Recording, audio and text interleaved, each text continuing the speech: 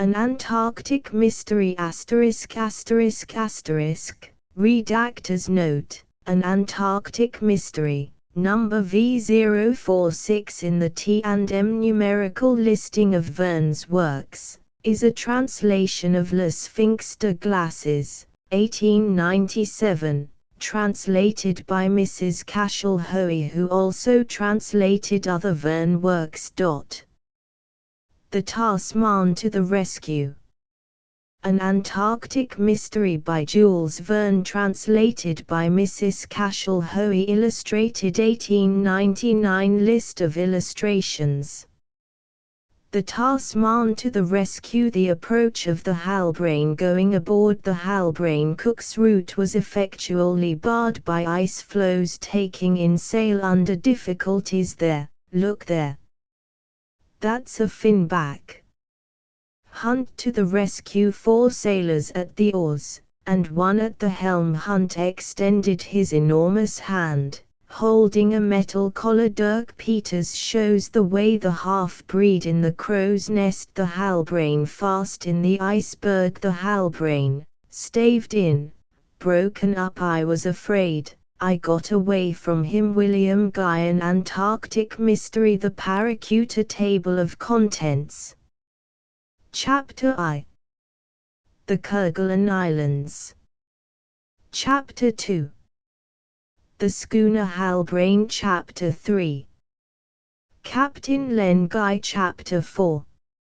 From the Kerguelen Isles to Prince Edward Island. Chapter V. Edgar Poe's Romance. Chapter 6.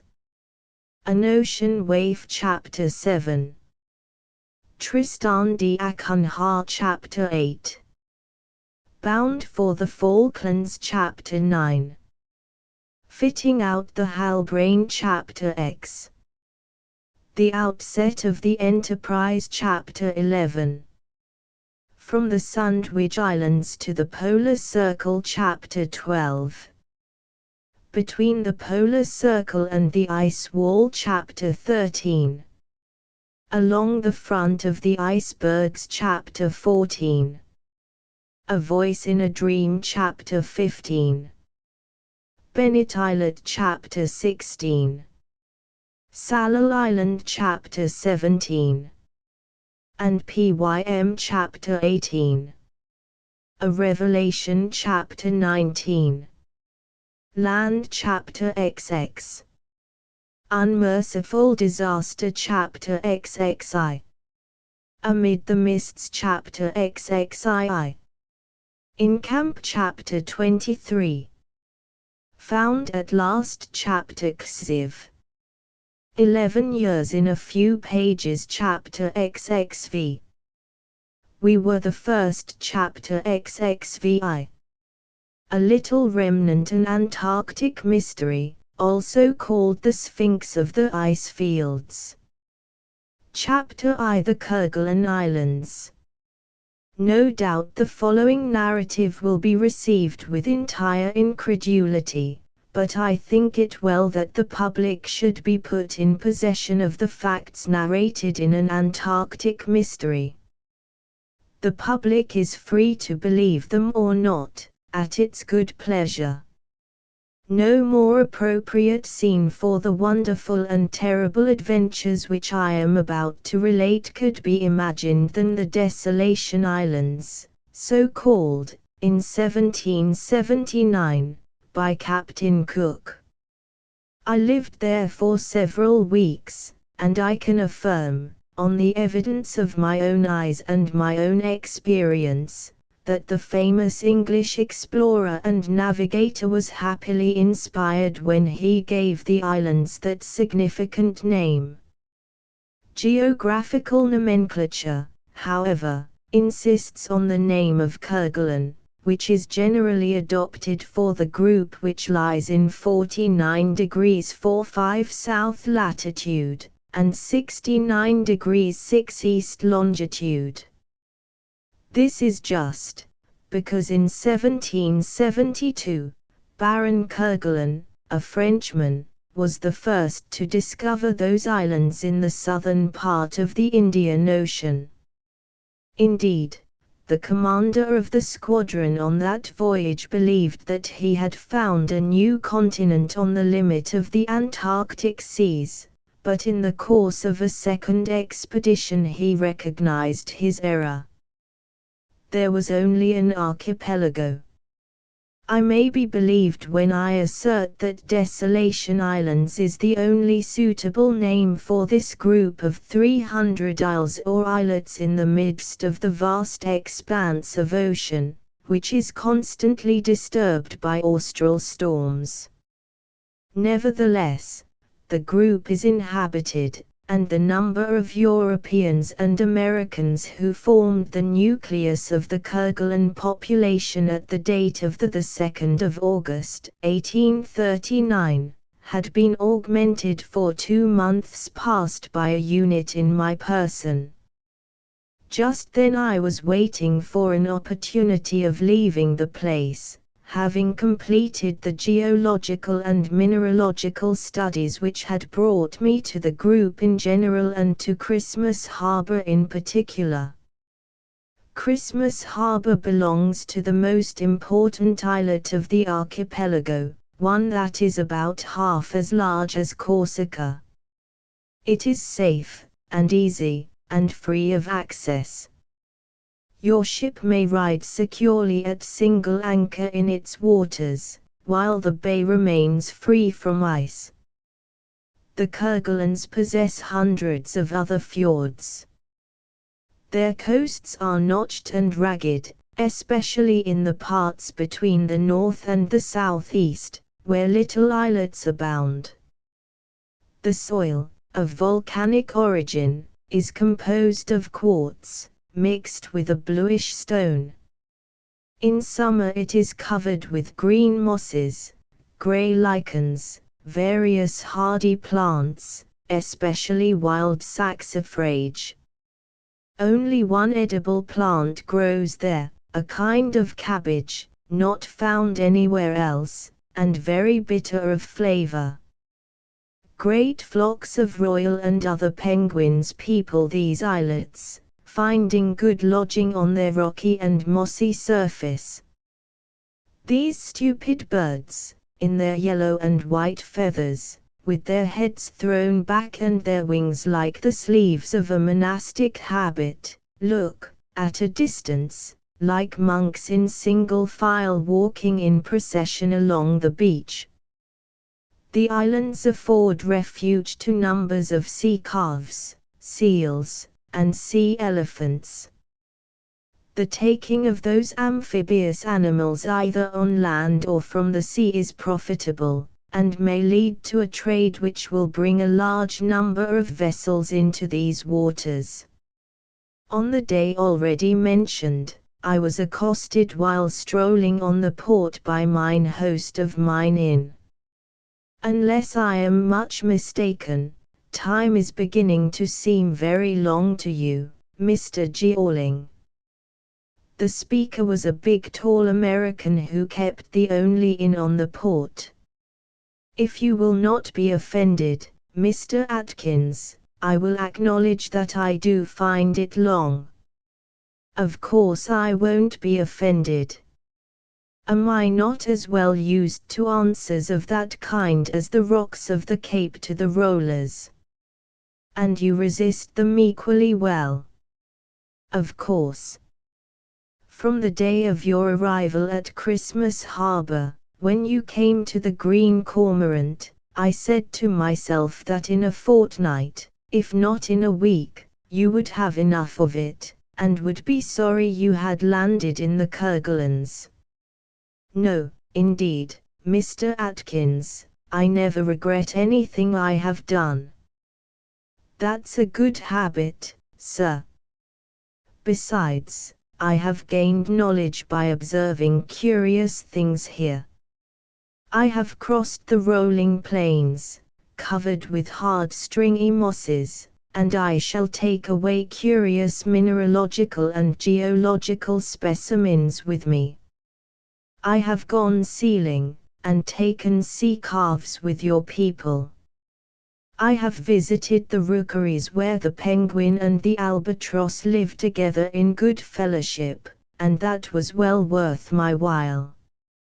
You have given me now and again a dish of petrol, seasoned by your own hand, and very acceptable when one has a fine healthy appetite. I have found a friendly welcome at the Green Cormorant, and I am very much obliged to you. But, if I am right in my reckoning, it is 2 months since the Chilean two-master Pinas set me down at Christmas Harbor in midwinter. And you want to get back to your own country, which is mine, Mr. Georling, to return to Connecticut, to Providence, our capital. Doubtless, Mr. Atkins, for I have been a globe-trotter for close upon 3 years. One must come to a stop and take root at some time. Yes, and when one has taken root, one puts out branches. Just so, Mr. Atkins. However, as I have no relations living, it is likely that I shall be the last of my line. I am not likely to take a fancy for marrying at 40. Well, that is a matter of taste. 15 years ago I settled down comfortably at Christmas Harbor with my Betsy. She has presented me with 10 children, who in their turn will present me with grandchildren. You will not return to the old country. What should I do there, Mr. Georling, and what could I ever have done there? There was nothing before me but poverty. Here, on the contrary, in these islands of desolation, where I have no reason to feel desolate, ease and competence have come to me and mine. No doubt, and I congratulate you, Mr. Atkins, for you are a happy man. Nevertheless, it is not impossible that the fancy may take you some day, Mr. Atkins answered by a vigorous and convincing shake of the head. It was very pleasant to hear this worthy American talk. He was completely acclimatized on his archipelago, and to the conditions of life there. He lived with his family as the penguins lived in their rookeries. His wife was a valiant woman of the scriptural type. His sons were strong, hardy fellows, who did not know what sickness meant. His business was prosperous. The Green Cormorant had the custom of all the ships, whalers and others, that put in at Kerguelen. Atkins supplied them with everything they required, and no second inn existed at Christmas Harbor. His sons were carpenters, sailmakers, and fishers, and they hunted the amphibians in all the creeks during the hot season. In short, this was a family of honest folk who fulfilled their destiny without much difficulty. Once more, Mr. Atkins, let me assure you, I resumed, I am delighted to have come to Kerguelen.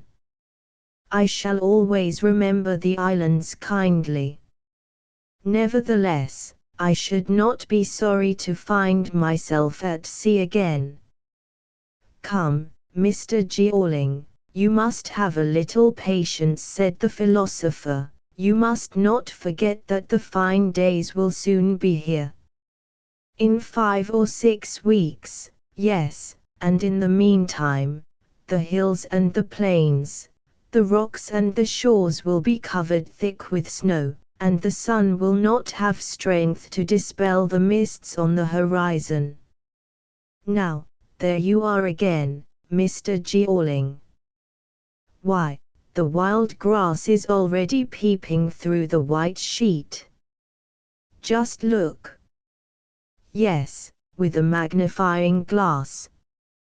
Between ourselves, Atkins, could you venture to pretend that your bays are not still ice-locked in this month of August, which is the February of our northern hemisphere. I acknowledge that, Mr. Jeorling. But again I say have patience. The winter has been mild this year. The ships will soon show up, in the east or in the west, for the fishing season is near. May heaven hear you, Atkins, and guide the Halbrane safely into port. Captain Len Guy. Ah, he's a good sailor, although he's English. There are good people everywhere, and he takes in his supplies at the Green Cormorant. You think the Halbrane will be signalled before a week, Mr. Jeorling, or, if not, it will be because there is no longer a Captain Len Guy, and if there is no longer a Captain Len Guy, it is because the Halbrane has sunk in full sail between the Kerguelens and the Cape of Good Hope. Thereupon Mr. Atkins walked away, with a scornful gesture, indicating that such an eventuality was out of all probability. My intention was to take my passage on board the Halbrane so soon as she should come to her moorings in Christmas Harbour. After a rest of 6 or 7 days, she would set sail again for Tristan d'Acunha, where she was to discharge her cargo of tin and copper. I meant to stay in the island for a few weeks of the fine season, and from thence set out for Connecticut. Nevertheless, I did not fail to take into due account the share that belongs to chance in human affairs, for it is wise, as Edgar Poe has said, always to reckon with the unforeseen, the unexpected, the inconceivable, which have a very large share in those affairs, and chance ought always to be a matter of strict calculation. Each day I walked about the port and its neighborhood. The sun was growing strong.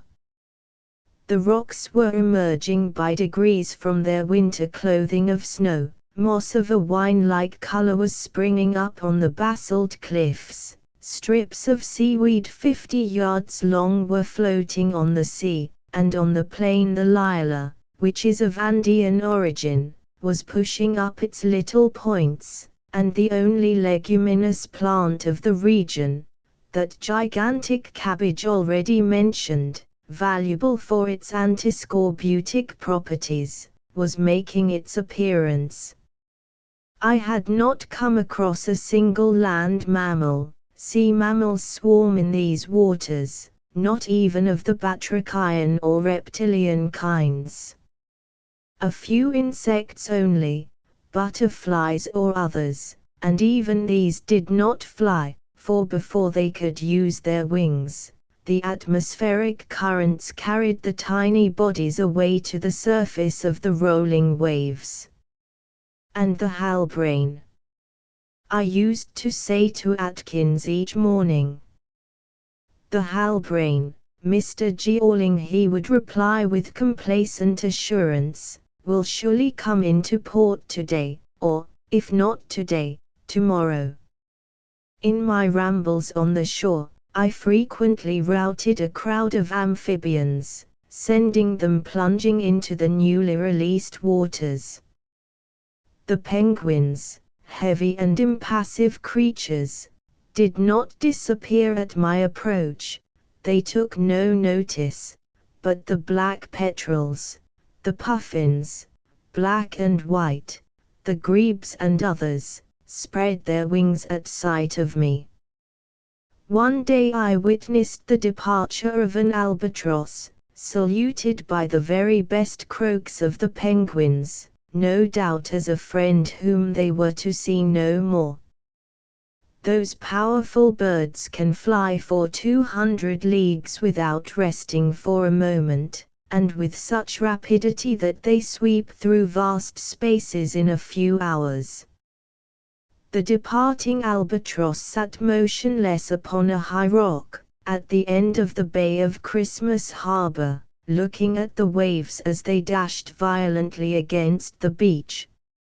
Suddenly, the bird rose with a great sweep into the air, its claws folded beneath it, its head stretched out like the prow of a ship, uttering its shrill cry. A few moments later it was reduced to a black speck in the vast height and disappeared behind the misty curtain of the south. Chapter 2. The schooner Halbrane. The Halbrane was a schooner of 300 tons, and a fast sailer. On board there was a captain, a mate, or lieutenant, a boatswain, a cook, and 8 sailors, in all 12 men, a sufficient number to work the ship. Solidly built, copper-bottomed, very manageable, well suited for navigation between the 40th and 60th parallels of south latitude, the Halbrane was a credit to the shipyards of Birkenhead. All this I learned from Atkins, who adorned his narrative with praise and admiration of its theme. Captain Len Guy, of Liverpool, was 3/5 owner of the vessel, which he had commanded for nearly 6 years. He traded in the southern seas of Africa and America, going from one group of islands to another and from continent to continent. His ship's company was but a dozen men, it is true, but she was used for the purposes of trade only. He would have required a more numerous crew, and all the implements, for taking seals and other amphibia.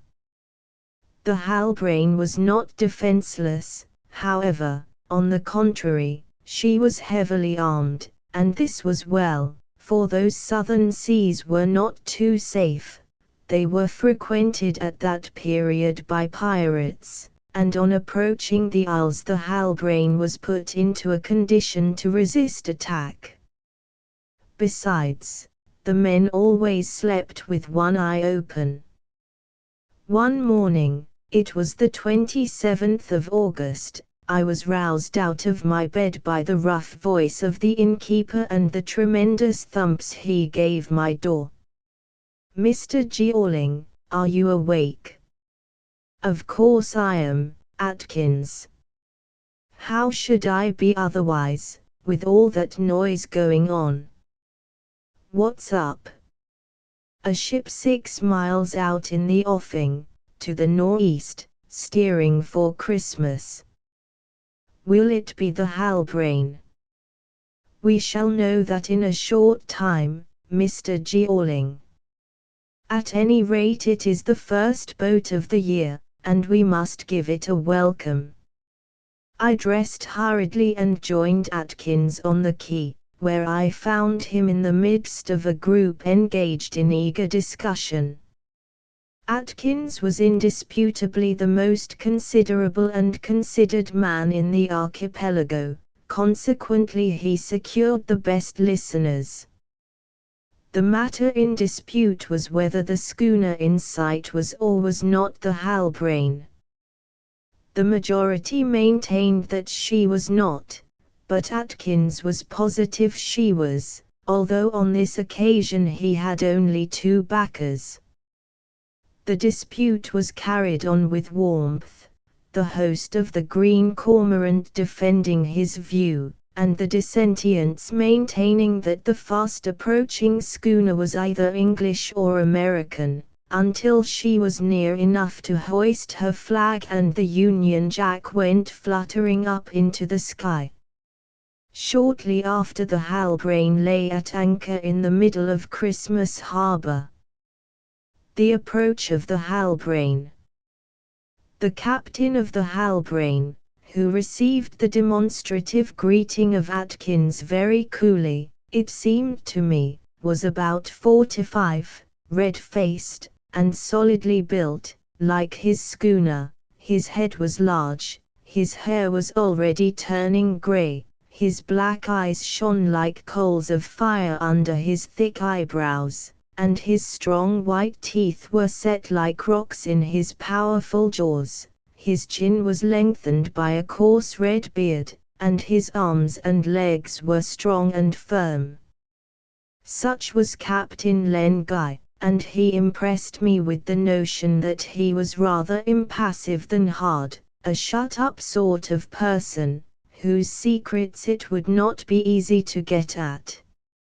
I was told the very same day that my impression was correct, by a person who was better informed than Atkins, although the latter pretended to great intimacy with the captain. The truth was that nobody had penetrated that reserved nature. I may as well say at once that the person to whom I have alluded was the boatswain of the Halbrane, a man named Hurligly, who came from the Isle of Wight.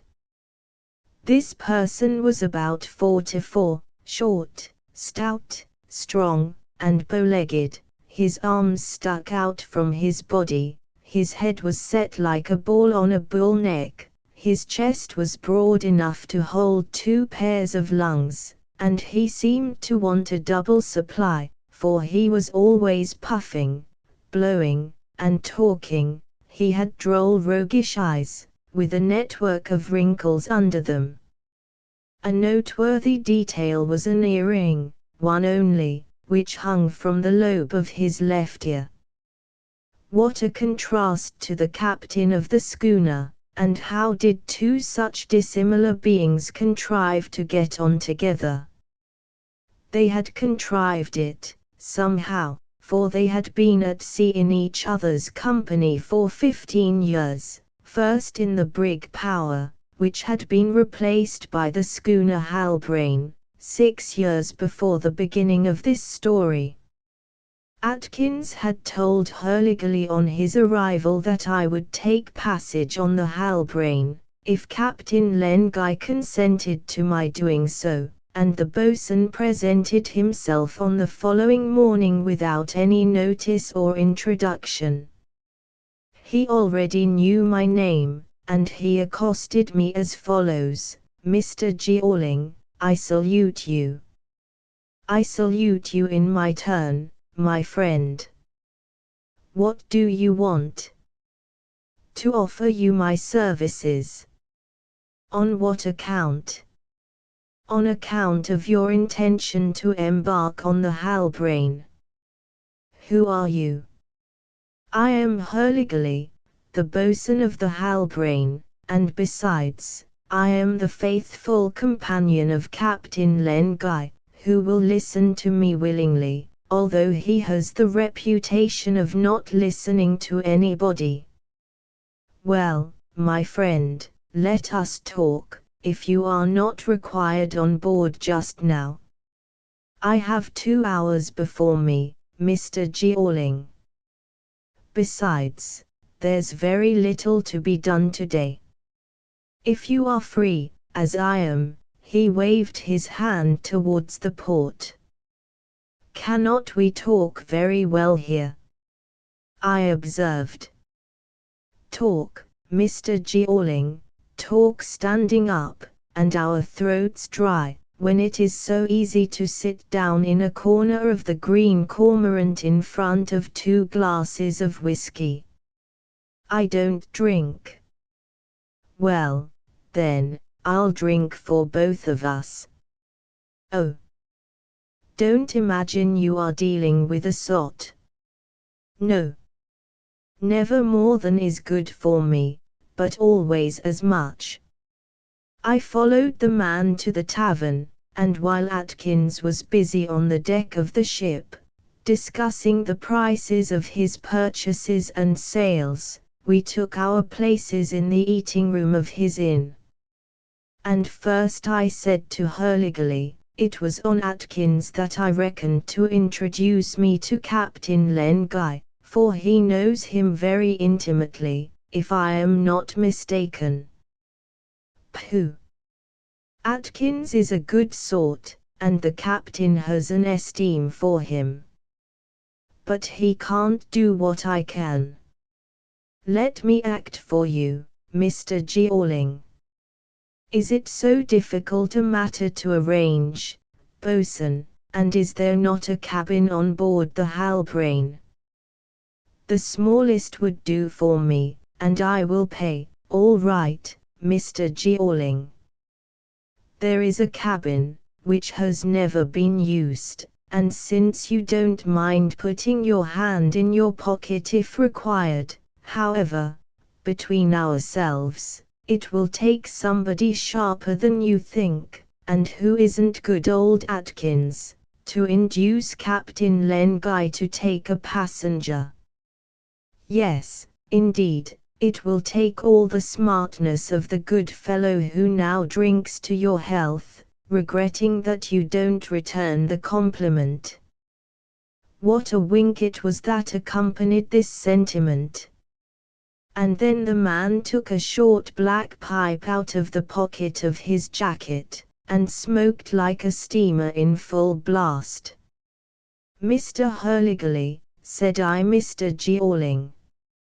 Why does your captain object to taking me on his ship? Because he does not intend to take anybody on board his ship. He never has taken a passenger. But, for what reason, I ask you? Oh, because he wants to go where he likes, to turn about if he pleases and go the other way without accounting for his motives to anybody. He never leaves these southern seas, Mr. Jeorling.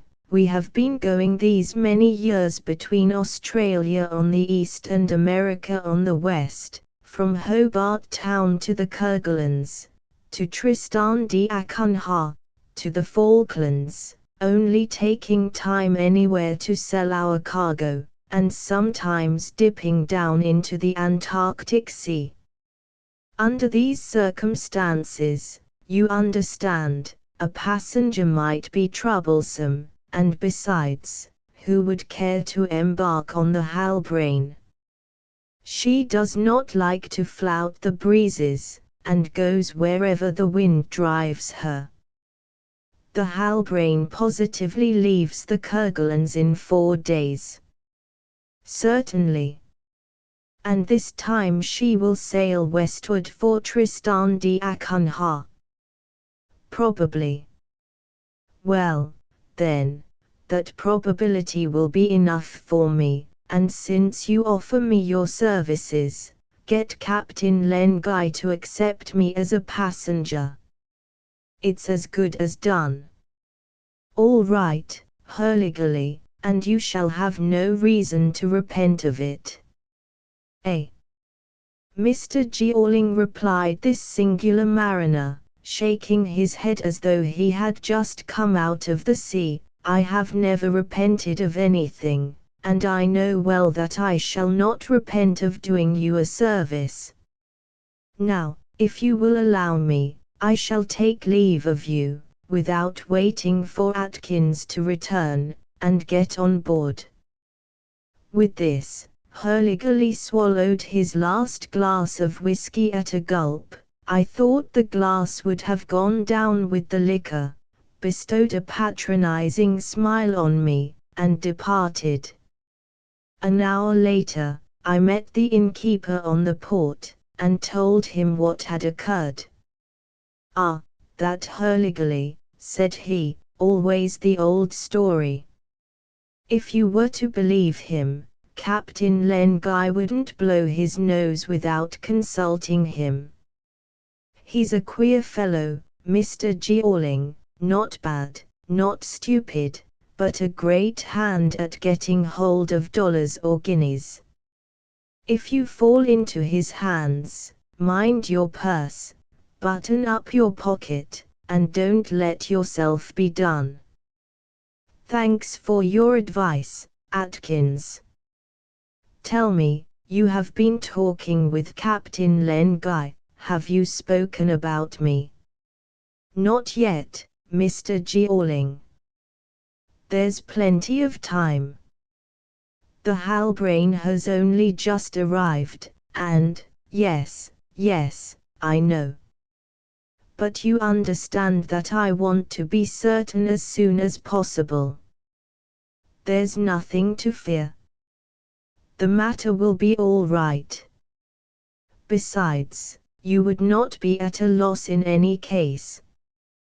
When the fishing season comes, there will be more ships in Christmas Harbour than there are houses around the Green Cormorant. Rely on me.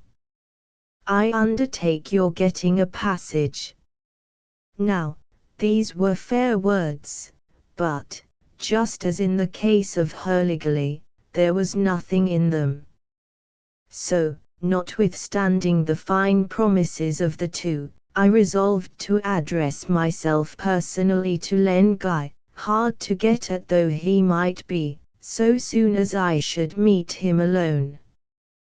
The next day, in the afternoon, I saw him on the quay, and approached him. It was plain that he would have preferred to avoid me.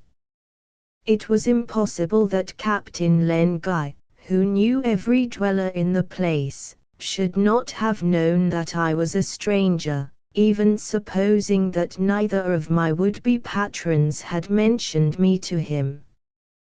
His attitude could only signify one of two things: either my proposal had been communicated to him, and he did not intend to accede to it, or neither Hurligerly nor Atkins had spoken to him since the previous day.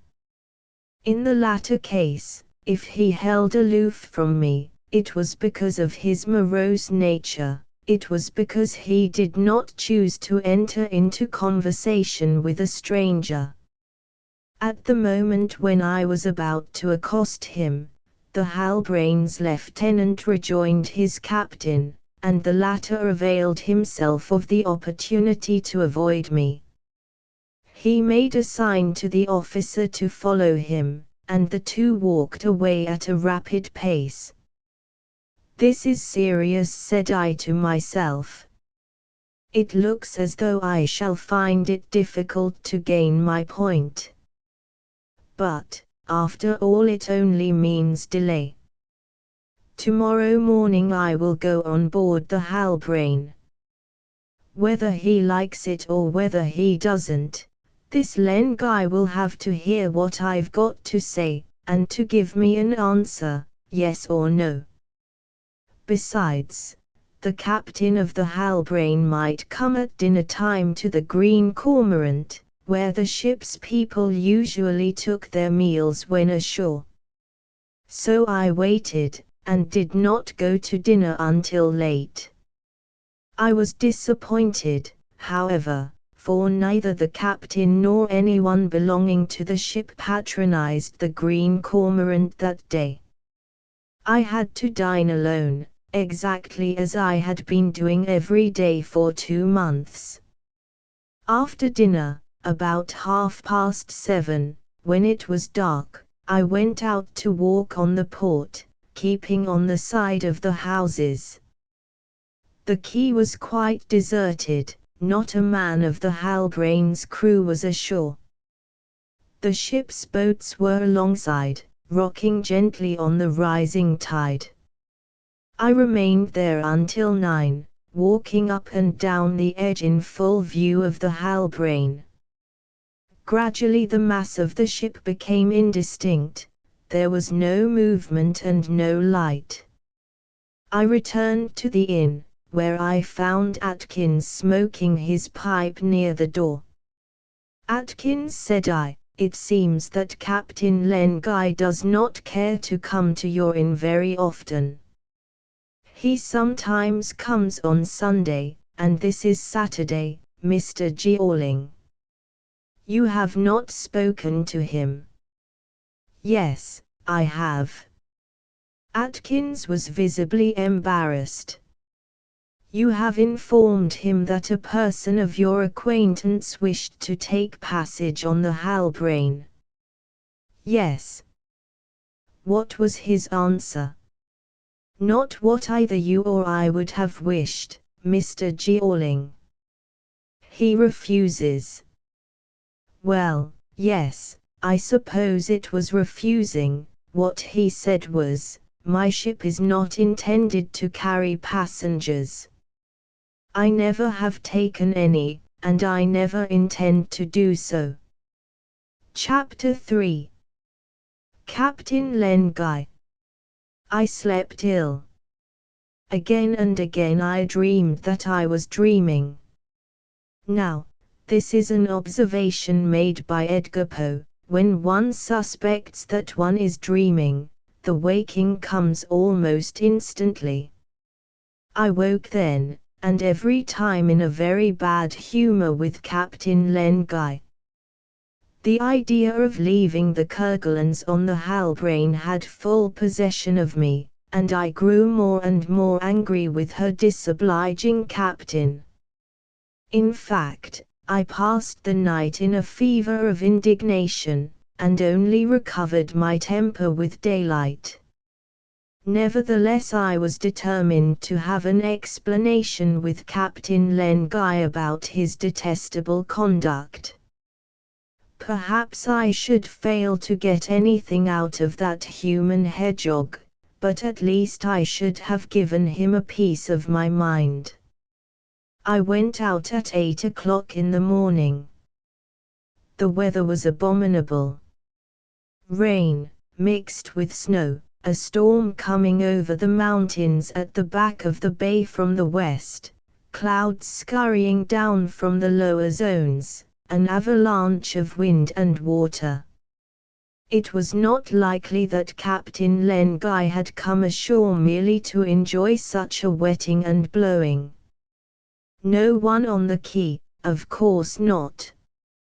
As for my getting on board the Halbrane, that could not be done without hailing one of her boats, and the boatswain would not venture to send it for me. Besides, I reflected, on his quarterdeck the captain is at home, and neutral ground is better for what I want to say to him, if he persists in his unjustifiable refusal. I will watch him this time, and if his boat touches the quay, he shall not succeed in avoiding me. I returned to the Green Cormorant, and took up my post behind the window panes, which were dimmed by the hissing rain. There I waited, nervous, impatient, and in a state of growing irritation. 2 hours wore away thus. Then, with the instability of the winds in the Kerguelens, the weather became calm before I did. I opened my window, and at the same moment a sailor stepped into one of the boats of the Halbrane and laid hold of a pair of oars, while a second man seated himself in the back, but without taking the tiller ropes. The boat touched the landing place and Captain Len Guy stepped on shore. In a few seconds I was out of the inn, and confronted him. "Sir," said I in a cold, hard tone. Captain Len Guy looked at me steadily, and I was struck by the sadness of his eyes, which were as black as ink. Then in a very low voice he asked, "You are a stranger?" "A stranger at the Kerguelens?" "Yes." "Of English nationality?" "No." "American?" He saluted me, and I returned the curt gesture. "Sir," I resumed, "I believe Mr. Atkins of the Green Cormorant has spoken to you respecting a proposal of mine. That proposal, it seems to me, deserved a favorable reception on the part of the proposal to take passage on my ship," interposed Captain Len Guy. "Precisely. I regret, sir, I regret that I could not agree to your request." "Will you tell me why?" "Because I am not in the habit of taking passengers." "That is the first reason." "And the second, Captain?" "Because the route of the Halbrane is never settled beforehand." She starts for one port and goes to another, just as I find it to my advantage. You must know that I am not in the service of a shipowner. My share in the schooner is considerable, and I have no one but myself to consult in respect to her. Then it entirely depends on you to give me a passage. That is so, but I can only answer you by a refusal, to my extreme regret. Perhaps you will change your mind, Captain, when you know that I care very little what the destination of your schooner may be. It is not unreasonable to suppose that she will go somewhere indeed. I fancied that Captain Len Guy threw a long look towards the southern horizon. To go here or to go there is almost a matter of indifference to me. What I desired above all was to get away from Kerguelen at the first opportunity that should offer. Captain Len Guy made me no answer. He remained in silent thought, but did not endeavor to slip away from me. You are doing me the honor to listen to me? I asked him sharply. Yes, sir. I will then add that, if I am not mistaken, and if the route of your ship has not been altered, it was your intention to leave Christmas Harbour for Tristan d'Acunha. Perhaps for Tristan d'Acunha, perhaps for the Cape, perhaps for the Falklands, perhaps for elsewhere. Well, then, Captain Guy, it is precisely elsewhere that I want to go, I replied ironically, and trying hard to control my irritation. Then a singular change took place in the demeanor of Captain Len Guy. His voice became more sharp and harsh. In very plain words he made me understand that it was quite useless to insist, that our interview had already lasted too long, that time pressed, and he had business at the port, in short that we had said all that we could have to say to each other. I had put out my arm to detain him. To seize him would be a more correct term, and the conversation, ill begun, seemed likely to end still more ill, when this odd person turned towards me and said in a milder tone, "Pray understand, sir, that I am very sorry to be unable to do what you ask, and to appear disobliging to an American. But I could not act otherwise. In the course of the voyage of the Halbrane some unforeseen incident might occur to make the presence of a passenger inconvenient, even one so accommodating as yourself. Thus I might expose myself to the risk of being unable to profit by the chances which I seek. I have told you, Captain, and I repeat it, that although my intention is to return to America and to Connecticut, I don't care whether I get there in 3 months or in 6, or by what route, it's all the same to me, and even were your schooner to take me to the Antarctic seas. The Antarctic seas, exclaimed Captain Len Guy, with a question in his tone. And his look searched my thoughts with the keenness of a dagger. Why do you speak of the Antarctic seas? He asked, taking my hand. Well, just as I might have spoken of the Hyperborean seas from whence an Irish poet has made Sebastian Cabot address some lovely verses to his lady. 1. I spoke of the South Pole as I might have spoken of the North. Captain Len Guy did not answer, and I thought I saw tears glisten in his eyes. Then, as though he would escape from some harrowing recollection which my words had evoked, he said, "Who would venture to seek the South Pole? It would be difficult to reach, and the experiments would be of no practical use, I replied. Nevertheless, there are men sufficiently adventurous to embark in such an enterprise. Yes, adventurous is the word, muttered the captain. And now, I resumed, the United States is again making an attempt with Wilkes's fleet, the Vancouver, the Peacock, the Flying Fish, and others. The United States, Mr. Jeorling. Do you mean to say that an expedition has been sent by the federal government to the Antarctic seas? The fact is certain, and last year, before I left America, I learned that the vessels had sailed. That was a year ago, and it is very possible that Wilkes has gone farther than any of the preceding explorers.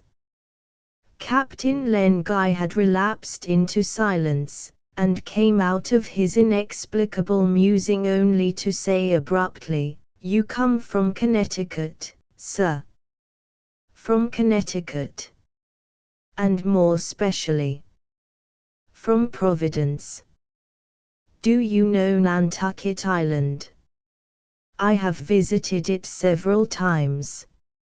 You know, I think, said the captain, looking straight into my eyes, that Nantucket Island was the birthplace of Arthur Gordon Pym, the hero of your famous romance writer Edgar Poe. Yes. I remember that Poe's romance starts from Nantucket. Romance, you say? That was the word you used. Undoubtedly, Captain. Yes, and that is what everybody says.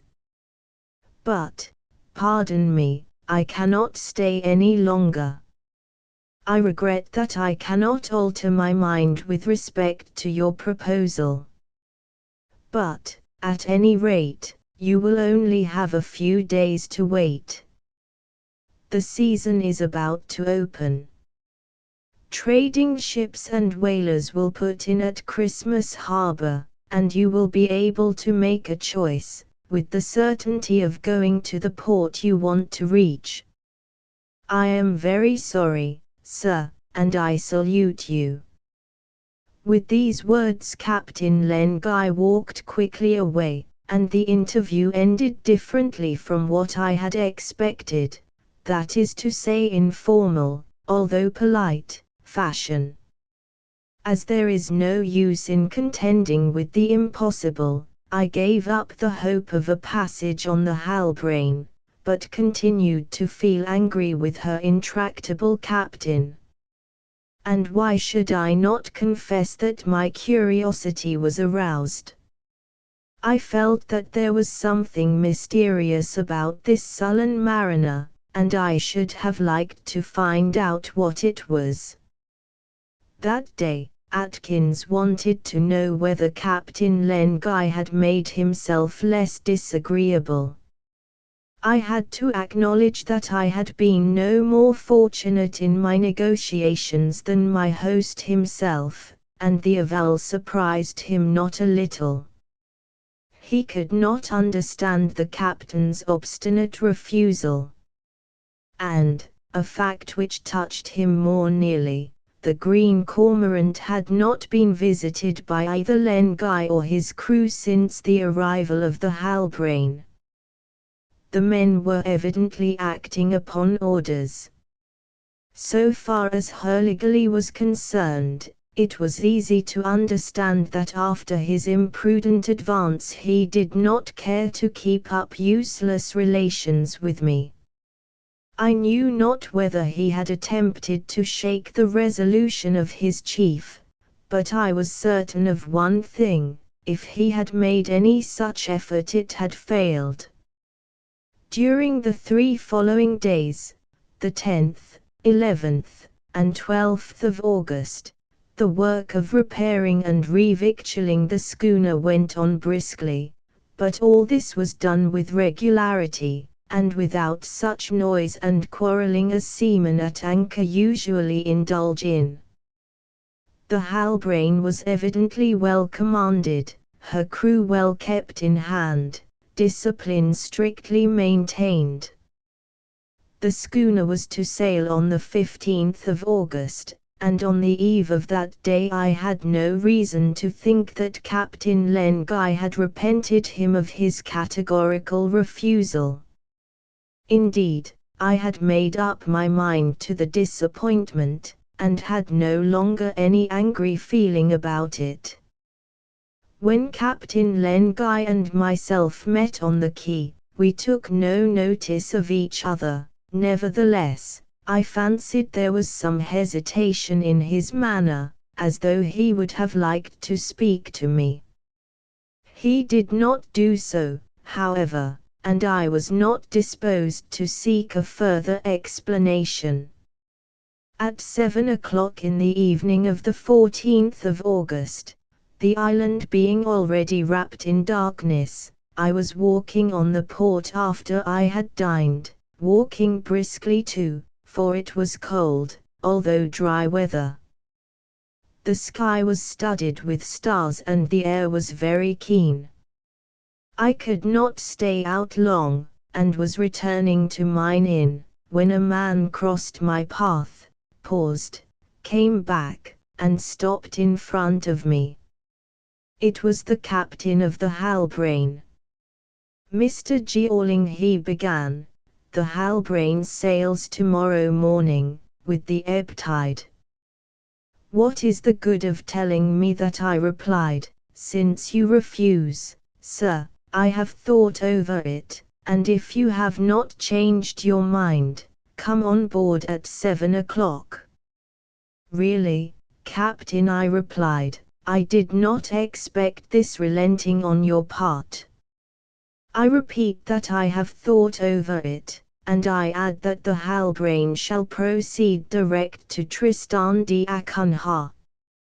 That will suit you, I suppose?" "To perfection, Captain. Tomorrow morning, at 7 o'clock, I shall be on board. Your cabin is prepared. The cost of the voyage, we can settle that another time," answered the captain, "and to your satisfaction. Until tomorrow, then, until tomorrow." I stretched out my arm, to shake hands with him upon our bargain.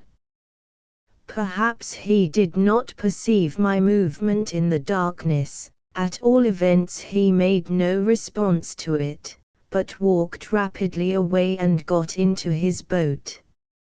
I was greatly surprised, and so was Atkins, when I found him in the eating room of the Green Cormorant and told him what had occurred.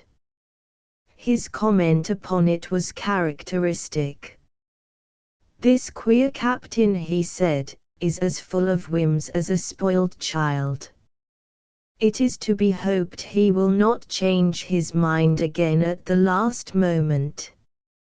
The next morning at daybreak I bade adieu to the Green Cormorant, and went down to the port, with my kind-hearted host, who insisted on accompanying me to the ship, partly in order to make his mind easy respecting the sincerity of the captain's repentance, and partly that he might take leave of him, and also of her legally. A boat was waiting at the quay, and we reached the ship in a few minutes. The first person whom I met on the deck was Hurligally. He gave me a look of triumph, which said as plainly as speech, "Ha, you see now. Our hard-to-manage captain has given in at last.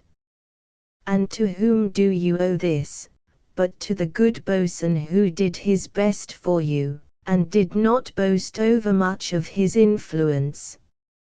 Was this the truth? I had strong reasons for doubting it. After all, what did it matter?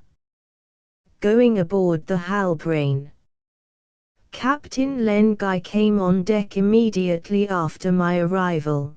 This was not surprising, except for the fact that he did not appear to remark my presence. Atkins then approached the captain and said in a pleasant tone, "We shall meet next year. If it please God, Atkins." They shook hands. Then the boatswain took a hearty leave of the innkeeper, and was rowed back to the quay. Before dark the white summits of Table Mount and Havergal, which rise, the former to 2, the other to 3,000 feet above the level of the sea, had disappeared from our view. 1. Thomas Darcy McGee. J.V. Chapter 4.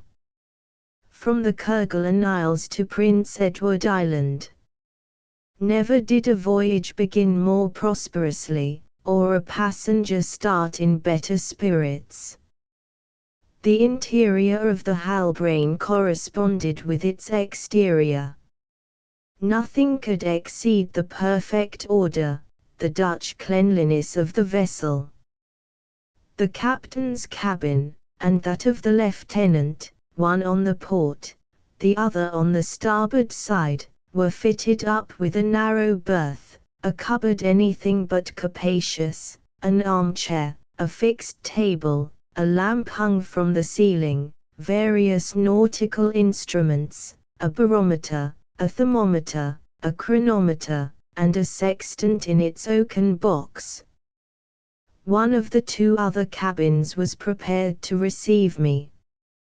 It was 8 feet in length, 5 in breadth. I was accustomed to the exigencies of sea life, and could do with its narrow proportions, also with its furniture, a table, a cupboard, a cane-bottomed armchair, a washing stand on an iron pedestal, and a berth to which a less accommodating passenger would doubtless have objected. The passage would be a short one, however, so I took possession of that cabin, which I was to occupy for only 4, or at the worst 5 weeks, with entire content. The 8 men who composed the crew were named respectively Martin Holt, sailing master, Hardy, Rogers, Drapp, Francis, Gratian, Berg, and Stern, sailors all between 25 and 35 years old, all Englishmen, well trained, and remarkably well disciplined by a hand of iron. Let me set it down here at the beginning. The exceptionally able man whom they all obeyed at a word, a gesture, was not the captain of the Halbrane. That man was the second officer, James West, who was then 32 years of age. James West was born on the sea, and had passed his childhood on board a lighter belonging to his father, and on which the whole family lived. All his life he had breathed the salt air of the English Channel, the Atlantic, or the Pacific.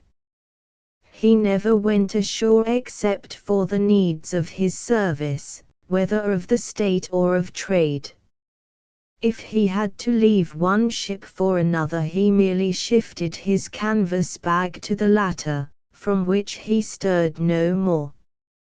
When he was not sailing in reality, he was sailing in imagination.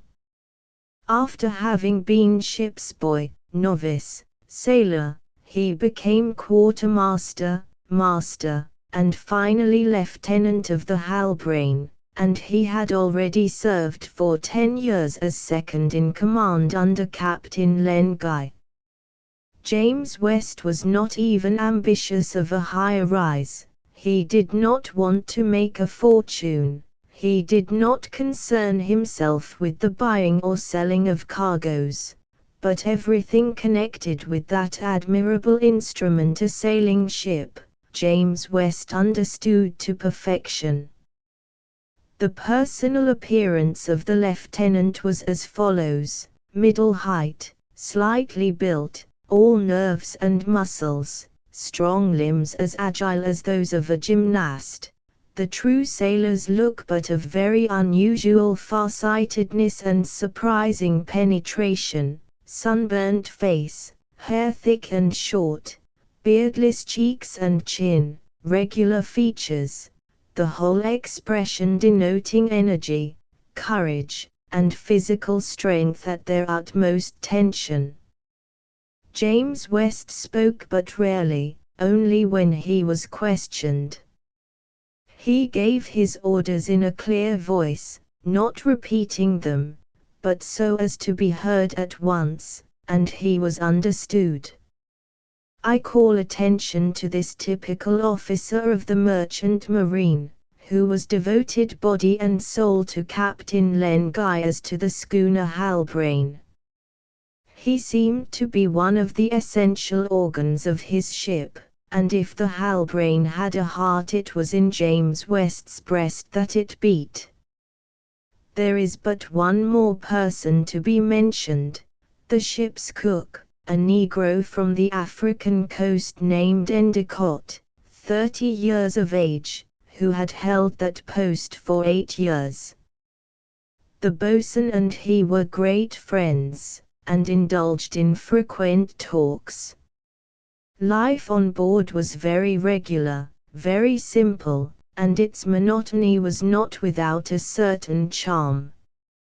Sailing is repose in movement, a rocking in a dream, and I did not dislike my isolation. Of course I should have liked to find out why Captain Len Guy had changed his mind with respect to me, but how was this to be done? To question the lieutenant would have been loss of time. Besides, was he in possession of the secrets of his chief? It was no part of his business to be so, and I had observed that he did not occupy himself with anything outside of it. Not 10 words were exchanged between him and me during the 2 meals which we took in common daily. I must acknowledge, however, that I frequently caught the captain's eyes fixed upon me, as though he longed to question me, as though he had something to learn from me, whereas it was I, on the contrary, who had something to learn from him. But we were both silent. Had I felt the need of talking to somebody very strongly, I might have resorted to the boatswain, who was always disposed to chatter, but what had he to say that could interest me? He never failed to bid me good morning and good evening in most prolix fashion, but beyond these courtesies I did not feel disposed to go. The good weather lasted, and on the 18th of August, in the afternoon, the lookout discerned the mountains of the Crozet group. The next day we passed Possession Island, which is inhabited only in the fishing season. At this period the only dwellers there are flocks of penguins, and the birds which whalers call white pigeons. The approach to land is always interesting at sea. It occurred to me that Captain Len Guy might take this opportunity of speaking to his passenger, but he did not. We should see land, that is to say the peaks of Marion and Prince Edward Islands, before arriving at Tristan d'Acunha, but it was there the Halbrane was to take in a fresh supply of water. I concluded therefore that the monotony of our voyage would continue unbroken to the end. But, on the morning of the 20th of August, to my extreme surprise, Captain Len Guy came on deck, approached me, and said, speaking very low, "Sir, I have something to say to you." "I am ready to hear you, Captain." "I have not spoken until today, for I am naturally taciturn." Here he hesitated again, but after a pause, continued with an effort, Mr. Jeorling, have you tried to discover my reason for changing my mind on the subject of your passage?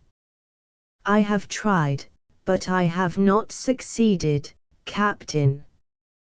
Perhaps, as I am not a compatriot of yours, it is precisely because you are an American that I decided in the end to offer you a passage on the Halbrane. Because I am an American. Also, because you come from Connecticut. I don't understand. You will understand if I add that I thought it possible, since you belong to Connecticut, since you have visited Nantucket Island, that you might have known the family of Arthur Gordon Pym, the hero of Edgar Poe's romance. The same. His narrative was founded upon the manuscript in which the details of that extraordinary and disastrous voyage across the Antarctic Sea was related. I thought I must be dreaming when I heard Captain Len Guy's words. Edgar Poe's romance was nothing but a fiction, a work of imagination by the most brilliant of our American writers.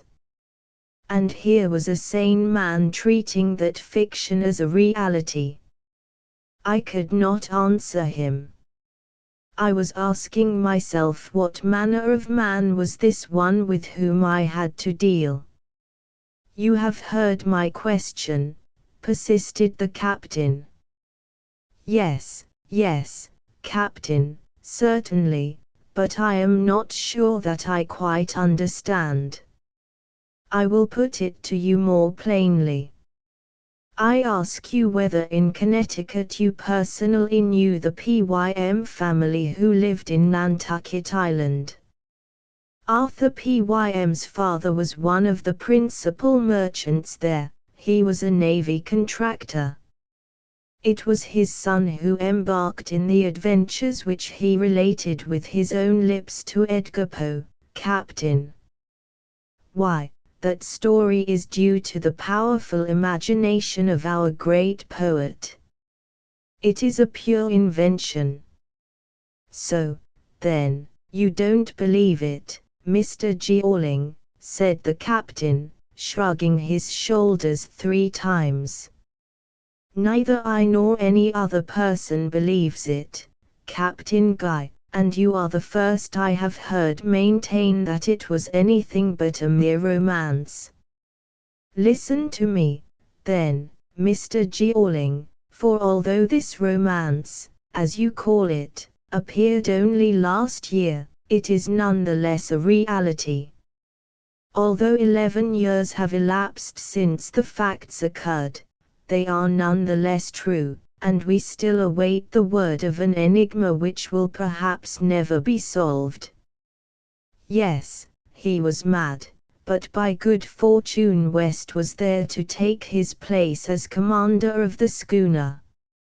I had only to listen to him, and as I had read Poe's romance over and over again, I was curious to hear what the captain had to say about it. And now he resumed in a sharper tone and with a shake in his voice which denoted a certain amount of nervous irritation, it is possible that you did not know the Pym family, that you have never met them either at Providence or at Nantucket, or elsewhere. Just so. But don't commit yourself by asserting that the Pym family never existed, that Arthur Gordon is only a fictitious personage, and his voyage an imaginary one. Do you think any man, even your Edgar Poe, could have been capable of inventing, of creating? The increasing vehemence of Captain Len Guy warned me of the necessity of treating his monomania with respect, and accepting all he said without discussion. Now he proceeded, please to keep the facts which I am about to state clearly in your mind, there is no disputing about facts. You may deduce any results from them you like. I hope you will not make me regret that I consented to give you a passage on the Halbrane. This was an effectual warning, so I made a sign of acquiescence. The matter promised to be curious. He went on, when Edgar Poe's narrative appeared in 1838, I was at New York. I immediately started for Baltimore, where the writer's family lived. The grandfather had served as quartermaster general during the War of Independence. You admit, I suppose, the existence of the Poe family, although you deny that of the Pym family. I said nothing, and the captain continued, with a dark glance at me. I inquired into certain matters relating to Edgar Poe. His abode was pointed out to me and I called at the house. A first disappointment. He had left America, and I could not see him. Unfortunately, being unable to see Edgar Poe, I was unable to refer to Arthur Gordon Pym in the case. That bold pioneer of the Antarctic regions was dead. As the American poet had stated, at the close of the narrative of his adventures, Gordon's death had already been made known to the public by the daily press. What Captain Len Guy said was true, but, in common with all the readers of the romance, I had taken this declaration for an artifice of the novelist. My notion was that, as he either could not or dared not wind up so extraordinary a work of imagination, Poe had given it to be understood that he had not received the last 3 chapters from Arthur Pym, whose life had ended under sudden and deplorable circumstances which Poe did not make known.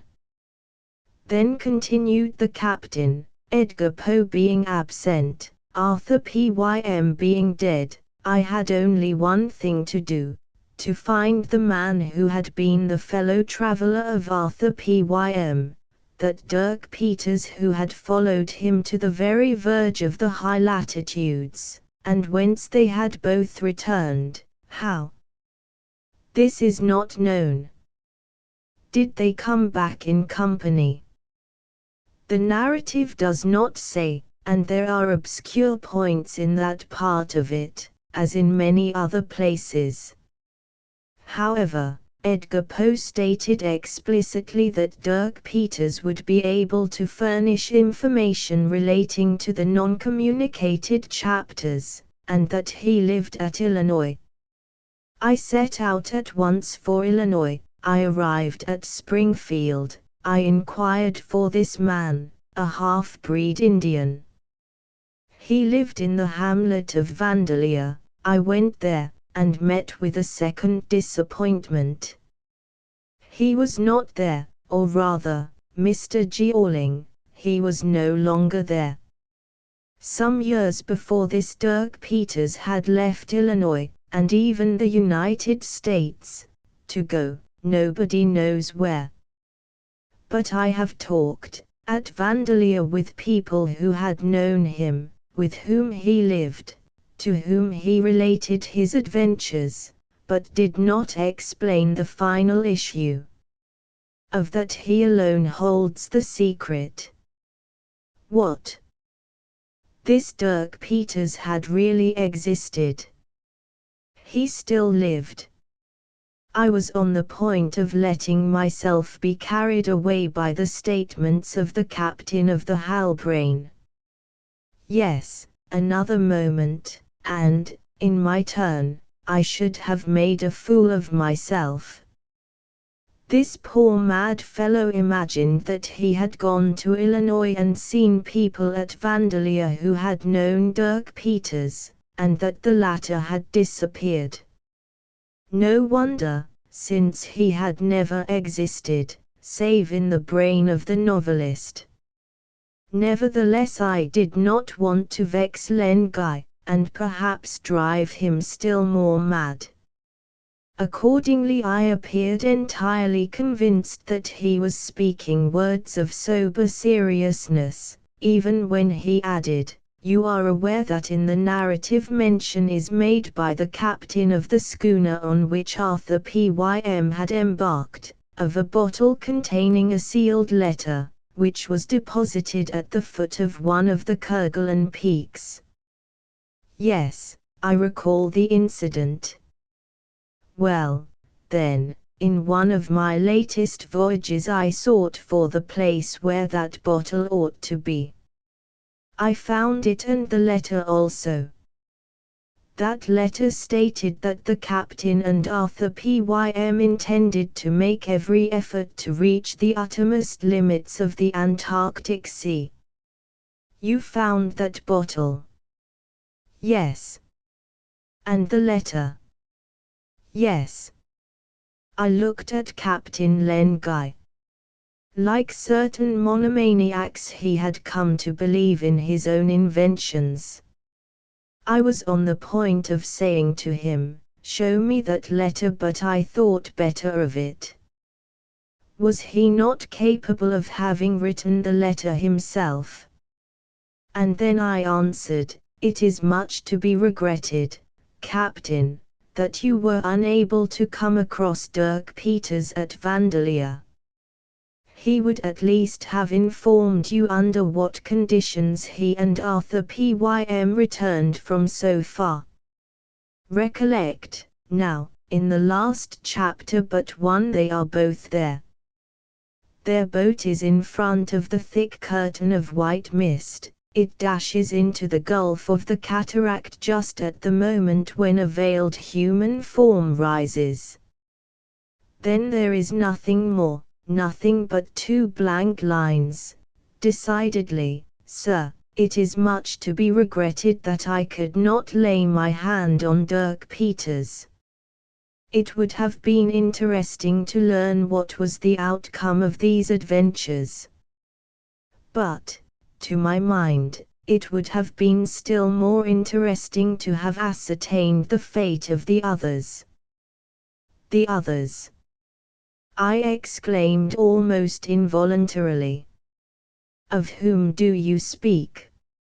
"Of the captain and crew of the English schooner which picked up Arthur Pym and Dirk Peters after the frightful shipwreck of the Grampus, and brought them across the polar sea to Sallal Island, Captain," said I, just as though I entertained no doubt of the authenticity of Edgar Poe's romance. "Is it not the case that all these men perished, some in the attack on the schooner, the others by the infernal device of the natives of Sallal?"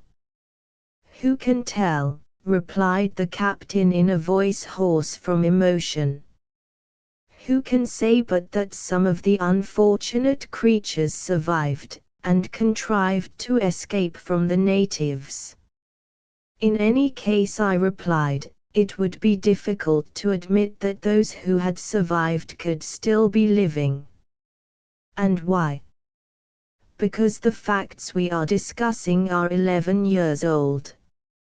"Sir," replied the captain, "since Arthur Pym and Dirk Peters were able to advance beyond Sallal Island farther than the 83rd parallel, since they found means of living in the midst of those Antarctic lands, why should not their companions, if they were not all killed by the natives, if they were so fortunate as to reach the neighboring islands sighted during the voyage, why should not those unfortunate countrymen of mine have contrived to live there? Why should they not still be there, awaiting their deliverance?" "Your pity leads you astray, Captain," I replied. "It would be impossible." "Impossible, sir. And if a fact, on indisputable evidence, appealed to the whole civilized world, if a material proof of the existence of these unhappy men, imprisoned at the ends of the earth, were furnished, who would venture to meet those who would fain go to their aid with the cry of impossible? Was it a sentiment of humanity, exaggerated to the point of madness, that had roused the interest of this strange man in those shipwrecked folk who never had suffered shipwreck, for the good reason that they never had existed? Captain Len Guy approached me anew, laid his hand on my shoulder and whispered in my ear, "No, sir, no, the last word has not been said concerning the crew of the Jane." Then he promptly withdrew. The Jane was, in Edgar Poe's romance, the name of the ship which had rescued Arthur Pym and Dirk Peters from the wreck of the Grampus, and Captain Len Guy had now uttered it for the first time. It occurred to me then that Guy was the name of the captain of the Jane, an English ship, but what of that? The captain of the Jane never lived but in the imagination of the novelist. He and the skipper of the Halbrane have nothing in common except a name which is frequently to be found in England. But, on thinking of the similarity, it struck me that the poor captain's brain had been turned by this very thing. He had conceived the notion that he was of kin to the unfortunate captain of the Jane. And this had brought him to his present state. This was the source of his passionate pity for the fate of the imaginary shipwrecked mariners. It would have been interesting to discover whether James West was aware of the state of the case, whether his chief had ever talked to him of the follies he had revealed to me. But this was a delicate question, since it involved the mental condition of Captain Len Guy, and besides, any kind of conversation with the lieutenant was difficult. On the whole, I thought it safer to restrain my curiosity. In a few days the schooner would reach Tristan d'Acunha, and I should part with her and her captain for good and all. Never, however, could I lose the recollection that I had actually met and sailed with a man who took the fictions of Edgar Poe's romance for sober fact. Never could I have looked for such an experience. On the 22nd of August the outline of Prince Edward's Island was sighted, south latitude 46 degrees 55, and 37 degrees 46 east longitude. We were in sight of the island for 12 hours, and then it was lost in the evening mists. On the following day the Halbrane headed in the direction of the northwest, towards the most northern parallel of the southern hemisphere which she had to attain in the course of that voyage. Chapter V. Edgar Poe's Romance. In this chapter I have to give a brief summary of Edgar Poe's romance, which was published at Richmond under the title of The Adventures of Arthur Gordon Pym. We shall see whether there was any room for doubt that the adventures of this hero of romance were imaginary. But indeed, among the multitude of Poe's readers, was there ever one, with the sole exception of Len Guy, who believed them to be real? The story is told by the principal personage. Arthur Pym states in the preface that on his return from his voyage to the Antarctic seas he met, among the Virginian gentlemen who took an interest in geographical discoveries, Edgar Poe, who was then editor of the Southern Literary Messenger at Richmond, and that he authorized the latter to publish the first part of his adventures in that journal under the cloak of fiction. That portion having been favorably received, a volume containing the complete narrative was issued with the signature of Edgar Poe. Arthur Gordon Pym was born at Nantucket, where he attended the Bedford School until he was 16 years old. Having left that school for Mr. Ronalds, he formed a friendship with one Augustus Bernard, the son of a ship's captain. This youth, who was 18, had already accompanied his father on a whaling expedition in the southern seas, and his yarns concerning that maritime adventure fired the imagination of Arthur Pym. Thus it was that the association of these youths gave rise to Pym's irresistible vocation to adventurous voyaging, and to the instinct that especially attracted him towards the high zones of the Antarctic region. The first exploit of Augustus Bernard and Arthur Pym was an excursion on board a little sloop, the Ariel, a two-decked boat which belonged to the Pyms. One evening the two youths, both being very tipsy, embarked secretly, in cold October weather, and boldly set sail in a strong breeze from the southwest. The Ariel, aided by the ebb tide, had already lost sight of land when a violent storm arose. The imprudent young fellows were still intoxicated. No one was at the helm, not a reef was in the sail. The masts were carried away by the furious gusts, and the wreck was driven before the wind. Then came a great ship which passed over the Ariel as the Ariel would have passed over a floating feather. Arthur Pym gives the fullest details of the rescue of his companion and himself after this collision, under conditions of extreme difficulty. At length, thanks to the second officer of the Penguin, from New London, which arrived on the scene of the catastrophe, the comrades were picked up, with life all but extinct, and taken back to Nantucket. This adventure, to which I cannot deny an appearance of veracity, was an ingenious preparation for the chapters that were to follow, and indeed, up to the day on which Pym penetrates into the polar circle, the narrative might conceivably be regarded as authentic.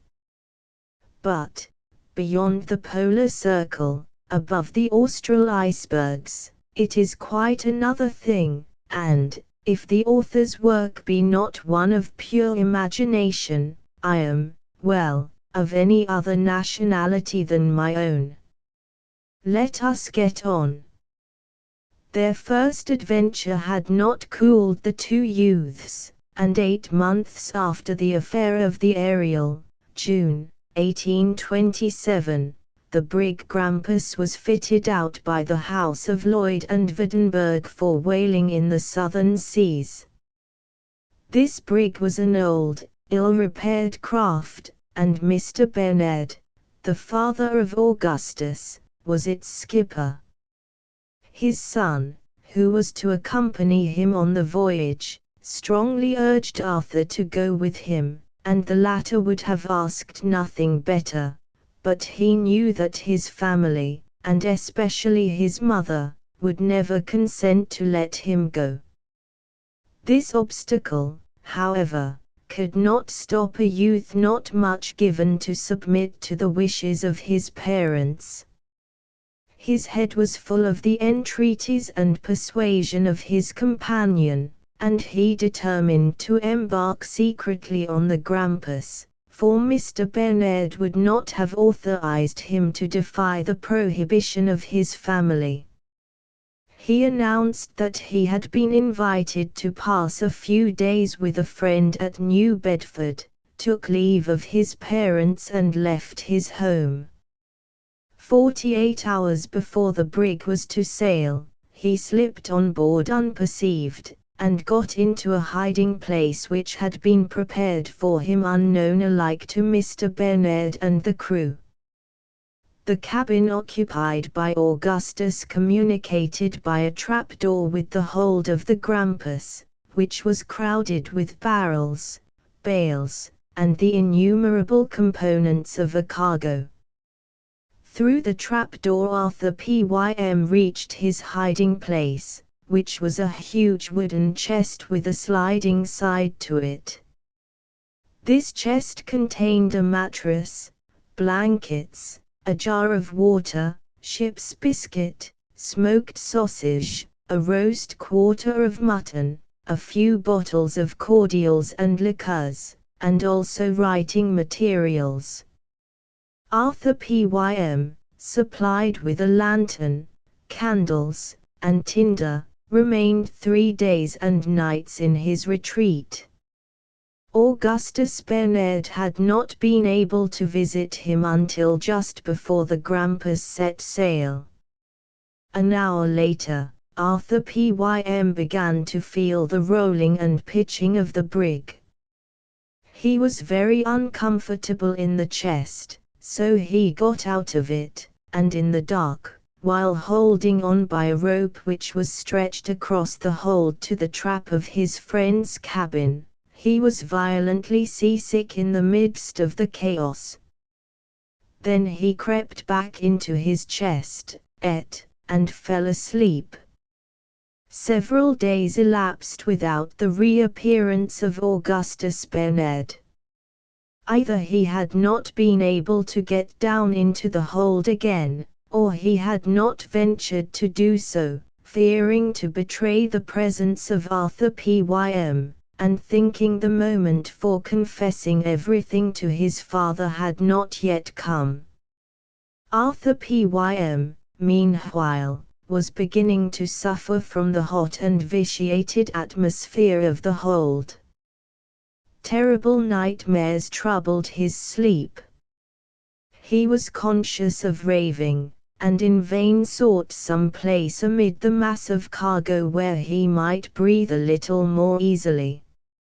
In one of these fits of delirium he imagined that he was gripped in the claws of an African lion, and in a paroxysm of terror he was about to betray himself by screaming, when he lost consciousness. The fact is that he was not dreaming at all.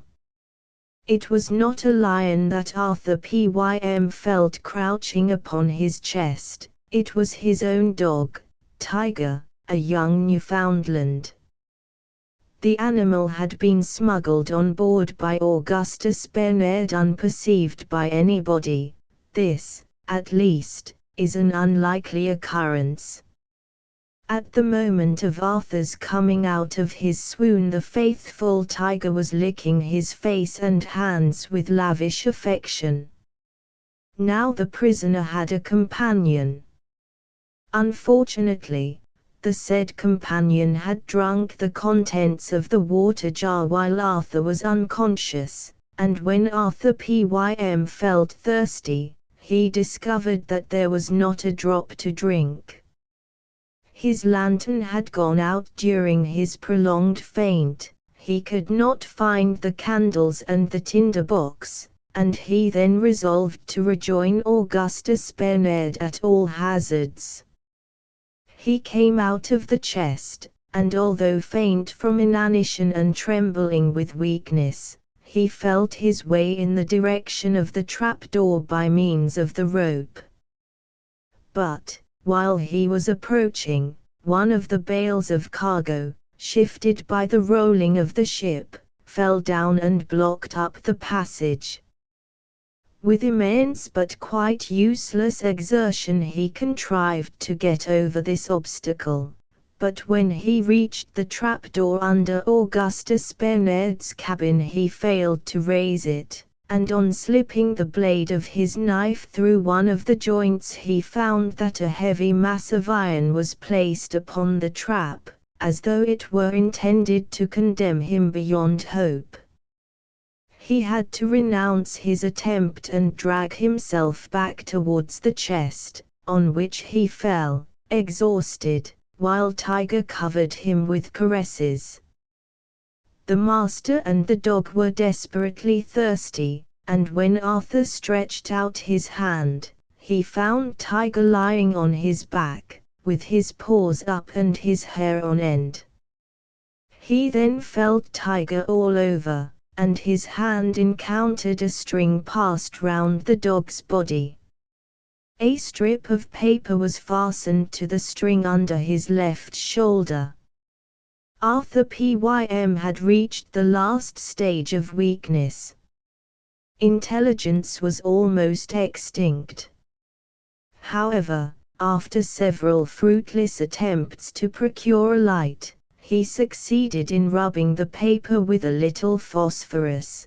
The details given in Edgar Poe's narrative are curiously minute at this point, and then by the glimmer that lasted less than a second he discerned just 7 words at the end of a sentence. Terrifying words these were: blood, remain hidden, life depends on it. What did these words mean? Let us consider the situation of Arthur Pym, at the bottom of the ship's hold, between the boards of a chest, without light, without water, with only ardent liquor to quench his thirst. And this warning to remain hidden, preceded by the word blood, that supreme word, king of words, so full of mystery, of suffering, of terror. Had there been strife on board the Grampus? Had the brig been attacked by pirates? Had the crew mutinied?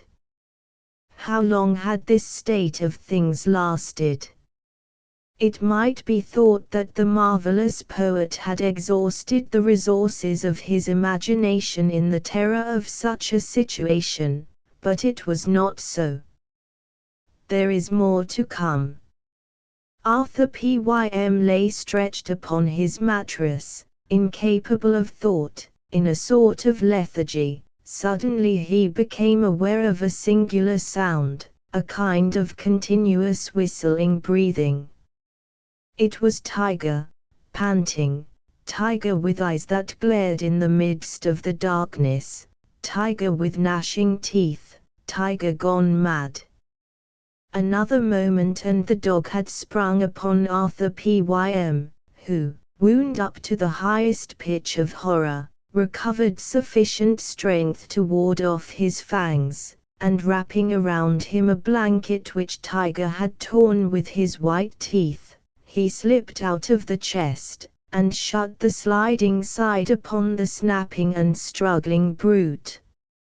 Arthur Pym contrived to slip through the stowage of the hold, but his head swam, and, falling against a bale, he let his knife drop from his hand. Just as he felt himself breathing his last sigh he heard his name pronounced, and a bottle of water was held to his lips. He swallowed the whole of its contents, and experienced the most exquisite of pleasures. A few minutes later, Augustus Bernard, seated with his comrade in a corner of the hold, told him all that had occurred on board the brig. Up to this point, I repeat, the story is admissible, but we have not yet come to the events which surpass all probability by their marvelousness. The crew of the Grampus numbered 36 men, including the Bernards, father and son. After the brig had put to sea on the 20th of June, Augustus Bernard had made several attempts to rejoin Arthur Pym in his hiding place, but in vain. On the 3rd day a mutiny broke out on board, headed by the ship's cook, a Negro like our Endicott, but he, let me say at once, would never have thought of heading a mutiny. Numerous incidents are related in the romance: the massacre of most of the sailors who remained faithful to Captain Bernard, then the turning adrift of the captain and 4 of those men in a small whaler's boat when the ship was abreast of the Bermudas. These unfortunate persons were never heard of again, Augustus Bernard would not have been spared, but for the intervention of the sailing master of the Grampus. This sailing master was a half-breed named Dirk Peters, and was the person whom Captain Len Guy had gone to look for in Illinois. The Grampus then took a southeast course under the command of the mate, who intended to pursue the occupation of piracy in the southern seas. These events having taken place, Augustus Bernard would again have joined Arthur Pym, but he had been shut up in the forecastle in irons, and told by the ship's cook that he would not be allowed to come out until the brig should be no longer a brig. Nevertheless, a few days afterwards, Augustus contrived to get rid of his fetters, to cut through the thin partition between him and the hold, and, followed by Tiger, he tried to reach his friend's hiding place. He could not succeed, but the dog had scented Arthur Pym, and this suggested to Augustus the idea of fastening a note to Tiger's neck bearing the words, "I scrawl this with blood, remain hidden, your life depends on it." This note, as we have already learned, Arthur Pym had received. Just as he had arrived at the last extremity of distress, his friend reached him. Augustus added that discord reigned among the mutineers. Some wanted to take the Grampus towards the Cape Verde Islands, others, and Dirk Peters was of this number, were bent on sailing to the Pacific Isles. Tiger was not mad. He was only suffering from terrible thirst, and soon recovered when it was relieved. The cargo of the Grampus was so badly stowed away that Arthur Pym was in constant danger from the shifting of the bales, and Augustus, at all risks, helped him to remove to a corner of the 'tween decks. The half-breed continued to be very friendly with the son of Captain Bernard, so that the latter began to consider whether the sailing master might not be counted on in an attempt to regain possession of the ship. They were just 30 days out from Nantucket when, on the 4th of July, an angry dispute arose among the mutineers about a little brig signalled in the offing, which some of them wanted to take and others would have allowed to escape. In this quarrel a sailor belonging to the cook's party, to which Dirk Peters had attached himself, was mortally injured. There were now only 13 men on board, counting Arthur Pym. Under these circumstances a terrible storm arose, and the Grampus was mercilessly knocked about. This storm raged until the 9th of July, and on that day, Dirk Peters having manifested an intention of getting rid of the mate, Augustus Bernard readily assured him of his assistance, without, however, revealing the fact of Arthur Pym's presence on board. Next day, one of the cook's adherents, a man named Rogers, died in convulsions, and, beyond all doubt, of poison. Only 4 of the cook's party then remained, of these Dirk Peters was one. The mate had 5, and would probably end by carrying the day over the cook's party. There was not an hour to lose. The half-breed having informed Augustus Bernard that the moment for action had arrived, the latter told him the truth about Arthur Pym. While the two were in consultation upon the means to be employed for regaining possession of the ship, a tempest was raging, and presently a gust of irresistible force struck the Grampus and flung her upon her side, so that on righting herself she shipped a tremendous sea, and there was considerable confusion on board. This offered a favorable opportunity for beginning the struggle, although the mutineers had made peace among themselves. The latter numbered 9 men, while the half-breed's party consisted only of himself, Augustus Bernard and Arthur Pym. The ship's master possessed only 2 pistols and a hanger. It was therefore necessary to act with prudence. Then did Arthur Pym, whose presence on board the mutineers could not suspect, conceive the idea of a trick which had some chance of succeeding. The body of the poisoned sailor was still lying on the deck. He thought it likely, if he were to put on the dead man's clothes and appear suddenly in the midst of those superstitious sailors, that their terror would place them at the mercy of Dirk Peters. It was still dark when the half-breed went softly towards the ship's stern, and, exerting his prodigious strength to the utmost, threw himself upon the man at the wheel and flung him over the poop. Augustus Bernard and Arthur Pym joined him instantly, each armed with a belaying pin. Leaving Dirk Peters in the place of the steersman, Arthur Pym, so disguised as to present the appearance of the dead man, and his comrade, posted themselves close to the head of the forecastle gangway. The mate, the ship's cook, all the others were there, some sleeping, the others drinking or talking. Guns and pistols were within reach of their hands. The tempest raged furiously. It was impossible to stand on the deck. At that moment the mate gave the order for Augustus Bernard and Dirk Peters to be brought to the forecastle. This order was transmitted to the man at the helm, no other than Dirk Peters, who went down, accompanied by Augustus Bernard, and almost simultaneously Arthur Pym made his appearance. The effect of the apparition was prodigious. The mate, terrified on beholding the resuscitated sailor, sprang up, beat the air with his hands, and fell down dead.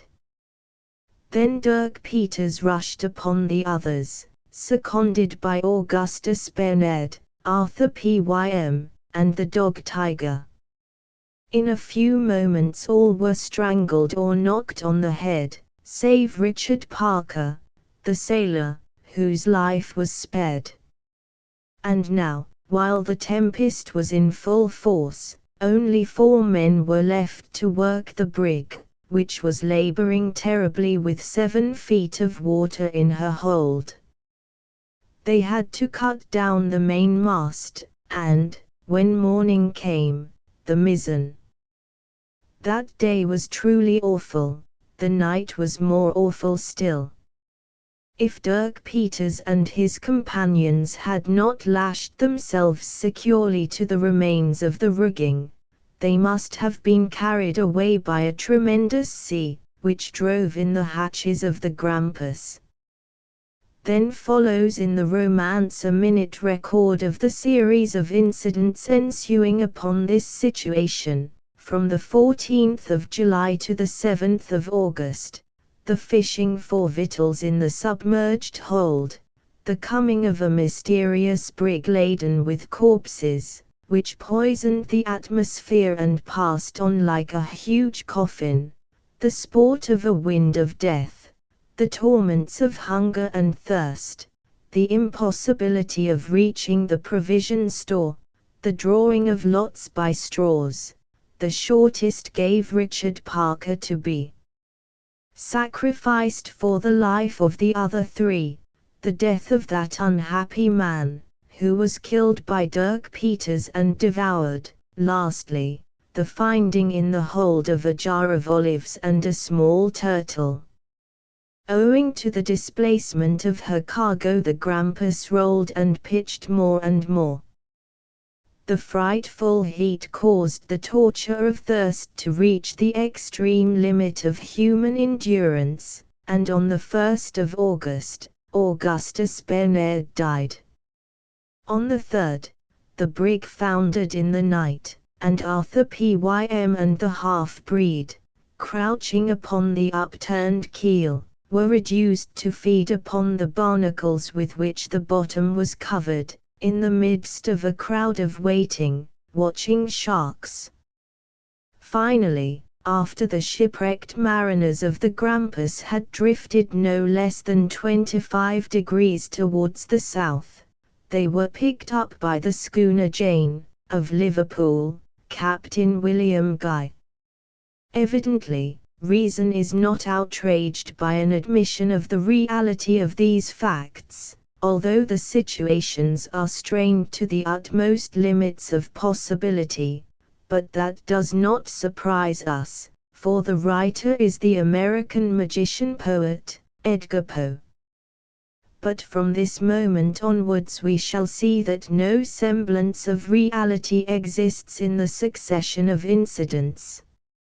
Arthur Pym and Dirk Peters were well treated on board the English schooner Jane. In a fortnight, having recovered from the effects of their sufferings, they remembered them no more. With alternations of fine and bad weather, the Jane sighted Prince Edward's Island on the 13th of October, then the Crozet Islands, and afterwards the Kerguelens, which I had left 11 days ago.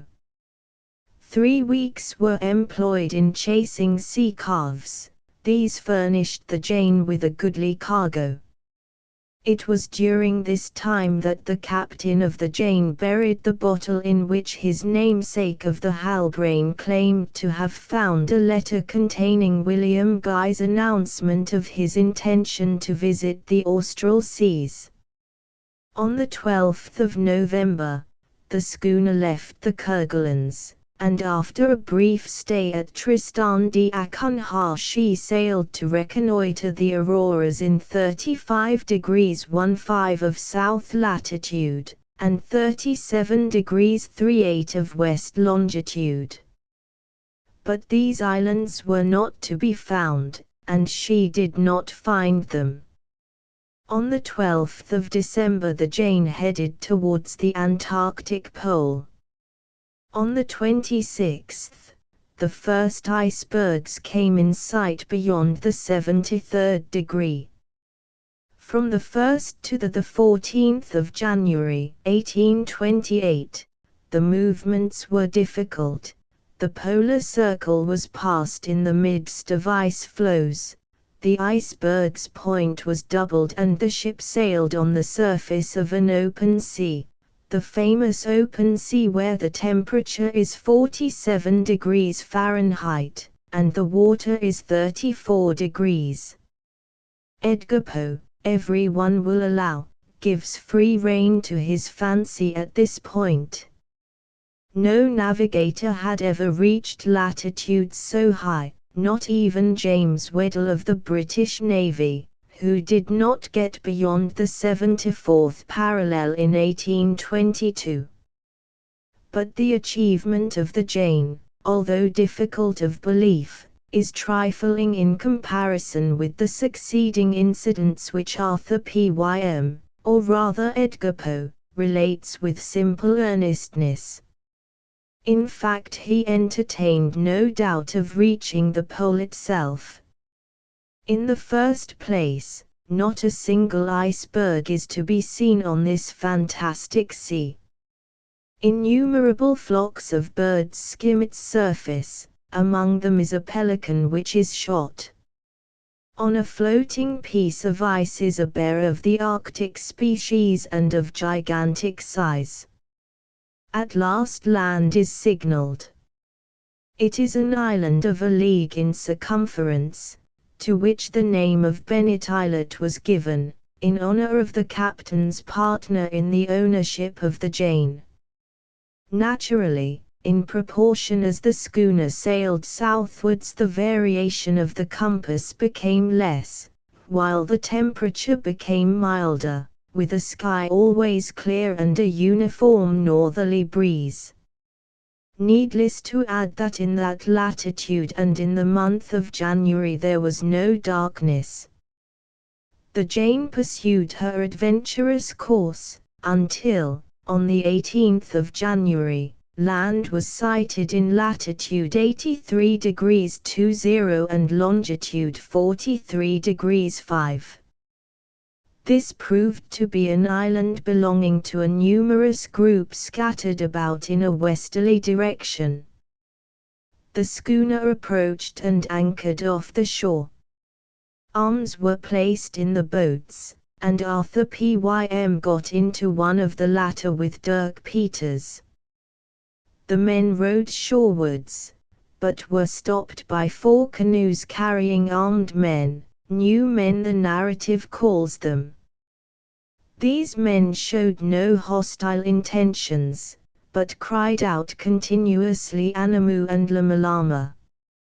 When the canoes were alongside the schooner, the chief, to wit, was permitted to go on board with 20 of his companions. There was profound astonishment on their part then, for they took the ship for a living creature, and lavished caresses on the rigging, the masts, and the bulwarks.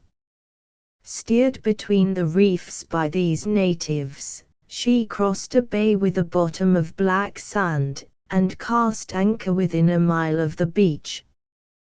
Then William Guy, leaving the hostages on board, stepped ashore amid the rocks. If Arthur Pym is to be believed, this was Sallal Island. Its trees resembled none of the species in any other zone of our planet.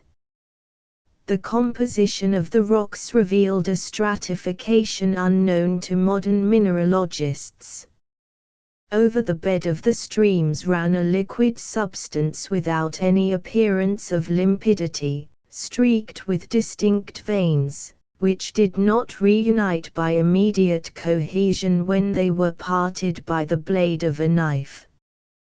Klock Klock, which we are obliged to describe as the chief town of the island, consisted of wretched huts entirely formed of black skins. It possessed domestic animals resembling the common pig, a sort of sheep with a black fleece, 20 kinds of fowls, tame albatross, ducks, and large turtles in great numbers.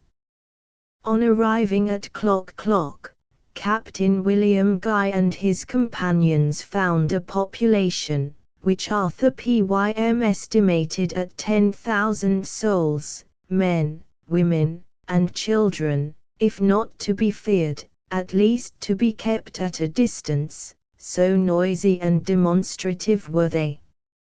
Finally, after a long halt at the hut of To Wit, the strangers returned to the shore, where the beshdama, the favorite food of the Chinese, would provide enormous cargoes, for the succulent mollusk is more abundant there than in any other part of the austral regions.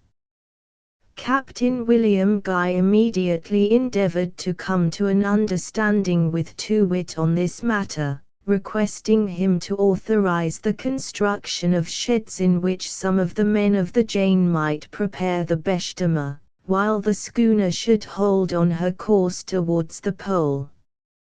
To Wit accepted this proposal willingly, and made a bargain by which the natives were to give their labor in the gathering in of the precious mollusk.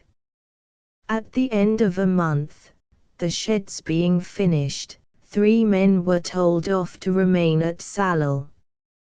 The natives had not given the strangers cause to entertain the slightest suspicion of them. Before leaving the place, Captain William Guy wished to return once more to the village of Klock Klock, having, from prudent motives, left 6 men on board, the guns charged, the bulwark nettings in their place, the anchor hanging at the forepeak, in a word, all in readiness to oppose an approach of the natives. To wit, escorted by 100 warriors, came out to meet the visitors. Captain William Guy and his men, although the place was propitious to an ambuscade, walked in close order, each pressing upon the other. On the right, a little in advance, were Arthur Pym, Dirk Peters, and a sailor named Allen. Having reached a spot where a fissure traversed the hillside, Arthur Pym turned into it in order to gather some hazelnuts which hung in clusters upon stunted bushes. Having done this, he was returning to the path, when he perceived that Allen and the half-breed had accompanied him. They were all three approaching the mouth of the fissure, when they were thrown down by a sudden and violent shock. At the same moment the crumbling masses of the hill slid down upon them, and they instantly concluded that they were doomed to be buried alive. Alive, all three? No. Allen had been so deeply covered by the sliding soil that he was already smothered, but Arthur Pym and Dirk Peters contrived to drag themselves on their knees, and opening a way with their bowie knives, to a projecting mass of harder clay, which had resisted the movement from above, and from thence they climbed to a natural platform at the extremity of a wooded ravine. Above them they could see the blue sky roof, and from their position were enabled to survey the surrounding country. An artificial landslip, cunningly contrived by the natives, had taken place. Captain William Guy and his 28 companions had disappeared. They were crushed beneath more than 1,000,000 tons of earth and stones. The plain was swarming with natives who had come, no doubt, from the neighboring islets, attracted by the prospect of pillaging the Jane. 70 boats were being paddled towards the ship. The 6 men on board fired on them, but their aim was uncertain. In the first volley, a second, in which mitraille and grooved bullets were used, produced terrible effect. Nevertheless, the Jane being boarded by the swarming islanders, her defenders were massacred, and she was set on fire. Finally a terrific explosion took place.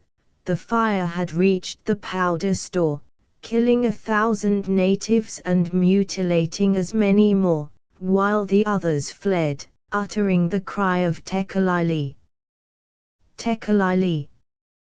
During the following week, Arthur Pym and Dirk Peters, living on nuts and bitterns flesh, escaped discovery by the natives, who did not suspect their presence. They found themselves at the bottom of a sort of dark abyss including several plains, but without issue, hollowed out from the hillside, and of great extent. The 2 men could not live in the midst of these successive abysses, and after several attempts they let themselves slide on one of the slopes of the hill. Instantly, 6 savages rushed upon them, but, thanks to their pistols, and the extraordinary strength of the half-breed, 4 of the assailants were killed.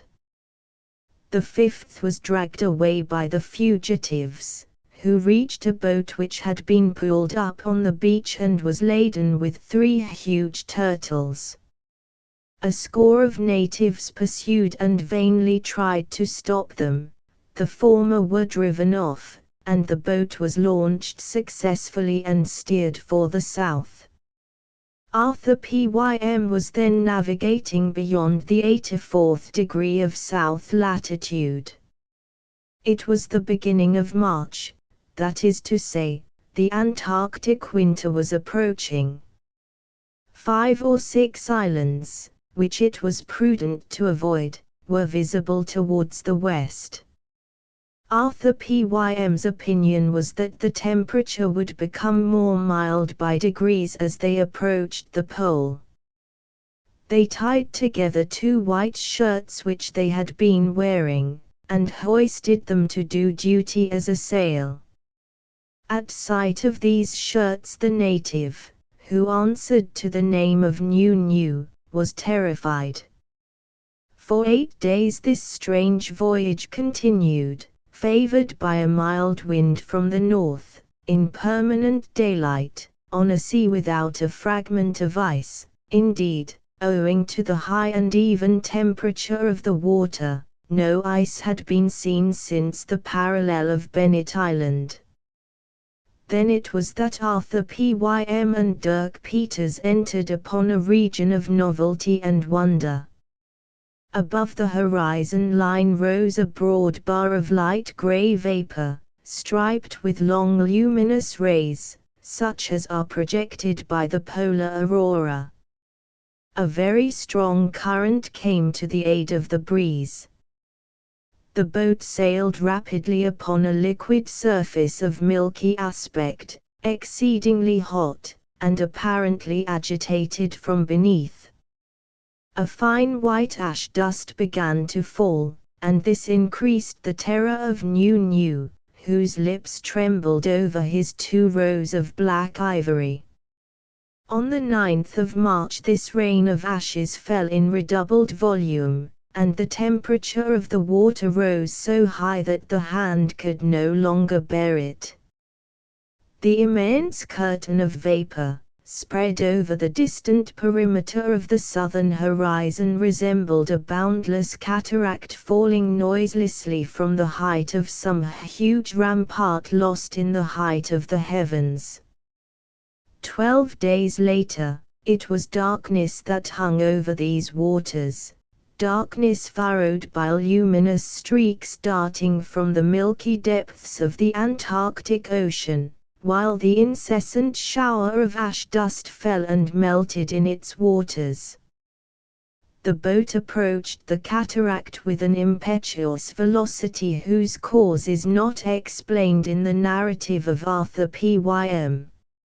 In the midst of this frightful darkness a flock of gigantic birds, of livid white plumage, swept by, uttering their eternal tekalili, and then the savage, in the supreme throes of terror, gave up the ghost. Suddenly, in a mad whirl of speed, the boat rushed into the grasp of the cataract, where a vast gulf seemed ready to swallow it up. But before the mouth of this gulf there stood a veiled human figure, of greater size than any inhabitant of this earth, and the color of the man's skin was the perfect whiteness of snow.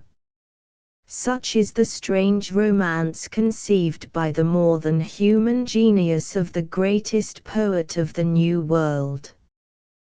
1. The American lion is only a small species of puma, and not formidable enough to terrify a Nantucket youth.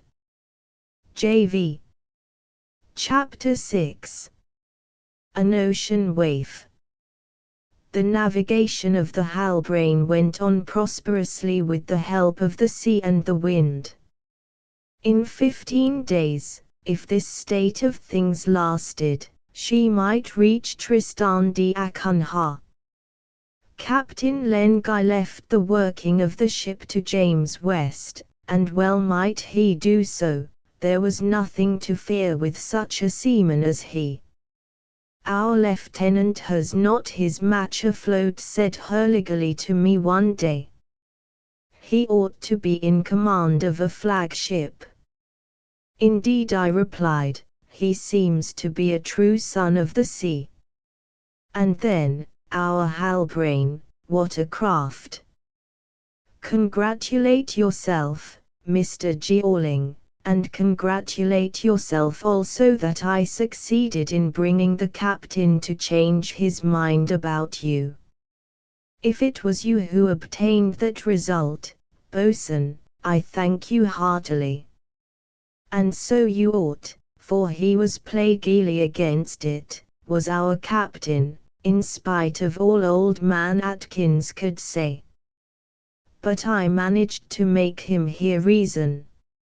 "I shan't forget it, bosun, I shan't forget it, since, thanks to your intervention, instead of moping at Kerguelen I hope shortly to get within sight of Tristan d'Acunha. In a few days, Mr. Jeorling. Only think, sir, according to what I hear tell, they are making ships in England and America with machines in their insides, and wheels which they use as a duck uses its paddles. All right, we shall know what's the good of them when they come into use. My notion is, however, that those ships will never be able to fight with a fine frigate sailing with a fresh breeze. Asterisk asterisk asterisk asterisk asterisk. It was the 3rd of September. If nothing occurred to delay us, our schooner would be in sight of port in 3 days. The chief island of the group is visible on clear days at a great distance. That day, between 10 and 11 o'clock in the morning, I was walking backwards and forwards on the deck, on the windward side. We were sliding smoothly over the surface of an undulating sea. The Halbrane resembled an enormous bird, one of the gigantic albatross kind described by Arthur Pym, which had spread its sail like wings, and was carrying a whole ship's crew towards space. James West was looking out through his glasses to starboard at an object floating 2 or 3 miles away, and several sailors, hanging over the side, were also curiously observing it. I went forward and looked attentively at the object. It was an irregularly formed mass about 12 yards in length, and in the middle of it there appeared a shining lump. "That is no whale," said Martin Holt, the sailing master. "It would have blown once or twice since we have been looking at it." "Certainly," assented Hardy. "Perhaps it is the carcass of some deserted ship." "May the devil send it to the bottom," cried Roger. "It would be a bad job to come up against it in the dark. It might send us down before we could know what had happened." "I believe you," added Drap, "and these derelicts are more dangerous than a rock, for they are now here and again there, and there's no avoiding them." Hurliguerly came up at this moment and planted his elbows on the bulwark, alongside of mine. "What do you think of it, bosun?" I asked. "It is my opinion, Mr. Jeorling," replied the bosun, "that what we see there is neither a blower nor a wreck, but merely a lump of ice." "Hurliguerly is right," said James West, "it is a lump of ice, a piece of an iceberg which the currents have carried hither." "What," said I, "to the 45th parallel?" "Yes, sir," answered West, "that has occurred, and the ice sometimes gets up as high as the Cape, if we are to take the word of a French navigator, Captain Blosseville, who met one at this height in 1828. "Then this mass will melt before long," I observed, feeling not a little surprised that West had honored me by so lengthy a reply. "It must indeed be dissolved in great part already," he continued, "and what we see is the remains of a mountain of ice which must have weighed millions of tons." Captain Len Guy now appeared, and perceiving the group of sailors around West, he came forward. A few words were exchanged in a low tone between the captain and the lieutenant, and the latter passed his glass to the former, who turned it upon the floating object, now at least a mile nearer to us. "It is ice," said he, "and it is lucky that it is dissolving. The Halbrane might have come to serious grief by collision with it in the night." I was struck by the fixity of his gaze upon the object, whose nature he had so promptly declared. He continued to contemplate it for several minutes, and I guessed what was passing in the mind of the man under the obsession of a fixed idea. This fragment of ice, torn from the southern icebergs, came from those waters wherein his thoughts continually ranged. He wanted to see it more near, perhaps at close quarters. It might be to take away some bits of it. At an order from west the schooner was directed towards the floating mass. Presently we were within 2 cables' length, and I could examine it. The mound in the center was melting rapidly. Before the end of the day nothing would remain of the fragment of ice which had been carried by the currents so high up as the 45th parallel. Captain Lenguy gazed at it steadily, but he now needed no glass, and presently we all began to distinguish a second object which little by little detached itself from the mass, according as the melting process went on, a black shape, stretched on the white ice. What was our surprise, mingled with horror, when we saw first an arm, then a leg, then a trunk, then a head appear, forming a human body, not in a state of nakedness, but clothed in dark garments. For a moment I even thought that the limbs moved, that the hands were stretched towards us. The crew uttered a simultaneous cry. No. This body was not moving, but it was slowly slipping off the icy surface. I looked at Captain Lenguy. His face was as livid as that of the corpse that had drifted down from the far latitudes of the austral zone. What could be done was done to recover the body of the unfortunate man, and who can tell whether a faint breath of life did not animate it even then?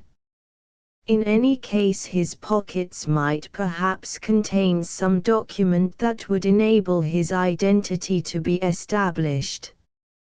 Then, accompanied by a last prayer, those human remains should be committed to the depths of the ocean, the cemetery of sailors who die at sea.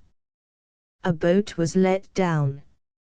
I followed it with my eyes as it neared the side of the ice fragment eaten by the waves. Hurliguerly set foot upon a spot which still offered some resistance. Gratian got out after him, while Francis kept the boat fast by the chain. The two crept along the ice until they reached the corpse, then drew it to them by the arms and legs and so got it into the boat. A few strokes of the oars and the boatswain had rejoined the schooner.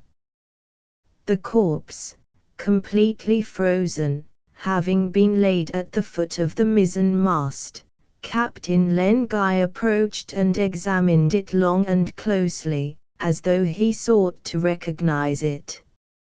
It was the corpse of a sailor, dressed in coarse stuff, woolen trousers and a patched jersey. A belt encircled his waist twice.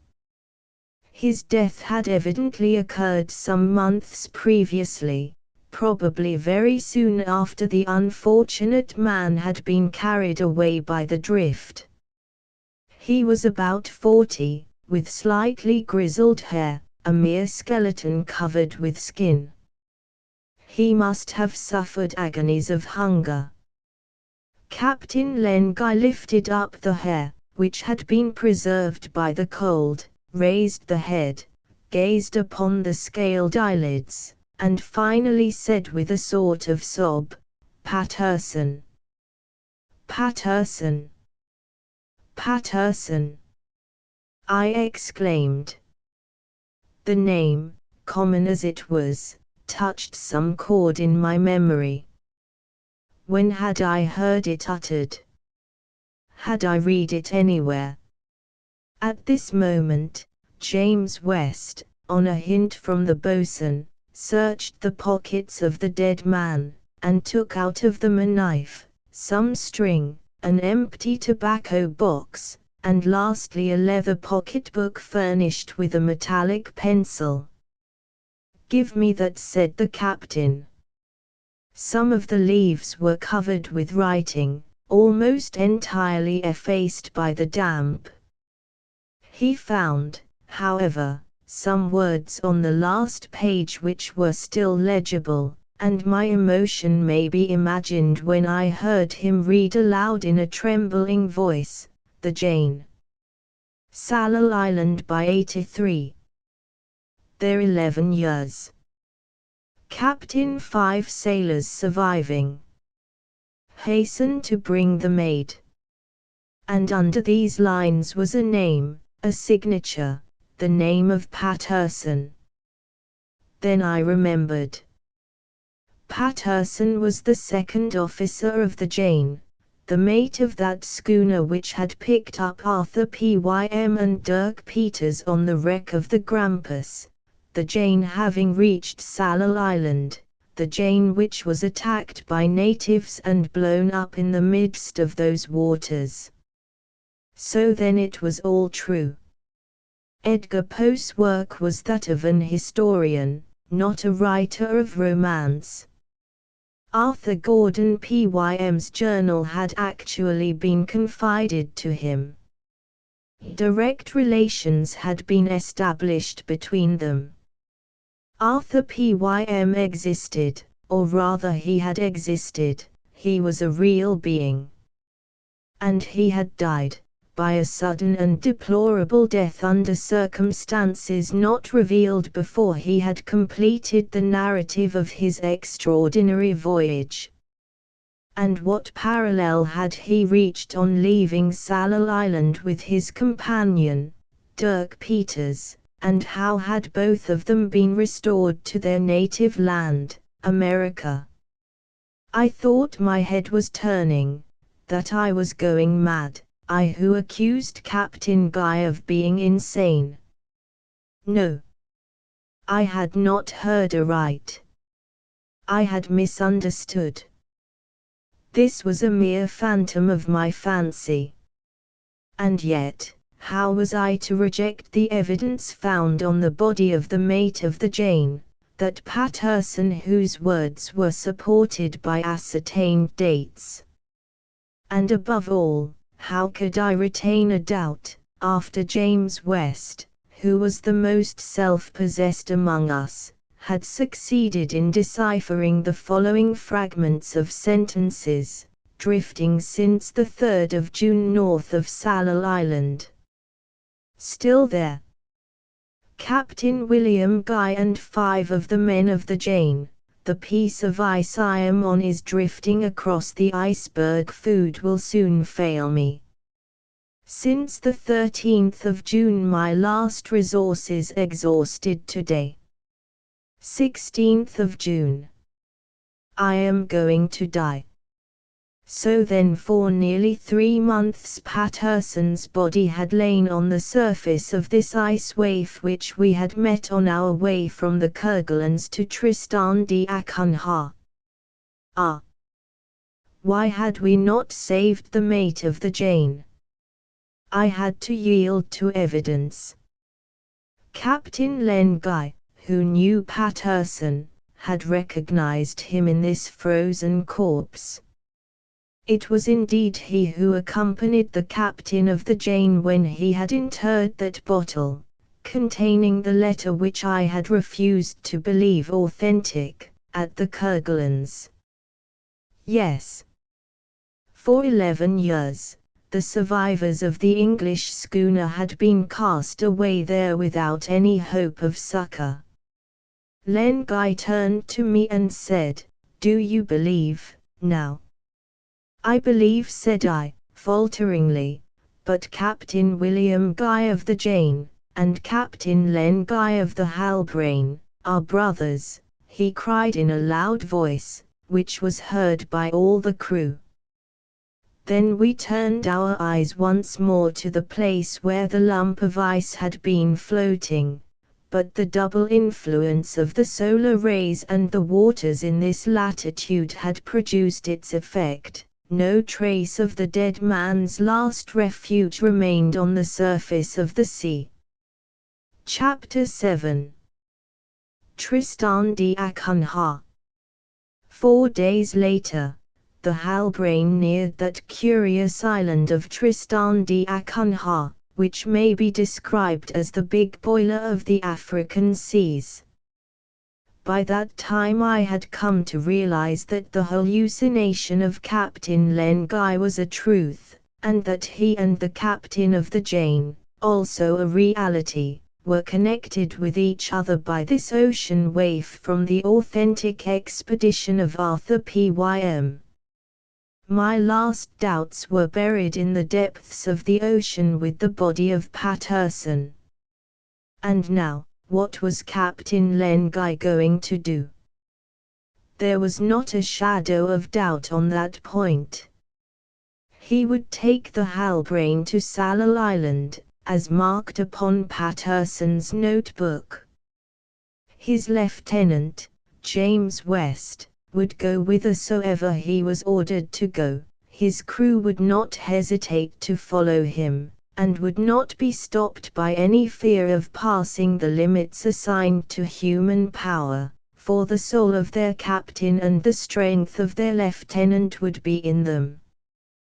This, then, was the reason why Captain Len Guy refused to take passengers on board his ship, and why he had told me that his routes never were certain. He was always hoping that an opportunity for venturing into the sea of ice might arise. Who could tell indeed, whether he would not have sailed for the south at once without putting in at Tristan d'Acunha, if he had not wanted water.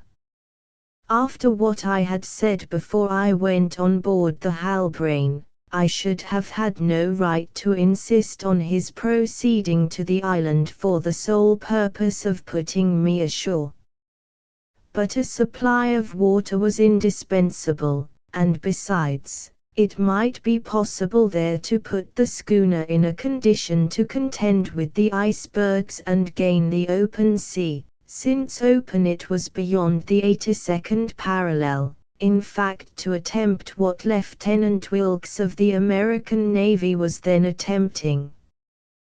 The navigators knew at this period, that from the middle of November to the beginning of March was the limit during which some success might be looked for.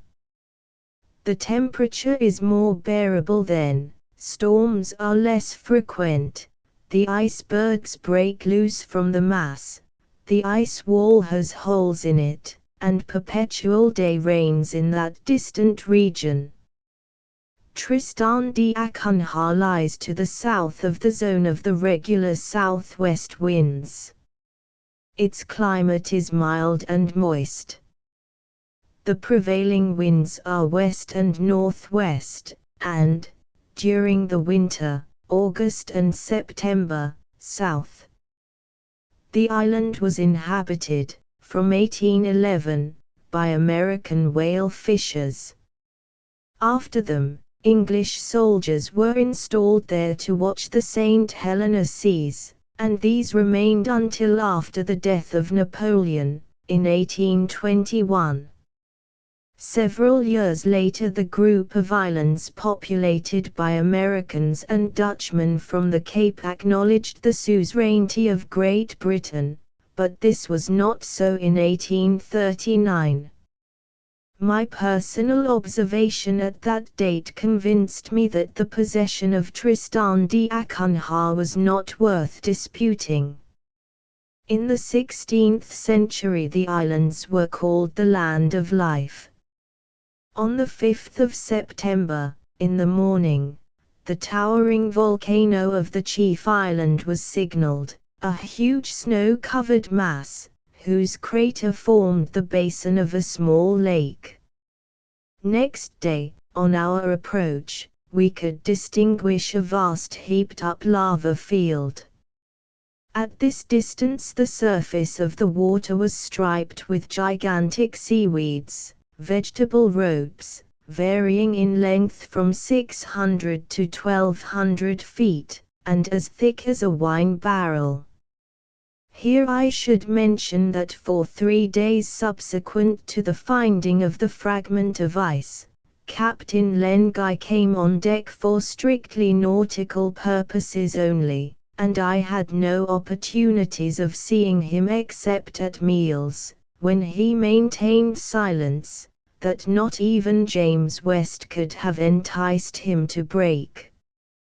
I made no attempt to do this, being convinced that the hour would come when Len Guy would again speak to me of his brother, and of the efforts which he intended to make to save him and his companions. Now, I repeat, the season being considered, that hour had not come, when the schooner cast anchor on the 6th of September at Anzidling, in Falmouth Bay, precisely in the place indicated in Arthur Pym's narrative as the moorings of the Jane. At the period of the arrival of the Jane, an ex-corporal of the English artillery, named Glass, reigned over a little colony of 26 individuals, who traded with the Cape, and whose only vessel was a small schooner. At our arrival this Glass had more than 50 subjects, and was, as Arthur Pym remarked, quite independent of the British government. Relations with the ex-corporal were established on the arrival of the Halbrane, and he proved very friendly and obliging. West, to whom the captain left the business of refilling the water tanks and taking in supplies of fresh meat and vegetables, had every reason to be satisfied with Glass, who, no doubt, expected to be paid, and was paid, handsomely. The day after our arrival I met ex-corporal Glass, a vigorous, well-preserved man, whose 60 years had not impaired his intelligent vivacity. Independently of his trade with the Cape and the Falklands, he did an important business in sealskins and the oil of marine animals, and his affairs were prosperous. As he appeared very willing to talk, I entered briskly into conversation with this self-appointed governor of a contented little colony, by asking him, "Do many ships put into Tristan d'Acunha?" "As many as we require," he replied, rubbing his hands together behind his back, according to his invariable custom. "In the fine season?" "Yes, in the fine season, if indeed we can be said to have any other in these latitudes." "I congratulate you, Mr. Glass. But it is to be regretted that Tristan d'Acunha has not a single port. If you possessed a landing stage, now." "For what purpose, sir, when nature has provided us with such a bay as this, where there is shelter from gales, and it is easy to lie snug right up against the rocks?" "No, Tristan has no port, and Tristan can do without one." Why should I have contradicted this good man? He was proud of his island, just as the Prince of Monaco is justly proud of his tiny principality. I did not persist, and we talked of various things. He offered to arrange for me an excursion to the depths of the thick forests, which clothed the volcano up to the middle of the central cove. I thanked him, but declined his offer, preferring to employ my leisure on land in some mineralogical studies. Besides, the Halbrane was to set sail so soon as she had taken in her provisions. "Your captain is in a remarkable hurry," said Governor Glass. "You think so?" "He is in such haste that his lieutenant does not even talk of buying skins or oil from me. We require only fresh victuals and fresh water, Mr. Glass." "Very well," replied the governor, who was rather annoyed. "What the Halbrane will not take other vessels will." Then he resumed, "And where is your schooner bound for on leaving us?" "For the Falklands, no doubt, where she can be repaired." "You, sir, are only a passenger, I suppose?" "As you say, Mr. Glass, and I had even intended to remain at Tristan d'Acunha for some weeks. But I have had to relinquish that project." "I am sorry to hear it, sir. We should have been happy to offer you hospitality while awaiting the arrival of another ship." "Such hospitality would have been most valuable to me," I replied, "but unfortunately I cannot avail myself of it." In fact, I had finally resolved not to quit the schooner, but to embark for America from the Falkland Isles without much delay. I felt sure that Captain Len Guy would not refuse to take me to the islands. I informed Mr. Glass of my intention, and he remarked, still in a tone of annoyance, "As for your captain, I have not even seen the color of his hair. I don't think he has any intention of coming ashore."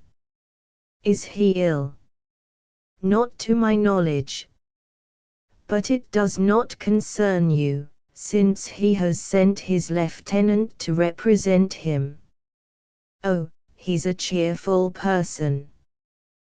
One may extract 2 words from him occasionally. Fortunately, it is easier to get coin out of his pocket than speech out of his lips. That's the important thing, Mr. Glass." "You are right, sir, Mr. Georling, of Connecticut, I believe." I assented. "So I know your name, while I have yet to learn that of the captain of the Halbrane." "His name is Guy, Len Guy." "An Englishman?" "Yes, an Englishman. He might have taken the trouble to pay a visit to a countryman of his, Mr. Georling. But stay. I had some dealings formerly with a captain of that name." Guy, William Guy?" I asked, quickly. "Precisely. William Guy." "Who commanded the Jane?" "The Jane?" "Yes. The same man. An English schooner which put in at Tristan d'Acunha 11 years ago." 11 years, Mr. Georling. I had been settled in the island where Captain Geoffrey, of the Berwick, of London, found me in the year 1824, for full 7 years. I perfectly recall this William Guy, as if he were before me. He was a fine, open-hearted fellow, and I sold him a cargo of seal skins. He had the air of a gentleman, rather proud, but good-natured. And the Jane? I can see her now at her moorings in the same place as the Halbrane. She was a handsome vessel of 180 tons, very slender forwards. She belonged to the port of Liverpool." "Yes, that is true, all that is true." "And is the Jane still afloat, Mr. Jeorling. No, Mr. Glass. Was she lost?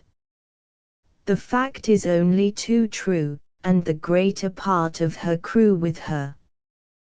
Will you tell me how this happened? Willingly. On leaving Tristan d'Acunha, the Jane headed for the bearings of the Aurora and other islands, which William Guy hoped to recognize from information that came from me, interrupted the ex-corporal. And those other islands, may I learn whether the Jane discovered them? No, nor the Auroras either, although William Guy remained several weeks in those waters, running from east to west, with a lookout always at the masthead. He must have lost his bearings, Mr. Jeorling, for, if several whalers, who were well deserving of credit, are to be believed, these islands do exist, and it was even proposed to give them my name. That would have been but just, I replied politely. It will be very vexatious if they are not discovered some day, added the governor, in a tone which indicated that he was not devoid of vanity.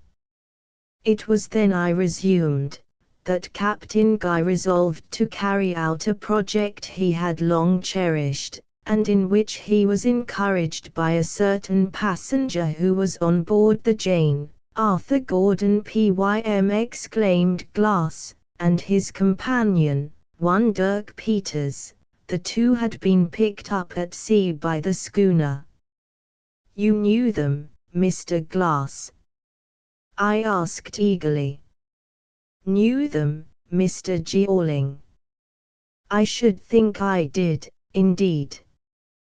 That Arthur Pym was a strange person, always wanting to rush into adventures, a real rash American, quite capable of starting off to the moon.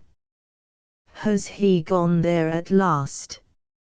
No, not quite, Mr. Glass, but, during her voyage, the schooner, it seems, did clear the polar circle, and pass the ice wall. She got farther than any ship had ever done before. What a wonderful feat! Yes. Unfortunately, the Jane did not return.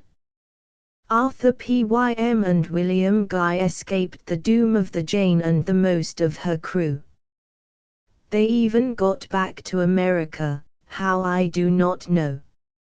Afterwards Arthur Pym died, but under what circumstances I am ignorant. As for the half-breed, after having retired to Illinois, he went off one day without a word to anyone, and no trace of him has been found. And William Guy? Asked Mr. Glass. I related the finding of the body of Patterson, the mate of the Jane, and I added that everything led to the belief that the captain of the Jane and 5 of his companions were still living on an island in the austral regions, at less than 6 degrees from the pole. Ah, Mr. Jeorling, cried Glass, if some day William Guy and his sailors might be saved. They seemed to me to be such fine fellows. That is just what the Halbrane is certainly going to attempt, so soon as she is ready, for her captain, Len Guy, is William Guy's own brother. Is it possible? Well, although I do not know Captain Len Guy, I venture to assert that the brothers do not resemble each other, at least in their behavior to the governor of Tristan d'Acunha. It was plain that the governor was profoundly mortified, but no doubt he consoled himself by the prospect of selling his goods at 25% above their value. One thing was certain, Captain Len Guy had no intention of coming ashore. This was the more singular, inasmuch as he could not be unaware that the Jane had put in at Tristan d'Acunha before proceeding to the southern seas. Surely he might be expected to put himself in communication with the last European who had shaken hands with his brother. Nevertheless, Captain Lengai remained persistently on board his ship, without even going on deck, and, looking through the glass skylight of his cabin, I saw him perpetually stooping over the table, which was covered with open books and outspread charts.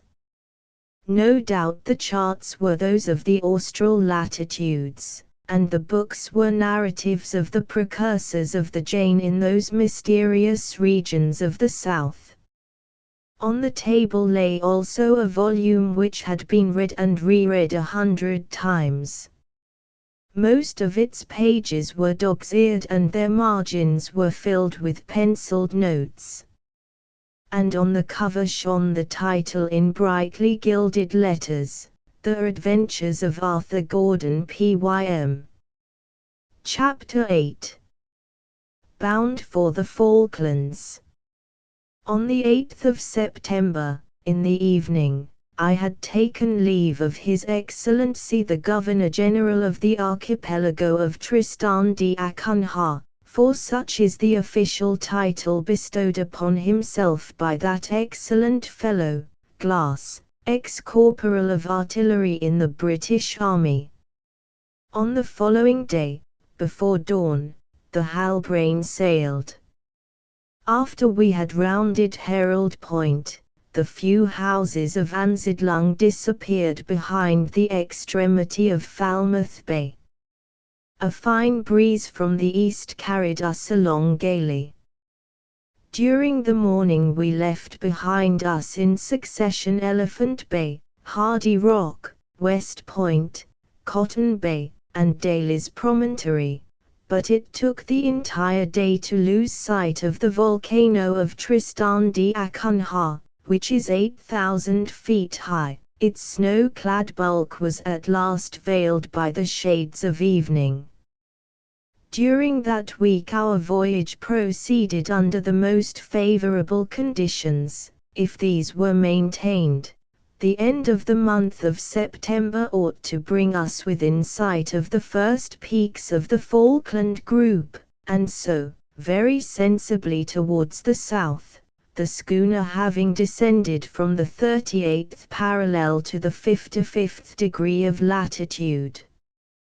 The most daring, or, perhaps I ought to say, the most lucky of those discoverers who had preceded the Halbrane, under the command of Captain Lengai, in the Antarctic seas, had not gone beyond Kemp, the 66th parallel, Ballai, the 67th, Biscoe, the 68th, Bellinghausen and Morrell, the 70th, Cook, the 71st, Weddell, the 74th.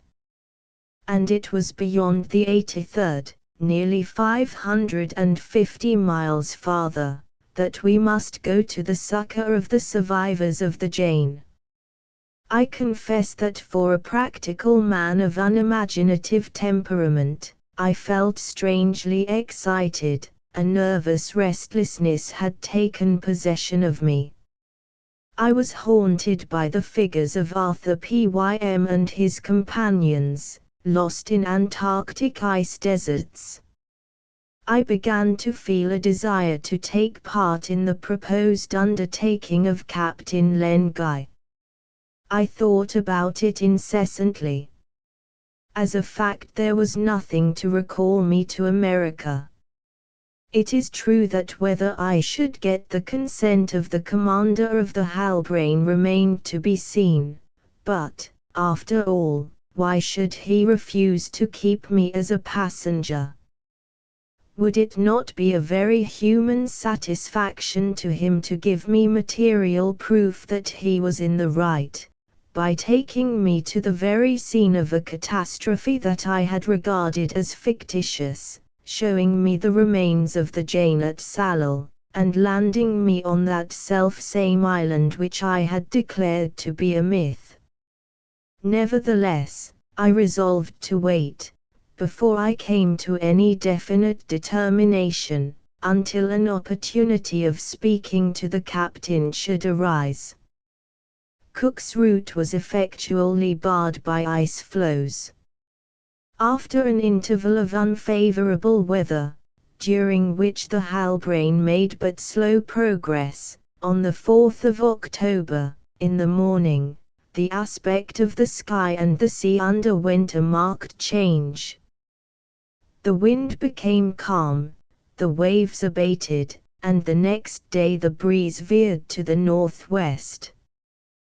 This was very favorable to us, and in 10 days, with a continuance of such fortunate conditions, we might hope to reach the Falklands. It was on the 11th that the opportunity of an explanation with Captain Len Guy was presented to me, and by himself, for he came out of his cabin, advanced to the side of the ship where I was seated, and took his place at my side. Evidently he wished to talk to me, and of what, if not the subject which entirely absorbed him? He began by saying, "I have not yet had the pleasure of a chat with you, Mr. Jeorling, since our departure from Tristan d'Acunha." "To my regret, Captain," I replied, but with reserve, for I wanted him to make the running. "I beg you to excuse me," he resumed, "I have so many things to occupy me and make me anxious. A plan of campaign to organize, in which nothing must be unforeseen or unprovided for. I beg you not to be displeased with me, I am not, I assure you." "That is all right, Mr. Jeorling, and now that I know you, that I am able to appreciate you, I congratulate myself upon having you for a passenger until our arrival at the Falklands. I am very grateful, Captain, for what you have done for me, and I feel encouraged to. The moment seemed propitious to my making my proposal, when Captain Len Guy interrupted me. "Well, Mr. Jeorling," he asked, "are you now convinced of the reality of the voyage of the Jane, or do you still regard Edgar Poe's book as a work of pure imagination?" "I do not so regard it, Captain." "You no longer doubt that Arthur Pym and Dirk Peters have really existed, or that my brother William Guy and 5 of his companions are living?" "I should be the most incredulous of men, Captain, to doubt either fact, and my earnest desire is that the favor of heaven may attend you and secure the safety of the shipwrecked mariners of the Jane. I will do all in my power, Mr. Jeorling, and by the blessing of God I shall succeed." "I hope so, Captain." "Indeed, I am certain it will be so, and if you consent, is it not the case that you talked of this matter with one Glass, an English ex-corporal, who sets up to be governor of Tristan d'Acunha?" inquired the captain, without allowing me to finish my sentence. "That is so," I replied, "and what I learned from Glass has contributed not a little to change my doubts into certainty." "Ah, he has satisfied you?" "Yes. He perfectly remembers to have seen the Jane, 11 years ago, when she had put in at Tristan d'Acunha. The Jane, and my brother.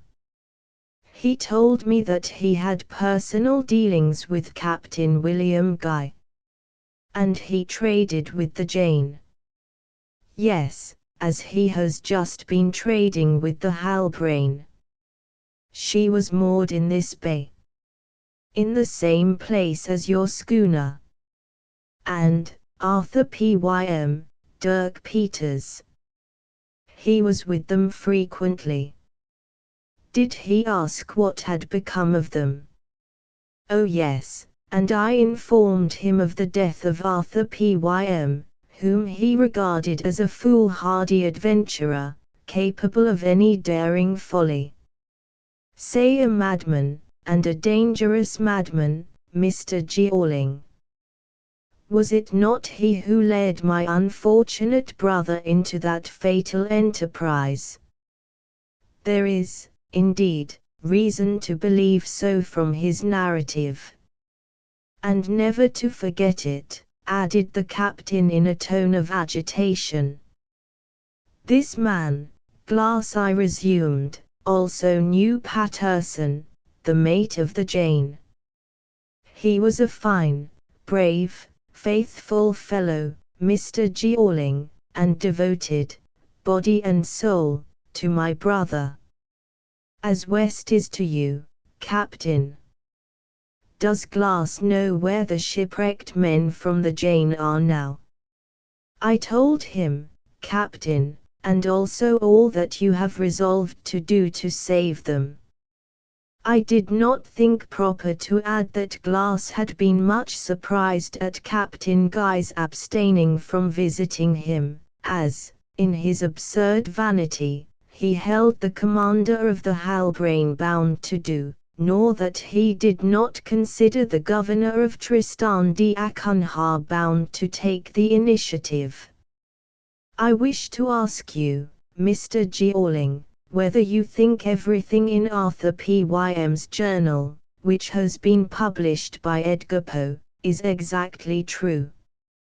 I think there is some need for doubt, I answered, the singular character of the hero of those adventures being taken into consideration, at least concerning the phenomena of the island of Salal.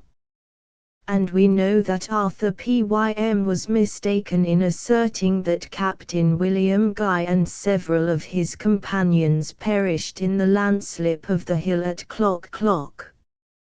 Ah, but he does not assert this, Mr. Jeorling. He says only that, when he and Dirk Peters had reached the opening through which they could discern the surrounding country, the seat of the artificial earthquake was revealed to them. Now, as the whole face of the hill was rushing into the ravine, the fate of my brother and 29 of his men could not be doubtful to his mind. He was, most naturally, led to believe that Dirk Peters and himself were the only white men remaining alive on the island. He said nothing but this, nothing more. These were only suppositions, very reasonable, are they not? I admit that, fully, Captain. But now, thanks to Patterson's notebook, we are certain that my brother and 5 of his companions escaped from the landslip contrived by the natives. That is quite clear, Captain. But, as to what became of the survivors of the Jane, whether they were taken by the natives of Salal and kept in captivity, or remained free, Patterson's notebook says nothing, nor does it relate under what circumstances he himself was carried far away from them. All that we shall learn, Mr. Jeorling. Yes, we shall know all. The main point is that we are quite sure my brother and 5 of his sailors were living less than 4 months ago on some part of Salal Island. There is now no question of a romance signed Edgar Poe but of a veracious narrative signed Patterson.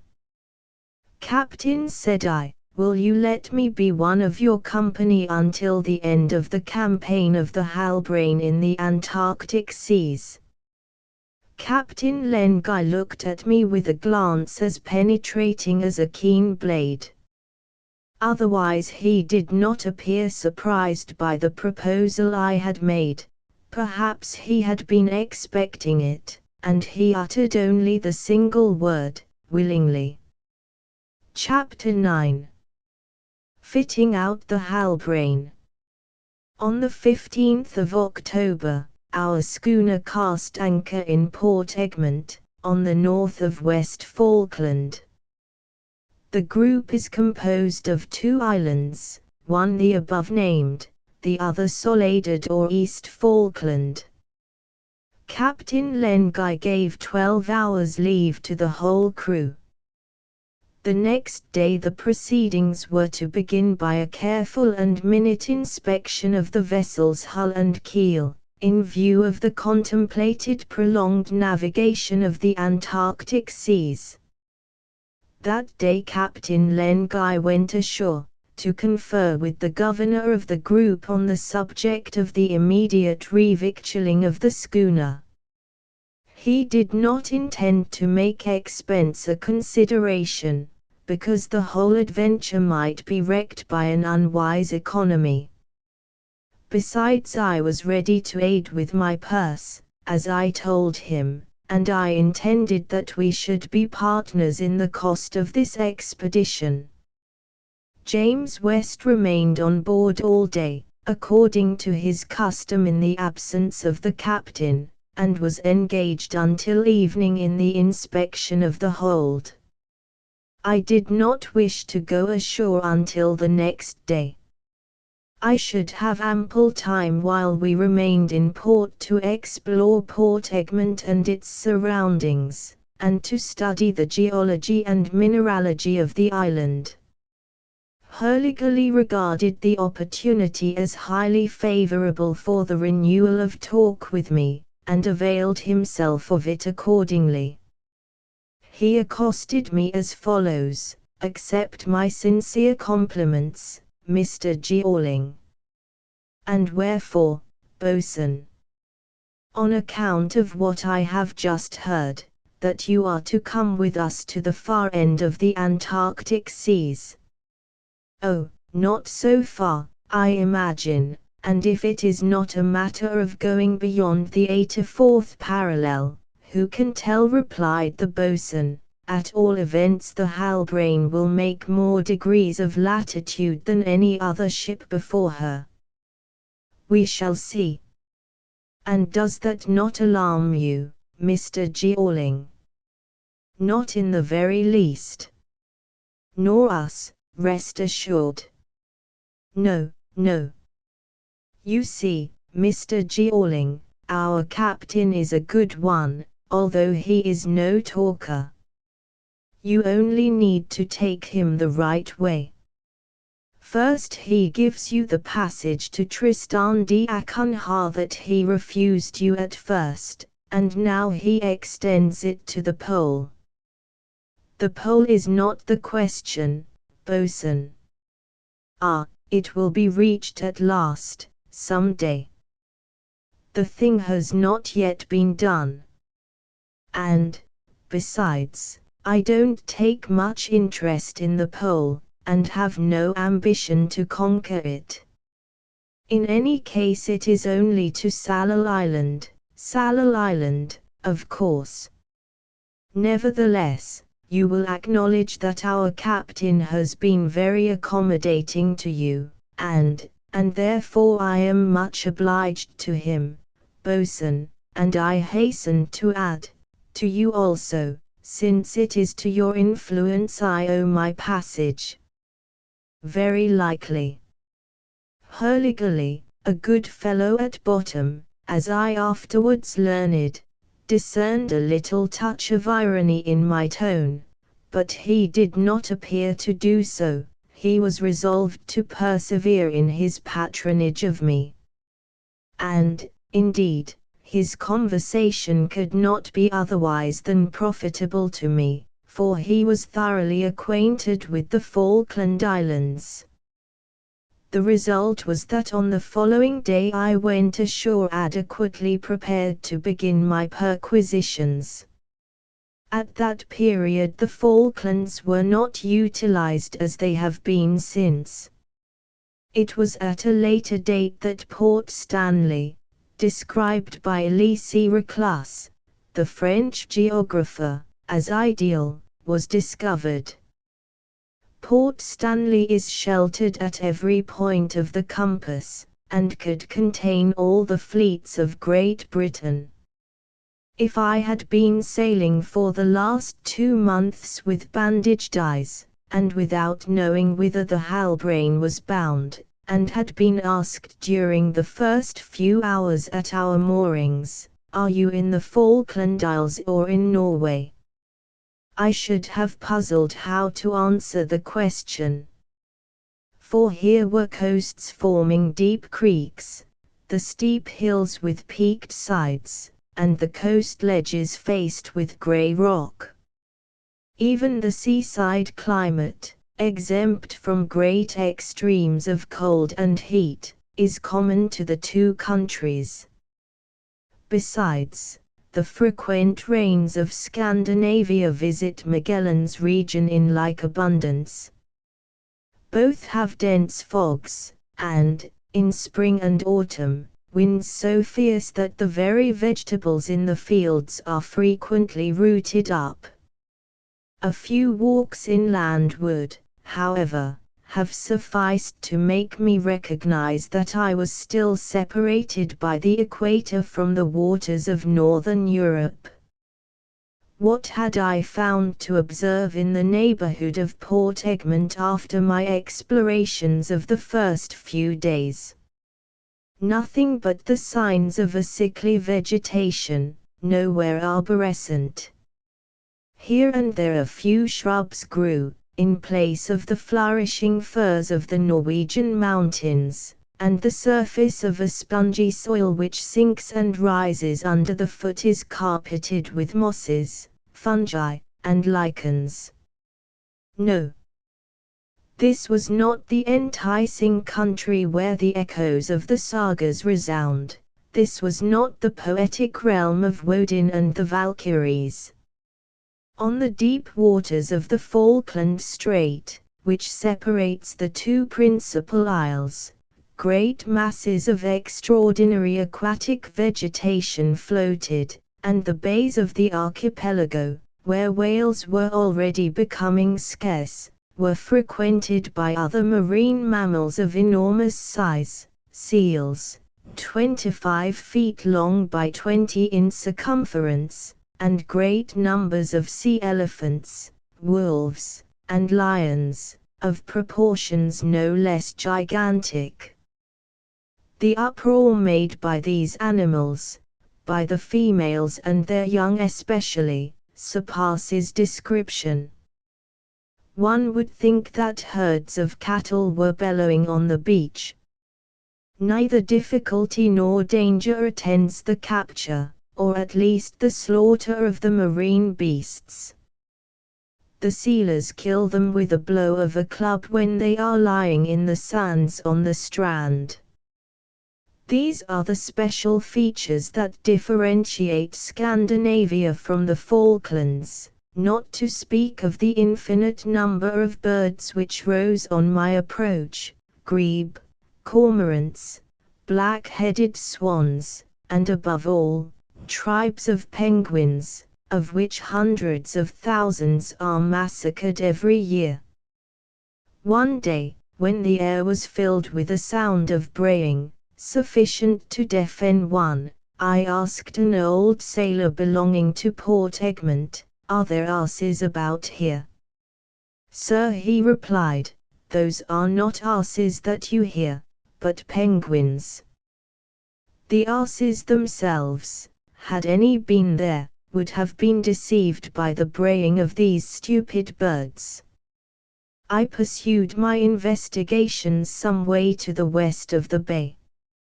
West Falkland is more extensive than its neighbor, La Soledad, and possesses another fort at the southern point of Byron's Sound, too far off for me to go there. I could not estimate the population of the archipelago even approximately. Probably, it did not then exceed from 200 to 300 souls, mostly English, with some Indians, Portuguese, Spaniards, gauchos from the Argentine Pampas, and natives from Tierra del Fuego. On the other hand, the representatives of the ovine and bovine races were to be counted by tens of thousands. More than 500,000 sheep yield over $400,000 worth of wool yearly. There are also horned cattle bred on the islands. These seem to have increased in size, while the other quadrupeds, for instance, horses, pigs, and rabbits, have decreased. All these live in a wild state, and the only beast of prey is the dog fox, a species peculiar to the fauna of the Falklands. Not without reason has this island been called a cattle farm. What inexhaustible pastures, what an abundance of that savory grass, the tussock, does nature lavish on animals there. Australia, though so rich in this respect, does not set a better spread table before her ovine and bovine pensioners. The Falklands ought to be resorted to for the revictualling of ships. The groups are of real importance to navigators making for the Strait of Magellan, as well as to those who come to fish in the vicinity of the polar regions.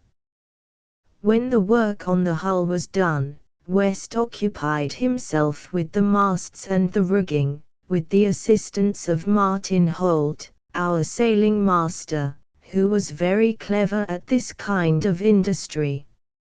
On the 21st of October, Captain Len Guy said to me, "You shall see, Mr. Jeorling, that nothing will be neglected to ensure the success of our enterprise. Everything that can be foreseen has been foreseen, and if the Halbrane is to perish in some catastrophe, it will be because it is not permitted to human beings to go against the designs of God. I have good hopes, Captain, as I have already said. Your vessel and her crew are worthy of confidence. But, supposing the expedition should be much prolonged, perhaps the supply of provisions, we shall carry sufficient for 2 years, and those shall be of good quality. Port Egmont has proved capable of supplying us with everything we require. Another question, if you will allow me." "Put it, Mr. Jeorling, put it. Shall you not need a more numerous crew for the Halbrane? Though you have men enough for the working of the ship, suppose you find you have to attack or to defend in the Antarctic waters. Let us not forget that, according to Arthur Pym's narrative, there were thousands of natives on Sallal Island, and if your brother, if his companions are prisoners, I hope, Mr. Jeorling, our artillery will protect the Halbrane better than the Jane was protected by her guns. To tell the truth, the crew we have would not be sufficient for an expedition of this kind. I have been arranging for recruiting our forces. Will it be difficult? Yes and no, for the governor has promised to help me. I surmise, Captain, that recruits will have to be attracted by larger pay. Double pay, Mr. Jeorling, and the whole crew must have the same. You know, Captain, I am disposed, and, indeed, desirous to contribute to the expenses of the expedition. Will you kindly consider me as your partner? All that shall be arranged, Mr. Jeorling, and I am very grateful to you. The main point is to complete our armament with the least possible delay. We must be ready to clear out in a week. The news that the schooner was bound for the Antarctic seas had produced some sensation in the Falklands, at Port Egmont, and in the ports of La Soledad. At that season a number of unoccupied sailors were there, awaiting the passing of the whaling ships to offer their services, for which they were very well paid in general. If it had been only for a fishing campaign on the borders of the polar circle, between the Sandwich Islands and New Georgia, Captain Len Guy would have merely had to make a selection. But the projected voyage was a very different thing, and only the old sailors of the Halbrane were entirely indifferent to the dangers of such an enterprise, and ready to follow their chief whithersoever it might please him to go. In reality it was necessary to treble the crew of the schooner. Counting the captain, the mate, the boatswain, the cook and myself, we were 13 on board. Now, 32 or 34 men would not be too many for us, and it must be remembered that there were 38 on board the Jane. In this emergency the governor exerted himself to the utmost, and thanks to the largely extra pay that was offered, Captain Len Guy procured his full tale of seamen. 9 recruits signed articles for the duration of the campaign, which could not be fixed beforehand, but was not to extend beyond Sallal Island. The crew, counting every man on board except myself, numbered 31, and a 32nd for whom I bespeak especial attention. On the eve of our departure, Captain Len Guy was accosted at the angle of the port by an individual whom he recognized as a sailor by his clothes, his walk, and his speech. This individual said, in a rough and hardly intelligible voice, "Captain, I have to make a proposal to you." "What is it?" "Have you still a place?" "For a sailor." "For a sailor." "Yes and no." "Is it yes?" "It is yes, if the man suits me." "Will you take me?" "You are a seaman." "I have served the sea for 25 years." "Where?" "In the southern seas." "Far?" "Yes, far, far." "Your age?" 44 years. "And you are at Port Egmont?" "I shall have been there 3 years, come Christmas." "Did you expect to get on a passing whale ship?" "No, then what were you doing here?" "Nothing, and I did not think of going to sea again." "Then why seek a berth?" "Just an idea." The news of the expedition your schooner is going on was spread. Yes, I desire to take part in it, with your leave, of course." "You are known at Port Egmont?" "Well known, and I have incurred no reproach since I came here." "Very well," said the captain. "I will make inquiry respecting you." "Inquire, Captain, and if you say yes, my bag shall be on board this evening." "What is your name?" "Hunt." "And you are?" "An American."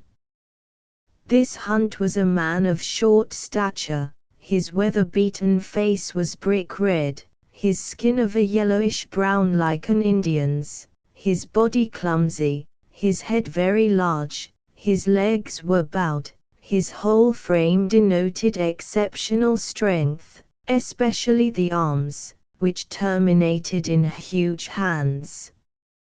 His grizzled hair resembled a kind of fur.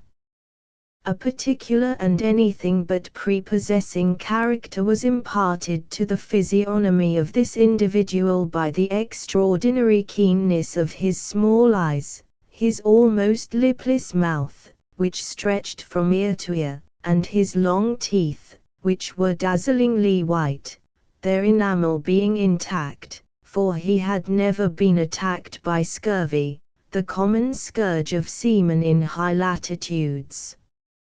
Hunt had been living in the Falklands for 3 years. He lived alone on a pension, no one knew from whence this was derived. He was singularly uncommunicative, and passed his time in fishing, by which he might have lived, not only as a matter of sustenance, but as an article of commerce.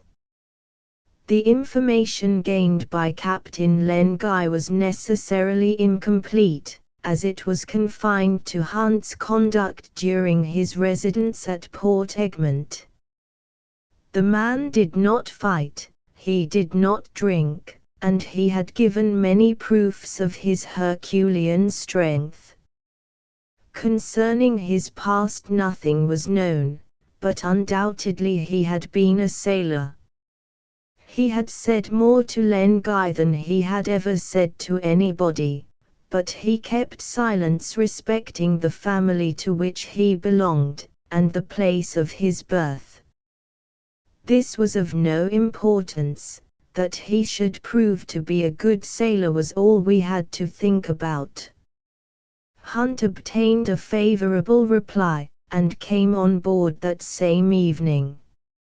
On the 27th, in the morning, in the presence of the authorities of the archipelago, the Halbrane's anchor was lifted, the last good wishes and the final adieus were exchanged, and the schooner took the sea. The same evening Capes Dolphin and Pembroke disappeared in the mists of the horizon. Thus began the astonishing adventure undertaken by these brave men, who were driven by a sentiment of humanity towards the most terrible regions of the Antarctic realm. Chapter X: The outset of the enterprise. Here was I, then, launched into an adventure which seemed likely to surpass all my former experiences. Who would have believed such a thing of me? But I was under a spell which drew me towards the unknown, that unknown of the polar world whose secrets so many daring pioneers had in vain essayed to penetrate. And this time, who could tell but that the Sphinx of the Antarctic regions would speak for the first time to human ears? The new crew had firstly to apply themselves to learning their several duties, and the old, all fine fellows, aided them in the task. Although Captain Len Guy had not had much choice, he seemed to have been in luck. These sailors, of various nationalities, displayed zeal and goodwill. They were aware, also, that the mate was a man whom it would not do to vex, for Hurliguerly had given them to understand that West would break any man's head who did not go straight. His chief allowed him full latitude in this respect. A latitude, he added, which is obtained by taking the altitude of the eye with a shut fist. I recognized my friend the boatswain in the manner of this warning to all whom it might concern. The new hands took the admonition seriously, and there was no occasion to punish any of them. As for Hunt, while he observed the docility of a true sailor in all his duties, he always kept himself apart, speaking to none, and even slept on the deck, in a corner, rather than occupy a bunk in the forecastle with the others. Captain Len Guy's intention was to take the Sandwich Isles for his point of departure towards the south, after having made acquaintance with New Georgia, distant 800 miles from the Falklands. Thus the schooner would be in longitude on the route of the Jane. On the 2nd of November this course brought us to the bearings which certain navigators have assigned to the Aurora Islands, 30 degrees 15 of latitude and 47 degrees 33 of east longitude.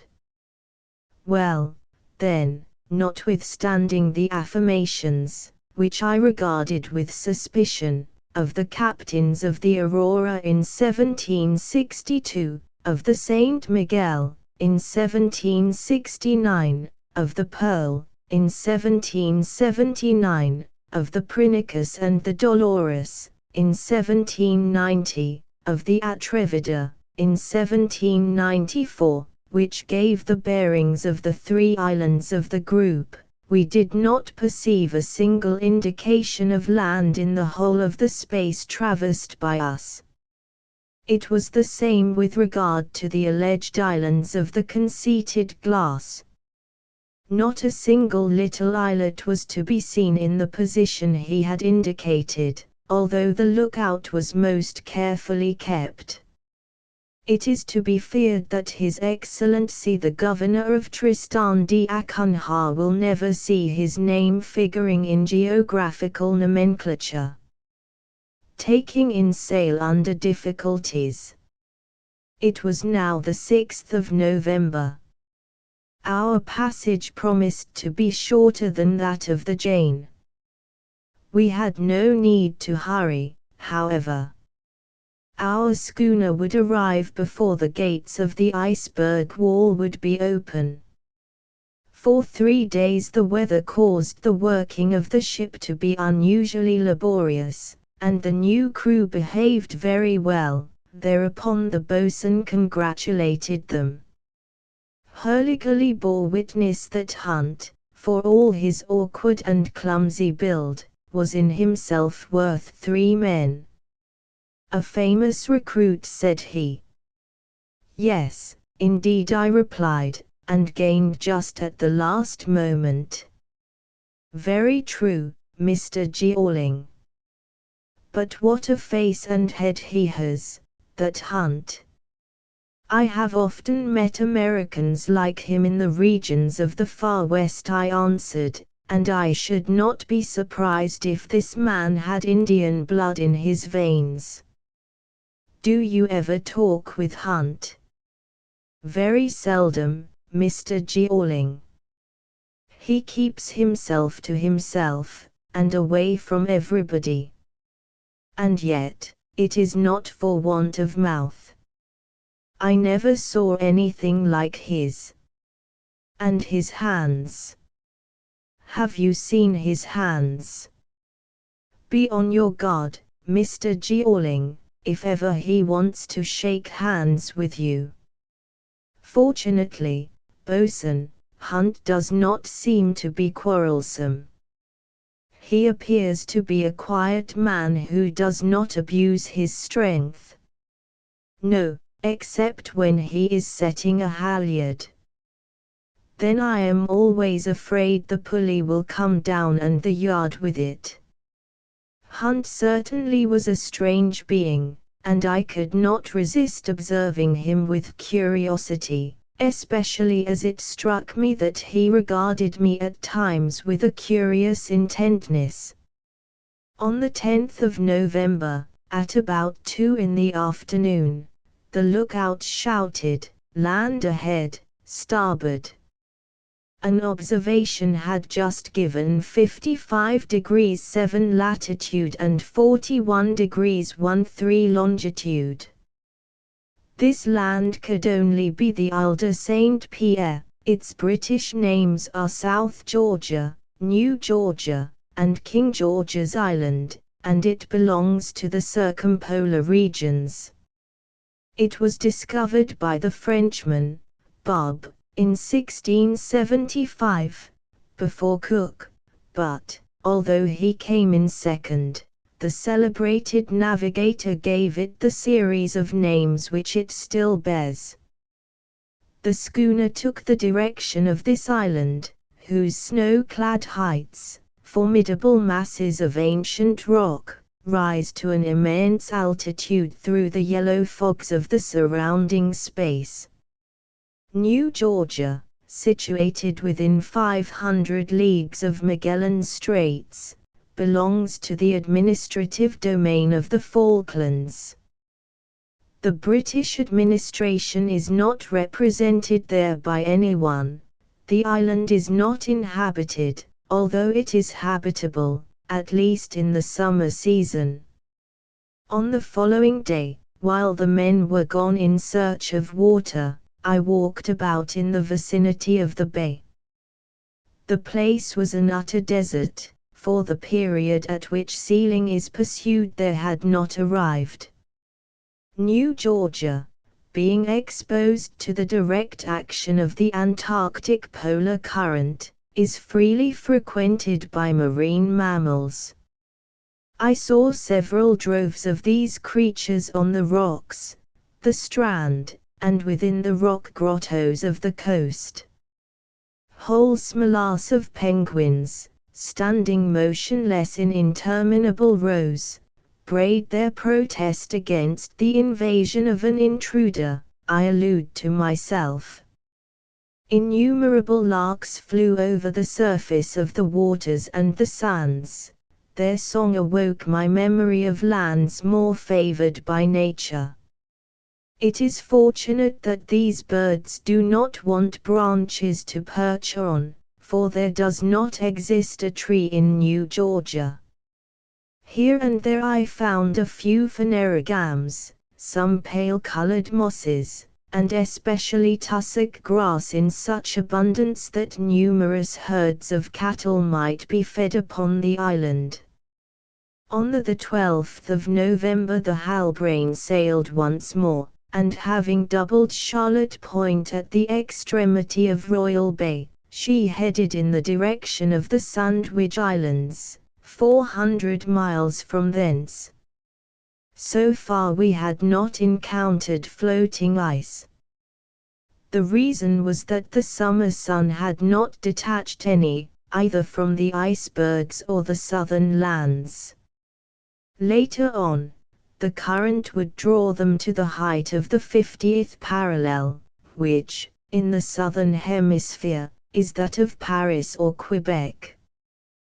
But we were much impeded by huge banks of fog which frequently shut out the horizon.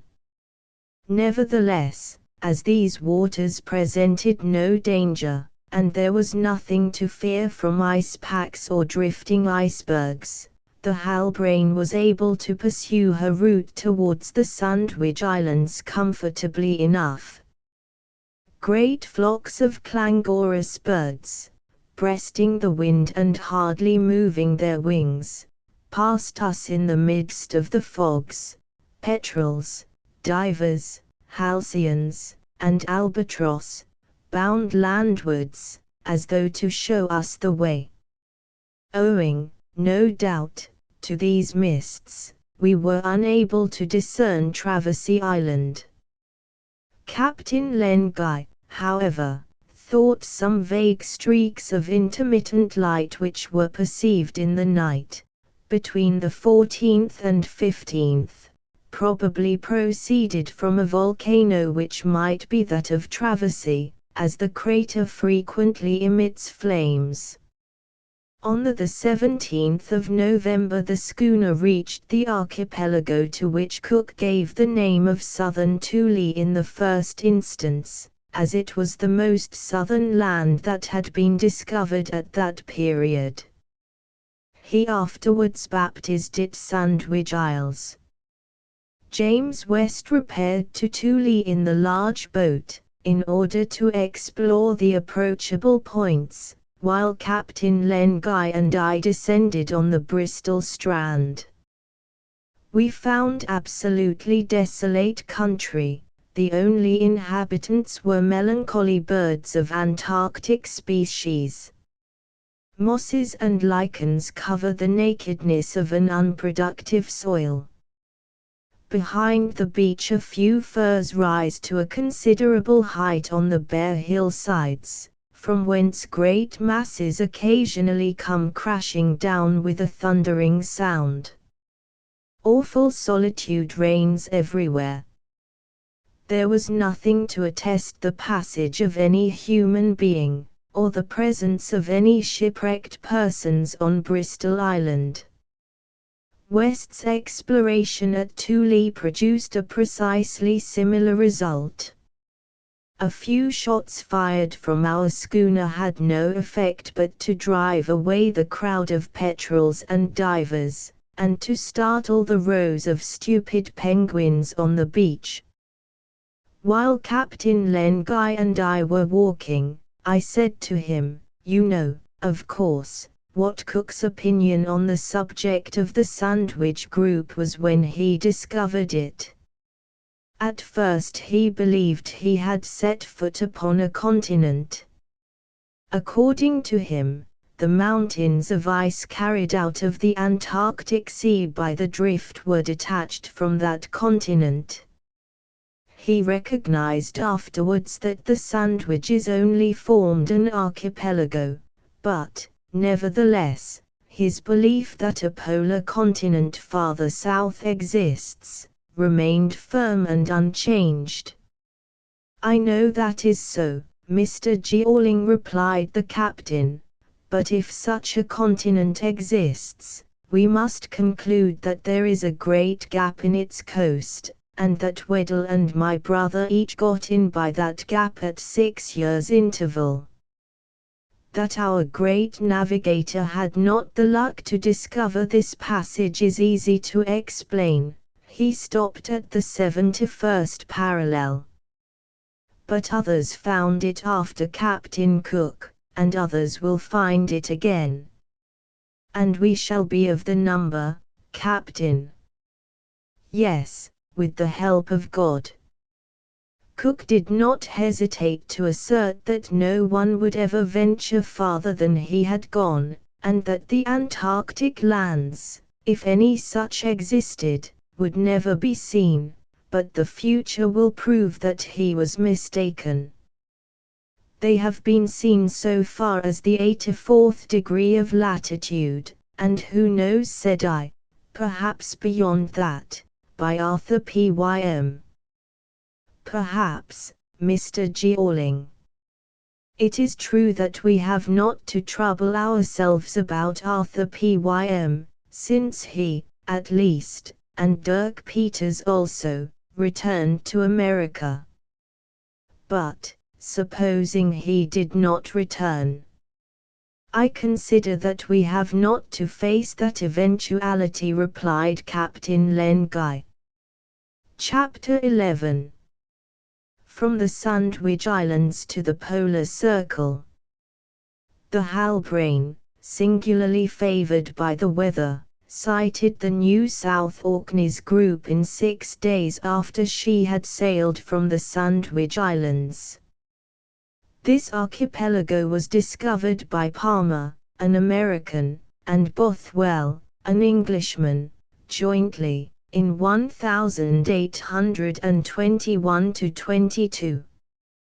Crossed by the 61st parallel, it is comprehended between the 44th and the 47th meridian. On approaching, we were enabled to observe contorted masses and steep cliffs on the north side, which became less rugged as they neared the coast, at whose edge lay enormous ice floes, heaped together in formidable confusion. These, before 2 months should have expired, would be drifted towards the temperate waters. At that season the whaling ships would appear to carry on the taking of the great blowing creatures, while some of their crews would remain on the islands to capture seals and sea elephants. In order to avoid the strait, which was encumbered with islets and ice floes, Captain Len Guy first cast anchor at the southeastern extremity of Laurie Island, where he passed the day on the 24th. Then, having rounded Cape Dundas, he sailed along the southern coast of Coronation Island, where the schooner anchored on the 25th. Our close and careful researches produced no result as regarded the sailors of the Jane. The islands and islets were peopled by multitudes of birds. Without taking the penguins into account, those guano-covered rocks were crowded with white pigeons, a species of which I had already seen some specimens. These birds have rather short, conical beaks, and red-rimmed eyelids. They can be knocked over with little difficulty. As for the vegetable kingdom in the New South Orkneys, it is represented only by grey lichen and some scanty seaweeds. Mussels are found in great abundance all along the rocks. Of these we procured an ample supply. The boatswain and his men did not lose the opportunity of killing several dozens of penguins with their sticks, not from a ruthless instinct of destruction, but from the legitimate desire to procure fresh food. Their flesh is just as good as chicken, Mr. Georling said hurriedly. Did you not eat penguin at the Kerguelens? Yes, boatswain, but it was cooked by Atkins. Very well, then, it will be cooked by Endicott here, and you will not know the difference. And in fact we in the saloon, like the men in the forecastle, were regaled with penguin, and acknowledged the merits of our excellent sea cook. The Halbrane sailed on the 26th of November, at 6 o'clock in the morning, heading south. She reascended the 43rd meridian. This we were able to ascertain very exactly by a good observation. This route it was that Weddell and then William Guy had followed, and, provided the schooner did not deflect either to the east or the west, she must inevitably come to Sallal Island. The difficulties of navigation had to be taken into account, of course. The wind, continuing to blow steadily from the west, was in our favor, and if the present speed of the Halbrane could be maintained, as I ventured to suggest to Captain Len Guy, the voyage from the South Orkneys to the Polar Circle would be a short one. Beyond, as I knew, we should have to force the gate of the thick barrier of icebergs, or to discover a breach in that ice fortress. So that, in less than a month, Captain, I suggested, tentatively. In less than a month I hope to have found the iceless sea which Weddell and Arthur Pym describe so fully, beyond the ice wall, and thenceforth we need only sail on under ordinary conditions to Bennet Island in the first place, and afterwards to Sallal Island. Once on that wide open sea, what obstacle could arrest or even retard our progress? I can foresee none, Captain, so soon as we shall get to the back of the ice wall. The passage through is the difficult point. It must be our chief source of anxiety, and if only the wind holds, it will hold, Mr. Georling. All the navigators of the austral seas have been able to ascertain, as I myself have done, the permanence of this wind. That is true, and I rejoice in the assurance, Captain. Besides, I acknowledge, without shrinking from the admission, that I am beginning to be superstitious. And why not, Mr. Georling? What is there unreasonable in admitting the intervention of a supernatural power in the most ordinary circumstances of life? And we, who sail the Halbrane, should we venture to doubt it? Recall to your mind our meeting with the unfortunate Patterson on our ship's course, the fragment of ice carried into the waters where we were, and dissolved immediately afterwards. Were not these facts providential? Nay, I go farther still, and am sure that, after having done so much to guide us towards our compatriots, God will not abandon us, I think as you think, Captain. No, his intervention is not to be denied, and I do not believe that chance plays the part assigned to it by superficial minds upon the stage of human life. All the facts are united by a mysterious chain. A chain, Mr. Jeorling, whose first link, so far as we are concerned, is Patterson's ice block, and whose last will be Sallel Island. Ah! My brother! My poor brother! Left there for 11 years, with his companions in misery, without being able to entertain the hope that succor ever could reach them. And Patterson carried far away from them, under we know not what conditions, they not knowing what had become of him. If my heart is sick when I think of these catastrophes, Mr. Jeorling, at least it will not fail me unless it be at the moment when my brother throws himself into my arms. So then we two were agreed in our trust in Providence. It had been made plain to us in a manifest fashion that God had entrusted us with a mission, and we would do all that might be humanly possible to accomplish it. The schooner's crew, I ought to mention, were animated by the like sentiments, and shared the same hopes. I allude to the original seamen who were so devoted to their captain. As for the new ones, they were probably indifferent to the result of the enterprise, provided it should secure the profits promised to them by their engagement. At least, I was assured by the boatswain that such was the case, but with the exception of Hunt. This man had apparently not been induced to take service by the bribe of high wages or prize money. He was absolutely silent on that and every other subject. If he does not speak to you, boatswain, I said, neither does he speak to me. Do you know, Mr. Jeorling, what it is my notion that man has already done? Tell me, Hurligly. Well, then, I believe he has gone far, far into the southern seas. Let him be as dumb as a fish about it. Why he is dumb is his own affair.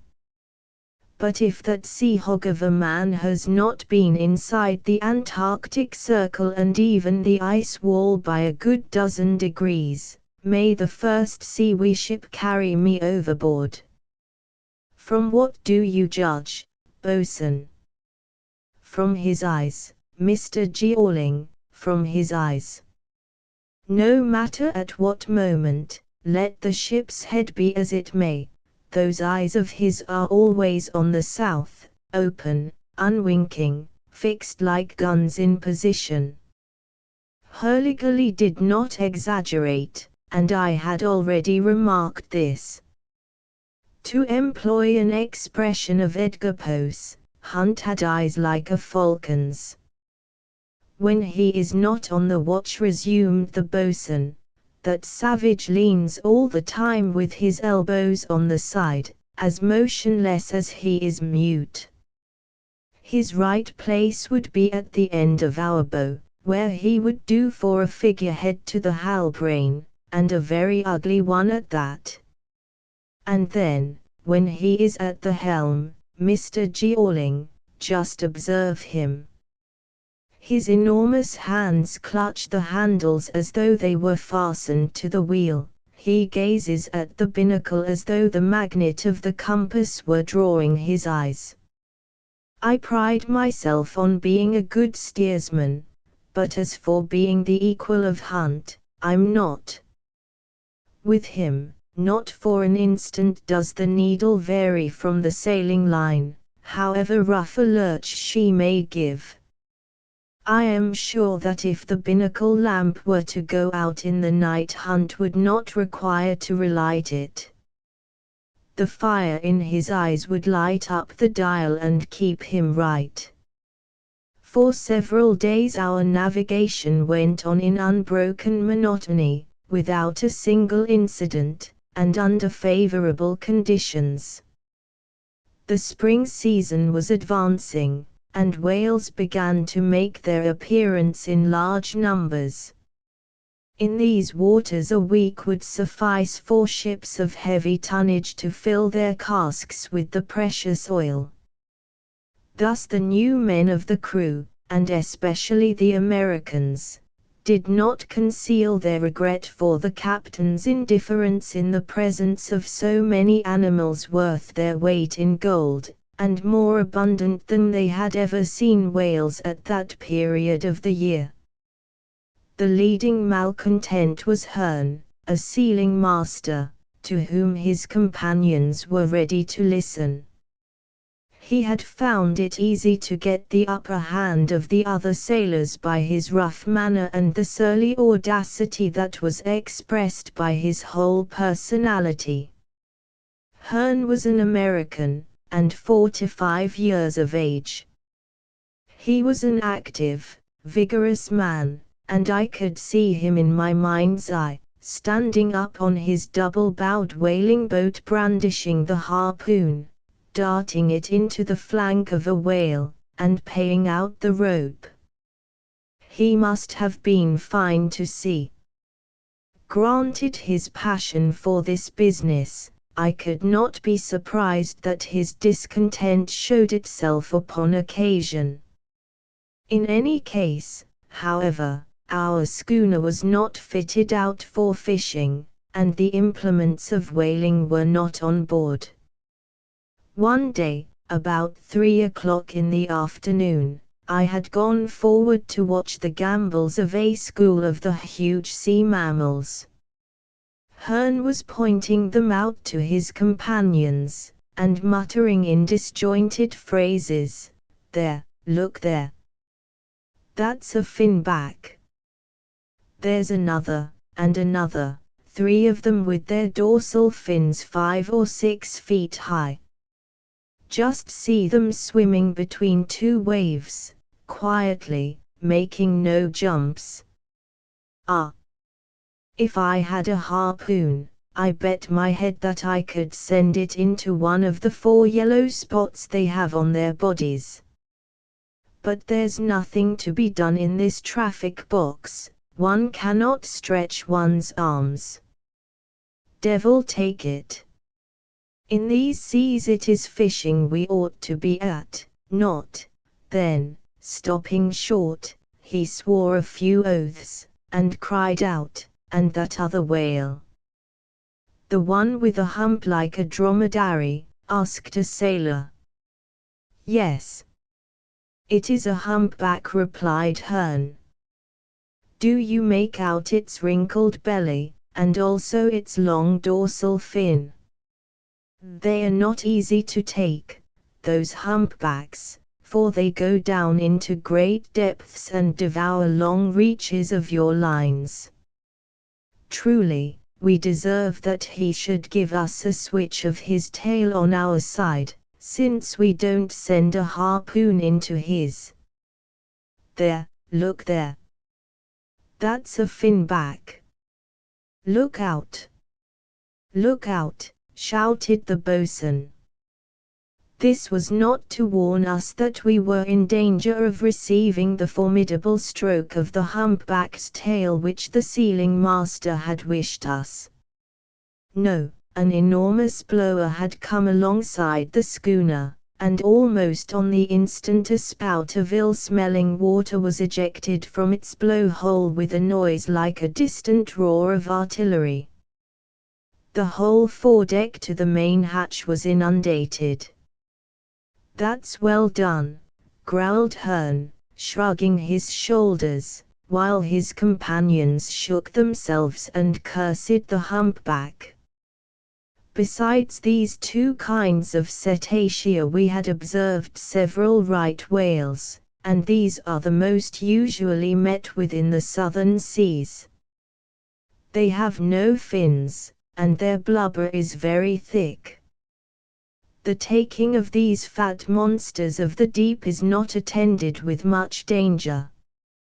The right whales are vigorously pursued in the southern seas, where the little shellfish called whale's food abound.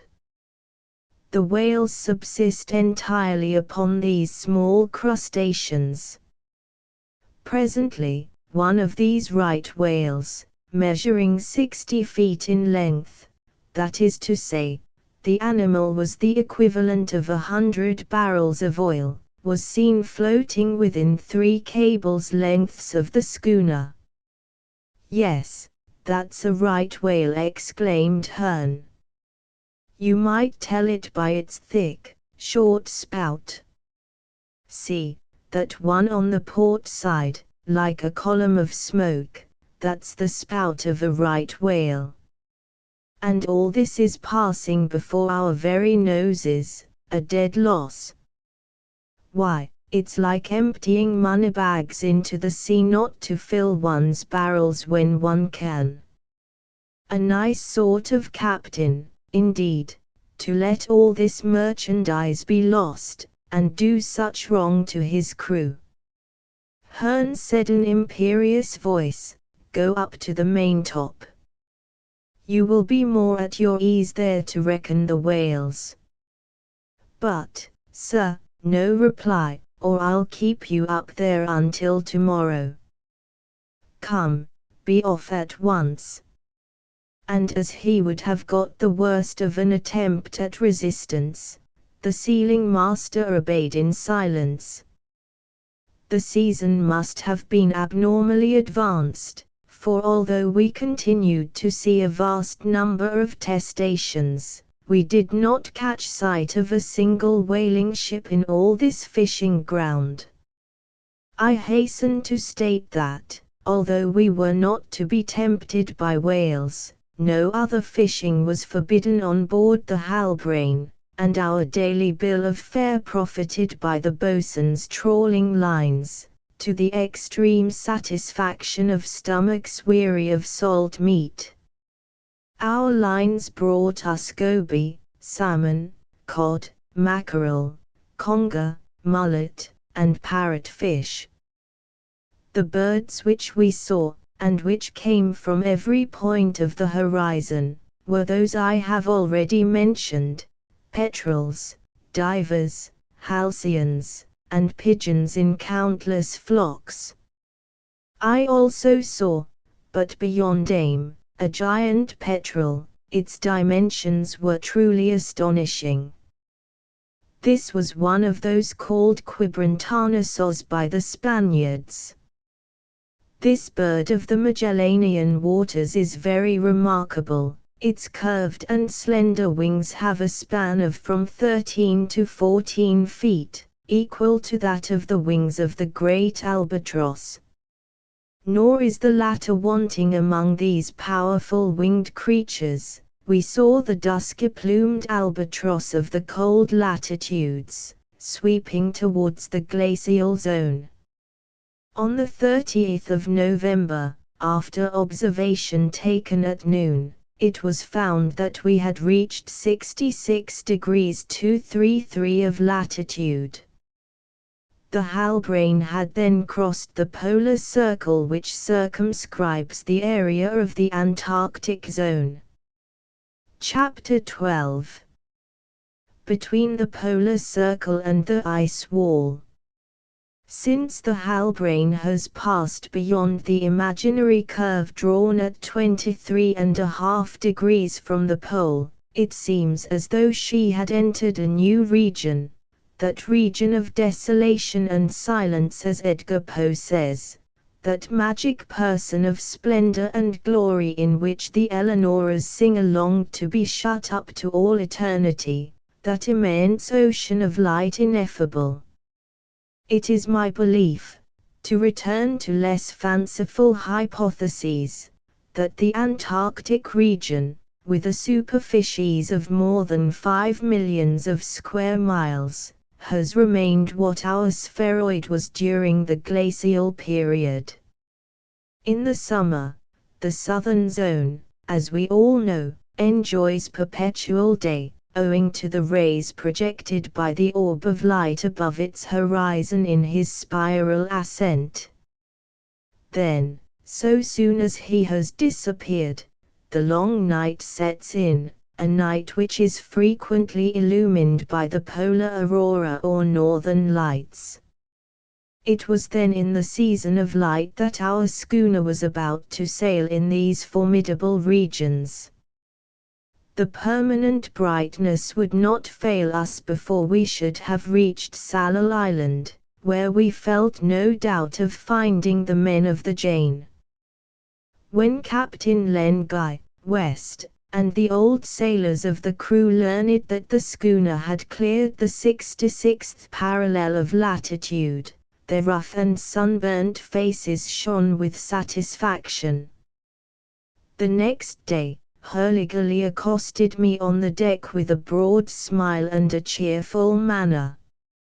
"So then, Mr. Jeorling," said he, "we've left the famous circle behind us." "Not far enough, boatswain, not far enough." "Oh, that will come." "But I am disappointed." "In what way?" "Because we have not done what is usual on board ships on crossing the line." "You regret that?" "Certainly I do, and the Halbrane might have been allowed the ceremony of a southern baptism." "A baptism? And whom would you have baptized, boatswain, seeing that all our men, like yourself, have already sailed beyond this parallel?" "We? Oh, yes." "But you?" "Oh, no, Mr. Jeorling."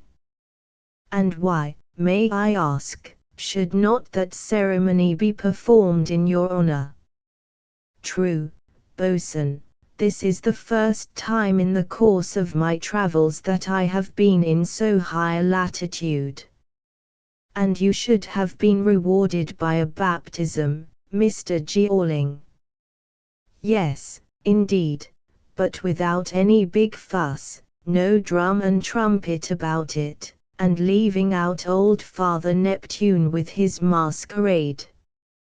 "If you would permit me to baptize you, so be it," Hurliguerly said I, putting my hand into my pocket. "Baptize as you please. Here is something to drink my health with at the nearest tavern." "Then that will be Bennet Islet or Sallal Island, provided there are any taverns in those savage islands, and any Atkinses to keep them."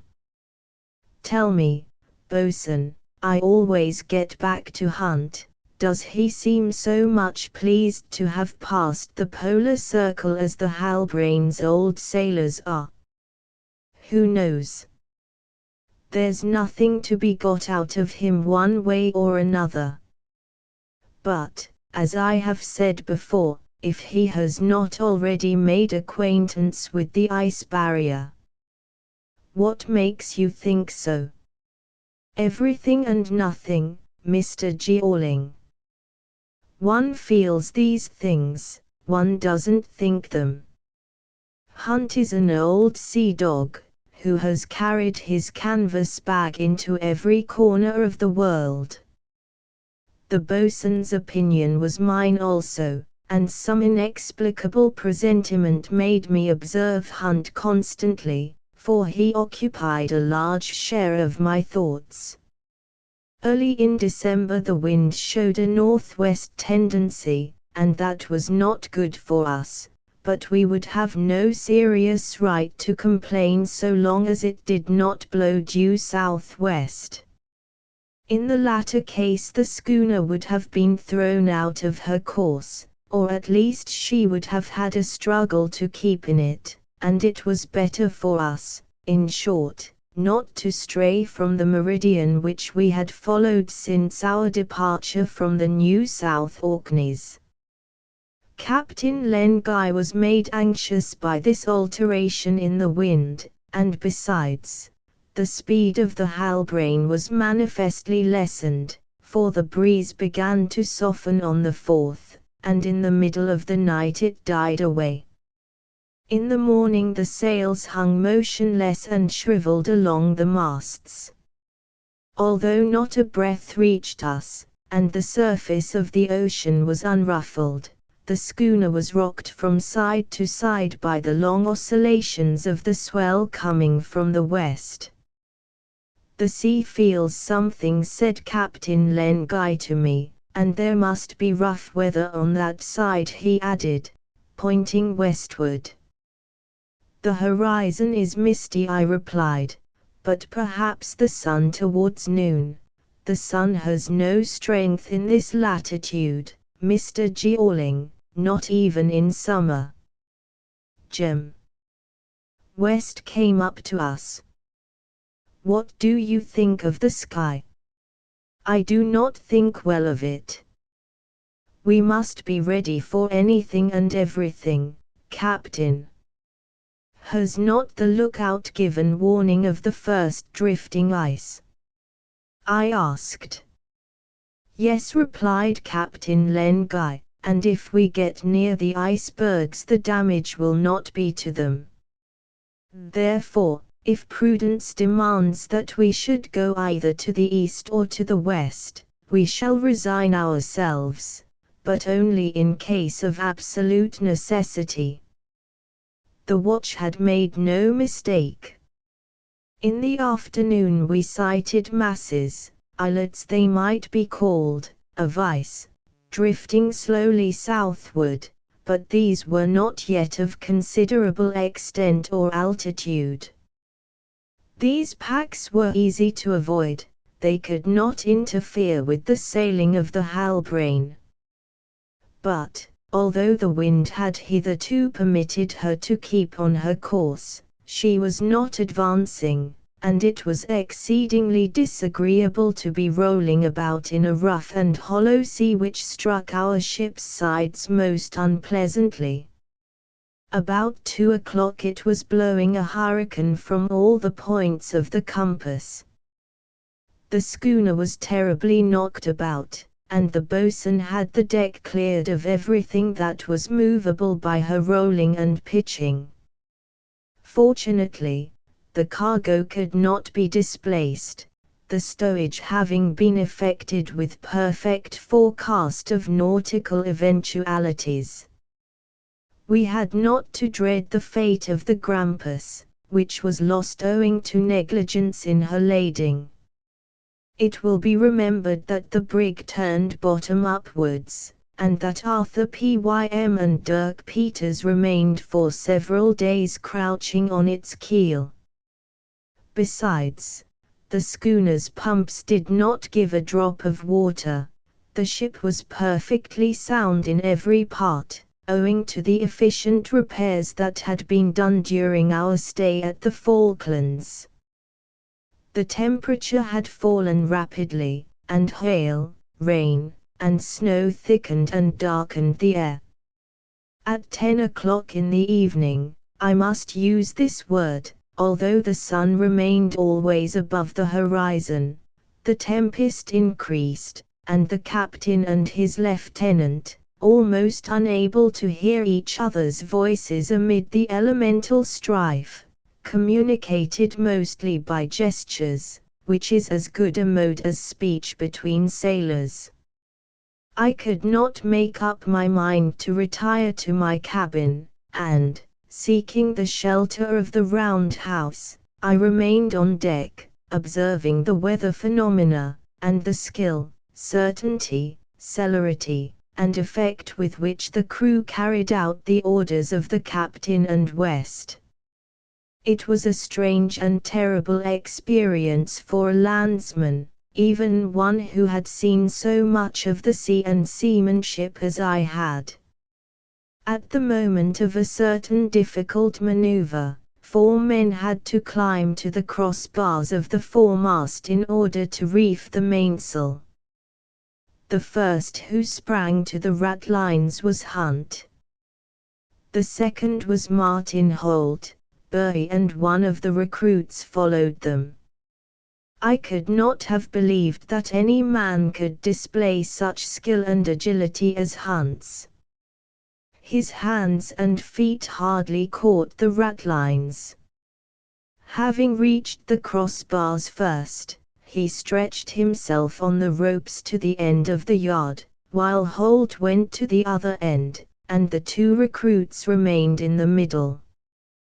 While the men were working, and the tempest was raging round us, a terrific lurch of the ship to starboard under the stroke of a mountainous wave flung everything on the deck into wild confusion, and the sea rushed in through the scupper holes.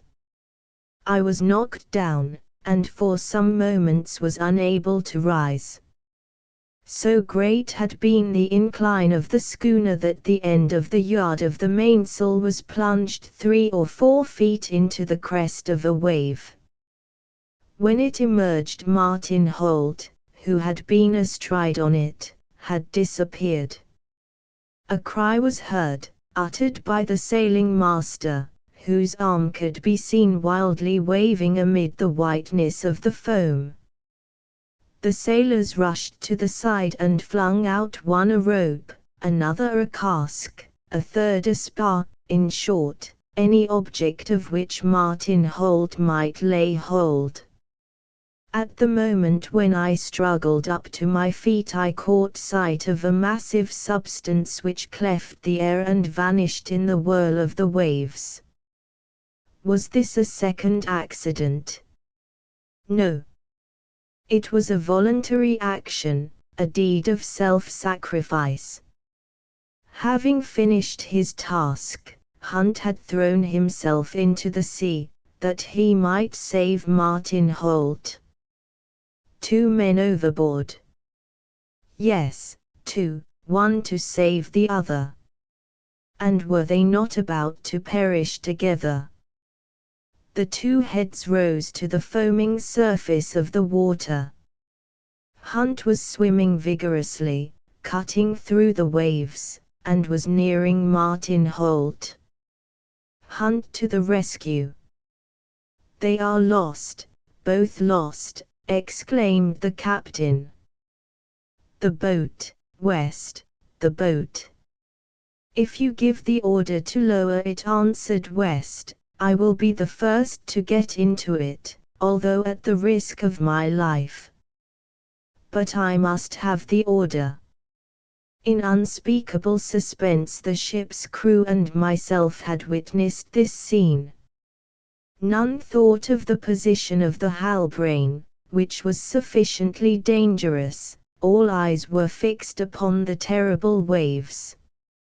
Now fresh cries, the frantic cheers of the crew, rose above the roar of the elements.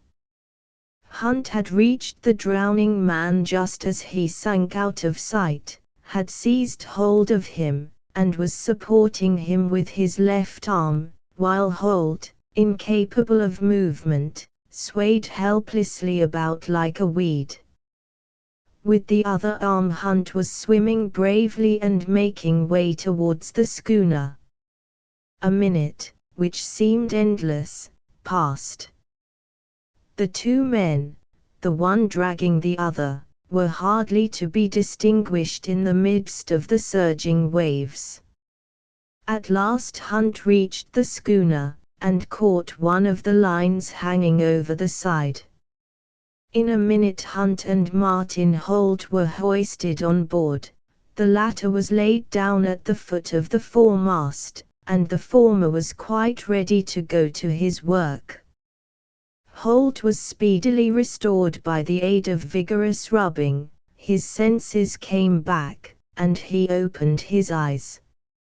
"Martin Holt," said Captain Len Guy, who was leaning over him, "you have been brought back from very far." "Yes, yes, Captain," answered Holt, as he looked about him with a searching gaze. but who saved me?" "Hunt," cried the boatswain, "Hunt risked his life for you." As the latter was hanging back, Hurliguerly pushed him towards Martin Holt, whose eyes expressed the liveliest gratitude. "Hunt," said he, "you have saved me. But for you I should have been lost." "I thank you." Hunt made no reply. "Hunt," resumed Captain Len Guy, "don't you hear?" The man seemed not to have heard. "Hunt," said Martin Holt again, "come near to me." "I thank you. I want to shake hands with you." And he held out his right hand.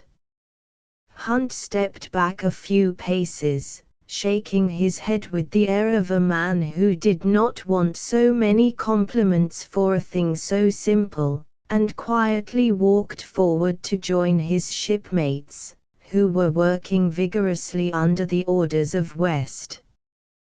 Decidedly, this man was a hero in courage and self-devotion, but equally decidedly he was a being impervious to impressions, and not on that day either was the boatswain destined to know the color of his words. For 3 whole days, the 6th, 7th, and 8th of December, the tempest raged in these waters, accompanied by snowstorms which perceptibly lowered the temperature.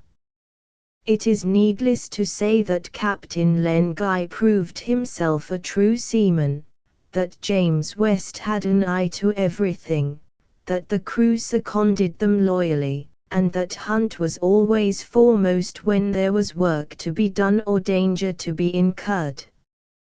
In truth, I do not know how to give an idea of this man.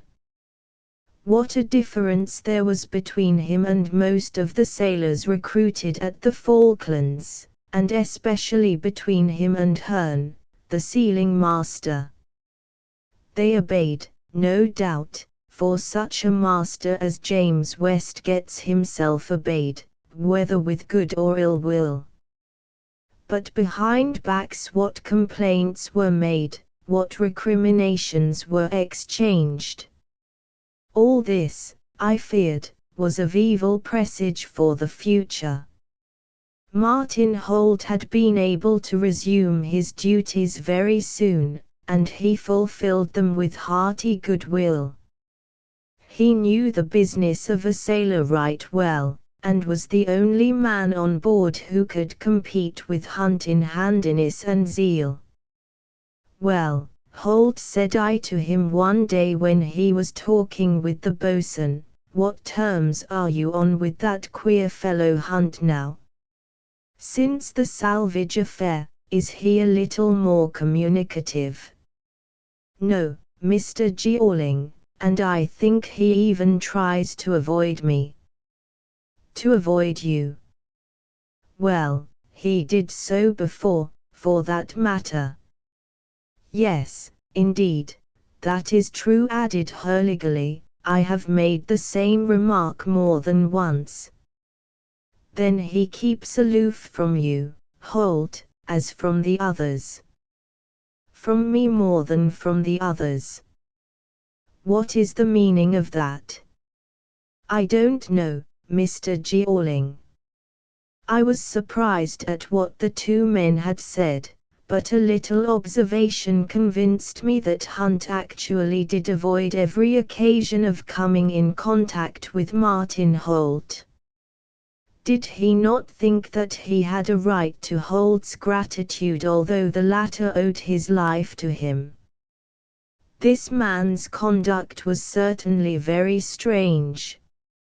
In the early morning of the 9th the wind showed a tendency to change in the direction of the east, which would mean more manageable weather for us.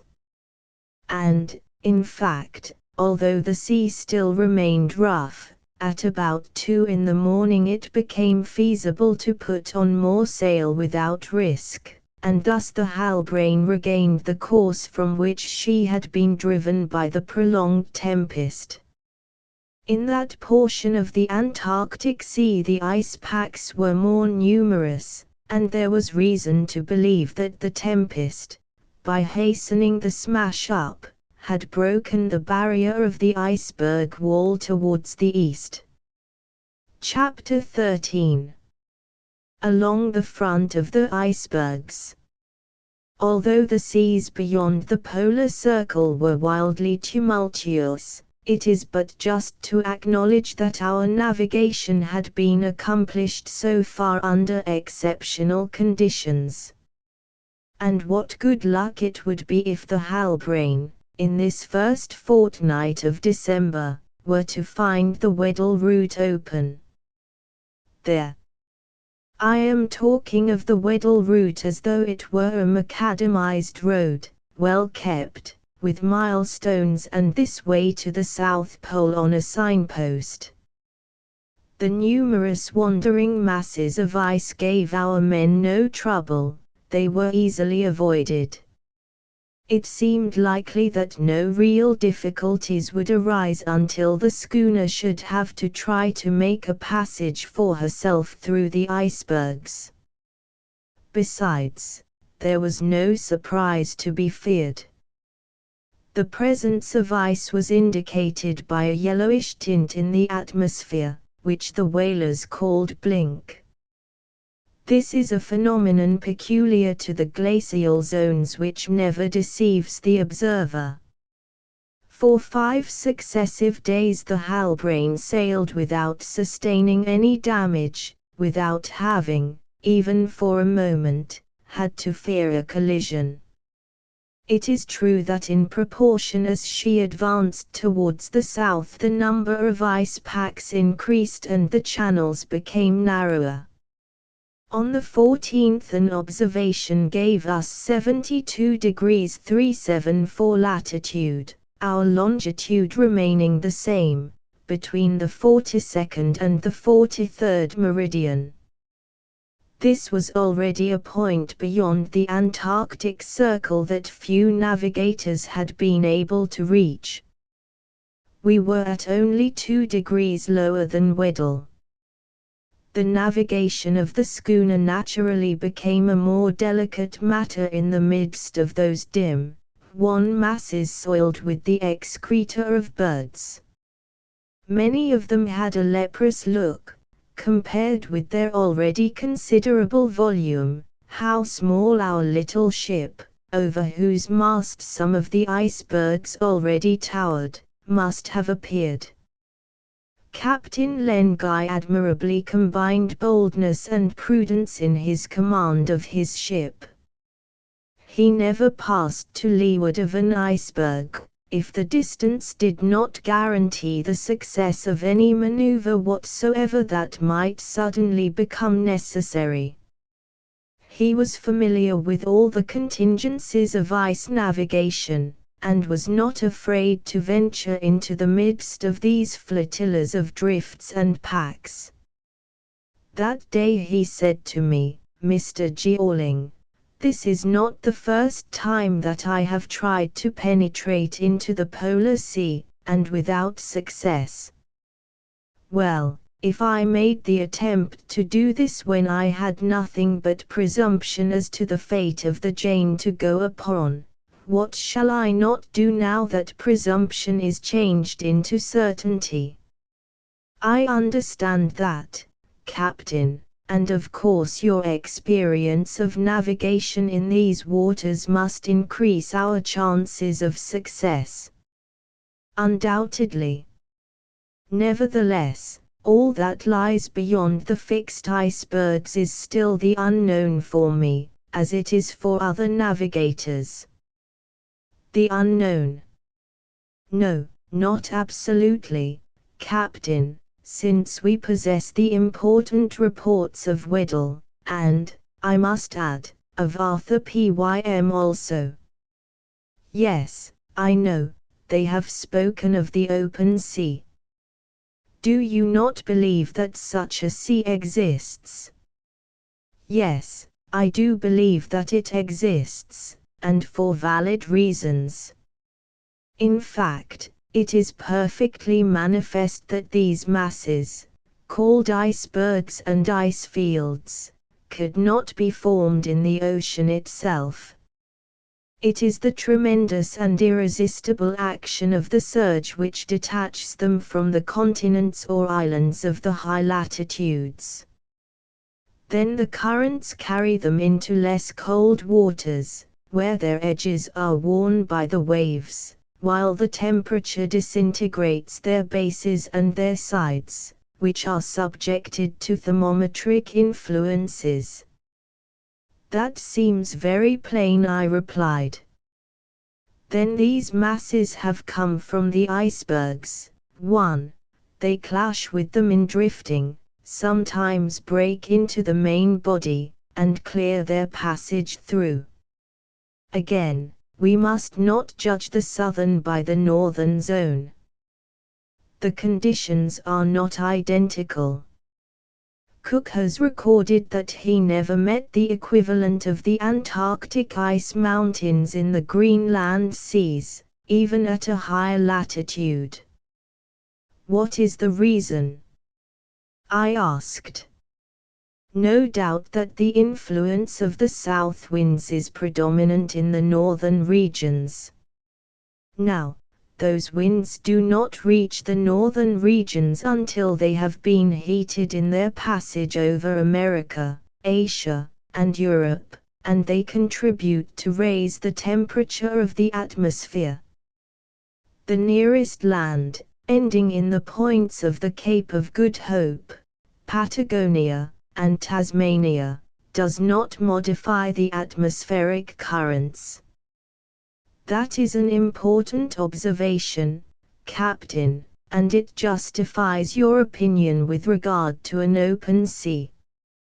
Yes, open, at least, for 10 degrees behind the icebergs. Let us then only get through that obstacle, and our greatest difficulty will have been conquered. You were right in saying that the existence of that open sea has been formally recognized by Weddell. And by Arthur Pym, Captain. And by Arthur Pym. From the 15th of December the difficulties of navigation increased with the number of the drifting masses.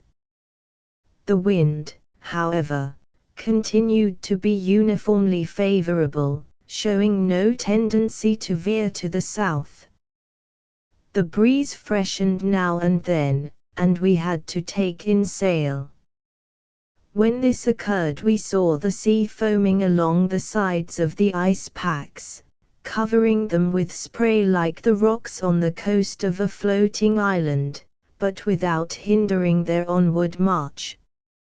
Our crew could not fail to be impressed by the sight of the schooner making her way through these moving masses, the new men among them, at least, for the old hands had seen such maneuvers before.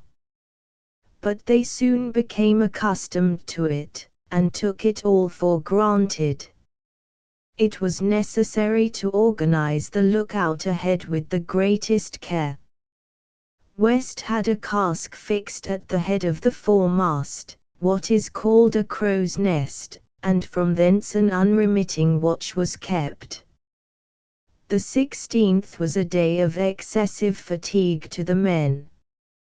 The packs and drifts were so close that only very narrow and winding passageway between them was to be found, so that the working of the ship was more than commonly laborious. Under these circumstances, none of the men grumbled, but Hunt distinguished himself by his activity.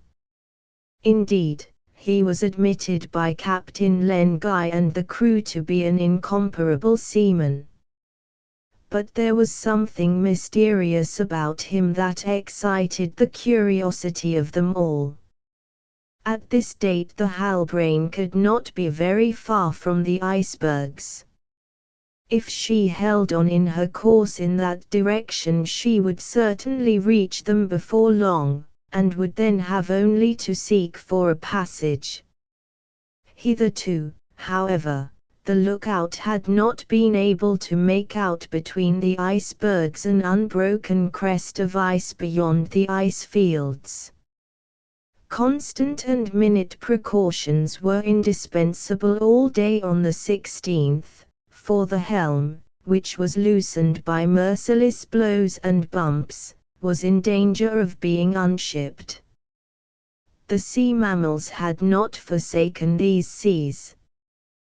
Whales were seen in great numbers, and it was a fairy-like spectacle when several of them spouted simultaneously.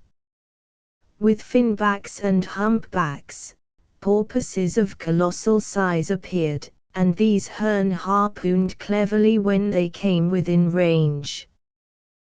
The flesh of these creatures was much relished on board, after Endicott had cooked it in his best manner. As for the usual Antarctic birds, petrels, pigeons, and cormorants, they passed in screaming flocks, and legions of penguins, ranged along the edges of the ice fields, watched the evolutions of the schooner. These penguins are the real inhabitants of these dismal solitudes, and nature could not have created a type more suited to the desolation of the glacial zone. On the morning of the 17th the man in the crow's nest at last signaled the icebergs. 5 or 6 miles to the south a long dentated crest upreared itself, plainly standing out against the fairly clear sky, and all along it drifted thousands of ice packs. This motionless barrier stretched before us from the northwest to the southeast, and by merely sailing along it the schooner would still gain some degrees southwards. When the Halbrane was within 3 miles of the icebergs, she lay to in the middle of a wide basin which allowed her complete freedom of movement. A boat was lowered, and Captain Len Guy got into it, with the boatswain, 4 sailors at the oars, and 1 at the helm.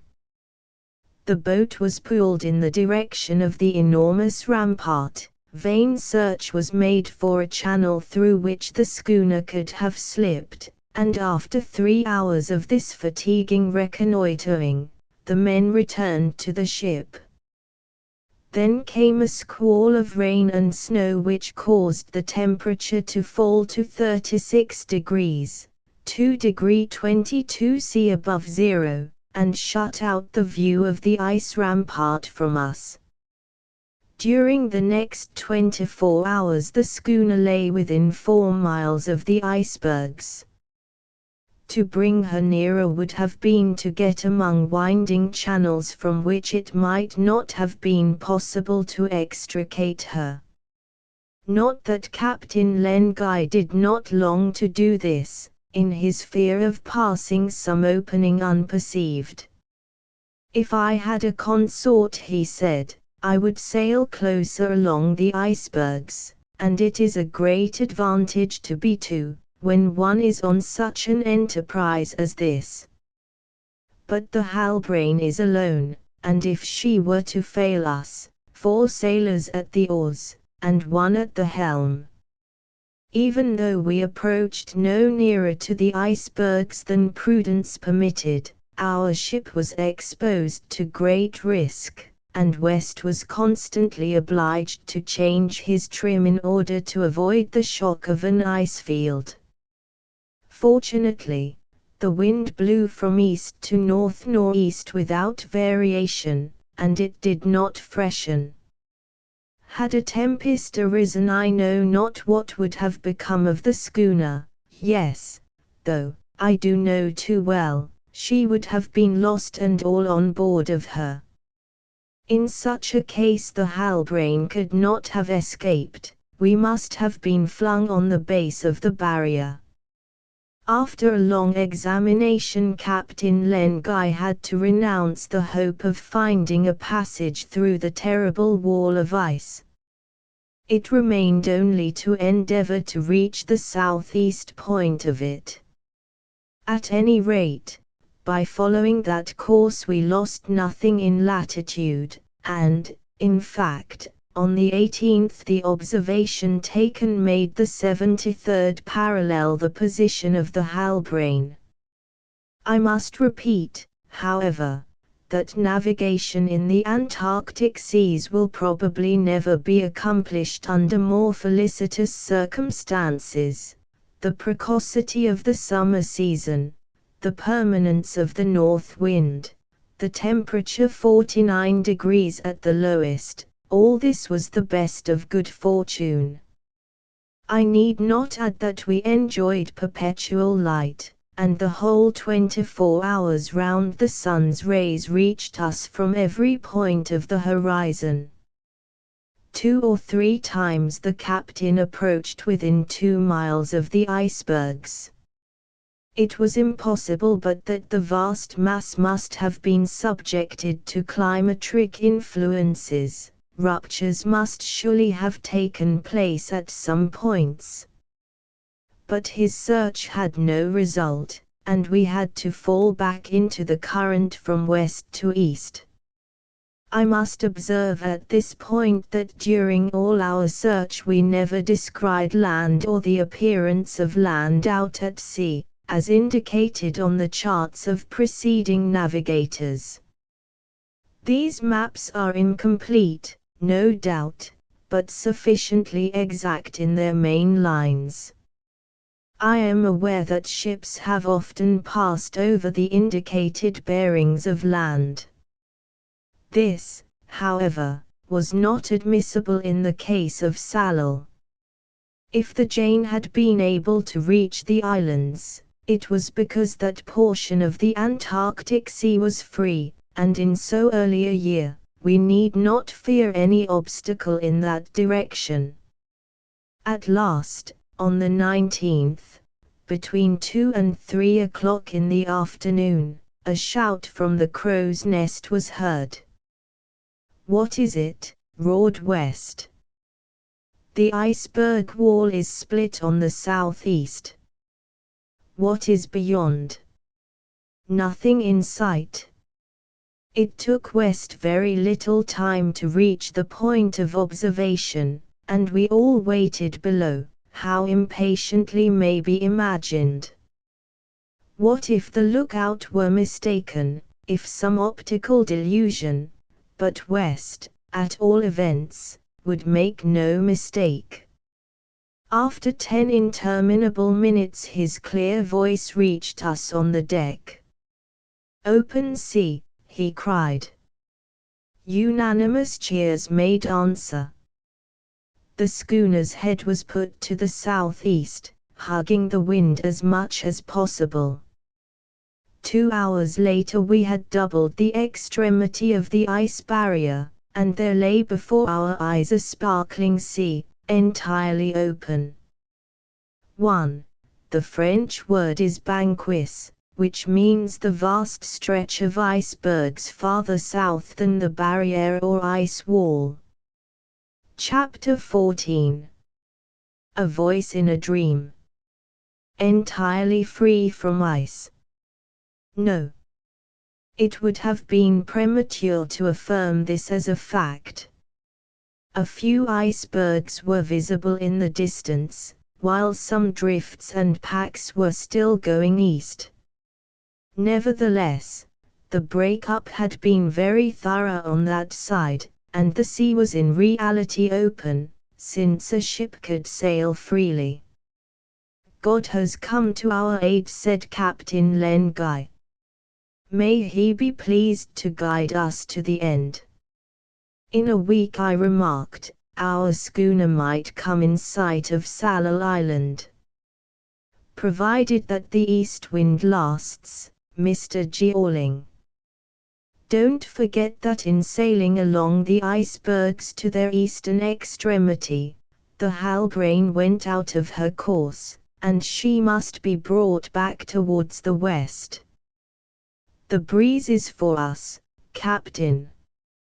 And we shall profit by it, for my intention is to make for Bennet Islet. It was there that my brother first landed, and so soon as we shall have sighted that island we shall be certain that we are on the right route. Today, when I have ascertained our position exactly, we shall steer for Bennet Islet. Who knows but that we may come upon some fresh sign? It is not impossible, Mr. Jeorling. I need not say that recourse was had to the surest guide within our reach, that veracious narrative of Arthur Gordon Pym, which I read and reread with intense attention, fascinated as I was by the idea that I might be permitted to behold with my own eyes those strange phenomena of nature in the Antarctic world which I, in common with all Edgar Poe's readers, had hitherto regarded as creations of the most imaginative writer who ever gave voice by his pen to the fantasies of a unique brain. No doubt a great part of the wonders of Arthur Gordon Pym's narrative would prove pure fiction, but if even a little of the marvelous story were found to be true, how great a privilege would be mine. The picturesque and wonderful side of the story we were studying as gospel truth had little charm and but slight interest for Captain Len Guy. He was indifferent to everything in Pym's narrative that did not relate directly to the castaways of Sallal Island. His mind was solely and constantly set upon their rescue. According to the narrative of Arthur Pym, the Jane experienced serious difficulties, due to bad weather, from the 1st to the 4th of January, 1828. It was not until the morning of the 5th, in latitude 73 degrees 15, that she found a free passage through the last iceberg that barred her way. The final difference between our position and the Jane in a parallel case, was that the Jane took 15 days to accomplish the distance of 10 degrees, or 600 miles, which separated her on the 5th of January from Sallal Island, while on the 19th of December the Halbrane was only about 7 degrees, or 400 miles, off the island. Bennet Islet, where Captain Guy intended to put in for 24 hours, was 50 miles nearer. Our voyage was progressing under prosperous conditions. We were no longer visited by sudden hail and snowstorms, or those rapid falls of temperature which tried the crew of the Jane so sorely.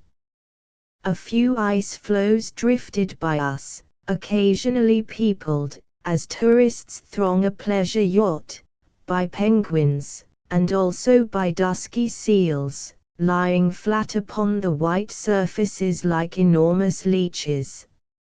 Above this strange flotilla we traced the incessant flight of petrels, pigeons, black puffins, divers, grebe, sterns, cormorants, and the sooty black albatross of the high latitudes.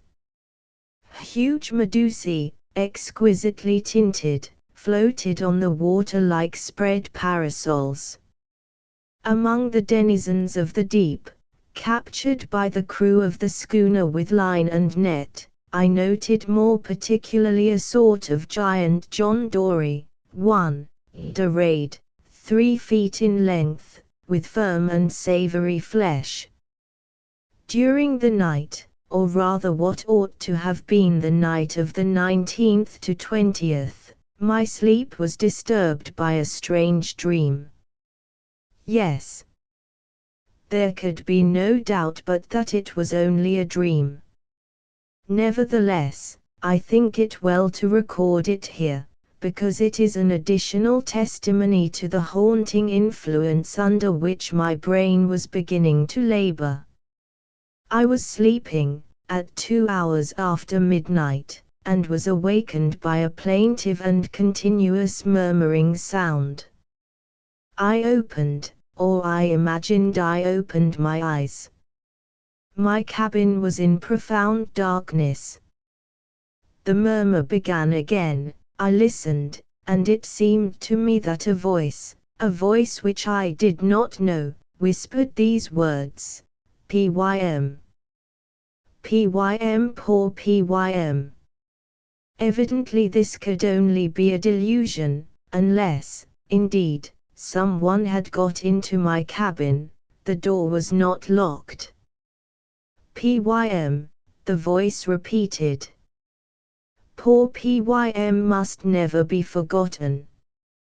This time the words were spoken close to my ear. What was the meaning of the injunction, and why was it addressed to me? And besides, had not Pym, after his return to America, met with a sudden and deplorable death, the circumstances or the details being unknown? I began to doubt whether I was in my right mind, and shook myself into complete wakefulness, recognizing that I had been disturbed by an extremely vivid dream due to some cerebral cause.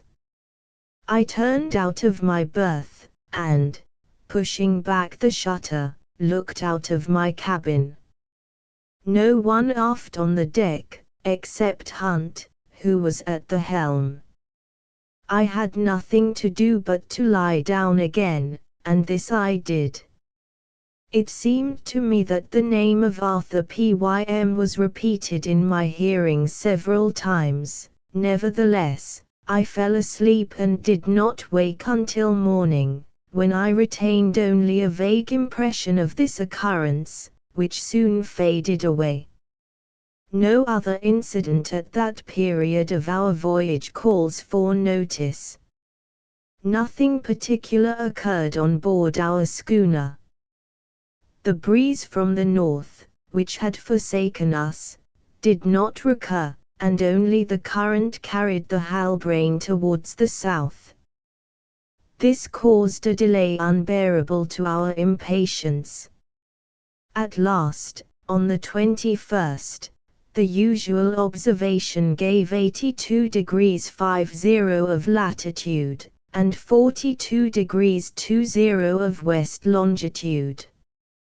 Bennet Islet, if it had any existence, could not be far off now. Yes, the islet did exist, and its bearings were those indicated by Arthur Pym. At 6 o'clock in the evening one of the crew cried out that there was land ahead on the port side. 1.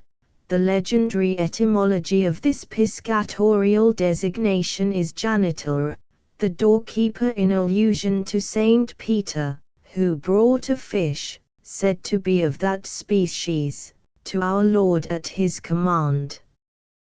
Chapter 15. Bennet Islet. The Halbrane was then within sight of Bennet Islet. The crew urgently needed rest, so the disembarkation was deferred until the following day, and I went back to my cabin. The night passed without disturbance, and when day came not a craft of any kind was visible on the waters, not a native on the beach. There were no huts upon the coast. No smoke arose in the distance to indicate that Bennet Islet was inhabited. But William Guy had not found any trace of human beings there, and what I saw of the islet answered to the description given by Arthur Pym. It rose upon a rocky base of about a league in circumference, and was so arid that no vegetation existed on its surface. Mr. Georling said, "Captain Len Guy, do you observe a promontory in the direction of the northeast?" "I observe it, Captain." "Is it not formed of heaped-up rocks which look like giant bales of cotton?" "That is so, and just what the narrative describes." "Then all we have to do is to land on the promontory, Mr. Georling." Who knows but we may come across some vestige of the crew of the Jane, supposing them to have succeeded in escaping from Sallal Island." The speaker was devouring the islet with his eyes. What must his thoughts, his desires, his impatience have been? But there was a man whose gaze was set upon the same point even more fixedly. That man was Hunt. Before we left the Halbrane Lengai enjoined the most minute and careful watchfulness upon his lieutenant. This was a charge which West did not need. Our exploration would take only half a day at most. If the boat had not returned in the afternoon, a second was to be sent in search of us. "Look sharp also after our recruits," added the captain. "Don't be uneasy, Captain," replied the lieutenant. "Indeed, since you want 4 men at the oars, you had better take them from among the new ones. That will leave 4 less troublesome fellows on board." This was a good idea, for, under the deplorable influence of Hearn, the discontent of his shipmates from the Falklands was on the increase. The boat being ready, 4 of the new crew took their places forward, while Hunt, at his own request, was steersman. Captain Lengai, the boatswain and myself, all well armed, seated ourselves aft, and we started for the northern point of the islet. In the course of an hour we had doubled the promontory, and come in sight of the little bay whose shores the boats of the Jane had touched. Hunt steered for this bay, gliding with remarkable skill between the rocky points which stuck up here and there. One would have thought he knew his way among them. We disembarked on a stony coast. The stones were covered with sparse lichen. The tide was already ebbing, leaving uncovered the sandy bottom of a sort of beach strewn with black blocks, resembling big nail heads. 2 men were left in charge of the boat while we landed amid the rocks, and, accompanied by the other 2, Captain Lengai, the boatswain, Hunt and I proceeded towards the center, where we found some rising ground, from whence we could see the whole extent of the islet. But there was nothing to be seen on any side, absolutely nothing. On coming down from the slight eminence, Hunt went on in front, as it had been agreed that he was to be our guide. We followed him therefore, as he led us towards the southern extremity of the islet. Having reached the point, Hunt looked carefully on all sides of him, then stooped and showed us a piece of half-rotten wood lying among the scattered stones. "I remember," I exclaimed. "Arthur Pym speaks of a piece of wood with traces of carving on it which appeared to have belonged to the bow of a ship. Among the carving my brother fancied he could trace the design of a tortoise," added Captain Lengai. "Just so," I replied, but Arthur Pym pronounced that resemblance doubtful. "No matter. The piece of wood is still in the same place that is indicated in the narrative, so we may conclude that since the Jane cast anchor here no other crew has ever set foot upon Bennet Islet. It follows that we should only lose time in looking out for any tokens of another landing. We shall know nothing until we reach Sallal Island." "Yes, Sallal Island," replied the captain. We then retraced our steps in the direction of the bay. In various places we observed fragments of coral reef, and Beshdama was so abundant that our schooner might have taken a full cargo of it. Hunt walked on in silence with downcast eyes, until as we were close upon the beach to the east, he, being about 10 paces ahead, stopped abruptly, and summoned us to him by a hurried gesture. In an instant we were by his side. Hunt had evinced no surprise on the subject of the piece of wood first found, but his attitude changed when he knelt down in front of a worm-eaten plank lying on the sand. He felt it all over with his huge hands, as though he were seeking some tracery on its rough surface whose signification might be intelligible to him. The black paint was hidden under the thick dirt that had accumulated upon it. The plank had probably formed part of a ship's stern, as the boatswain requested us to observe. Yes, yes, repeated Captain Len Guy, it made part of a stern. Hunt, who still remained kneeling, nodded his big head in assent. But I remarked, this plank must have been cast upon Bennet Islet from a wreck. The cross currents must have found it in the open sea, and, if that were so, cried the captain. The same thought had occurred to both of us. What was our surprise, indeed our amazement, our unspeakable emotion, when Hunt showed us 8 letters cut in the plank, not painted, but hollow and distinctly traceable with the finger. It was only too easy to recognize the letters of 2 names, arranged in 2 lines, thus, Unlee.E.Po.L. The Jane of Liverpool. The schooner commanded by Captain William Guy. What did it matter that time had blurred the other letters? Did not those suffice to tell the name of the ship and the port she belonged to? The Jane of Liverpool.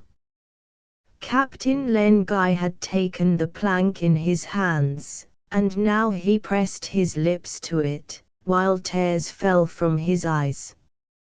It was a fragment of the Jane. I did not utter a word until the captain's emotion had subsided. As for Hunt, I had never seen such a lightning glance from his brilliant hawk-like eyes as he now cast towards the southern horizon. Captain Len Guy rose. Hunt, without a word, placed the plank upon his shoulder, and we continued our route. When we had made the tour of the island, we halted at the place where the boat had been left under the charge of 2 sailors, and about 2:30 in the afternoon we were again on board.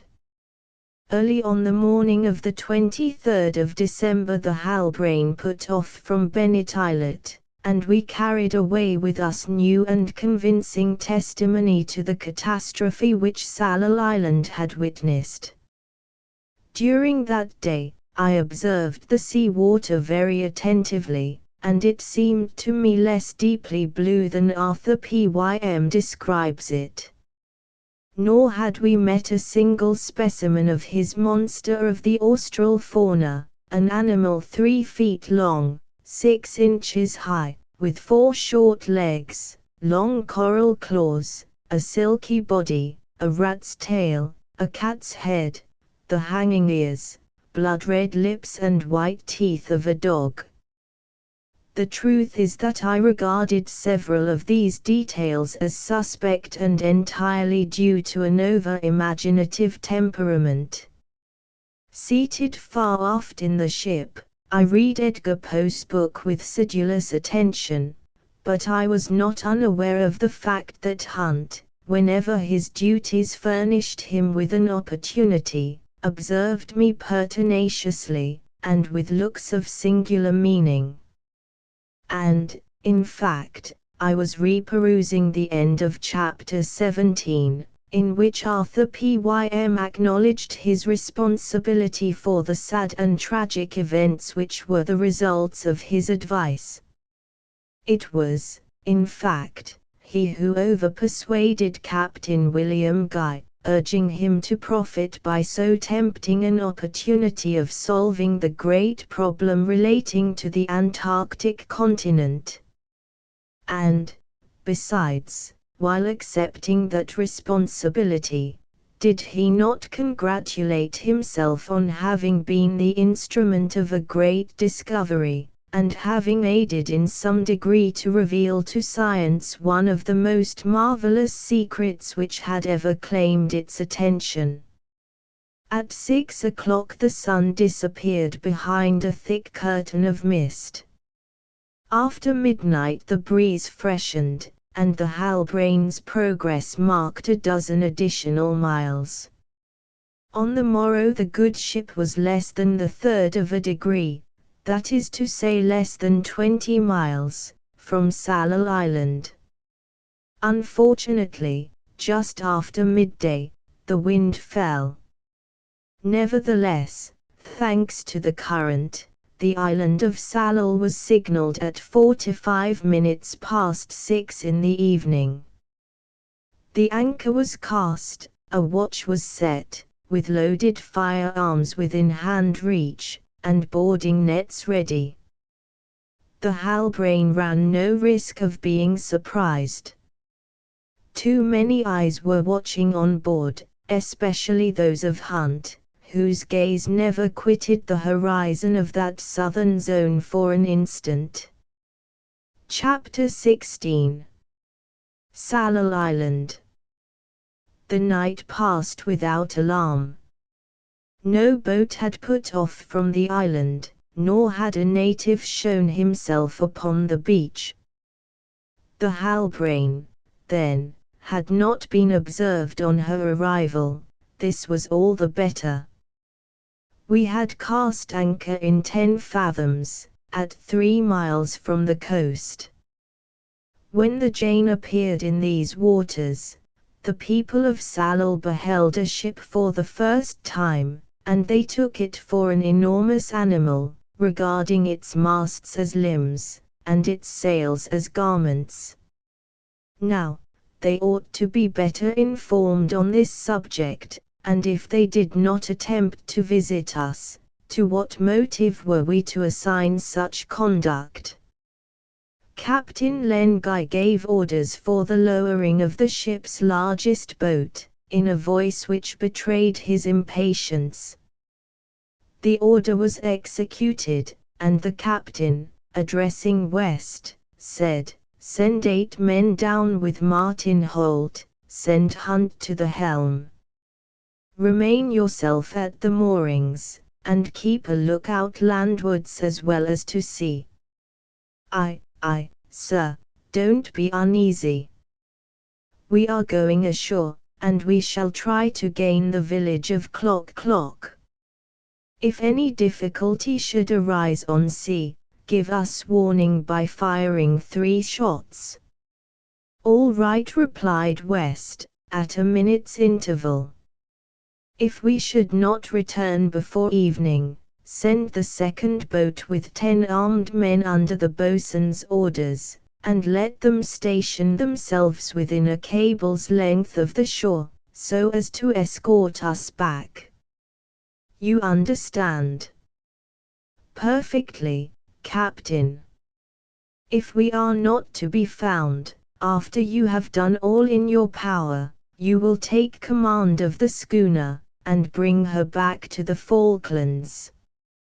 I will do so. The large boat was rapidly got ready. 8 men embarked in it, including Martin Holt and Hunt, all armed with rifles, pistols, and knives.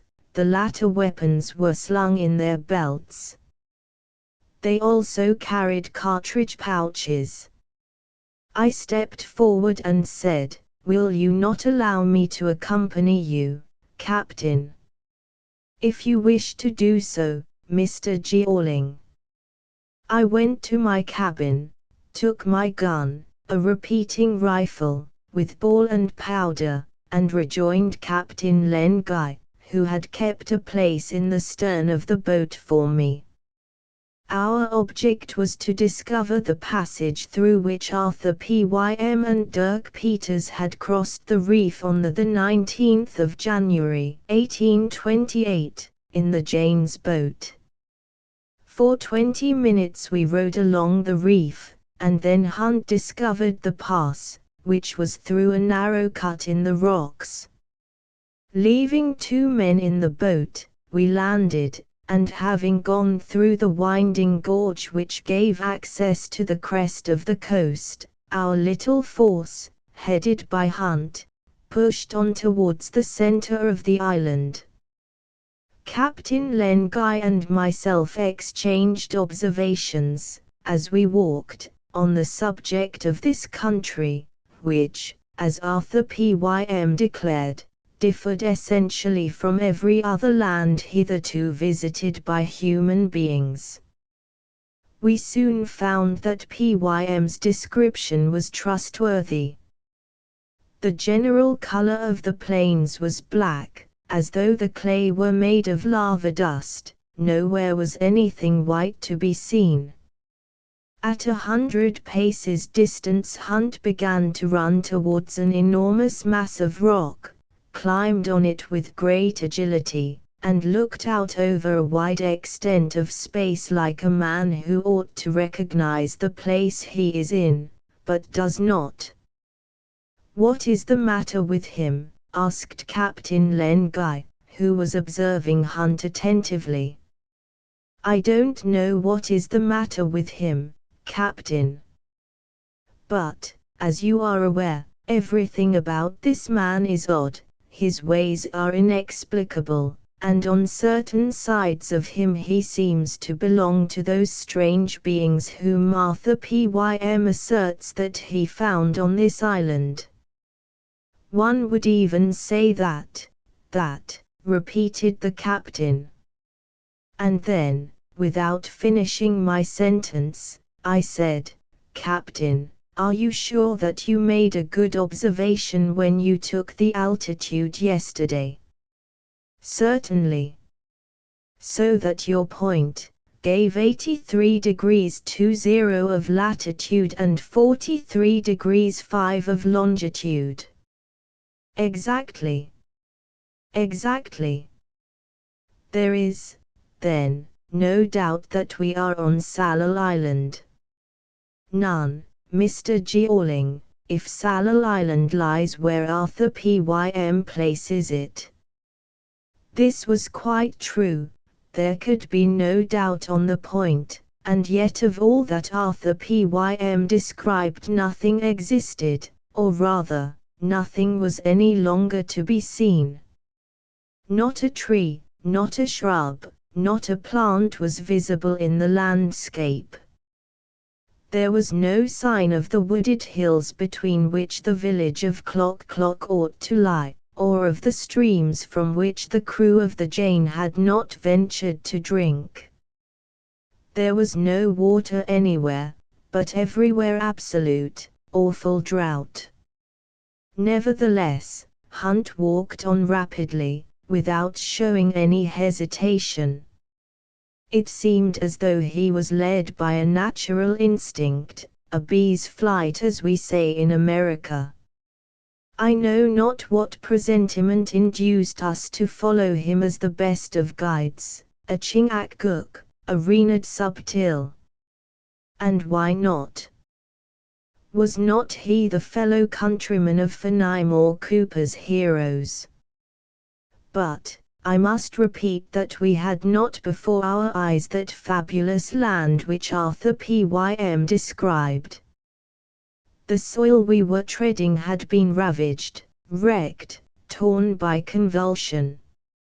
It was black, a cindery black, as though it had been vomited from the earth under the action of Plutonian forces. It suggested that some appalling and irresistible cataclysm had overturned the whole of its surface. Not one of the animals mentioned in the narrative was to be seen, and even the penguins which abound in the Antarctic regions had fled from this uninhabitable land. Its stern silence and solitude made it a hideous desert. No human being was to be seen either on the coast or in the interior. Did any chance of finding William Guy and the survivors of the Jane exist in the midst of this scene of desolation? I looked at Captain Len Guy.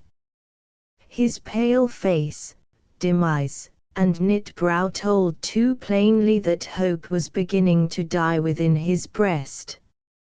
And then the population of Sallal Island, the almost naked men, armed with clubs and lances, the tall, well-made, upstanding women, endowed with grace and freedom of bearing not to be found in a civilized society, those are the expressions of Arthur Pym, and the crowd of children accompanying them. What had become of all these?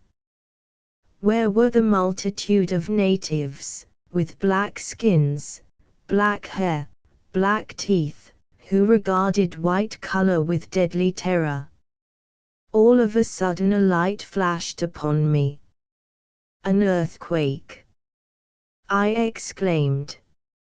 Yes, 2 or 3 of those terrible shocks, so common in these regions where the sea penetrates by infiltration, and a day comes when the quantity of accumulated vapor makes its way out and destroys everything on the surface. Could an earthquake have changed Sallal Island to such an extent? Asked Len Guy, musingly. Yes, Captain, an earthquake has done this thing. It has destroyed every trace of all that Arthur Pym saw here. Hunt, who had drawn nigh to us, and was listening, nodded his head in approval of my words. Are not these countries of the southern seas volcanic? I resumed. If the Halbrane were to transport us to Victoria Land, we might find the Erebus and the Terror in the midst of an eruption. And yet, observed Martin Holt, if there had been an eruption here, we should find lava beds. I do not say that there has been an eruption, I replied, but I do say the soil has been convulsed by an earthquake. On reflection it will be seen that the explanation given by me deserved to be admitted. And then it came to my remembrance that according to Arthur Pym's narrative, Sallal belonged to a group of islands which extended towards the west. Unless the people of Sallal had been destroyed, it was possible that they might have fled into one of the neighboring islands. We should do well, then, to go and reconnoiter that archipelago, for Sallal clearly had no resources whatever to offer after the cataclysm. I spoke of this to the captain. Yes, he replied, and tears stood in his eyes. Yes, it may be so. And yet, how could my brother and his unfortunate companions have found the means of escaping? Is it not far more probable that they all perished in the earthquake? Here Hunt made us a signal to follow him, and we did so. After he had pushed across the valley for a considerable distance, he stopped. What a spectacle was before our eyes!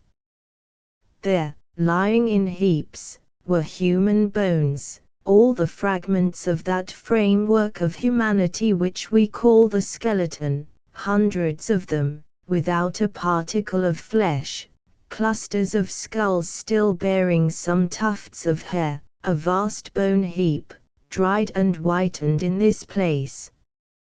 We were struck dumb and motionless by this spectacle. When Captain Len Guy could speak, he murmured, "My brother, my poor brother." On a little reflection, however, my mind refused to admit certain things. How was this catastrophe to be reconciled with Patterson's memoranda? The entries in his notebook stated explicitly that the mate of the Jane had left his companions on Sallel Island 7 months previously. They could not then have perished in this earthquake, for the state of the bones proved that it had taken place several years earlier, and must have occurred after the departure of Arthur Pym and Dirk Peters, since no mention of it was made in the narrative of the former. These facts were, then, irreconcilable. If the earthquake was of recent date, the presence of those time-bleached skeletons could not be attributed to its action. In any case, the survivors of the Jane were not among them. But then, where were they? The valley of Clock Clock extended no farther. We had to retrace our steps in order to regain the coast. We had hardly gone half a mile on the cliff's edge when Hunt again stopped, on perceiving some fragments of bones which were turning to dust, and did not seem to be those of a human being. Were these the remains of one of the strange animals described by Arthur Pym, of which we had not hitherto seen any specimens? Hunt suddenly uttered a cry, or rather a sort of savage growl, and held out his enormous hand, holding a metal collar. Yes. A brass collar, a collar eaten by rust, but bearing letters which might still be deciphered. These letters formed the 3 following words: Tiger, Arthur Pym. Tiger, the name of the dog which had saved Arthur Pym's life in the hold of the Grampus, and, during the revolt of the crew, had sprung at the throat of Jones, the sailor, who was immediately finished by Dirk Peters. Hunt extended his enormous hand, holding a metal collar. So, then, that faithful animal had not perished in the shipwreck of the Grampus. He had been taken on board the Jane at the same time as Arthur Pym and the half-breed. And yet the narrative did not allude to this, and after the meeting with the schooner there was no longer any mention of the dog. All these contradictions occurred to me. I could not reconcile the facts.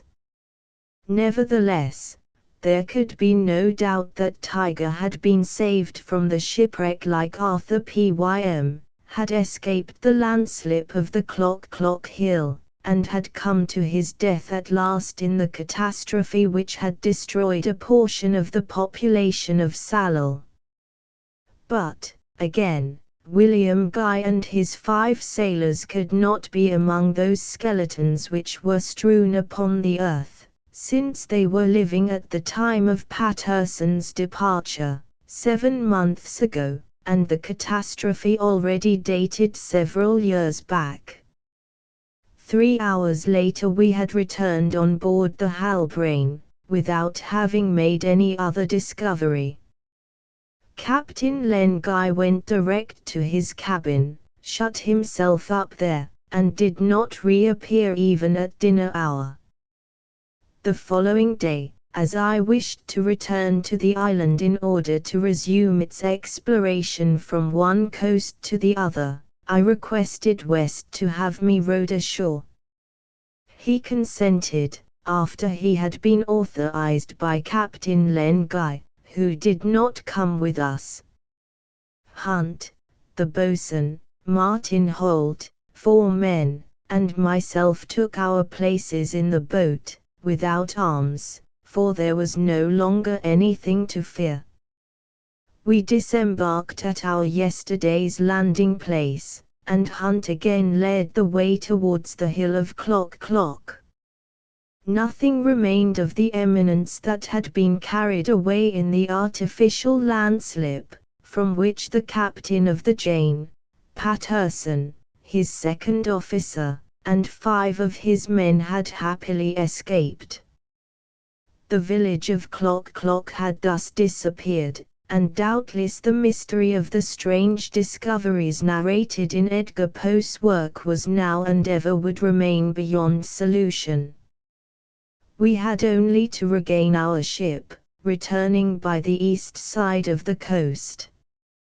Hunt brought us through the space where sheds had been erected for the preparation of the bêche de mer, and we saw the remains of them. On all sides silence and abandonment reigned. We made a brief pause at the place where Arthur Pym and Dirk Peters seized upon the boat which bore them towards higher latitudes, even to that horizon of dark vapor whose rents permitted them to discern the huge human figure, the white giant. Hunt stood with crossed arms, his eyes devouring the vast extent of the sea. "Well, Hunt," said I, tentatively. Hunt did not appear to hear me, he did not turn his head in my direction. "What are we doing here?" I asked him, and touched him on the shoulder. He started, and cast a glance upon me which went to my heart. "Come along," Hunt cried hurriedly. "Are you going to take root on this rock? Don't you see the Halbrane waiting for us at her moorings? Come along. We shall be off tomorrow. There is nothing more to do here." It seemed to me that Hunt's trembling lips repeated the word nothing while his whole bearing protested against what the boatswain said. The boat brought us back to the ship. Captain Len Guy had not left his cabin. West, having received no orders, was pacing the deck aft. I seated myself at the foot of the mainmast, observing the sea which lay open and free before us. At this moment the captain came on deck. He was very pale, and his features looked pinched and weary. "Mr. Jeorling," said he, "I can affirm conscientiously that I have done all it was possible to do. Can I hope henceforth that my brother William and his companions—" "No. No. We must go away, before winter." He drew himself up, and cast a last glance towards Sallal Island. "Tomorrow, Jim," he said to West, "tomorrow we will make sail as early as possible." At this moment a rough voice uttered the words, "And Pym, poor Pym." I recognized this voice. It was the voice I had heard in my dream. Chapter 17. And Pym. And Pym, poor Pym. I turned round quickly. Hunt had spoken. This strange person was standing motionless at a little distance, gazing fixedly at the horizon. It was so unusual to hear Hunt's voice on board the schooner, that the men, whom the unaccustomed sound reached, drew near, moved by curiosity. Did not his unexpected intervention point to, I had a presentiment that it did, some wonderful revelation? A movement of West's hand sent the men forward, leaving only the mate, the boatswain, Martin Holt, the sailing master, and Hardy, with the captain and myself in the vicinity of Hunt. The captain approached and addressed him. "What did you say?" I said, "And Pym, poor Pym." "Well, then," What do you mean by repeating the name of the man whose pernicious advice led my brother to the island on which the Jane was lost? The greater part of her crew was massacred, and where we have not found even one left of those who were still here 7 months ago." Hunt did not speak. "Answer, I say, answer," cried the captain. Hunt hesitated, not because he did not know what to say, but from a certain difficulty in expressing his ideas. The latter were quite clear, but his speech was confused, his words were unconnected. He had a certain language of his own which sometimes was picturesque, and his pronunciation was strongly marked by the hoarse accent of the Indians of the far west. "You see," he said, "I do not know how to tell things. My tongue stops. Understand me, I spoke of Pym, poor Pym, did I not?" "Yes," answered West, sternly. "And what have you to say about Arthur Pym?" "I have to say that he must not be abandoned." "Abandoned?" I exclaimed. "No, never. It would be cruel, too cruel. We must go to seek him." "To seek him," repeated Captain Len Guy. "Understand me. It is for this that I have embarked on the Halbrane, yes, to find poor Pym." "And where is he?" I asked, "if not deep in a grave, in the cemetery of his natal city?" "No, he is in the place where he remained, alone, all alone," continued Hunt, pointing towards the south. "And since then the sun has risen on that horizon 7 times." It was evident that Hunt intended to designate the Antarctic regions, but what did he mean by this? "Do you not know that Arthur Pym is dead?" said the captain. "Dead," replied Hunt, emphasizing the word with an expressive gesture. "No. Listen to me, I know things, understand me, he is not dead." "Come now, Hunt," said I, "remember what you do know. In the last chapter of the Adventures of Arthur Pym, does not Edgar Poe relate his sudden and deplorable end?" "Explain yourself," Hunt said the captain, in a tone of command. "Reflect. Take your time, and say plainly whatever you have to say." And, while Hunt passed his hand over his brow, as though to collect his memory of far-off things, I observed to Captain Len Guy, "There is something very singular in the intervention of this man, if indeed he be not mad." At my words the boatswain shook his head, for he did not believe Hunt to be in his right mind. The latter understood this shake of the boatswain's head, and cried out in a harsh tone, "No, not mad. And madmen are respected on the prairies, even if they are not believed. And I must be believed. No, no, no. Pym is not dead." "Edgar Poe asserts that he is," I replied. "Yes, I know, Edgar Poe of Baltimore.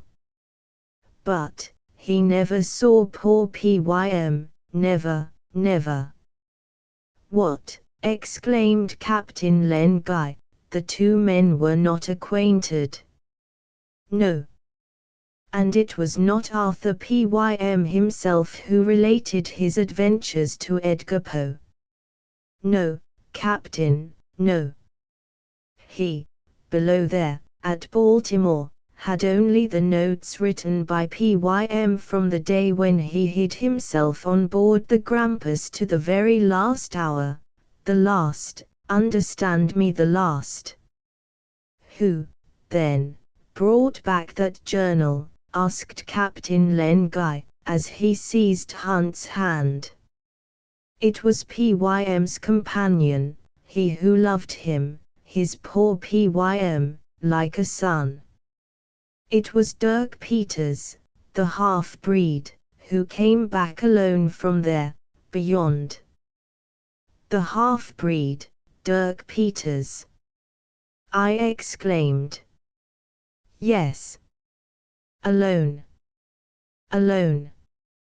And Arthur Pym may be, there answered Hunt, in a loud voice, bending towards the southern line, from which he had not diverted his gaze for a moment. Could such an assertion prevail against the general incredulity? No, assuredly not.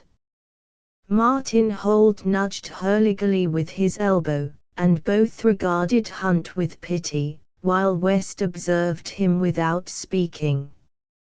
Captain Len Guy made me a sign, meaning that nothing serious was to be got out of this poor fellow, whose mental faculties must have been out of gear for a long time. And nevertheless, when I looked keenly at Hunt, it seemed to me that a sort of radiance of truth shone out of his eyes. Then I set to work to interrogate the man, putting to him precise and pressing questions which he tried to answer categorically, as we shall see, and not once did he contradict himself. "Tell me," I asked, "did Arthur Pym really come to Sallal Island on board the Grampus?" "Yes."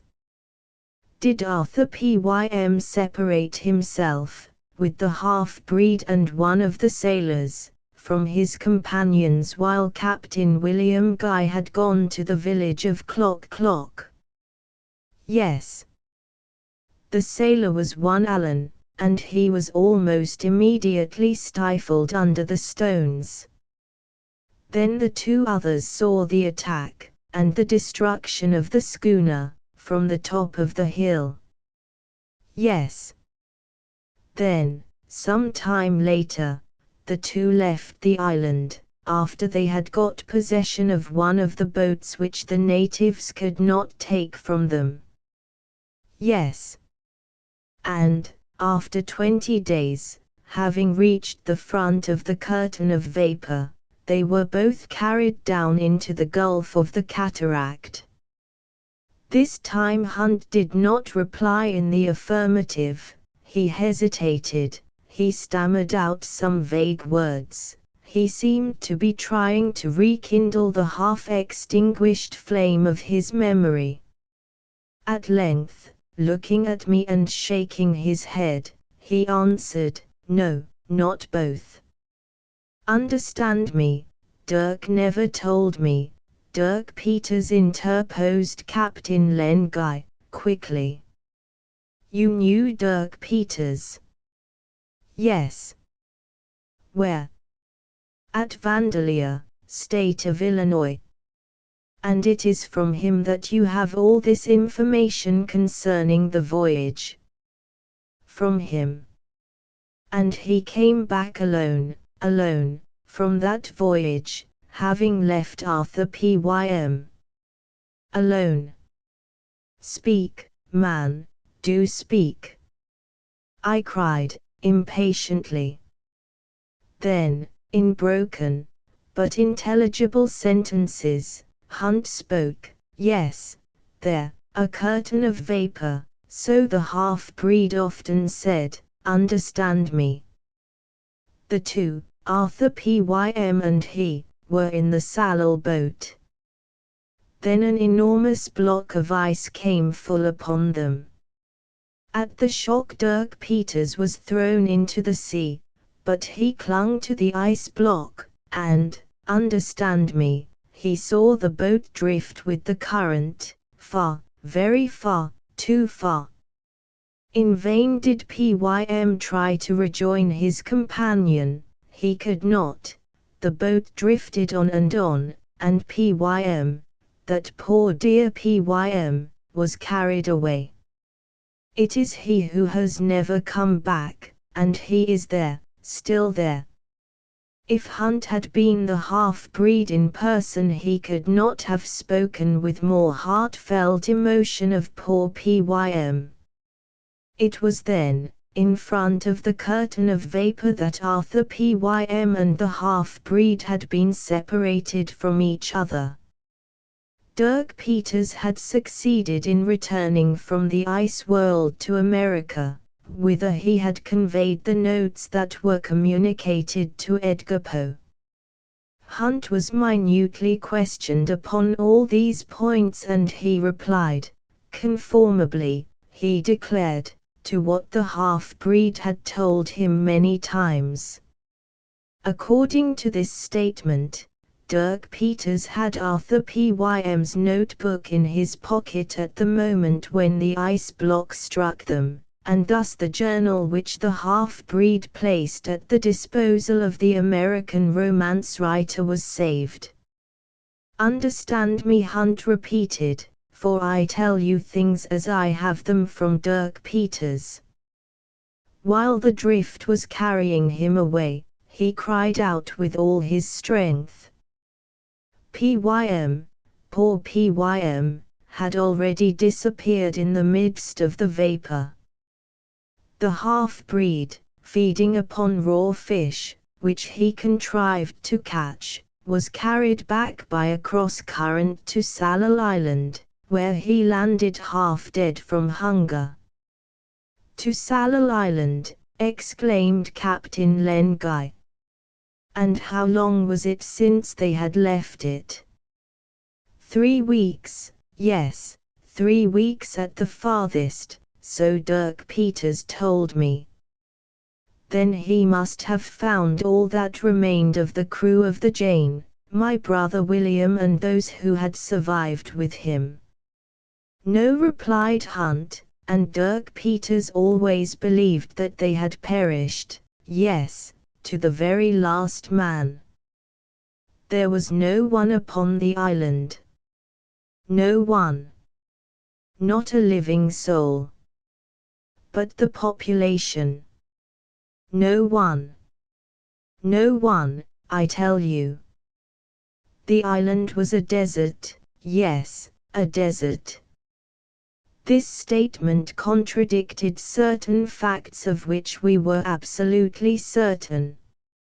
After all, though, it was possible that when Dirk Peters returned to Sallal Island, the population, seized by who can tell what terror, had already taken refuge upon the southwestern group, and that William Guy and his companions were still hidden in the gorges of Clock Clock. That would explain why the half-breed had not come across them, and also why the survivors of the Jane had had nothing to fear during the 11 years of their sojourn in the island. On the other hand, since Patterson had left them there 7 months previously, if we did not find them, that must have been because they had been obliged to leave Sallal, the place being rendered uninhabitable by the earthquake. So that, resumed Captain Len Guy, on the return of Dirk Peters, there was no longer an inhabitant on the island. No one, repeated Hunt, no one. The half-breed did not meet a single native. And what did Dirk Peters do? Understand me. A forsaken boat lay there, at the back of the bay, containing some dried meat and several casks of water. The half-breed got into it, and a south wind, yes, south, very strong, the same that had driven the ice block, with the cross-current, towards Sallal Island, carried him on for weeks and weeks, to the iceberg barrier, through a passage in it. You may believe me, I am telling you only what Dirk Peters told me, and he cleared the polar circle. And beyond it? I inquired. Beyond it? He was picked up by an American whaler, the Sandy Hook, and taken back to America. Now, one thing at all events was clear. Edgar Poe had never known Arthur Pym. This was the reason why, wishing to leave his readers in exciting uncertainty, he had brought Pym to an end as sudden as it was deplorable, but without indicating the manner or the cause of his death. And yet, although Arthur Pym did not return, could it be reasonably admitted that he had survived his companion for any length of time, that he was still living, 11 years having elapsed since his disappearance? Yes, yes, replied Hunt. And this he affirmed with the strong conviction that Dirk Peters had infused into his mind while the two were living together in Vandalia, in Illinois. Now the question arose, was Hunt sane? Was it not he who had stolen into my cabin in a fit of insanity? Of this I had no doubt, and murmured in my ear the words, "And Pym, poor Pym." Yes, and I had not been dreaming. In short, if all that Hunt had just said was true, if he was but the faithful reporter of secrets which had been entrusted to him by Dirk Peters, ought he to be believed when he repeated in a tone of mingled command and entreaty, "Pym is not dead. Pym is there. Poor Pym must not be forsaken."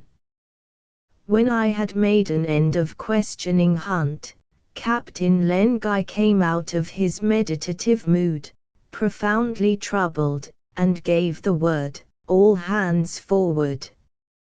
When the men were assembled around him, he said, "Listen to me, Hunt, and seriously consider the gravity of the questions I am about to put to you." Hunt held his head up, and ran his eyes over the crew of the Halbrane.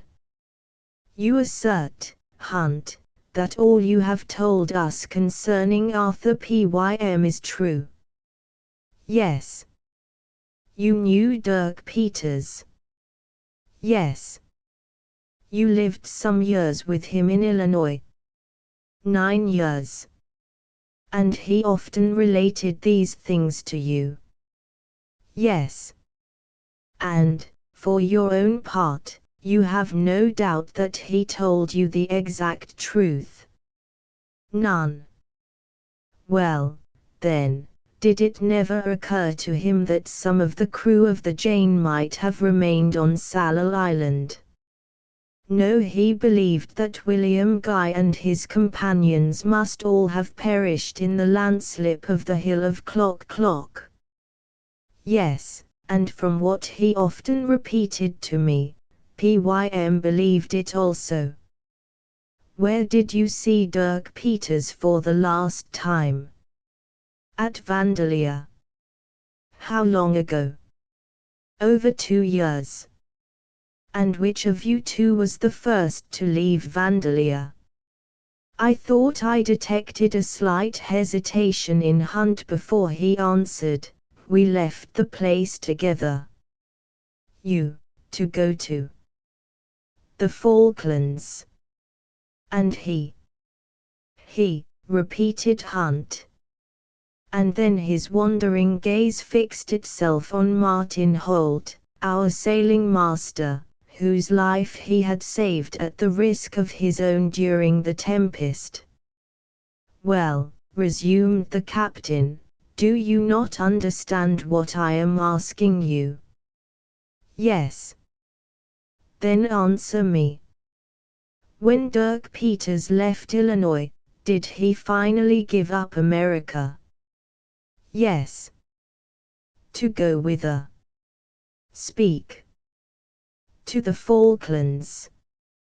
"And where is he now?" "He stands before you." "Dirk Peters." Hunt was the half-breed Dirk Peters, the devoted companion of Arthur Pym, he whom Captain Guy had so long sought for in the United States, and whose presence was probably to furnish us with a fresh reason for pursuing our daring campaign. I shall not be at all surprised if my readers have already recognized Dirk Peters in Hunt. Indeed, I shall be astonished if they have failed to do so. The extraordinary thing is that Captain Len Guy and myself, who had read Edgar Poe's book over and over again, did not see at once, when Hunt came on the ship at the Falklands, that he and the half-breed were identical. I can only admit that we were both blindfolded by some hidden action of fate, just when certain pages of that book ought to have effectually cleared our vision. There was no doubt whatever that Hunt really was Dirk Peters. Although he was 11 years older, he answered in every particular to the description of him given by Arthur Pym, except that he was no longer of fierce aspect. In fact, the half-breed had changed with age and the experience of terrible scenes through which he had passed. Nevertheless, he was still the faithful companion to whom Arthur Pym had often owed his safety, that same Dirk Peters who loved him as his own son, and who had never, no, never, lost the hope of finding him again one day amid the awful Antarctic wastes. Now, why had Dirk Peters hidden himself in the Falklands under the name of Hunt? Why, since his embarkation on the Halbrane, had he kept up that incognito? Why had he not told who he was, since he was aware of the intentions of the captain, who was about to make every effort to save his countrymen by following the course of the Jane? Why? No doubt because he feared that his name would inspire horror. Was it not the name of one who had shared in the horrible scenes of the Grampus, who had killed Parker, the sailor, who had fed upon the man's flesh, and quenched his thirst in the man's blood? To induce him to reveal his name he must needs be assured that the Halbrane would attempt to discover and rescue Arthur Pym. And as to the existence of Arthur Pym, I confess that my reason did not rebel against the admission of it as a possibility. The imploring cry of the half-breed, Pym, poor Pym, he must not be forsaken, troubled me profoundly. Assuredly, since I had resolved to take part in the expedition of the Halbrane, I was no longer the same man. A long silence had followed the astounding declaration of the half-breed. None dreamed of doubting his veracity.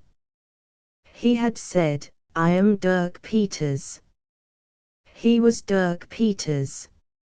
At length, moved by irresistible impulse, I said, "My friends, before any decision is made, let us carefully consider the situation. Should we not lay up everlasting regret for ourselves if we were to abandon our expedition at the very moment when it promises to succeed? Reflect upon this, Captain, and you, my companions. It is less than 7 months since Patterson left your countrymen alive on Sallal Island.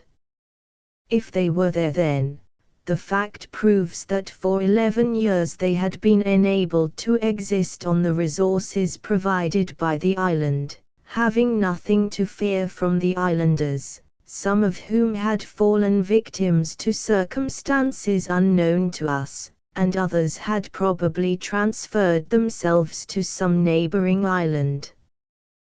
This is quite plain, and I do not see how any objection can be raised to my reasoning. No one made answer, there was none to be made. If we have not come across the captain of the Jane and his people, I resumed, it is because they have been obliged to abandon Sallal Island since Patterson's departure. Why? In my belief, it was because the earthquake had rendered the island uninhabitable. Now, they would only have required a native boat to gain either another island or some point of the Antarctic continent by the aid of the southern current. I hardly hesitate to assert that all this has occurred, but in any case, I know, and I repeat, that we shall have done nothing if we do not persevere in the search on which the safety of your countrymen depends. I questioned my audience by a searching look. No answer. Captain Len Guy, whose emotion was unrestrained, bowed his head, for he felt that I was right, that by invoking the duties of humanity I was prescribing the only course open to men with feeling hearts. And what is in question? I continued, after the silent pause. To accomplish a few degrees of latitude, and that while the sea is open, while we have 2 months of good weather to look for, and nothing to fear from the southern winter. I certainly should not ask you to brave its severity. And shall we hesitate, when the Halbrane is abundantly furnished, her crew complete and in good health? Shall we take fright at imaginary dangers? Shall we not have courage to go on, thither? Dirk Peters shows the way. And I pointed to the southern horizon. Dirk Peters pointed to it also, with an imperative gesture which spoke for him. Still, the eyes of all were fixed upon us, but there was no response. I continued to urge every argument, and to quote every example in favor of the safety of pursuing our voyage, but the silence was unbroken, and now the men stood with eyes cast down. And yet I had not once pronounced the name of Dirk Peters, nor alluded to Dirk Peters' proposal. I was asking myself whether I had or had not succeeded in inspiring my companions with my own belief, when Captain Len Guy spoke. Dirk Peters, he said, do you assert that Arthur Pym and you after your departure from Sallal Island saw land in the direction of the south? Yes, land, answered the half-breed. Islands or continent, understand me, and I believe that Pym, poor Pym, is waiting there until aid comes to him. There, where perhaps William Guy and his companions are also waiting, said I, to bring back the discussion to more practical points. Captain Len Guy reflected for a little while, and then spoke. Is it true, Dirk Peters, he asked, that beyond the 84th parallel the horizon is shut in by that curtain of vapor which is described in the narrative? Have you seen with your own eyes, those cataracts in the air, that gulf in which Arthur Pym's boat was lost? The half-breed looked from one to the other of us, and shook his big head. I don't know, he said. What are you asking me about, Captain? A curtain of vapor? Yes, perhaps, and also appearances of land towards the south. Evidently Dirk Peters had never read Edgar Poe's book, and very likely did not know how to read. After having handed over Pym's journal, he had not troubled himself about its publication. Having retired to Illinois at first and to the Falklands afterwards, He had no notion of the stir that the work had made, or of the fantastic and baseless climax to which our great poet had brought those strange adventures. And, besides, might not Arthur Pym himself, with his tendency to the supernatural, have fancied that he saw these wondrous things, due solely to his imaginative brain? Then, for the first time in the course of this discussion, West's voice made itself heard. I had no idea which side he would take. The first words he uttered were, "Captain, your orders." Captain Lenguy turned towards his crew, who surrounded him, both the old and the new. Hearn remained in the background, ready to intervene if he should think it necessary. The captain questioned the boatswain and his comrades, whose devotion was unreservedly his, by a long and anxious look, and I heard him mutter between his teeth, "Ah, if it depended only on me, if I were sure of the assent and the help of them all." Then Hearn spoke roughly. "Captain," said he, "it's 2 months since we left the Falklands. Now, my companions were engaged for a voyage which was not to take them farther beyond the icebergs than Sallal Island." "That is not so," exclaimed Captain Lenguy. "No, that is not so. I recruited you all for an enterprise which I have a right to pursue, so far as I please." "Beg pardon," said Hearn, coolly, "but we have come to a point which no navigator has ever yet reached, in a sea no ship except the Jane has ever ventured into before us, and therefore my comrades and I mean to return to the Falklands before the bad season.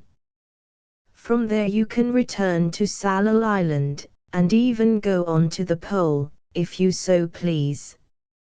A murmur of approbation greeted his words. No doubt the sealing master justly interpreted the sentiments of the majority, composed of the new recruits.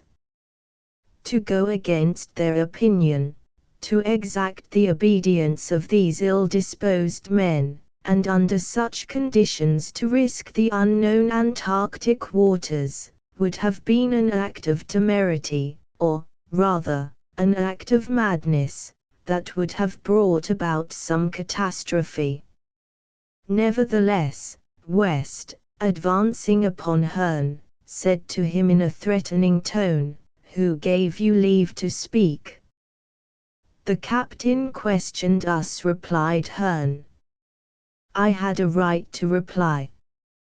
The man uttered these words with such insolence that West, who was generally so self-restrained, was about to give free vent to his wrath, when Captain Lenguy, stopping him by a motion of his hand, said quietly, "Be calm, Jim. Nothing can be done unless we are all agreed." "What is your opinion, Hurliguerly?" "It is very clear, Captain," replied the boatswain. "I will obey your orders, whatever they may be. It is our duty not to forsake William Guy and the others so long as any chance of saving them remains." The boatswain paused for a moment, while several of the sailors gave unequivocal signs of approbation. "As for what concerns Arthur Pym, there is no question of Arthur Pym," struck in the captain, "but only of my brother William and his companions." I saw at this moment that Dirk Peters was about to protest, and caught hold of his arm. He shook with anger, but kept silence.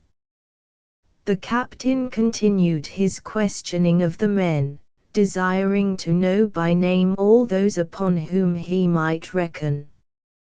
The old crew to a man acquiesced in his proposals, and pledged themselves to obey his orders implicitly and follow him whithersoever he chose to go. 3 only of the recruits joined those faithful seamen. These were English sailors. The others were of Hearne's opinion, holding that for them the campaign was ended at Sallal Island. They therefore refused to go beyond that point, and formally demanded that the ship should be steered northward so as to clear the icebergs at the most favorable period of the season. 20 men were on their side, and to constrain them to lend a hand to the working of the ship if she were to be diverted to the south would have been to provoke them to rebel. There was but one resource: to arouse their covetousness, to strike the chord of self-interest. I intervened, therefore, and addressed them in a tone which placed the seriousness of my proposal beyond a doubt. Men of the Halbrane, listen to me. Just as various states have done for voyages of discovery in the polar regions, I offer a reward to the crew of this schooner. $2,000 shall be shared among you for every degree we make beyond the 84th parallel. Nearly $70 to each man. This was a strong temptation. I felt that I had hit the mark. I will sign an agreement to that effect, I continued, with Captain Len Guy as your representative, and the sums gained shall be handed to you on your return, no matter under what conditions that return be accomplished. I waited for the effect of this promise, and, to tell the truth, I had not to wait long. "Hurrah!" cried the boatswain, acting as fugleman to his comrades, who almost unanimously added their cheers to his. Hearne offered no farther opposition. It would always be in his power to put in his word when the circumstances should be more propitious. Thus the bargain was made, and, to gain my ends, I would have made a heavier sacrifice. It is true we were within 7 degrees of the South Pole, and, if the Halbrane should indeed reach that spot, it would never cost me more than $14,000. Early in the morning of the 27th of December the Halbrane put out to sea, heading southwest. After the scene of the preceding evening, Captain Len Guy had taken a few hours' rest. I met him next day on deck while West was going about fore and aft, and he called us both to him. "Mr. Jeorling," he said, "it was with a terrible pang that I came to the resolution to bring our schooner back to the north. I felt I had not done all I ought to do for our unhappy fellow countrymen, but I knew that the majority of the crew would be against me if I insisted on going beyond Sallal Island." "That is true, Captain. There was a beginning of indiscipline on board, and perhaps it might have ended in a revolt." "A revolt we should have speedily put down," said West, coolly, "were it only by knocking Hearne, who is always exciting the mutinous men, on the head." "And you would have done well, Jem," said the captain. "Only, justice being satisfied, what would have become of the agreement together, which we must have in order to do anything?" "Of course, Captain, it is better that things passed off without violence. But for the future Hearne will have to look out for himself." His companions, observed the captain, are now greedy for the prizes that have been promised them. The greed of gain will make them more willing and persevering. The generosity of Mr. Jeorling has succeeded where our entreaties would undoubtedly have failed. I thank him for it.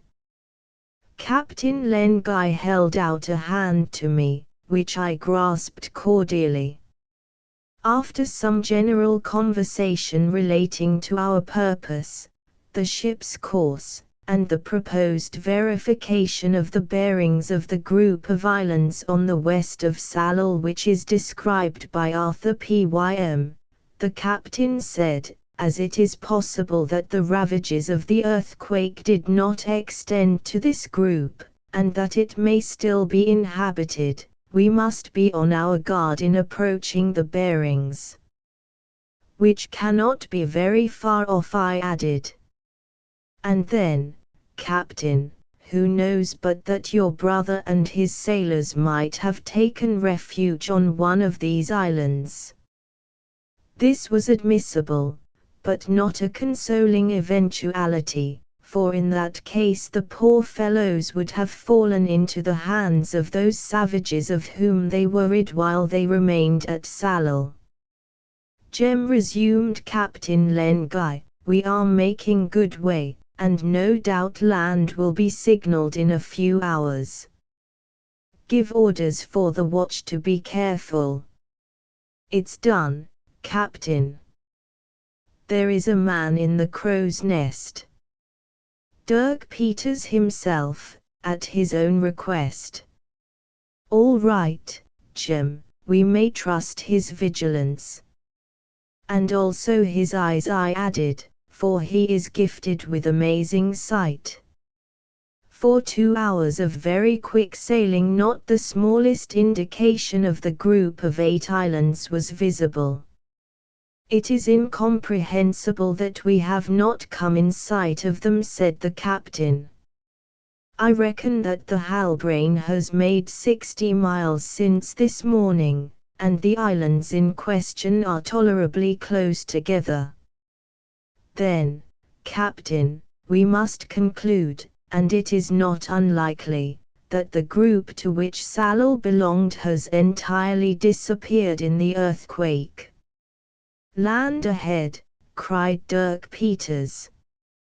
We looked, but could discern nothing on the sea, nor was it until a quarter of an hour had elapsed that our glasses enabled us to recognize the tops of a few scattered islets shining in the oblique rays of the sun, 2 or 3 miles to the westward. What a change! How had it come about? Arthur Pym described spacious islands, but only a small number of tiny islets, half a dozen at most, protruded from the waters. At this moment the half-breed came sliding down from his lofty perch and jumped to the deck. Well, Dirk Peters, have you recognized the group? Asked the captain. The group, replied the half-breed, shaking his head. No, I have only seen the tops of 5 or 6 islets. There is nothing but stone heaps there, not a single island.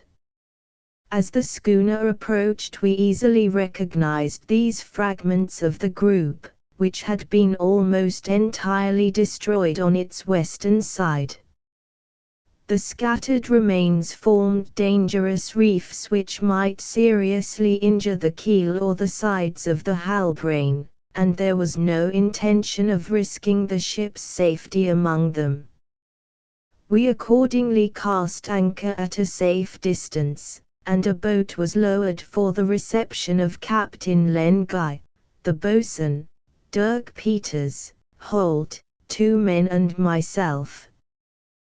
The still, transparent water, as Peters steered us skillfully between the projecting edges of the little reefs, allowed us to see, not a bed of sand strewn with shells, but blackish heaps which were overgrown by land vegetation, tufts of plants not belonging to the marine flora that floated on the surface of the sea. Presently we landed on one of the larger islets which rose to about 30 feet above the sea. Do the tides rise sometimes to that height? I inquired of the captain. The half-breed in the crow's nest. Never, he replied, and perhaps we shall discover some remains of the vegetable kingdom, of habitations, or of an encampment. The best thing we can do, said the boatswain, is to follow Dirk Peters, who has already distanced us. The half-breed's lynx eyes will see what we can't. Peters had indeed scaled the eminence in a moment, and we presently joined him on the top. The islet was strewn with remains, probably of those domestic animals mentioned in Arthur Pym's journal, but these bones differed from the bones on Sallal Island by the fact that the heaps dated from a few months only. This then agreed with the recent period at which we placed the earthquake. Besides, plants and tufts of flowers were growing here and there. And these are this year's, I cried, no southern winter has passed over them. These facts having been ascertained, no doubt could remain respecting the date of the cataclysm after the departure of Patterson. The destruction of the population of Sallal, whose bones lay about the village, was not attributable to that catastrophe. William Guy and the 5 sailors of the Jane had been able to fly in time, since no bones that could be theirs had been found on the island. Where had they taken refuge? This was the ever-pressing question. What answer were we to obtain? Must we conclude that having reached one of these islets they had perished in the swallowing up of the archipelago? We debated this point, as may be supposed, at a length and with detail which I can only indicate here. Suffice it to say that a decision was arrived at to the following effect. Our sole chance of discovering the unfortunate castaways was to continue our voyage for 2 or 3 parallels farther. The goal was there, and which of us would not sacrifice even his life to attain it? God is guiding us, Mr. Jeorling, said Captain Len Guy. Chapter 18. A Revelation. The following day, the 29th of December, at 6 in the morning, the schooner set sail with a northeast wind, and this time her course was due south. The 2 succeeding days passed wholly without incident, neither land nor any sign of land was observed. The men on the Halbrane took great hauls of fish, to their own satisfaction and ours. It was New Year's Day, 1840, 4 months and 17 days since I had left the Kerguelens and 2 months and 5 days since the Halbrane had sailed from the Falklands. The half-breed, between whom and myself an odd kind of tacit understanding subsisted, approached the bench on which I was sitting. The captain was in his cabin, and West was not in sight, with a plain intention of conversing with me. The subject may easily be guessed. Dirk Peters, said I, taking up the subject at once, do you wish that we should talk of him? Him, he murmured. You have remained faithful to his memory, Dirk Peters. Forget him, sir. Never. He is always there, before you. Always. So many dangers shared. That makes brothers. No, it makes a father and his son. Yes. And I have seen America again, but Poor Pym, he is still beyond there. Dirk Peters, I asked, have you any idea of the route which you and Arthur Pym followed in the boat after your departure from Sallal Island? None, sir. Poor Pym had no longer any instrument, sea machines, for looking at the sun. We could not know, except that for the 8 days the current pushed us towards the south, and the wind also. A fine breeze and a fair sea, and our shirts for a sail. Yes, white linen shirts, which frightened your prisoner. You knew, perhaps, so I did not notice. But if Pym has said so, Pym must be believed. And during those 8 days you were able to supply yourselves with food? Yes, sir, and the days after, we and the savage. The 3 turtles that were in the boat. These animals contain a store of fresh water, and their flesh is sweet, even raw. Oh, raw flesh, sir. He lowered his voice, and threw a furtive glance around him. It would be impossible to describe the frightful expression of the half-breed's face as he thus recalled the terrible scenes of the Grampus. And it was not the expression of a cannibal of Australia or the New Hebrides, but that of a man who is pervaded by an insurmountable horror of himself. Was it not on the 1st of March, Dirk Peters, I asked, that you perceived for the first time the veil of grey vapour shot with luminous and moving rays? I do not remember, sir, but if Pym says it was so, Pym must be believed. Did he never speak to you of fiery rays which fell from the sky? I did not use the term polar aurora lest the half-breed should not understand it. Never, sir, said Dirk Peters, after some reflection. Did you not remark that the color of the sea changed, grew white like milk, and that its surface became ruffled around your boat?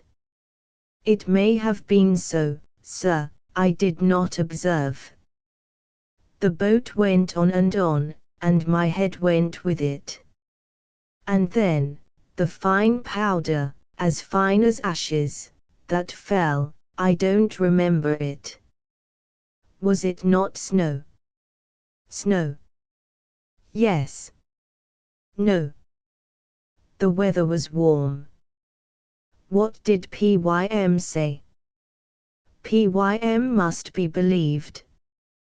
He lowered his voice and continued, but Pym will tell you all that, sir. He knows. I do not know. He saw, and you will believe him. Yes, Dirk Peters, I shall believe him. We are to go in search of him, are we not? I hope so. After we shall have found William Guy and the sailors of the Jane. Yes, after. And even if we do not find them. Yes, even in that case. I think I shall induce our captain. I think he will not refuse, no, he will not refuse to bring help to a man like him. And yet I said, if William Guy and his people are living, can we admit that Arthur Pym, living? Yes. Living, cried the half-breed. By the great spirit of my fathers, he is waiting for me, my poor Pym. How joyful he will be when he clasps his old Dirk in his arms, and when I feel him, there. And the huge chest of the man heaved like a stormy sea. Then he went away, leaving me inexpressibly affected by the revelation of the tenderness for his unfortunate companion that lay deep in the heart of this semi-savage. In the meantime I said but little to Captain Len Guy, whose whole heart and soul were set on the rescue of his brother, of the possibility of our finding Arthur Gordon Pym. Time enough, if in the course of this strange enterprise of ours we succeeded in that object, to urge upon him one still more visionary. At length, on the 7th of January, according to Dirk Peters, who had fixed it only by the time that had expired, we arrived at the place where knew the savage breathed his last, lying in the bottom of the boat. On that day an observation gave 86 degrees 33 for the latitude, the longitude remaining the same between the 42nd and the 43rd meridian. Here it was, according to the half-breed, that the two fugitives were parted after the collision between the boat and the floating mass of ice. But a question now arose. Since the mass of ice carrying away Dirk Peters had drifted towards the north, was this because it was subjected to the action of a counter-current? Yes, that must have been so, for our schooner had not felt the influence of the current which had guided her on leaving the Falklands, for fully 4 days. And yet, there was nothing surprising in that, for everything is variable in the austral seas. Happily, the fresh breeze from the northeast continued to blow, and the Halbrane made progress toward higher waters, 13 degrees in advance upon Weddell's ship and 2 degrees upon the Jane. As for the land, islands or continent, which Captain Len Guy was seeking on the surface of that vast ocean, it did not appear. I was well aware that he was gradually losing confidence in our enterprise. As for me, I was possessed by the desire to rescue Arthur Pym as well as the survivors of the Jane. And yet, how could he have survived? But then, the half-breed's fixed idea. Supposing our captain were to give the order to go back, what would Dirk Peters do? Throw himself into the sea rather than return northwards. This it was which made me dread some act of violence on his part, when he heard the greater number of the sailors protesting against this insensate voyage, and talking of putting the ship about, especially towards Hearn, who was stealthily inciting his comrades of the Falklands to insubordination. It was absolutely necessary not to allow discipline to decline, or discouragement to grow among the crew, so that, on the 7th of January, Captain Len Guy at my request assembled the men and addressed them in the following words: "Sailors of the Halbrane, since our departure from Sallal Island, the schooner has gained 2 degrees southwards, and I now inform you, that, conformably with the engagement signed by Mr. Georling, $4,000, that is $2,000 for each degree, are due to you, and will be paid at the end of the voyage." These words were greeted with some murmurs of satisfaction, but not with cheers, except those of Hurliguerly the boatswain, and Endicott the cook, which found no echo. On the 13th of January a conversation took place between the boatswain and myself of a nature to justify my anxiety concerning the temper of our crew. The men were at breakfast, with the exception of Drap and Stern. The schooner was cutting the water under a stiff breeze. I was walking between the fore and main masts, watching the great flights of birds wheeling about the ship with deafening clangor, and the petrels occasionally perching on our yards. No effort was made to catch or shoot them. It would have been useless cruelty, since their oily and stringy flesh is not eatable. At this moment Hurliguerly approached me, looked attentively at the birds, and said, "I remark one thing, Mr. Jeorling." "What is it, boatswain?" "That these birds do not fly so directly south as they did up to the present. Some of them are setting north." "I have noticed the same fact. And I add, Mr. Jeorling, that those who are below there will come back without delay." "And you conclude from this?" "I conclude that they feel the approach of winter." "Of winter?" "Undoubtedly." "No, no, boatswain, the temperature is so high that the birds can't want to get to less cold regions so prematurely." "Oh, prematurely, Mr. Jeorling?" "Yes, boatswain. Do we not know that navigators have always been able to frequent the Antarctic waters until the month of March?" "Not at such a latitude. Besides, there are precocious winters as well as precocious summers. The fine season this year was full 2 months in advance, and it is to be feared the bad season may come sooner than usual." "That is very likely," I replied. "After all, it does not signify to us, since our campaign will certainly be over in 3 weeks. If some obstacle does not arise beforehand, Mr. Jeorling." "And what obstacle?" "For instance, a continent stretching to the south and barring our way." "A continent, Hurliguerly? I should not be at all surprised. And, in fact, there would be nothing surprising in it." "As for the lands seen by Dirk Peters," said the boatswain, "where the men of the Jane might have landed on one or another of them, I don't believe in them." "Why?" "Because William Guy, who can only have had a small craft at his disposal, could not have got so far into these seas." "I do not feel quite so sure of that."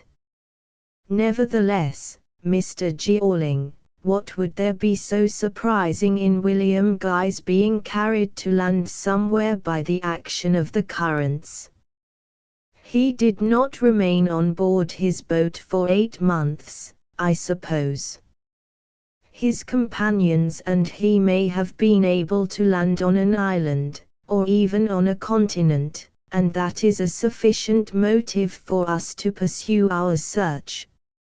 "No doubt, but all are not of your opinion," replied Hurliguerly, shaking his head. "I know," said I, "and that is what makes me most anxious." "Is the ill feeling increasing?" "I fear so, Mr. Jeorling. The satisfaction of having gained several hundreds of dollars is already lessened, and the prospect of gaining a few more hundreds does not put a stop to disputes. And yet the prize is tempting. From Sallal Island to the Pole, admitting that we might get there, is 6 degrees. Now 6 degrees at $2,000 each makes $12,000 for 30 men, that is $400 a head. A nice little sum to slip into one's pocket on the return of the Halbrane, but, notwithstanding, that fellow Hearn works so wickedly upon his comrades that I believe they are ready to bout ship in spite of anybody. I can believe that of the recruits, boatswain, but the old crew, H.M. there are 3 or 4 of those who are beginning to reflect, and they are not easy in their minds about the prolongation of the voyage. I fancy Captain Len Guy and his lieutenant will know how to get themselves obeyed. We shall see, Mr. Jeorling. But may it not be that our captain himself will get disheartened, that the sense of his responsibility will prevail, and that he will renounce his enterprise. Yes. This was what I feared, and there was no remedy on that side. As for my friend Endicott, Mr. Jeorling, I answer for him as for myself. We would go to the end of the world, if the world has an end. Did the captain want to go there?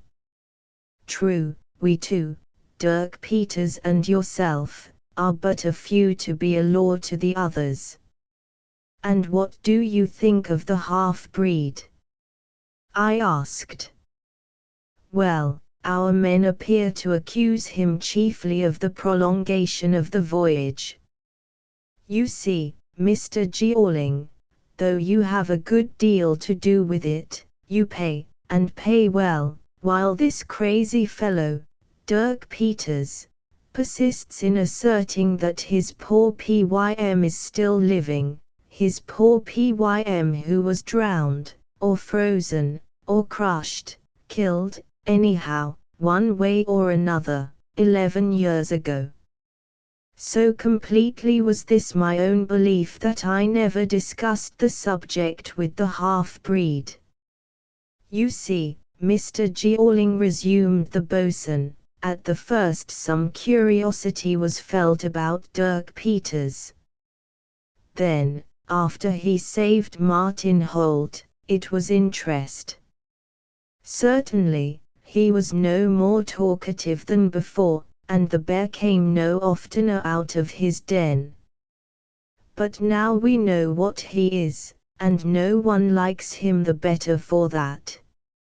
At all events it was he who induced our captain, by talking of land to the south of Sallal Island, to make this voyage, and it is owing to him that he has reached the 86th degree of latitude. That is quite true, boatswain. And so, Mr. Jeorling, I am always afraid that one of these days somebody will do Peters an ill turn. Dirk Peters would defend himself, and I should pity the man who laid a finger on him.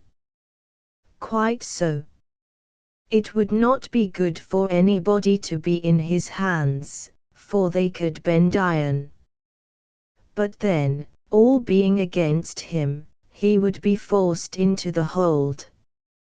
Well, well, we have not yet come to that, I hope, and I count on you, Hurliguerly, to prevent any attempt against Dirk Peters. Reason with your men. Make them understand that we have time to return to the Falklands before the end of the fine season. Their reproaches must not be allowed to provide the captain with an excuse for turning back before the object is attained. Count on me, Mr. Jeorling, I will serve you to the best of my ability. You will not repent of doing so, Hurliguerly. Nothing is easier than to add a round zero to the $400 which each man is to have, if that man be something more than a sailor, even were his functions simply those of boatswain on board the Halbrane. Nothing important occurred on the 13th and 14th, but a fresh fall in the temperature took place. Captain Len Guy called my attention to this, pointing out the flocks of birds continuously flying north. While he was speaking to me I felt that his last hopes were fading. And who could wonder? Of the land indicated by the half-breed nothing was seen, and we were already more than 180 miles from Sallal Island. At every point of the compass was the sea, nothing but the vast sea with its desert horizon which the sun's disk had been nearing since the 21st of December, and would touch on the 21st of March, prior to disappearing during the 6 months of the austral night. Honestly, was it possible to admit that William Guy and his 5 companions could have accomplished such a distance on a frail craft, and was there one chance in 100 that they could ever be recovered? On the 15th of January an observation most carefully taken gave 43 degrees 13' longitude and 88 degrees 17' latitude. The Halbrane was less than 2 degrees from the pole. Captain Len Guy did not seek to conceal the result of this observation, and the sailors knew enough of nautical calculation to understand it. Besides, if the consequences had to be explained to them, were not Holt and Hardy there to do this, and Hearn, to exaggerate them to the utmost? During the afternoon I had indubitable proof that the sealing master had been working on the minds of the crew. The men, emerging at the foot of the mainmast, talked in whispers and cast evil glances at us. 2 or 3 sailors made threatening gestures undisguisedly, then arose such angry mutterings that West could not to be deaf to them. He strode forward and called out, "Silence, there! The first man who speaks will have to reckon with me." Captain Len Guy was shut up in his cabin, but every moment I expected to see him come out, give one last look around the waste of waters, and then order the ship's course to be reversed. Nevertheless, on the next day the schooner was sailing in the same direction. Unfortunately, for the circumstance had some gravity, a mist was beginning to come down on us. I could not keep still, I confess. My apprehensions were redoubled. It was evident that West was only awaiting the order to change the helm. What mortal anguish soever the captain's must be, I understood too well that he would not give that order without hesitation. For several days past I had not seen the half-breed, or, at least, I had not exchanged a word with him. He was boycotted by the whole crew, with the exception of the boatswain, who was careful to address him, although he rarely got a word in return. Dirk Peters took not the faintest notice of this state of things. He remained completely absorbed in his own thoughts, yet, had he heard West give the word to steer north, I know not to what acts of violence he might have been driven. He seemed to avoid me. Was this from a desire not to compromise me? On the 17th, in the afternoon, however, Dirk Peters manifested an intention of speaking to me, and never, no, never, could I have imagined what I was to learn in that interview. It was about 2:30, and, not feeling well, I had gone to my cabin, where the side window was open, while that at the back was closed. I heard a knock at the door, and asked who was there. Dirk Peters was the reply. "You want to speak to me?" "Yes. I am coming out." "If you please, I should prefer, may I come into your cabin?" "Come in." He entered, and shut the door behind him. Without rising I signed to him to seat himself in the armchair, but he remained standing. "What do you want of me, Dirk Peters?" I asked at length, as he seemed unable to make up his mind to speak. "I want to tell you something, because it seems well that you should know it, and you only. In the crew, they must never know it. If it is a grave matter, and you fear any indiscretion, Dirk Peters, why do you speak to me? If I must. Ah, yes. I must. It is impossible to keep it there. It weighs on me like a stone." And Dirk Peters struck his breast violently. Then he resumed, "Yes. I am always afraid it may escape me during my sleep, and that someone will hear it, for I dream of it, and in dreaming, you dream," I replied, "and of what?" "Of him, of him. Therefore it is that I sleep in corners, all alone, for fear that his true name should be discovered." Then it struck me that the half-breed was perhaps about to respond to an inquiry which I had not yet made, why he had gone to live at the Falklands under the name of Hunt after leaving Illinois. I put the question to him, and he replied, "It is not that. No, it is not that I wish, I insist, Dirk Peters, and I desire to know in the first place for what reason you did not remain in America, for what reason you chose the Falklands, for what reason, sir?" "Because I wanted to get near Pym, my poor Pym, because I hoped to find an opportunity at the Falklands of embarking on a whaling ship bound for the Southern Sea." "But that name of Hunt?"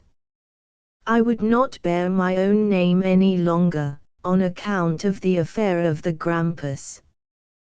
The half-breed was alluding to the scene of the short straw, or lot drawing, on board the American brig, when it was decided between Augustus Bened, Arthur Pym, Dirk Peters, and Parker, the sailor, that one of the four should be sacrificed, as food for the three others. I remembered the obstinate resistance of Arthur Pym, and how it was impossible for him to refuse to take his part in the tragedy about to be performed. He says this himself, and the horrible act whose remembrance must poison the existence of all those who had survived it. Oh, that lot drawing! The short straws were little splinters of wood of uneven length which Arthur Pym held in his hand. The shortest was to designate him who should be immolated. And he speaks of the sort of involuntary fierce desire to deceive his companions that he felt. To cheat is the word he uses, but he did not cheat, and he asks pardon for having had the idea. Let us try to put ourselves in his place. He made up his mind, and held out his hand, closed on the four slips. Dirk Peters drew the first. Fate had favored him. He had nothing more to fear. Arthur Pym calculated that one more chance was against him. Augustus Bened drew in his turn. Saved, too, he. And now Arthur Pym reckoned up the exact chances between Parker and himself. At that moment all the ferocity of the tiger entered into his soul. He conceived an intense and devilish hatred of his poor comrade, his fellow man. 5 minutes elapsed before Parker dared to draw.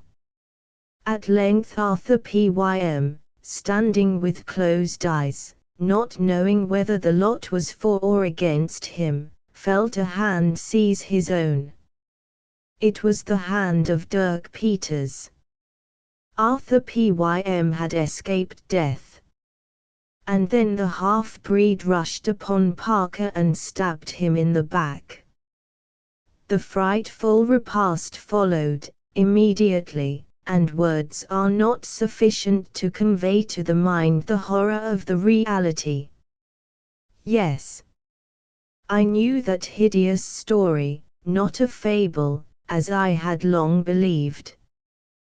This was what had happened on board the Grampus, on the 16th of July, 1827, and vainly did I try to understand Dirk Peters' reason for recalling it to my recollection. "Well, Dirk Peters," I said, "I will ask you, since you were anxious to hide your name, what it was that induced you to reveal it, when the Halbrane was moored off Sallel Island, why you did not keep to the name of Hunt." "Sir, understand me, there was hesitation about going farther, they wanted to turn back. This was decided, and then I thought that by telling who I was, Dirk Peters, of the Grampus, poor Pym's companion, I should be heard, they would believe with me that he was still living, they would go in search of him. And yet, it was a serious thing to do, to acknowledge that I was Dirk Peters, he who had killed Parker. But hunger, devouring hunger. Come, come, Dirk Peters, said I, you exaggerate. If the lot had fallen to you, you would have incurred the fate of Parker. You cannot be charged with a crime. Sir, would Parker's family speak of it as you do? His family? Had he then relations? Yes, and that is why Pym changed his name in the narrative. Parker's name was not Parker, it was Arthur. Pym was right, I said, interrupting him quickly, and as for me, I do not wish to know Parker's real name. Keep this secret. No, I will tell it to you. It weighs too heavily on me, and I shall be relieved, perhaps, when I have told you, Mr. Jeorling. No, Dirk Peters, no. His name was Holt, Ned Holt. Holt! I exclaimed, the same name as our sailing master's. Who is his own brother, sir? Martin Holt. Yes, understand me, his brother. But he believes that Ned Holt perished in the wreck of the Grampus with the rest. It was not so, and if he learned that just at that instant a violent shock flung me out of my bunk. The schooner had made such a lurch to the port side that she was near foundering. I heard an angry voice cry out, "What dog is that at the helm?" It was the voice of West, and the person he addressed was Hearn. I rushed out of my cabin. "Have you let the wheel go?" repeated West, who had seized Hearn by the collar of his jersey. "Lieutenant, I don't know. Yes, I tell you, you have let it go. A little more and the schooner would have capsized under full sail." "Gratian," cried West, calling one of the sailors, "take the helm, and you, Hearn, go down into the hold." On a sudden the cry of "Land!" resounded, and every eye was turned southwards. Chapter 19. Land. Land is the only word to be found at the beginning of the 19th chapter of Edgar Poe's book. I thought it would be a good idea, placing after it a note of interrogation, to put it as a heading to this portion of our narrative. Did that word, dropped from our foremast head, indicate an island or a continent? And, whether a continent or an island, did not a disappointment await us? Could they be there whom we had come to seek? And Arthur Pym, who was dead, unquestionably dead, in spite of Dirk Peters' assertions, had he ever set foot on this land? When the welcome word resounded on board the Jane on the 17th of January, 1828, a day full of incidents according to Arthur Pym's diary, it was succeeded by land on the starboard bow. Such might have been the signal from the masthead of the Halbrane. The outlines of land lightly drawn above the skyline were visible on this side. The land announced to the sailors of the Jane was the wild and barren Bennet Islet. Less than 1 degree south of it lay Sallal Island, then fertile, habitable and inhabited, and on which Captain Len Guy had hoped to meet his fellow countrymen. But what would this unknown island, 5 degrees farther off in the depths of the southern sea, be for our schooner? Was it the goal so ardently desired and so earnestly sought for? Were the two brothers, William and Len Guy, to meet at this place? Would the Halbrane come there to the end of a voyage whose success would be definitely secured by the restoration of the survivors of the Jane to their country? I repeat that I was just like the half-breed. Our aim was not merely to discover the survivors, nor was success in this matter the only success we looked for. However, since land was before our eyes, we must get nearer to it first. That cry of land caused an immediate diversion of our thoughts. I no longer dwelt upon the secret Dirk Peters had just told me, and perhaps the half-breed forgot it also, for he rushed to the bow and fixed his eyes immovably on the horizon. As for West, whom nothing could divert from his duty, he repeated his commands. Gratian came to take the helm, and Hearn was shut up in the hold. On the whole this was a just punishment, and none of the old crew protested against it, for Hearn's inattention or awkwardness had really endangered the schooner, though for a short time only. 5 or 6 of the Falklands sailors did, however, murmur a little. A sign from the mate silenced them, and they returned at once to their posts. Needless to say, Captain Len Guy, upon hearing the cry of the lookout man, had tumbled up from his cabin and eagerly examined this land at 10 or 12 miles distance. As I have said, I was no longer thinking about the secret Dirk Peters had confided to me. Besides, so long as the secret remained between us two, and neither would betray it, there would be nothing to fear. But if ever an unlucky accident were to reveal to Martin Holt that his brother's name had been changed to Parker, that the unfortunate man had not perished in the shipwreck of the Grampus, but had been sacrificed to save his companions from perishing of hunger, that Dirk Peters, to whom Martin Holt himself owed his life, had killed him with his own hand, what might not happen then? This was the reason why the half-breed shrank from any expression of thanks from Martin Holt, why he avoided Martin Holt, the victim's brother. The boatswain had just struck 6 bells. The schooner was sailing with the caution demanded by navigation in unknown seas.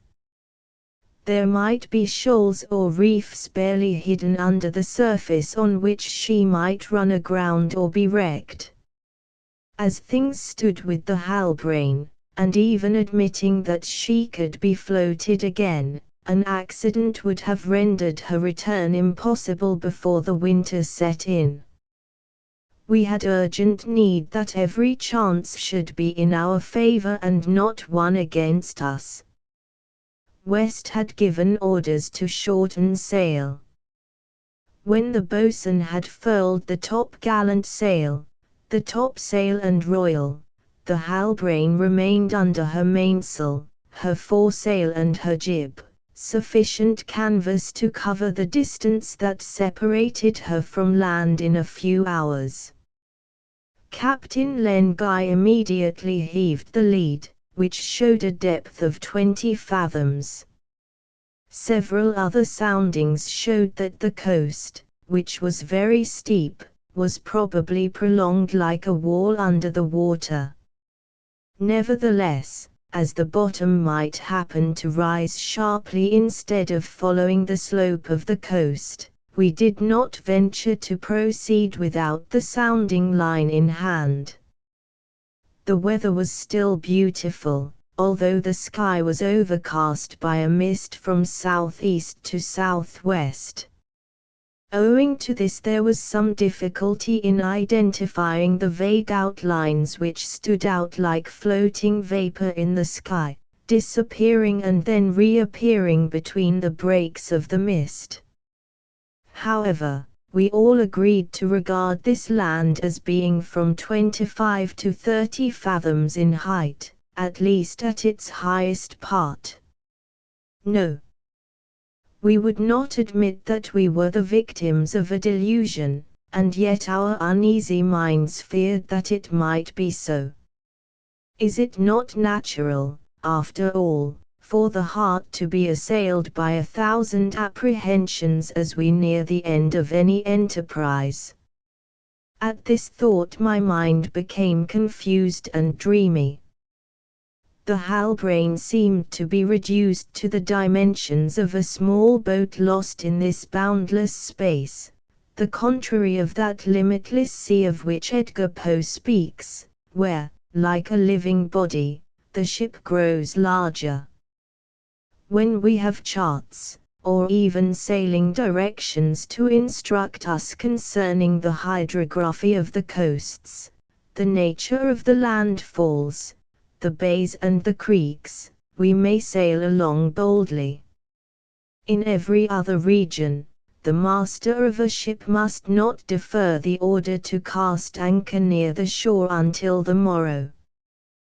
But, where we were, what an amount of prudence was necessary! And yet, no manifest obstacle was before us. Moreover, we had no cause to fear that the light would fail us during the sunny hours of the night.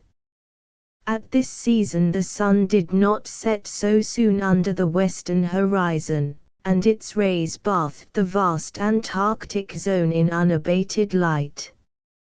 From that day forward the ship's log recorded that the temperature fell continuously. The thermometer in the air and in the shade did not mark more than 32 degrees, 0 degrees C, and when plunged into water it only indicated 26 degrees, 3 degrees 33 C below 0 degrees. What could be the cause of this fall, since we were at the height of the southern summer? The crew were obliged to resume their woolen clothing, which they had left off a month previously. The schooner, however, was sailing before the wind, and these first cold blasts were less keenly felt. Yet we recognized the necessity of reaching our goal as soon as possible. To linger in this region or to expose ourselves to the danger of wintering out would be to tempt Providence. Captain Len Guy tested the direction of the current repeatedly by heavy lead lines, and discovered that it was beginning to deviate from its former course. Whether it is a continent, said he, that lies before us, or whether it is an island, we have at present no means of determining. If it be a continent, we must conclude that the current has an issue towards the southeast. And it is quite possible, I replied, that the solid part of the Antarctic region may be reduced to a mere polar mound. In any case, it is well to note any of those observations which are likely to be accurate. That is just what I am doing, Mr. Jeorling, and we shall bring back a mass of information about this portion of the Southern Sea which will prove useful to navigators. If ever any venture to come so far south, Captain. We have penetrated so far, thanks to the help of particular circumstances, the earliness of the summer season, an abnormal temperature and a rapid thaw. Such conditions may only occur once in 20 or 50 years. Wherefore, Mr. Jeorling, I thank Providence for this, and hope revives in me to some extent. As the weather has been constantly fine, what is there to make it impossible for my brother and my fellow countrymen to have landed on this coast, whither the wind and the tide bore them? What our schooner has done, their boat may have done. They surely did not start on a voyage which might be prolonged to an indefinite time without a proper supply of provisions. Why should they not have found the resources as those afforded to them by the island of Salal during many long years? They had ammunition and arms elsewhere. Fish abound in these waters, waterfowl also. Oh yes. My heart is full of hope, and I wish I were a few hours older. Without being quite so sanguine as Len Guy, I was glad to see he had regained his hopeful mood. Perhaps, if his investigations were successful, I might be able to have them continued in Arthur Pym's interest, even into the heart of this strange land which we were approaching. The Halbrane was going along slowly on these clear waters, which swarmed with fish belonging to the same species as we had already met. The seabirds were more numerous, and were evidently not frightened, for they kept flying round the mast, or perching in the yards. Several whitish ropes about 5 or 6 feet long were brought on board.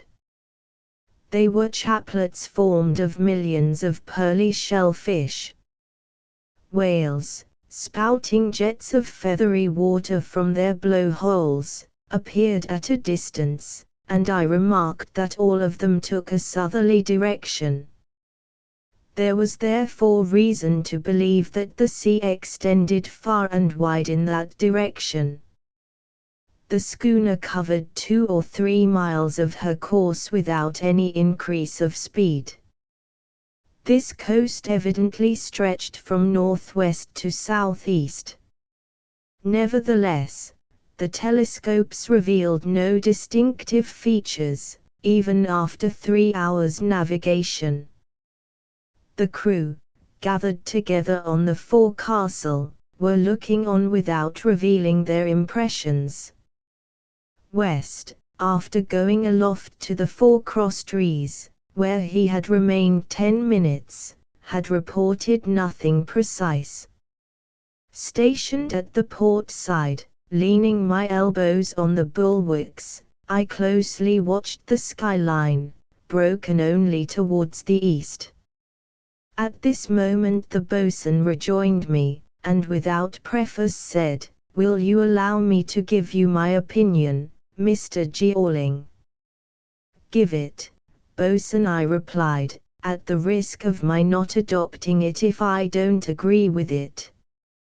It is correct, and according as we get nearer one must really be blind not to adopt it. And what idea have you got?" That it is not land which lies before us, Mr. Jeorling. What is it you are saying? Look attentively, putting one finger before your eyes, look there, out a starboard. I did as Hurley directed. Do you see, he began again. May I lose my liking for my grog if these heights do not change place, not with regard to the schooner, but with regard to themselves. And what do you conclude from this? That they are moving icebergs. Icebergs. Sure enough, Mr. Jeorling. Was not the boatswain mistaken? Were we in for a disappointment? Were there only drifting ice mountains in the distance instead of a shore? Presently, there was no doubt on the subject. For some time past the crew had no longer believed in the existence of land in that direction. 10 minutes afterwards, the man in the crow's nest announced that several icebergs were coming from the northwest, in an oblique direction, into the course of the Halbrane.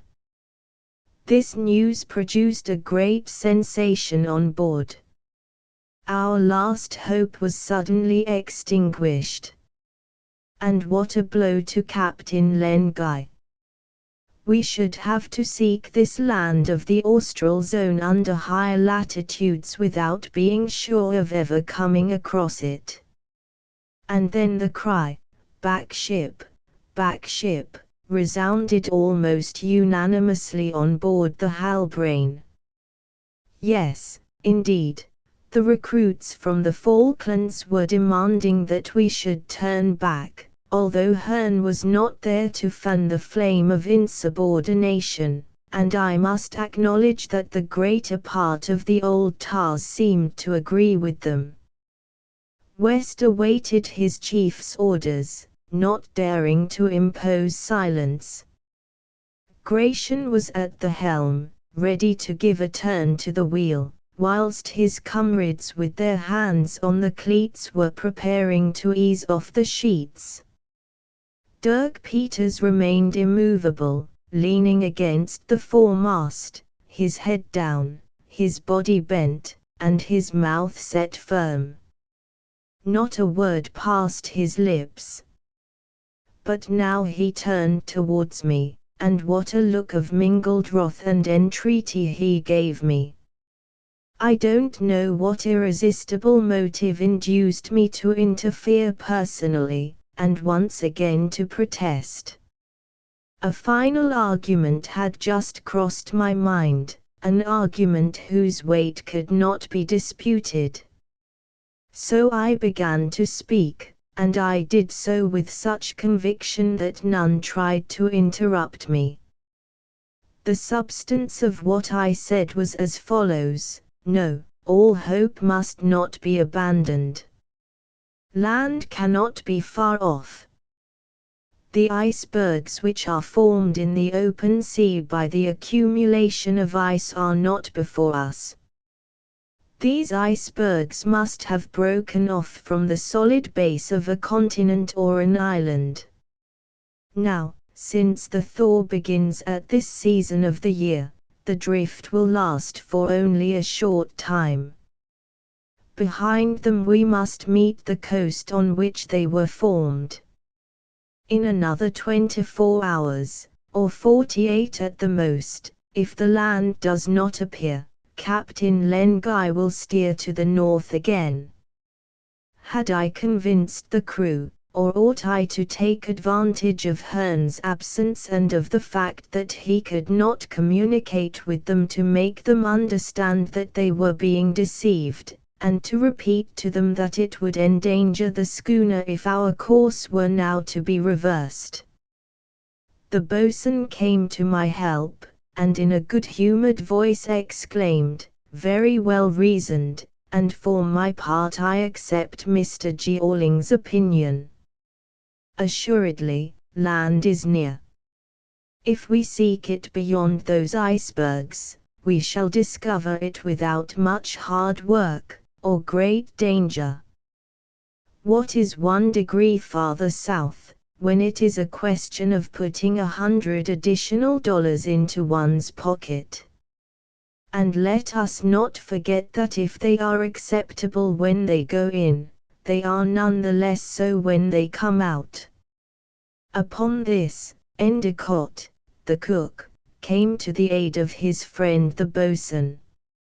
"Yes, very good things indeed are dollars," cried he, showing 2 rows of shining white teeth. Did the crew intend to yield to Hurliguerly's argument, or would they try to resist if the Halbrane went on in the direction of the icebergs? Captain Len Guy took up his telescope again, and turned it upon these moving masses. He observed them with much attention, and cried out in a loud voice, "Steer south-sou-west." West gave orders to execute the maneuvers. The sailors hesitated an instant. Then, recalled to obedience, they began to brace the yards and slack the sheets, and the schooner increased her speed. When the operation was over, I went up to Hurliguerly, and drawing him aside, I said, "Thank you, boatswain." "Ah, Mr. Jeorling," he replied, shaking his head, "it is all very fine for this time, but you must not do it again. Everyone would turn against me, even Endicott, perhaps."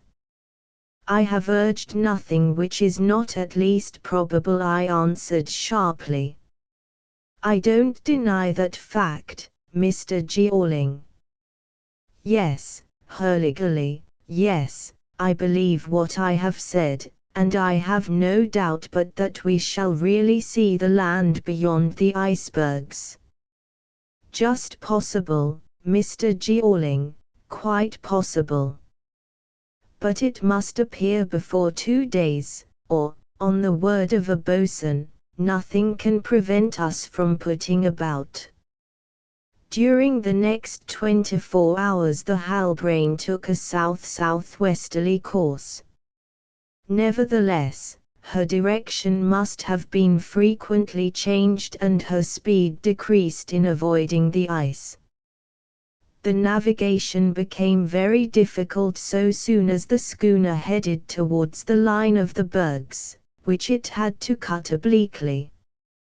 However, there were none of the packs which blocked up all access to the iceberg on the 67th parallel. The enormous heaps were melting away with majestic slowness. The ice blocks appeared quite new, to employ a perfectly accurate expression, and perhaps they had only been formed some days.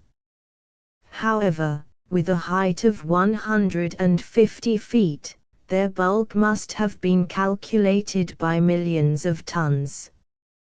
West was watching closely in order to avoid collisions, and did not leave the deck even for an instant. Until now, Captain Len Guy had always been able to rely upon the indications of the compass.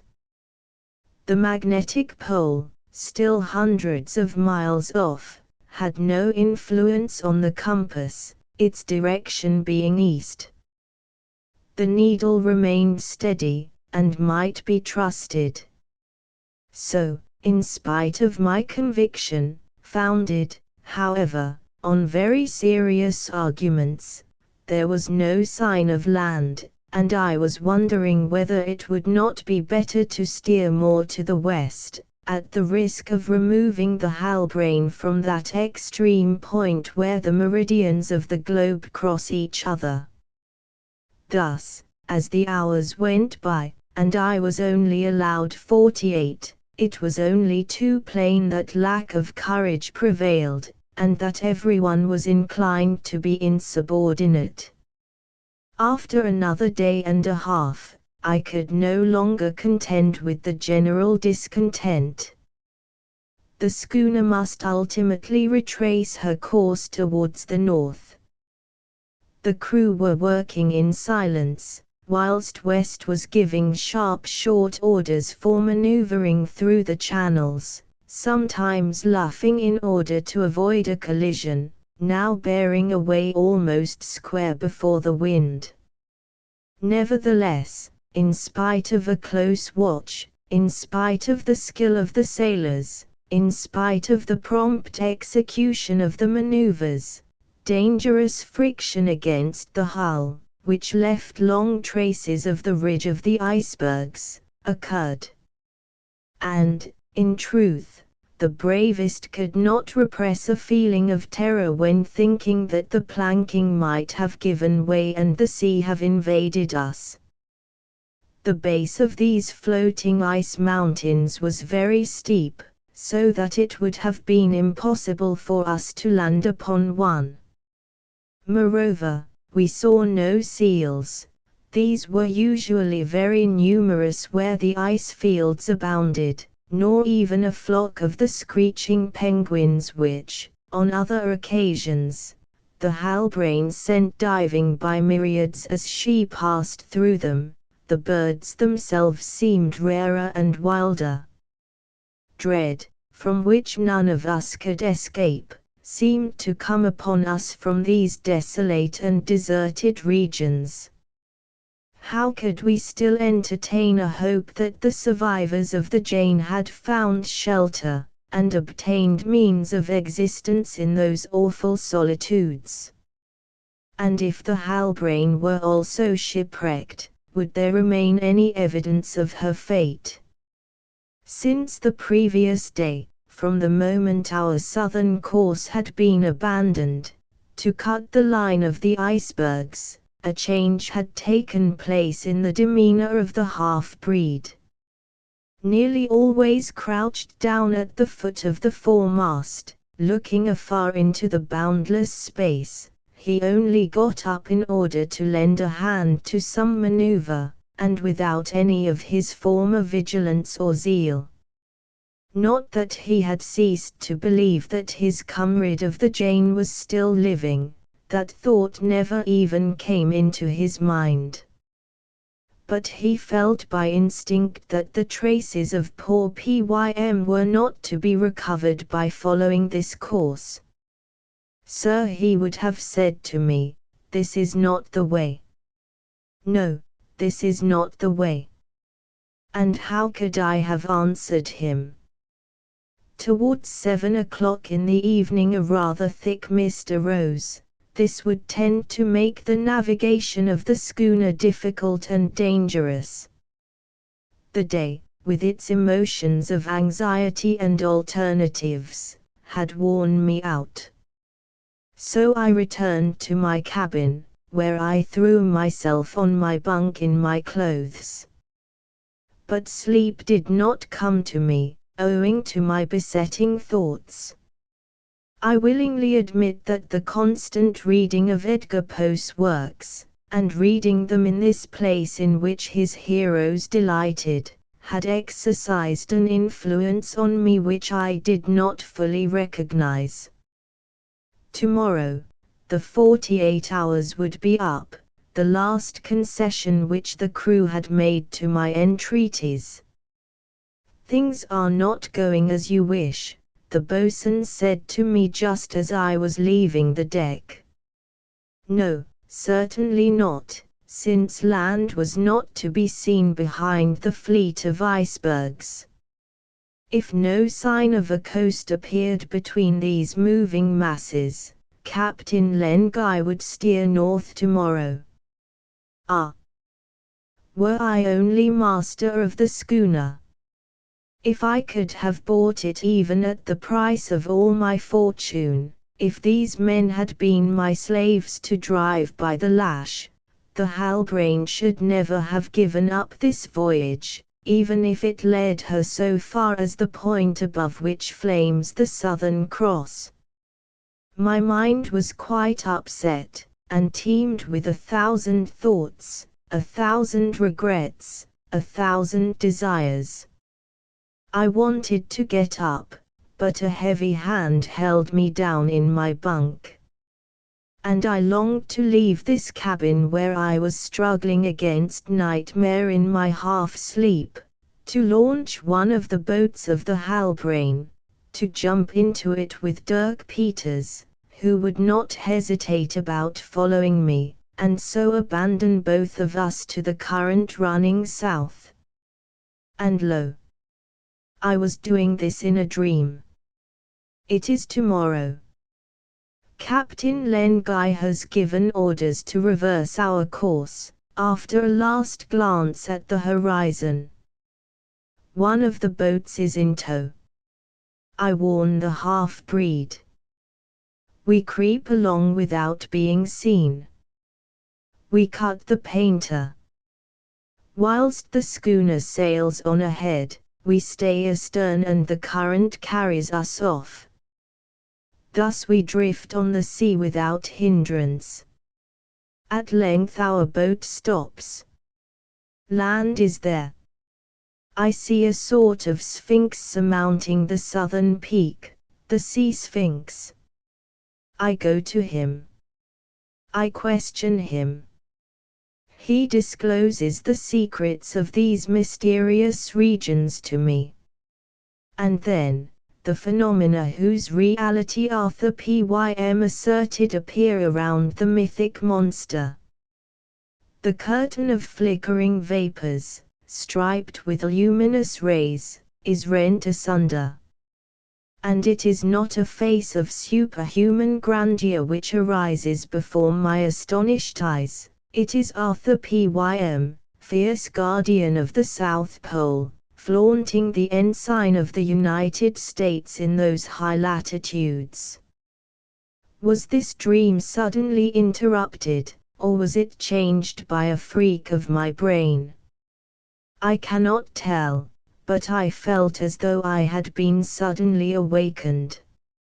It seemed as though a change had taken place in the motion of the schooner, which was sliding along on the surface of the quiet sea, with a slight list to starboard. And yet, there was neither rolling nor pitching. Yes, I felt myself carried off as though my bunk were the car of an air balloon. I was not mistaken, and I had fallen from dreamland into reality. Crash succeeded crash overhead. I could not account for them. Inside my cabin the partitions deviated from the vertical in such a way as to make one believe that the Halbrane had fallen over on her beam ends. Almost immediately, I was thrown out of my bunk and barely escaped splitting my skull against the corner of the table. However, I got up again, and, clinging onto the edge of the door frame, I propped myself against the door. At this instant the bulwarks began to crack and the port side of the ship was torn open. Could there have been a collision between the schooner and one of those gigantic floating masses which West was unable to avoid in the mist? Suddenly loud shouts came from the afterdeck, and then screams of terror, in which the maddened voices of the crew joined.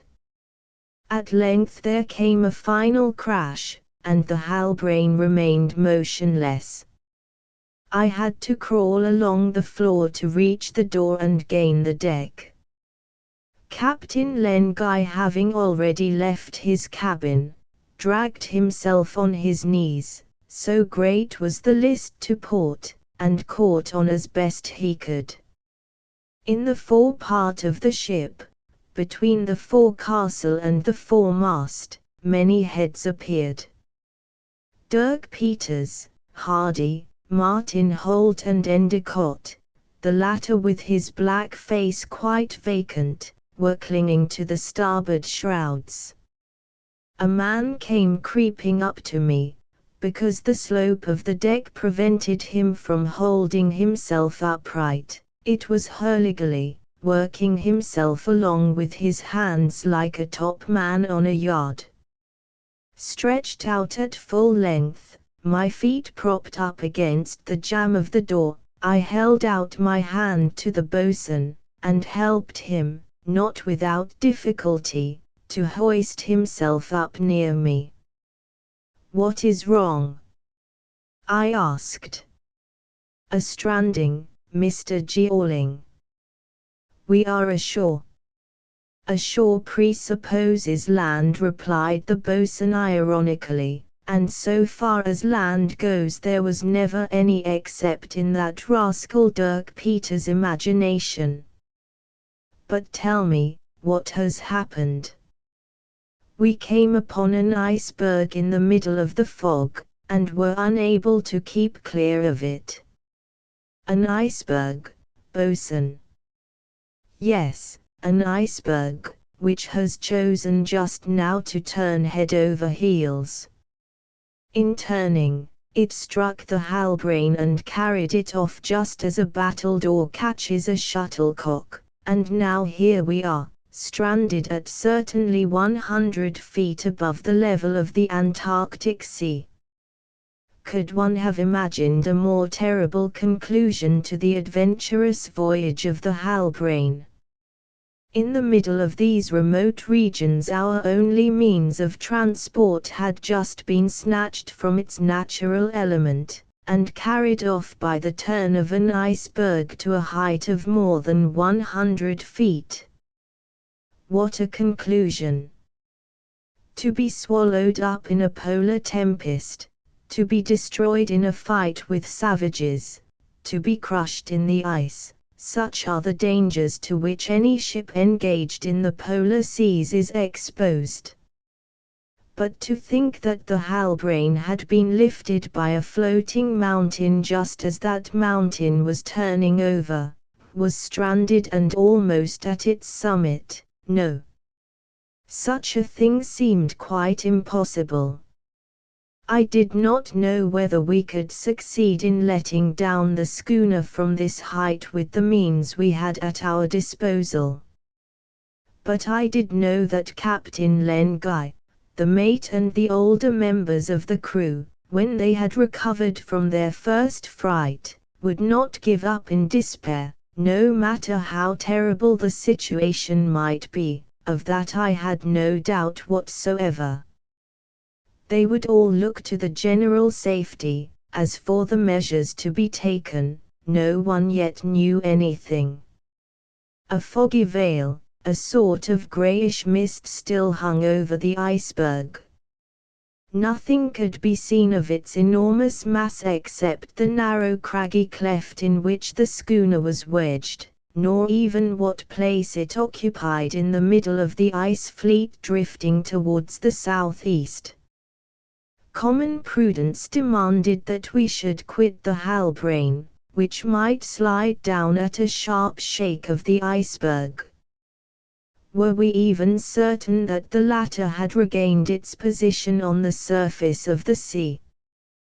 Was her stability secure? Should we not be on the lookout for a fresh upheaval? And if the schooner were to fall into the abyss, which of us could extricate himself safe and sound from such a fall, and then from the final plunge into the depths of the ocean? In a few minutes the crew had abandoned the Halbrane. Each man sought for refuge on the ice slopes, awaiting the time when the iceberg should be freed from mist. The oblique rays from the sun did not succeed in piercing it, and the red disk could hardly be perceived through the opaque mass. However, we could distinguish each other at about 12 feet apart. As for the Halbrane, she looked like a confused blackish mass standing out sharply against the whiteness of the ice. We had now to ascertain whether any of those who were on the deck at the time of the catastrophe had been thrown over the bulwarks and precipitated into the sea. By Captain Len Guy's orders all the sailors then present joined the group in which I stood with the mate, the boatswain, Hardy and Martin Holt. So far, This catastrophe had cost us 5 men. These were the first since our departure from Kerguelen, but were they to be the last? There was no doubt that these unfortunate fellows had perished, because we called them in vain, and in vain we sought for them, when the fog abated, along the sides of the iceberg, at every place where they might have been able to catch on to a projection. When the disappearance of the 5 men had been ascertained, we fell into despair. Then we felt more keenly than before the dangers which threaten every expedition to the Antarctic zone. "What about Hearn?" said a voice. Martin Holt pronounced the name at a moment when there was general silence. Had the sealing master been crushed to death in the narrow part of the hold where he was shut up? The Halbrane fast in the iceberg? West rushed towards the schooner, hoisted himself on board by means of a rope hanging over the bows, and gained the hatch which gives access to that part of the hold. We waited silent and motionless to learn the fate of Hearn, although the evil spirit of the crew was but little worthy of our pity. And yet, how many of us were then thinking that if we had heeded his advice, and if the schooner had taken the northern course, a whole crew would not have been reduced to take refuge on a drifting ice mountain. I scarcely dared to calculate my own share of the vast responsibility, I who had so vehemently insisted on the prolongation of the voyage. At length the mate reappeared on deck and Hearn followed him. By a miracle, neither the bulkheads, nor the ribs, nor the planking had yielded at the place where the sealing master was confined. Hearn rejoined his comrades without opening his lips, and we had no further trouble about him. Towards 6 o'clock in the morning the fog cleared off, owing to a marked fall in the temperature. We had no longer to do with completely frozen vapor, but had to deal with the phenomenon called frost rime, which often occurs in these high latitudes. Captain Lenguy recognized it by the quantity of prismatic threads, the point following the wind which roughened the light ice crust deposited on the sides of the iceberg. Navigators know better than to confound this frost rime with the hoarfrost of the temperate zones, which only freezes when it has been deposited on the surface of the soil. We were now enabled to estimate the size of the solid mass on which we clustered like flies on a sugarloaf, and the schooner, seen from below, looked no bigger than the yawl of a trading vessel. This iceberg of between 300 and 400 fathoms in circumference measured from 130 to 140 feet high. According to all calculations, therefore, its depth would be 4 or 5 times greater, and it would consequently weigh millions of tons. This is what had happened. The iceberg, having been melted away at its base by contact with warmer waters, had risen little by little, its center of gravity had become displaced, and its equilibrium could only be re-established by a sudden capsize, which had lifted up the part that had been underneath above the sea level. The Halbrane, caught in this movement, was hoisted as by an enormous lever. Numbers of icebergs capsize thus on the polar seas, and form one of the greatest dangers to which approaching vessels are exposed. Our schooner was caught in a hollow on the west side of the iceberg. She listed to starboard with her stern raised and her bow lowered. We could not help thinking that the slightest shake would cause her to slide along the slope of the iceberg into the sea. The collision had been so violent as to stave in some of the planks of her hull. After the first collision, the galley situated before the foremast had broken its fastenings. The door between Captain Lengai's and the mate's cabins was torn away from the hinges. The topmast and the topgallant mast had come down after the backstays parted, and fresh fractures could plainly be seen as high as the cap of the masthead. Fragments of all kinds, yards, spars, a part of the sails, breakers, cases, hen coops, were probably floating at the foot of the mass and drifting with it. The most alarming part of our situation was the fact that of the two boats belonging to the Halbrane, one had been stove in when we grounded, and the other, the larger of the two, was still hanging on by its tackles to the starboard davits. Before anything else was done, this boat had to be put in a safe place, because it might prove our only means of escape. As a result of the first examination, we found that the lower masts had remained in their places, and might be of use if ever we succeeded in releasing the schooner. But how were we to release her from her bed in the ice and restore her to her natural element?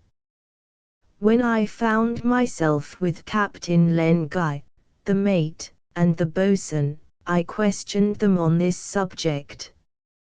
"I agree with you," replied West, "that the operation involves great risks, but since it is indispensable, we will accomplish it.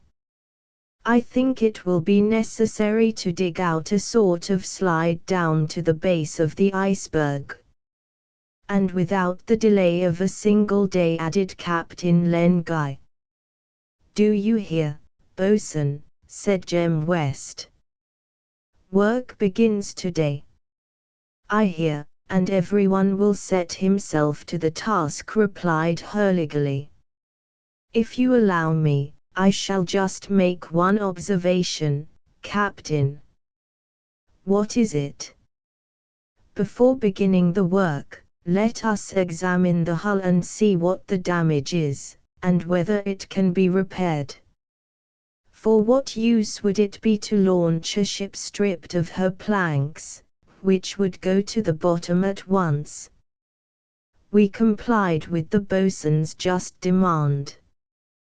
The fog having cleared off, a bright sun then illumined the eastern side of the iceberg, whence the sea was visible round a large part of the horizon. Here the sides of the iceberg showed rugged projections, ledges, shoulders, and even flat instead of smooth surfaces, giving no foothold. However, caution would be necessary in order to avoid the falling of those unbalanced blocks, which a single shock might set loose. And, as a matter of fact, during the morning, several of these blocks did roll into the sea with a frightful noise just like an avalanche. On the whole, the iceberg seemed to be very steady on its new base. So long as the center of gravity was below the level of the waterline, there was no fear of a fresh capsize. I had not yet had an opportunity of speaking to Dirk Peters since the catastrophe. As he had answered to his name, I knew he was not numbered among the victims. At this moment, I perceived him standing on a narrow projection, needless to specify the direction in which his eyes were turned. Captain Lengai, the mate, the boatswain, Hardy, and Martin Holt, whom I accompanied, went up again towards the schooner in order to make a minute investigation of the hull. On the starboard side the operation would be easy enough, because the Halbrane had a list to the opposite side. On the port side we would have to slide along to the keel as well as we could by scooping out the ice, in order to ensure the inspection of every part of the planking. After an examination which lasted 2 hours, it was discovered that the damage was of little importance, and could be repaired in a short time.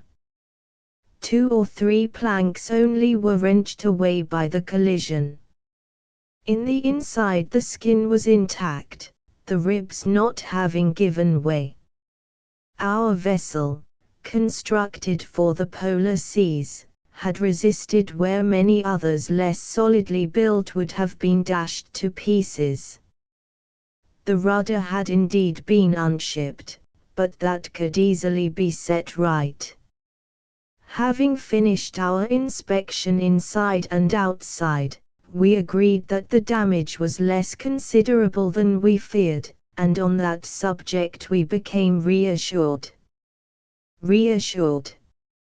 Yes, if we could only succeed in getting the schooner afloat again. Chapter XX. Unmerciful Disaster. In the morning, after breakfast, it was decided that the men should begin to dig a sloping bed which would allow the Halbrane to slide to the foot of the iceberg.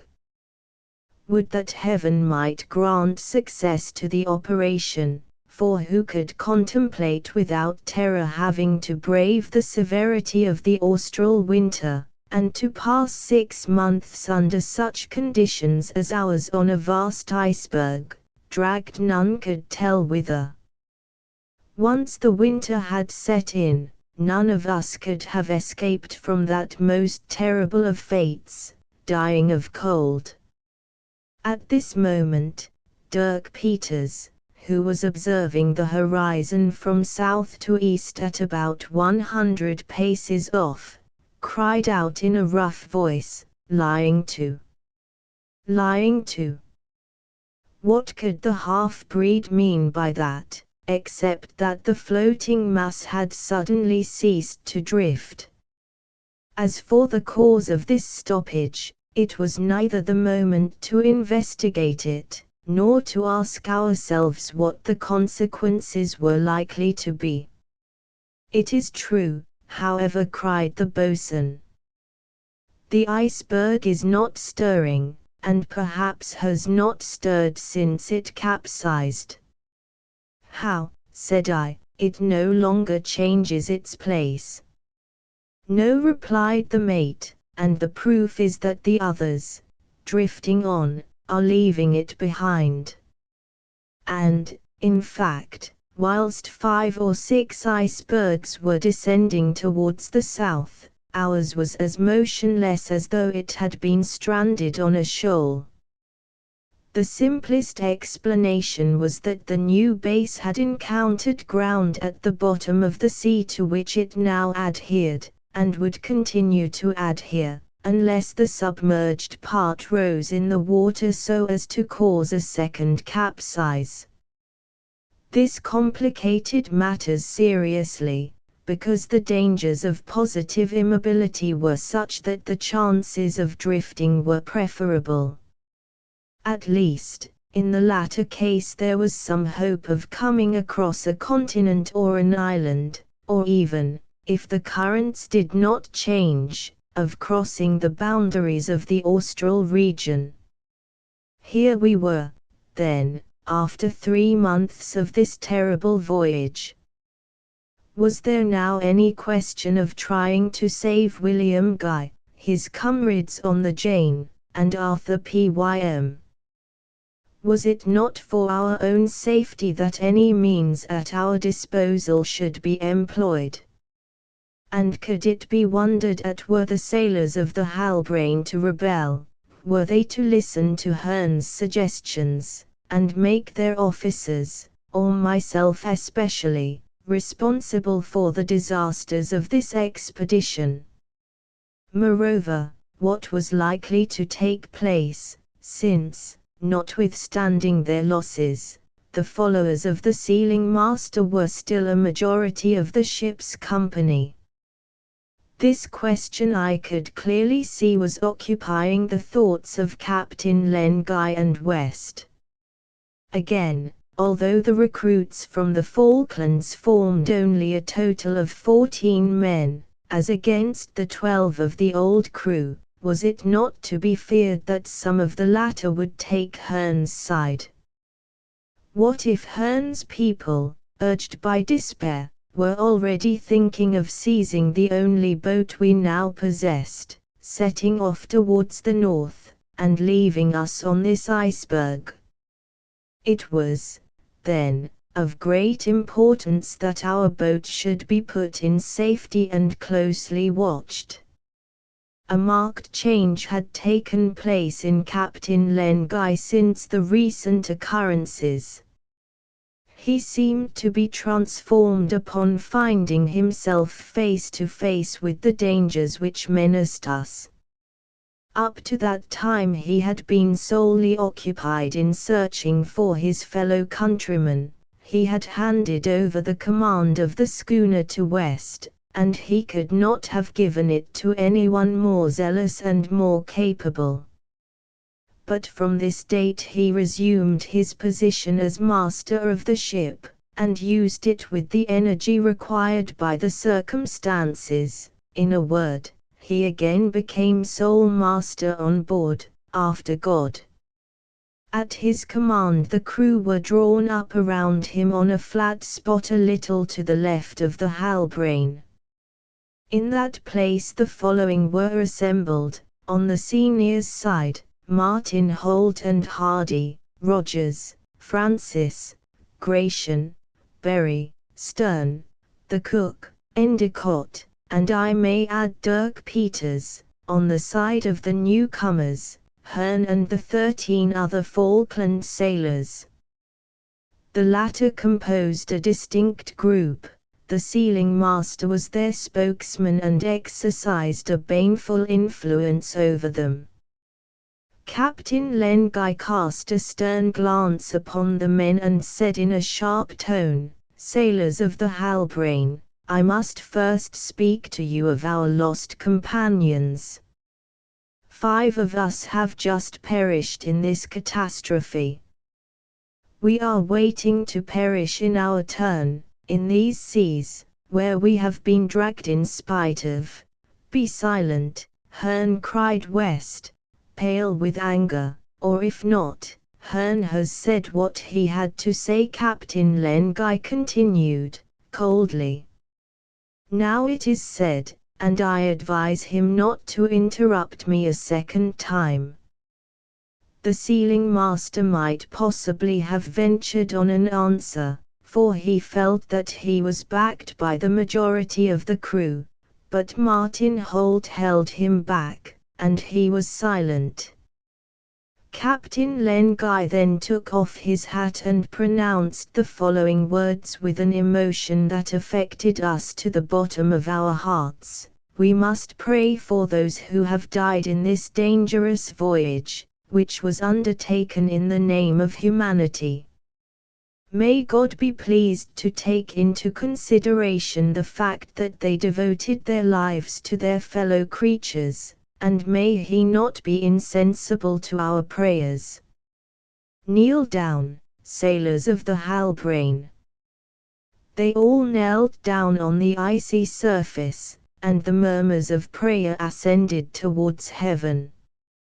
We waited for Captain Len Guy to rise before we did so.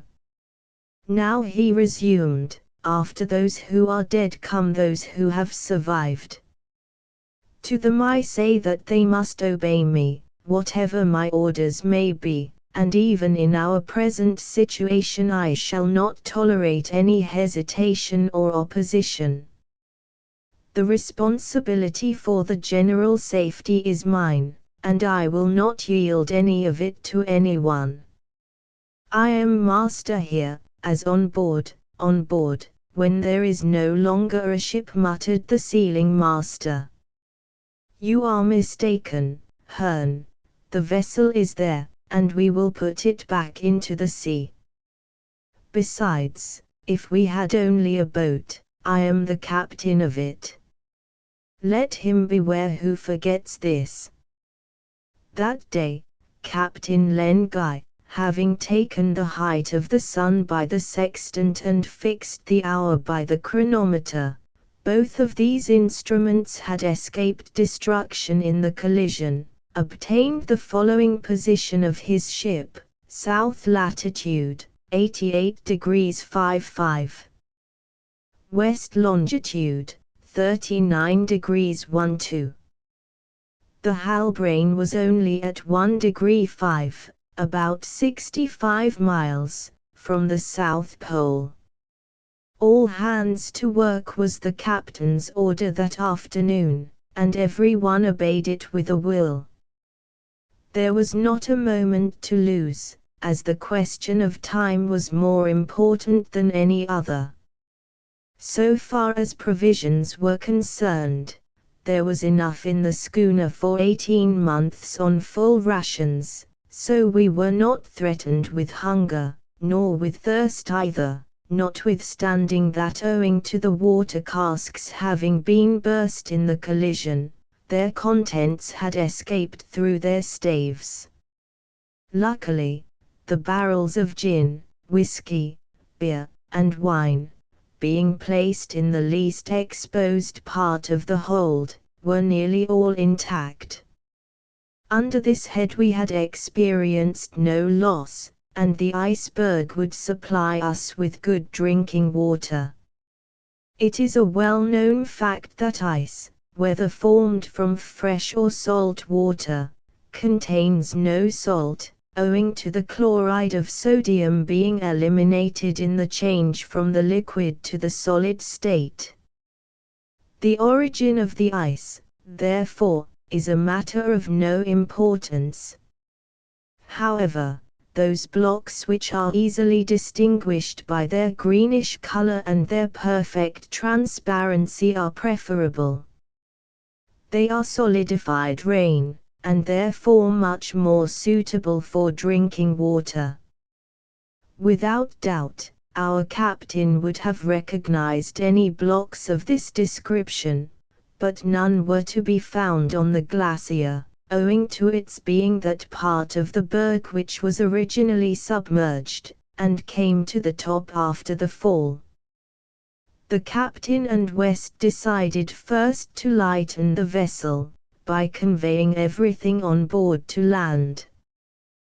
The masts were to be cleared of rigging, taken out, and placed on the plateau. It was necessary to lighten the vessel as much as possible, even to clear out the ballast, owing to the difficult and dangerous operation of launching. It would be better to put off our departure for some days if this operation could be performed under more favorable circumstances. The loading might be afterwards accomplished without much difficulty. Besides this, another reason by no means less serious presented itself to us. It would have been an act of unpardonable rashness to leave the provisions in the storeroom of the Halbrane, her situation on the side of the iceberg being very precarious. One shake would suffice to detach the ship, and with her would have disappeared the supplies on which our lives depended. On this account, we passed the day in removing casks of half-salted meat, dried vegetables, flour, biscuits, tea, coffee, barrels of gin, whiskey, wine and beer from the hold and storeroom, and placing them in safety in the hammocks near the Halbrane. We also had to ensure our landing against any possible accident, and, I must add, against any plot on the part of Hearn and others to seize the boat in order to return to the ice barrier. We placed the longboat in a cavity which would be easy to watch, about 30 feet to the left of the schooner, along with its oars, rudder, compass, anchor, masts and sail. By day there was nothing to fear, and at night, or rather during the hours of sleep, the boatswain and one of the superiors would keep guard near the cavity, and we might rest assured that no evil could befall. The 19th, 20th, and 21st of January were passed in working extra hard in the unshipping of the cargo and the dismantling of the Halbrane. We slung the lower masts by means of yards forming props. Later on, West would see to replacing the main and mizzen masts. In any case, we could do without them until we had reached the Falklands or some other winter port. Needless to say, we had set up a camp on the plateau of which I have spoken, not far from the Halbrane. Sufficient shelter against the inclemency of the weather, not unfrequent at this time of the year, was to be found under tents, constructed of sails placed on spars and fastened down by pegs. The glass remained set fair, the wind was northeast, the temperature having risen to 46 degrees, 2 degrees 7/8 C. Endicott's kitchen was fitted up at the end of the plain, near a steep projection by which we could climb to the very top of the berg. It is only fair to state that during these 3 days of hard work no fault was to be found with Hearn. The sealing master knew he was being closely watched, and he was well aware that Captain Len Guy would not spare him if he tried to get up insubordination amongst his comrades. It was a pity that his bad instincts had induced him to play such a part, for his strength, skill, and cleverness made him a very valuable man, and he had never proved more useful than under these circumstances. Was he changed for the better? Did he understand that general good feeling was necessary for the safety of all? I know not, but I had no confidence in him, neither had Hurliguerly. I need not dwell on the ardor with which the half-breed did the rough work, always first to begin and the last to leave off, doing as much as 4 men, and scarcely sleeping, only resting during meals, which he took apart from the others. He had hardly spoken to me at all since the schooner had met with this terrible accident. What indeed could he say to me? Did I not know as well as he that it would be necessary to renounce every hope of pursuing our intended voyage? Now and again I noticed Martin Holt and the half-breed near each other while some difficult piece of work was in progress.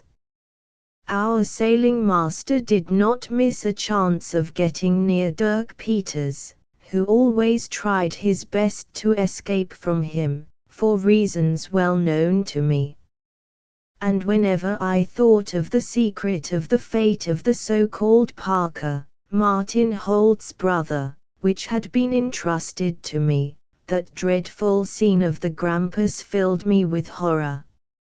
I was certain that if this secret were made known the half-breed would become an object of terror. He would no longer be looked upon as the rescuer of the sailing master, and the latter, learning that his brother, luckily, Dirk Peters and myself were the only 2 acquainted with the fact. While the Halbrane was being unloaded, Captain Len Guy and the mate were considering how the vessel might be launched. They had to allow for a drop of 100 feet between the cavity in which the ship lay and the sea, this to be effected by means of an inclined bed hollowed in an oblique line along the west side of the iceberg, and to measure 200 or 300 perches in length. So, while the first lot of men, commanded by the boatswain, was unloading the schooner, a second batch under West's orders began to cut the trench between the blocks which covered the side of the floating mountain. Floating. I know not why I use this expression, for the iceberg no longer floated, but remained as motionless as an island. There was nothing to indicate that it would ever move again. Other icebergs drifted along and past us, going southeast, whilst ours, to use Dirk Peters' expression, was lying to. Would its base be sufficiently undermined to allow it to detach itself? Perhaps some heavy mass of ice might strike it and set it free by the shock. No one could predict such an event, and we had only the Halbrane to rely upon for getting us out of these regions. We were engaged in these various tasks until the 24th of January.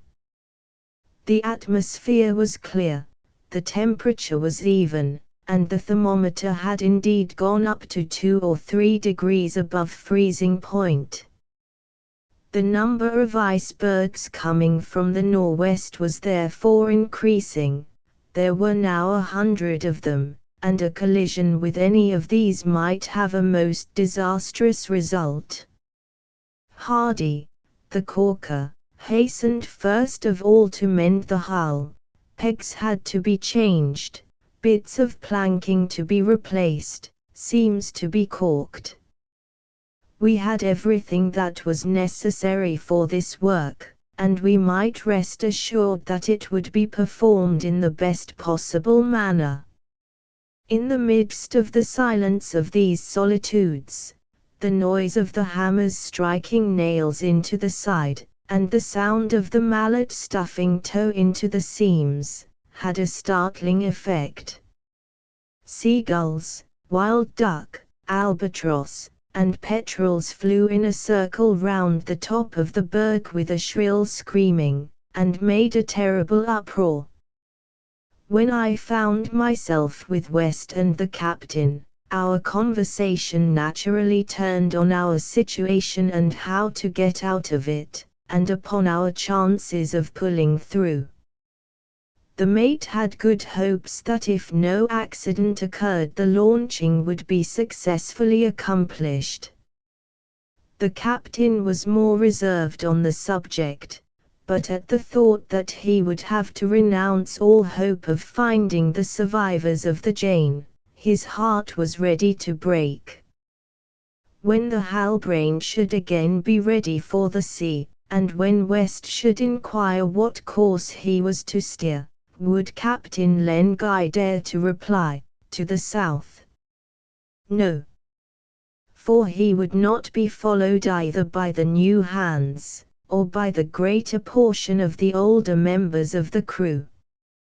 To continue our search in this direction, to go beyond the pole, without being certain of reaching the Indian Ocean instead of the Atlantic, would have been rashness of which no navigator would be guilty. If a continent bound the sea on this side, the schooner would run the danger of being crushed by the mass of ice before it could escape the southern winter. Under such circumstances, to attempt to persuade Captain Len Guy to pursue the voyage would only be to court a certain refusal. It could not even be proposed, now that necessity obliged us to return northwards, and not to delay a single day in this portion of the Antarctic regions. At any rate, though I resolved not again to speak of the matter to the captain, I lost no opportunity of sounding the boatswain. Often when he had finished his work, Hurliguerly would come and join me, we would chat, and we would compare our recollections of travel.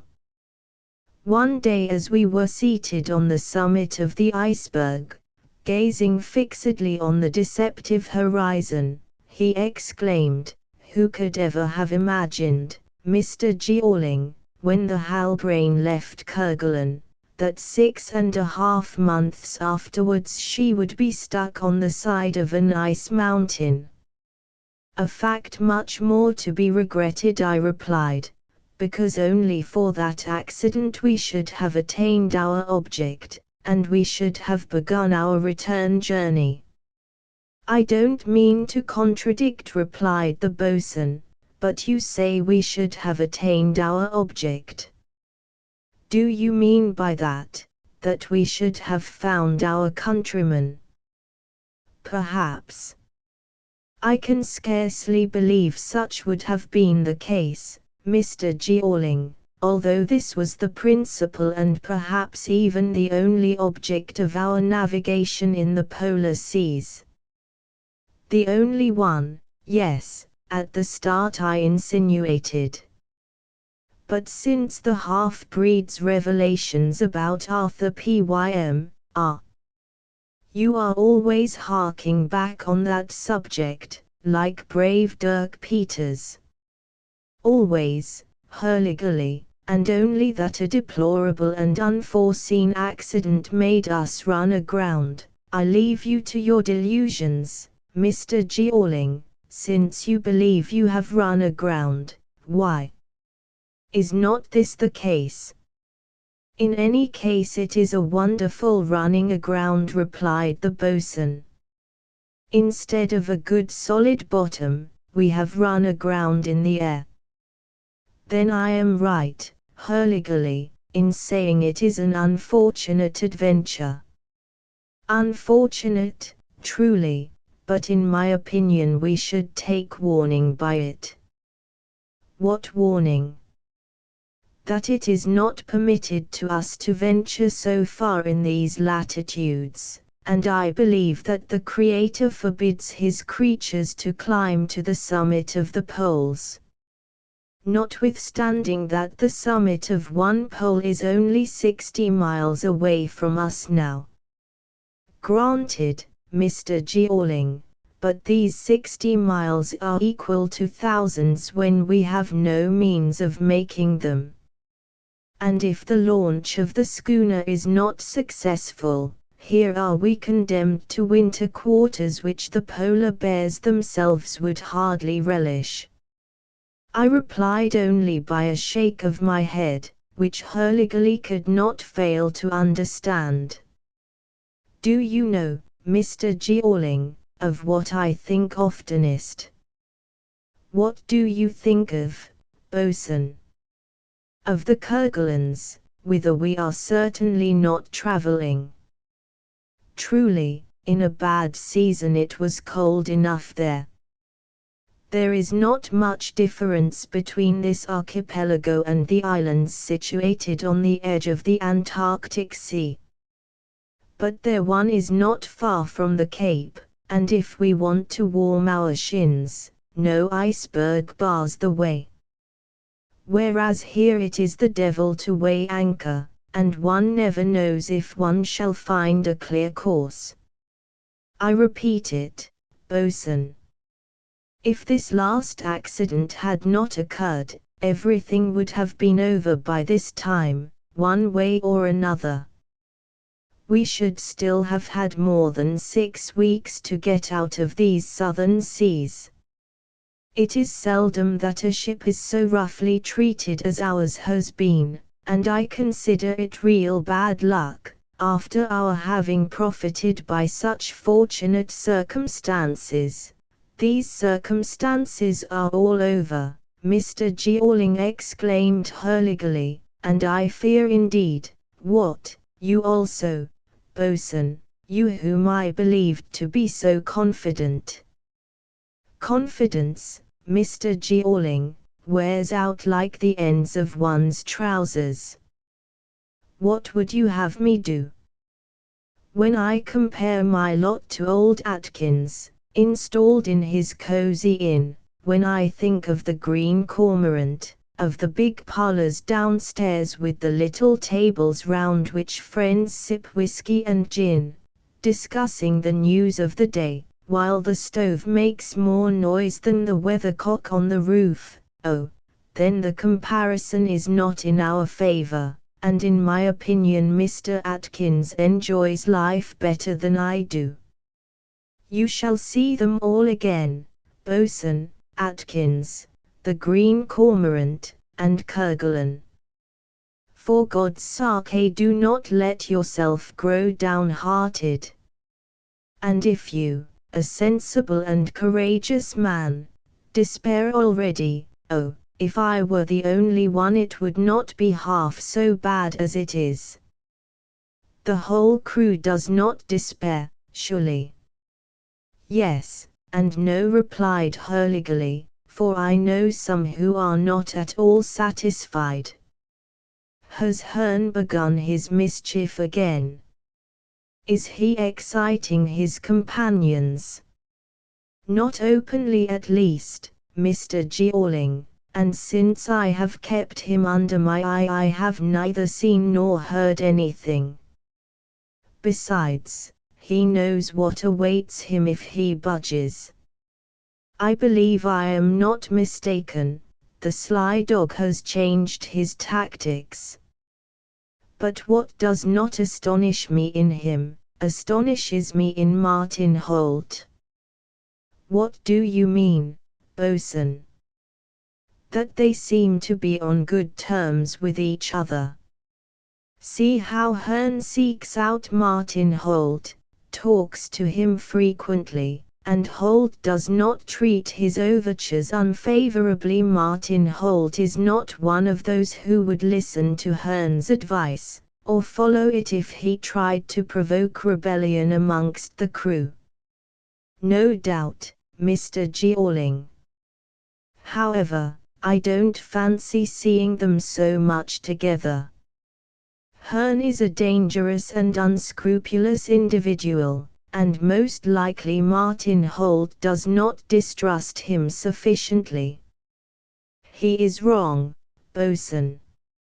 And, wait a moment, do you know what they were talking about the other day when I overheard a few scraps of their conversation? I could not possibly guess until you tell me, Hurliguerly. Well, while they were conversing on the bridge of the Halbrane, I heard them talking about Dirk Peters, and Hearn was saying, you must not owe a grudge to the half-breed, Master Holt, because he refused to respond to your advances and accept your thanks. If he be only a sort of brute, he possesses plenty of courage, and has showed it in getting you out of a bad corner at the risk of his life. And besides, do not forget that he formed part of the crew of the Grampus, and your brother Ned, if I don't mistake, he said that, Bosun, he spoke of the Grampus. I exclaimed. Yes, of the Grampus. And of Ned Holt. Precisely, Mr. Jeorling. And what answer did Martin Holt make? He replied, I don't even know under what circumstances my unfortunate brother perished. Was it during a revolt on board? Brave man that he was, he would not betray his captain, and perhaps he was massacred. Did Hearn dwell on this, Bosun? Yes, but he added, it is very sad for you, Master Holt. The captain of the Grampus, according to what I have been told, was abandoned, being placed in a small boat with one or two of his men, and who knows if your brother was not along with him. And what next? Then, Mr. Jeorling, he added, did it never occur to you to ask Dirk Peters to enlighten you on the subject? Yes, once, replied Martin Holt, I questioned the half-breed about it, and never did I see a man so overcome. He replied in so low a voice that I could scarcely understand him, I know not, and he ran away with his face buried in his hands. Was that all you heard of the conversation, bosun? That was all, Mr. Jeorling, and I thought it so strange that I wished to inform you of it. And what conclusion did you draw from it? Nothing, except that I look upon the sealing master as a scoundrel of the deepest dye, perfectly capable of working in secret for some evil purpose with which he would like to associate Martin Holt. What did Hearn's new attitude mean? Why did he strive to gain Martin Holt, one of the best of the crew, as an ally? Why did he recall the scenes of the Grampus? Did Hearn know more of this matter of Dirk Peters and Ned Holt than the others, this secret of which the half-breed and I believed ourselves to be the sole possessors? The doubt caused me serious uneasiness. However, I took good care not to say anything of it to Dirk Peters. If he had for a moment suspected that Hearn spoke of what happened on board the Grampus, if he had heard that the rascal, as Hurliguerly called him, and not without reason, constantly talked to Martin Holt about his brother, I really do not know what would have happened. In short, whatever the intentions of Hearn might be, it was dreadful to think that our sailing master, on whose fidelity Captain Lenguy ought to be able to count, was in conspiracy with him. The sealing master must have a strong motive for acting in this way. What it was I could not imagine. Although the crew seemed to have abandoned every thought of mutiny, a strict watch was kept, especially on Hearn. Besides, the situation must soon change, at least so far as the schooner was concerned. 2 days afterwards the work was finished. The caulking operations were completed, and also the slide for lowering the vessel to the base of our floating mountain. Just now the upper portion of the ice had been slightly softened, so that this last work did not entail much labor for pickaxe or spade. The course ran obliquely round the west side of the berg, so that the incline should not be too great at any point. With cables properly fixed, the launch, it seemed, might be effected without any mishap. I rather feared lest the melting of the ice should make the gliding less smooth at the lower part of the berg. Needless to say, the cargo, masting, anchors, chains, and sea, had not been put on board. The hull was quite heavy enough, and not easily moved, so it was necessary to lighten it as much as possible. When the schooner was again in its element, the loading could be effected in a few days. On the afternoon of the 28th, the finishing touches were given. It was necessary to put supports for the sides of the slide in some places where the ice had melted quickly. Then everyone was allowed to rest from 4 p.m. The captain had double rations served out to all hands, and well they merited this extra supply of spirits. They had indeed worked hard during the week. I repeat that every sign of mutiny had disappeared. The crew thought of nothing except this great operation of the launching. The Halbrane in the sea would mean departure, it would also mean return. For Dirk Peters and me it would be the definite abandonment of Arthur Pym. That night the temperature was the highest we had so far experienced. The thermometer registered 53 degrees, 11 degrees 6'7" below zero. So, although the sun was nearing the horizon, the ice was melting, and thousands of small streams flowed in every direction. The early birds awoke at 4 o'clock, and I was one of their number. I had scarcely slept, and I fancy that Dirk Peters did not sleep much, haunted as he was by the sad thought of having to turn back.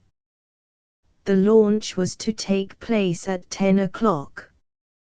Taking every possible difficulty into account, and allowing for the minutest precautions, the captain hoped that it would be completed before the close of the day.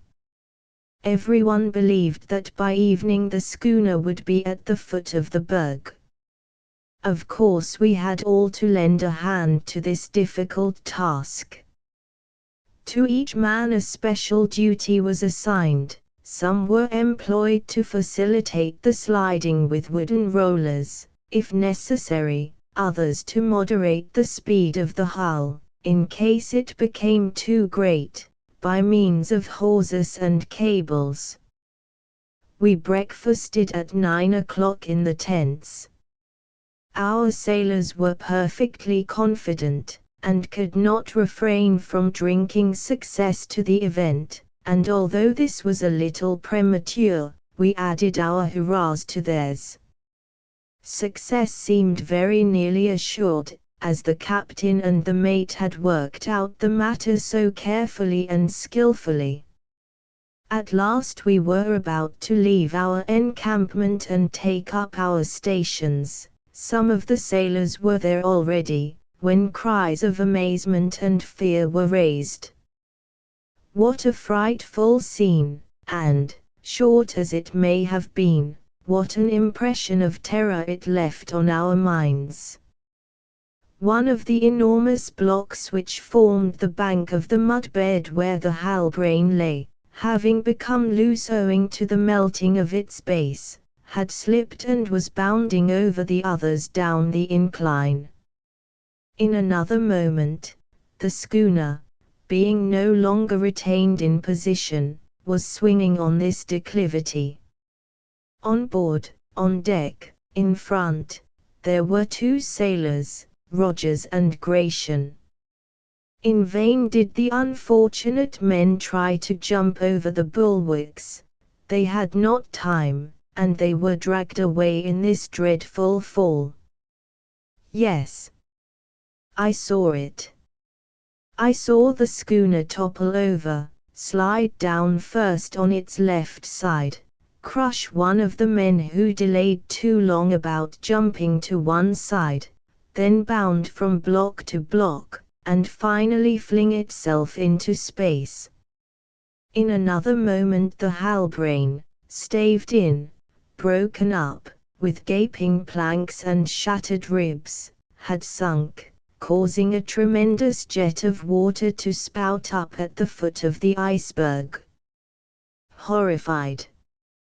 Yes, indeed, we were horrified when the schooner, carried off as though by an avalanche, had disappeared in the abyss. Not a particle of our Halbrane remained, not even a wreck. A minute ago she was 100 feet in the air, now she was 500 in the depths of the sea. Yes, we were so stupefied that we were unable to think of the dangers to come. Our amazement was that of people who cannot believe their eyes. Prostration succeeded as a natural consequence. There was not a word spoken. We stood motionless, with our feet rooted to the icy soil. No words could express the horror of our situation. As for West, when the schooner had disappeared in the abyss, I saw big tears fall from his eyes. The Halbrane that he loved so much was now an unknown quantity. Yes, our stout-hearted mate wept. The Halbrane, staved in, broken up, 3 of our men had perished, and in what frightful fashion! I had seen Rogers and Gratian, 2 of our most faithful sailors, stretch out their hands in despair as they were knocked about by the rebounding of the schooner, and finally sink with her. The other man from the Falklands, an American, was crushed in its rush, his shapeless form lay in a pool of blood. 3 new victims within the last 10 days had to be inscribed on the register of those who died during this fatal voyage. Our fortune had favored us up to the hour when the Halbrane was snatched from her own element, but her hand was now against us. And was not this last the worst blow? Must it not prove the stroke of death? The silence was broken by a tumult of despairing voices, whose despair was justified indeed by this irreparable misfortune. And I am sure that more than one thought it would have been better to have been on the Halbrane as she rebounded off the side of the iceberg. Everything would have been over then, as all was over with Rogers and Gratian. This foolish expedition would thus have come to a conclusion worthy of such rashness and imprudence. At last, the instinct of self-preservation triumphed, and except Hearn, who stood some distance off and affected silence, all the men shouted, "To the boat! To the boat!" These unfortunate fellows were out of their mind. Terror led them astray. They rushed towards the crag where our one boat, which could not hold them all, had been sheltered during the unloading of the schooner. Captain Len Guy and Jem West rushed after them.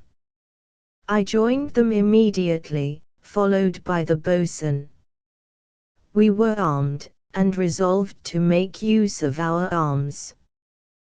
We had to prevent these furious men from seizing the boat, which did not belong to a few, but to all. "Hullo, sailors!" cried the captain. "Hullo!" repeated West, "stop there, or we fire on the first who goes a step farther." Both threatened the men with their pistols. The boatswain pointed his gun at them. I held my rifle, ready to fire. It was in vain. The frenzied men heard nothing, would not hear anything, and one of them fell, struck by the mate's bullet, just as he was crossing the last block. He was unable to catch onto the bank with his hands, and slipping on the frozen slope, he disappeared in the abyss. Was this the beginning of a massacre? Would others let themselves be killed at this place? Would the old hands side with the newcomers? At that moment I remarked that Hardy, Martin Holt, Francis Berry, and Stern hesitated about coming over to our side, while Hearn, still standing motionless at some distance, gave no encouragement to the rebels. However, we could not allow them to become masters of the boat, to bring it down, to embark 10 or 12 men, and to abandon us to our certain fate on this iceberg.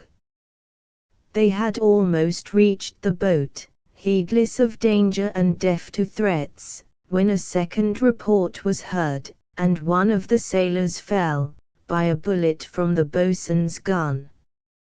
1 American and 1 Fujian less to be numbered amongst the sealing master's partisans. Then, in front of the boat, a man appeared. It was Dirk Peters, who had climbed the opposite slope. The half-breed put one of his enormous hands on the stern and with the other made a sign to the furious men to clear off. Dirk Peters being there, we no longer needed our arms, as he alone would suffice to protect the boat. And indeed, as 5 or 6 of the sailors were advancing, he went up to them, caught hold of the nearest by the belt, lifted him up, and sent him flying 10 paces off. The wretched man, not being able to catch hold of anything, would have rebounded into the sea had not Hearn seized him. Owing to the half-breed's intervention, the revolt was instantly quelled.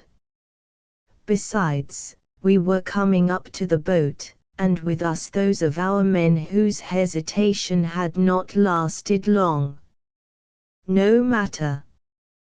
The others were still 13 to our 10. Captain Len Guy made his appearance, anger shone in his eyes, and with him was West, quite unmoved. Words failed the captain for some moments, but his looks said what his tongue could not utter. At length, in a terrible voice, he said, "I ought to treat you as evildoers, however, I will only consider you as madmen. The boat belongs to everybody. It is now our only means of salvation, and you wanted to steal it like cowards. Listen attentively to what I say for the last time. This boat, belonging to the Halbrane, is now the Halbrane herself. I am the captain of it, and let him who disobeys me, beware." With these last words Captain Len Guy looked at Hearn, for whom this warning was expressly meant. The sealing master had not appeared in the last scene, not openly at least, but nobody doubted that he had urged his comrades to make off with the boat, and that he had every intention of doing the same again. "Now to the camp," said the captain, "and you, Dirk Peters, remain here." The half-breed's only reply was to nod his big head and betake himself to his post. The crew returned to the camp without the least hesitation. Some lay down in their sleeping places, others wandered about. Hearn neither tried to join them nor to go near Martin Holt. Now that the sailors were reduced to idleness, there was nothing to do except to ponder on our critical situation, and invent some means of getting out of it. The captain, the mate, and the boatswain formed a council, and I took part in their deliberations. Captain Len Guy began by saying, "We have protected our boat, and we shall continue to protect it until death," declared West. "Who knows," said I, "whether we shall not soon be forced to embark?" "In that case," replied the captain, "as all cannot fit into it, it will be necessary to make a selection. Lots shall determine which of us are to go, and I shall not ask to be treated differently from the others." "We have not come to that, luckily," replied the boatswain. "The iceberg is solid, and there is no fear of its melting before winter." "No," assented West, "that is not to be feared. What it behoves us to do is, while watching the boat, to keep an eye on the provisions.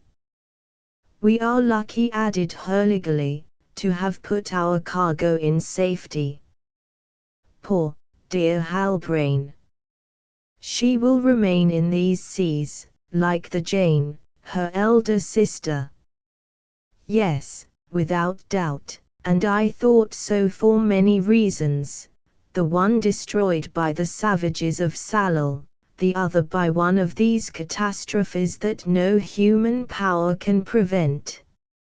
"You are right," replied the captain, "and we must prevent our men from plundering.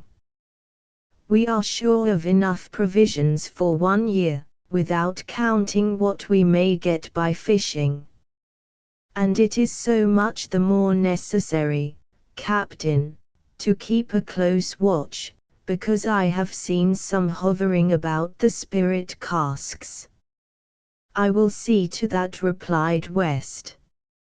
But I then asked, had we not better prepare ourselves for the fact that we may be compelled to winter on this iceberg? May heaven avert such a terrible probability, replied the captain. After all, if it were necessary, we could get through it, Mr. Jeorling, said the boatswain. We could hollow out sheltering places in the ice, so as to be able to bear the extreme cold of the pole, and so long as we had sufficient to appease our hunger. At this moment the horrid recollection of the Grampus came to my mind, the scenes in which Dirk Peters killed Ned Holt, the brother of our sailing master. Should we ever be in such extremity? Would it not, before we proceed to set up winter quarters for 7 or 8 months, be better to leave the iceberg altogether, if such a thing were possible? I called the attention of Captain Len Guy and West to this point. This was a difficult question to answer, and a long silence preceded the reply.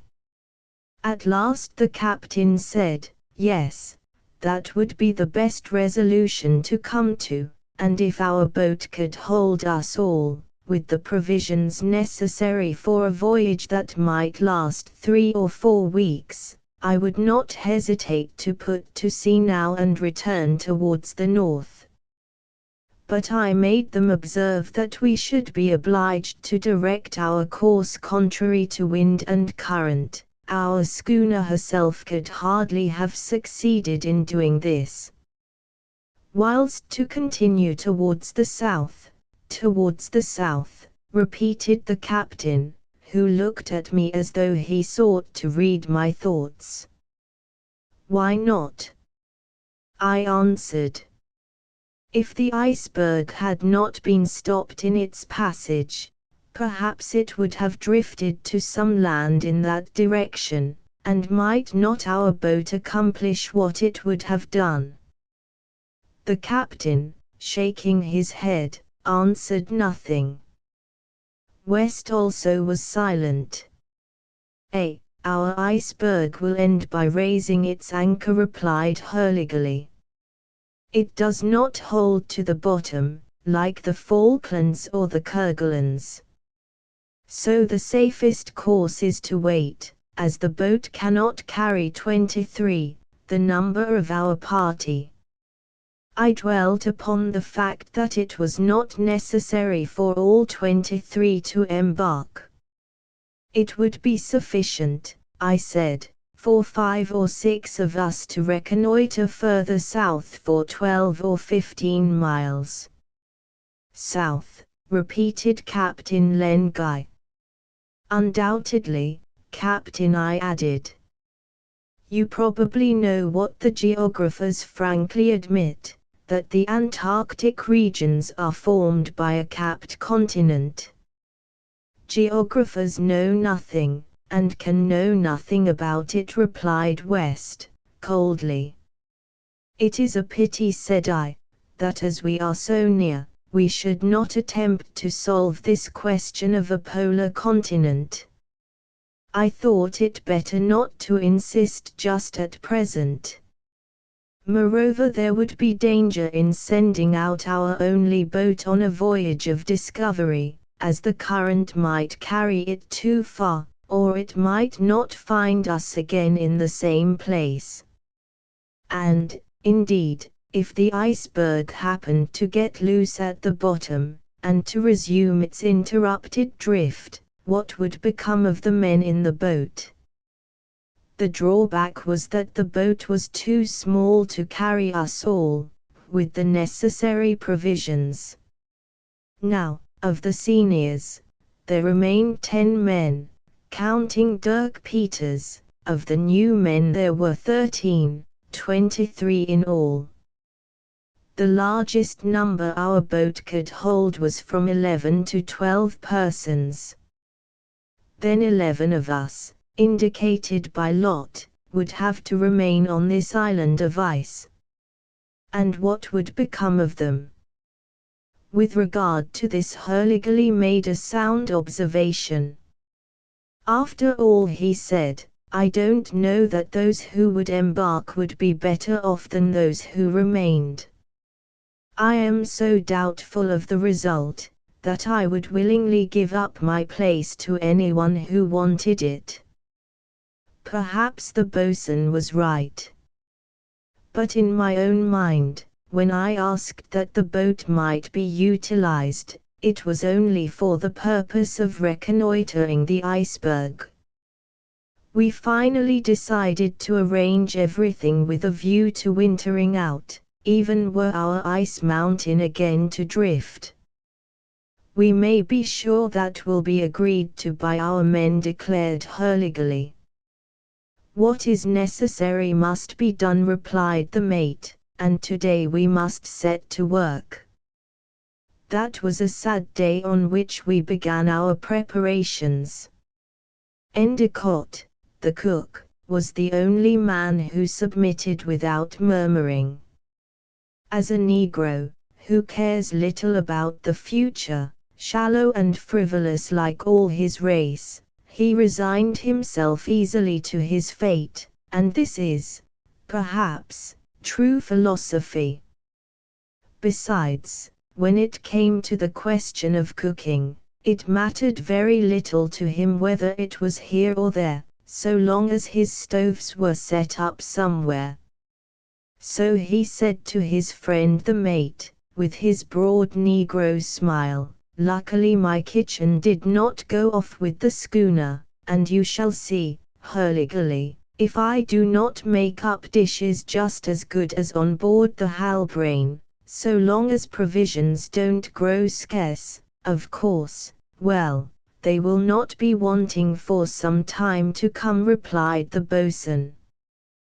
We need not fear hunger, but cold, such cold as would reduce you to an icicle the minute you cease to warm your feet, cold that makes your skin crack and your skull split. Even if we had some hundreds of tons of coal, but, all things being well calculated, there is only just what will do to boil this large kettle. And that is sacred, cried Endicott, touching is forbidden. The kitchen before all. And that is the reason why it never strikes you to pity yourself, you old nigger. You can always make sure of keeping your feet warm at your oven. What would you have, boatswain? You are a first-rate cook, or you are not. When you are, you take advantage of it, but I will remember to keep you a little place before my stove. That's good, Endicott. Each one shall have his turn. There is no privilege, even for a boatswain. On the whole, it is better not to have to fear famine. One can fight against the cold. We shall dig holes in the iceberg, and cuddle ourselves up there. And why should we not have a general dwelling room? We could make a cave for ourselves with pickaxes. I have heard tell that ice preserves heat. Well, let it preserve ours, and that is all I ask of it. The hour had come for us to return to the camp and to seek our sleeping places.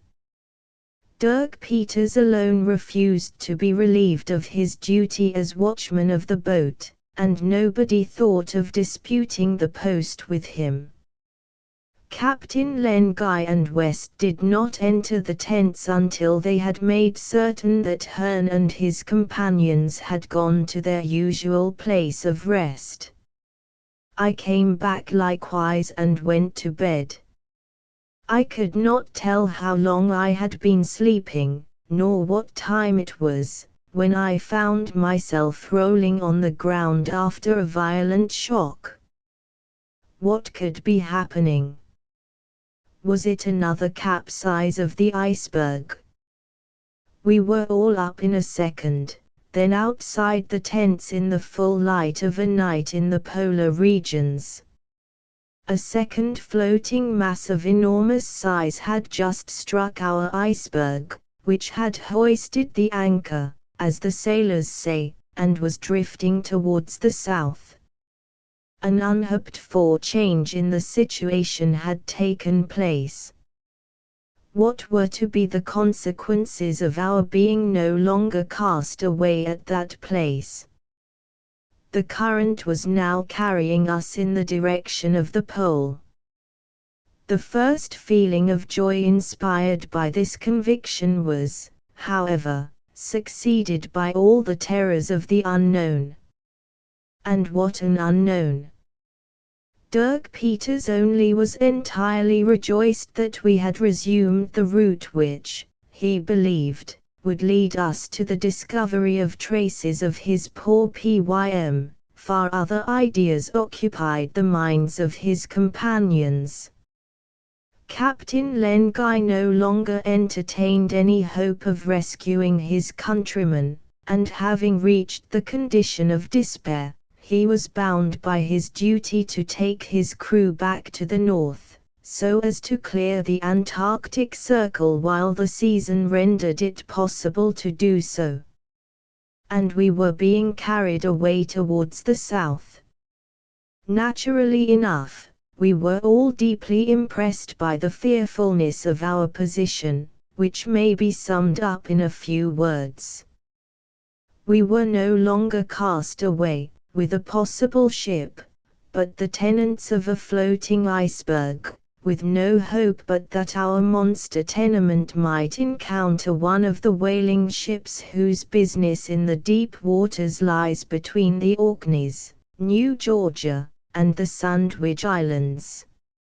A quantity of things had been thrown into the ice by the collision which had set our iceberg afloat, but these were chiefly articles belonging to the Halbrane. Owing to the precaution that had been taken on the previous day, when the cargo was stowed away in the clefts, it had been only slightly damaged.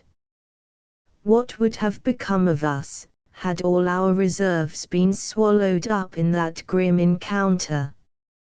Now, the two icebergs formed but one, which was traveling south at the rate of 2 miles an hour.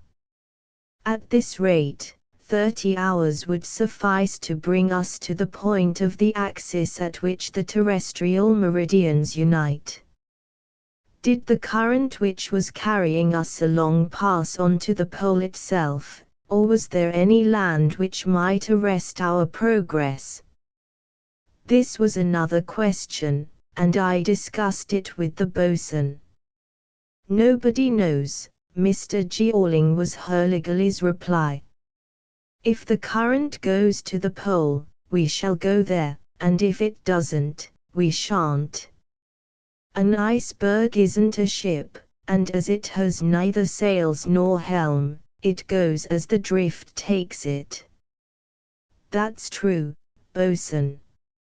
And therefore I had the idea that if 2 or 3 of us were to embark in the boat, you still hold to your notion of the boat, certainly, for, if there is land somewhere, is it not possible that the people of the Jane have come upon it, Mr. Georling, at 4,000 miles from Sallal Island? Who knows, boatswain? That may be, but allow me to say that your argument will be reasonable when the land comes in sight, if it ever does so. Our captain will see what ought to be done, and he will remember that time presses. We cannot delay in these waters, and, after all, the one thing of real importance to us is to get out of the polar circle before the winter makes it impassable." There was good sense in Hurliguerly's words. I could not deny the fact. During that day the greater part of the cargo was placed in the interior of a vast cave-like fissure in the side of the iceberg, where, even in case of a second collision, casks and barrels would be in safety. Our men then assisted Endicott to set up his cooking stove between two blocks, so that it was firmly fixed, and they heaped up a great mass of coals close to it. No murmurs, no recrimination disturbed these labors.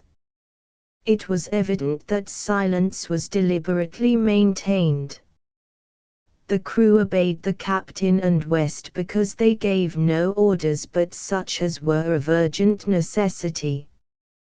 But, afterwards, would these men allow the authority of their leaders to be uncontested?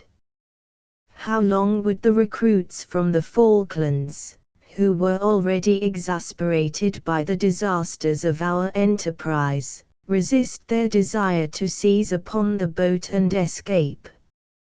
I did not think they would make the attempt, however, so long as our iceberg should continue to drift, for the boat could not outstrip its progress. But, if it were to run aground once more, to strike upon the coast of an island or a continent, what would not these unfortunate creatures do to escape the horrors of wintering under such conditions? In the afternoon, during the hour of rest allowed to the crew, I had a second conversation with Dirk Peters. I had taken my customary seat at the top of the iceberg, and had occupied it for half an hour, being, as may be supposed, deep in thought, when I saw the half-breed coming quickly up the slope. We had exchanged hardly a dozen words since the iceberg had begun to move again. When Dirk Peters came up to me, he did not address me at first, and was so intent on his thoughts that I was not quite sure he saw me. At length, he leaned back against an ice block, and spoke. "Mr. Jeorling," he said, "you remember, in your cabin in the Halbrane, I told you the affair of the Grampus." I remembered well. I told you that Parker's name was not Parker, that it was Holt, and that he was Ned Holt's brother. I was afraid I got away from him. "I know, Dirk Peters," I replied, "but why do you refer to that sad story again?" "Why, Mr. Jeorling, have you never said anything about it to anybody?" "Not to anybody," I protested. "How could you suppose I should be so ill-advised, so imprudent, as to divulge your secret, a secret which ought never to pass our lips, a dead secret?" "Dead, yes, dead. And yet, understand me, it seems to me that, among the crew, something is known." I instantly recalled to mind what the boatswain had told me concerning a certain conversation in which he had overheard Hearn prompting Martin Holt to ask the half-breed what were the circumstances of his brother's death on board the Grampus. Had a portion of the secret got out, or was this apprehension on the part of Dirk Peters purely imaginary? "Explain yourself," I said. "Understand me, Mr. Jeorling, I am a bad hand at explaining. Yes, yesterday, I have thought of nothing else since, Martin Holt took me aside, far from the others, and told me that he wished to speak to me, of the Grampus." "Of the Grampus, yes, and of his brother, Ned Holt. For the first time he uttered that name before me, and yet we have sailed together for nearly 3 months. The half-breed's voice was so changed that I could hardly hear him. It seemed to me, he resumed, that in Martin Holt's mind, no, I was not mistaken, there was something like a suspicion. But tell me what he said. Tell me exactly what he asked you. What is it? I felt sure that the question put by Martin Holt, whatsoever its bearing, had been inspired by Hearn. Nevertheless, as I considered it well that the half-breed should know nothing of the sealing master's disquieting and inexplicable intervention in this tragic affair, I decided upon concealing it from him. He asked me, replied Dirk Peters, did I not remember Ned Holt of the Grampus, and whether he had perished in the fight with the mutineers or in the shipwreck, whether he was one of the men who had been abandoned with Captain Bernard. In short, he asked me if I could tell him how his brother died. Ah! How? No idea could be conveyed of the horror with which the half-breed uttered words which revealed a profound loathing of himself. And what answer did you make to Martin Holt? None, none. You should have said that Ned Holt perished in the wreck of the brig. I could not, understand me, I could not. The two brothers are so like each other. In Martin Holt I seemed to see Ned Holt. I was afraid, I got away from him. The half-breed drew himself up with a sudden movement, and I sat thinking, leaning my head on my hands. These tardy questions of Holt's respecting his brother were put, I had no doubt whatsoever, at the instigation of Hearn.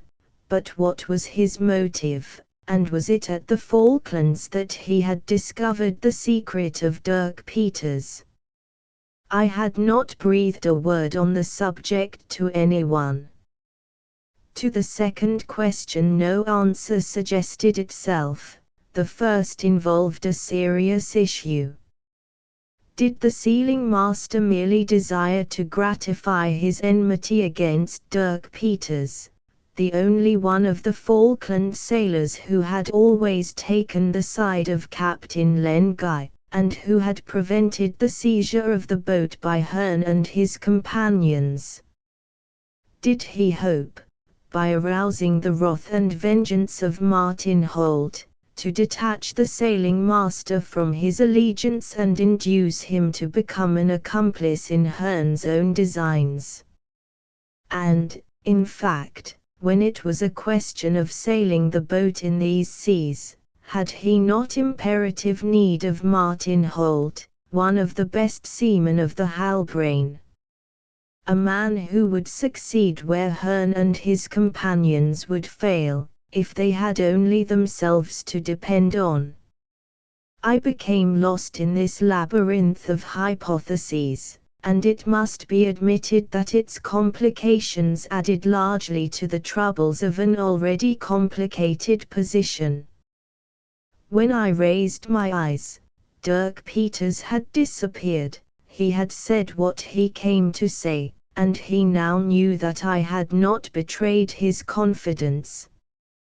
The customary precautions were taken for the night, no individual being allowed to remain outside the camp, with the exception of the half-breed, who was in charge of the boat. The following day was the 31st of January. I pushed back the canvas of the tent, which I shared with Captain Len Guy and West respectively, as each succeeded the other on release from the alternate watch very early, and experienced a severe disappointment. Mist, everywhere. Nay, more than mist, a thick yellow, mouldy-smelling fog. And more than this again, the temperature had fallen sensibly. This was probably a forewarning of the austral winter. The summit of our ice mountain was lost in vapor, in a fog which would not resolve itself into rain, but would continue to muffle up the horizon. "Bad luck," said the boatswain, "for now if we were to pass by land we should not perceive it. And our drift?" "More considerable than yesterday, Mr. Jeorling.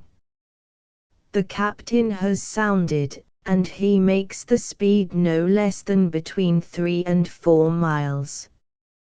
And what do you conclude from this?" "I conclude that we must be within a narrower sea, since the current is so strong. I should not be surprised if we had land on both sides of us within 10 or 15 miles. This, then, would be a wide strait that cuts the Antarctic continent." "Yes. Our captain is of that opinion." "And, holding that opinion, is he not going to make an attempt to reach one or other of the coasts of this strait?" "And how?" "With the boat." "Risk the boat in the midst of this fog," exclaimed the boatswain, as he crossed his arms. "What are you thinking of, Mr. Jeorling? Can we cast anchor to wait for it? And all the chances would be that we should never see it again. Ah! If we only had the Halbrane!" But there was no longer a Halbrane. In spite of the difficulty of the ascent through the half-condensed vapor, I climbed up to the top of the iceberg, but when I had gained that eminence I strove in vain to pierce the impenetrable grey mantle in which the waters were wrapped. I remained there, hustled by the northeast wind, which was beginning to blow freshly and might perhaps rend the fog asunder. But no, fresh vapors accumulated around our floating refuge, driven up by the immense ventilation of the open sea. Under the double action of the atmospheric and Antarctic currents, we drifted more and more rapidly, and I perceived a sort of shudder pass throughout the vast bulk of the iceberg. Then it was that I felt myself under the dominion of a sort of hallucination, one of those hallucinations which must have troubled the mind of Arthur Pym. It seemed to me that I was losing myself in his extraordinary personality. At last I was beholding all that he had seen. Was not that impenetrable mist the curtain of vapors which he had seen in his delirium? I peered into it, seeking for those luminous rays which had streaked the sky from east to west. I sought in its depths for that limitless cataract, rolling in silence from the height of some immense rampart lost in the vastness of the zenith. I sought for the awful white giant of the South Pole. At length reason resumed her sway. This visionary madness, intoxicating while it lasted, passed off by degrees, and I descended the slope to our camp. The whole day passed without a change. The fog never once lifted to give us a glimpse outside of its muffling folds, and if the iceberg, which had traveled 40 miles since the previous day, had passed by the extremity of the axis of the earth, we should never know it. Chapter XXI. Amid the mists. So this was the sum of all our efforts, trials and disappointments. Not to speak of the destruction of the Halbrane, the expedition had already cost 9 lives. From 32 men who had embarked on the schooner, our number was reduced to 23. How low was that figure yet to fall? Between the South Pole and Antarctic Circle lay 20 degrees, and those would have to be cleared in a month or 6 weeks at the most. If not, the iceberg barrier would be reformed and closed up. As for wintering in that part of the Antarctic Circle, not a man of us could have survived it. Besides, we had lost all hope of rescuing the survivors of the Jane, and the sole desire of the crew was to escape as quickly as possible from the awful solitudes of the South. Our drift, which had been south, down to the pole, was now north, and, if that direction should continue, perhaps we might be favored with such good fortune as would make up for all the evil that had befallen us. In any case there was nothing for it but, in familiar phrase, to let ourselves go. The mist did not lift during the 2nd, 3rd, and 4th of February, and it would have been difficult to make out the rate of progress of our iceberg since it had passed the pole. Captain Lenguy, however, and West, considered themselves safe in reckoning it at 250 miles. The current did not seem to have diminished in speed or changed its course. It was now beyond a doubt that we were moving between the two halves of a continent, one on the east, the other on the west, which formed the vast Antarctic region. And I thought it was a matter of great regret that we could not get aground on one or the other side of this vast strait, whose surface would presently be solidified by the coming of winter.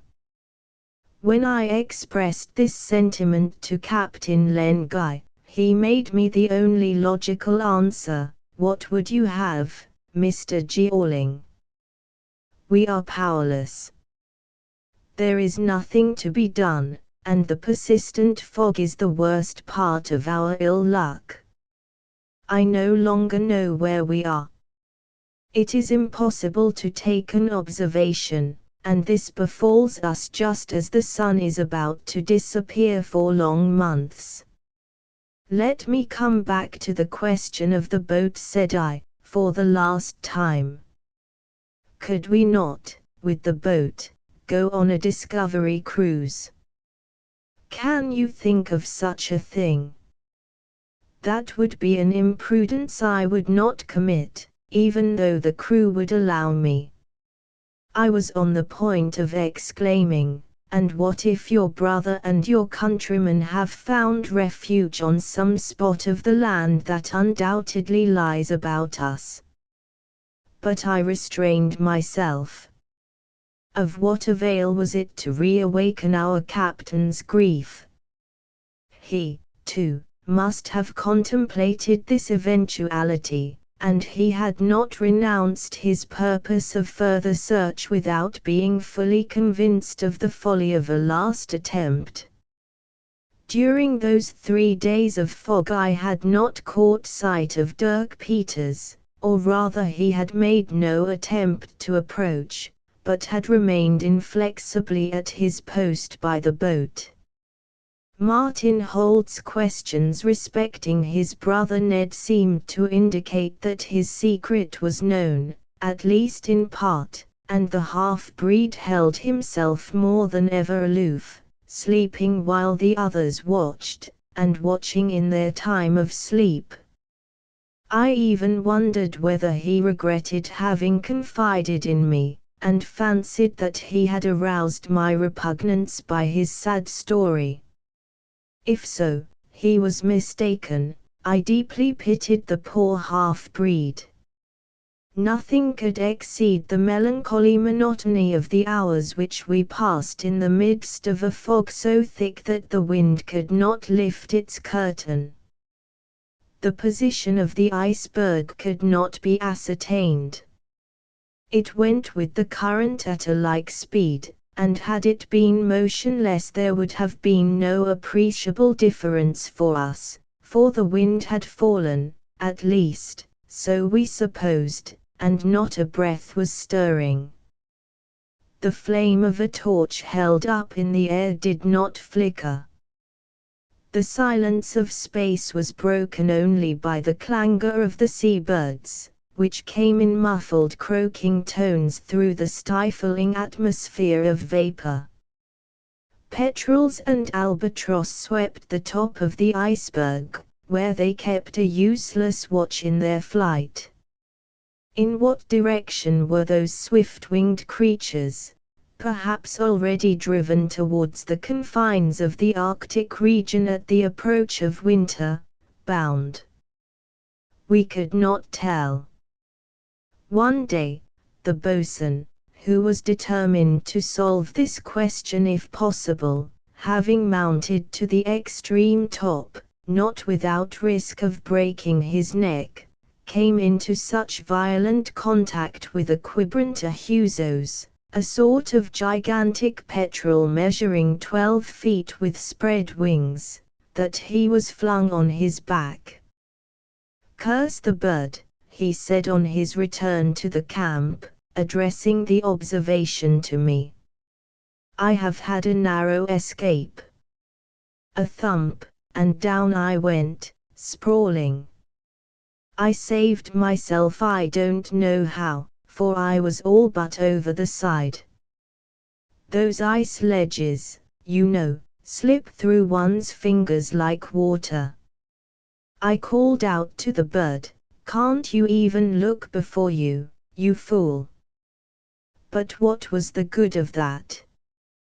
The big blunderer did not even beg my pardon. In the afternoon of the same day our ears were assailed by a hideous braying from below. Hurliguerly remarked that as there were no asses to treat us to the concert, it must be given by penguins. Hitherto these countless dwellers in the polar regions had not thought proper to accompany us on our moving island. We had not seen even one, either at the foot of the iceberg or on the drifting packs. There could be no doubt that they were there in thousands, for the music was unmistakably that of a multitude of performers. Now those birds frequent by choice the edges of the coasts of islands and continents in high latitudes, or the ice fields in their neighborhood. Was not their presence an indication that land was near? I asked Captain Len Guy what he thought of the presence of these birds. "I think what you think, Mr. Georling," he replied. "Since we have been drifting, none of them have taken refuge on the iceberg, and here they are now in crowds, if we may judge by their deafening cries." "From whence do they come?" "No doubt from land, which is probably near." "Is this West's opinion?" "Yes, Mr. Georling, and you know he is not given to vain imaginations." "Certainly not. And then another thing has struck both him and me, which has apparently escaped your attention. It is that the braying of the penguins is mingled with a sound like the lowing of cattle. Listen and you will readily distinguish it." I listened, and, sure enough, the orchestra was more full than I had supposed. "I hear the lowing plainly," I said. "There are, then, seals and walrus also in the sea at the base?" "That is certain, Mr. Georling, and I conclude from the fact that those animals, both birds and mammals, very rare since we left Sallal Island, frequent the waters into which the currents have carried us." "Of course, Captain, of course." "Oh, what a misfortune it is that we should be surrounded by this impenetrable fog. which prevents us from even getting down to the base of the iceberg. There, no doubt, we should discover whether there are seaweed drifts around us. If that be so, it would be another sign. Why not try, Captain? No, no, Mr. Jeorling, that might lead to falls, and I will not permit anybody to leave the camp. If land be there, I imagine our iceberg will strike it before long. And if it does not? If it does not, how are we to make it? I thought to myself that the boat might very well be used in the latter case. But Captain Len Guy preferred to wait, and perhaps this was the wiser course under our circumstances. At 8 o'clock that evening the half-condensed mist was so compact that it was difficult to walk through it. The composition of the air seemed to be changed, as though it were passing into a solid state. It was not possible to discern whether the fog had any effect upon the compass. I knew the matter had been studied by meteorologists, and that they believe they may safely affirm that the needle is not affected by this condition of the atmosphere. I will add here that since we had left the South Pole behind, no confidence could be placed in the indications of the compass. It had gone wild at the approach to the magnetic pole, to which we were no doubt on the way. Nothing could be known, therefore, concerning the course of the iceberg. The sun did not set quite below the horizon at this period, yet the waters were wrapped in tolerably deep darkness at 9 o'clock in the evening, when the muster of the crew took place. On this occasion each man as usual answered to his name except Dirk Peters. The call was repeated in the loudest of Hurliguerly's stentorian tones. No reply. "Has nobody seen Dirk Peters during the day?" inquired the captain. Nobody, answered the boatswain. "Can anything have happened to him?" "Don't be afraid," cried the boatswain. "Dirk Peters is in his element, and as much at his ease in the fog as a polar bear. He has got out of one bad scrape, he will get out of a second." I let Hurliguerly have his say, knowing well why the half-breed kept out of the way. That night none of us, I am sure, could sleep. We were smothered in the tents, for lack of oxygen. And we were all more or less under the influence of a strange sort of presentiment, as though our fate were about to change, for better or worse, if indeed it could be worse. The night wore on without any alarm, and at 6 o'clock in the morning each of us came out to breathe a more wholesome air. The state of things was unchanged. The density of the fog was extraordinary. It was, however, found that the barometer had risen, too quickly, it is true, for the rise to be serious. Presently other signs of change became evident. The wind, which was growing colder, a south wind since we had passed beyond the South Pole, began to blow a full gale, and the noises from below were heard more distinctly through the space swept by the atmospheric currents. At 9 o'clock the iceberg doffed its cap of vapor quite suddenly, producing an indescribable transformation scene which no fairy's wand could have accomplished in less time or with greater success. In a few moments, the sky was clear to the extreme verge of the horizon, and the sea reappeared, illumined by the oblique rays of the sun, which now rose only a few degrees above it. A rolling swell of the waves bathed the base of our iceberg in white foam, as it drifted, together with a great multitude of floating mountains under the double action of wind and current, on a course inclining to the northeast. Land! This cry came from the summit of the moving mountain, and Dirk Peters was revealed to our sight, standing on the outermost block, his hand stretched towards the north. The half-breed was not mistaken. The land this time, yes, it was land. Its distant heights, of a blackish hue, rose within 3 or 4 miles of us. 86 degrees 12 south latitude.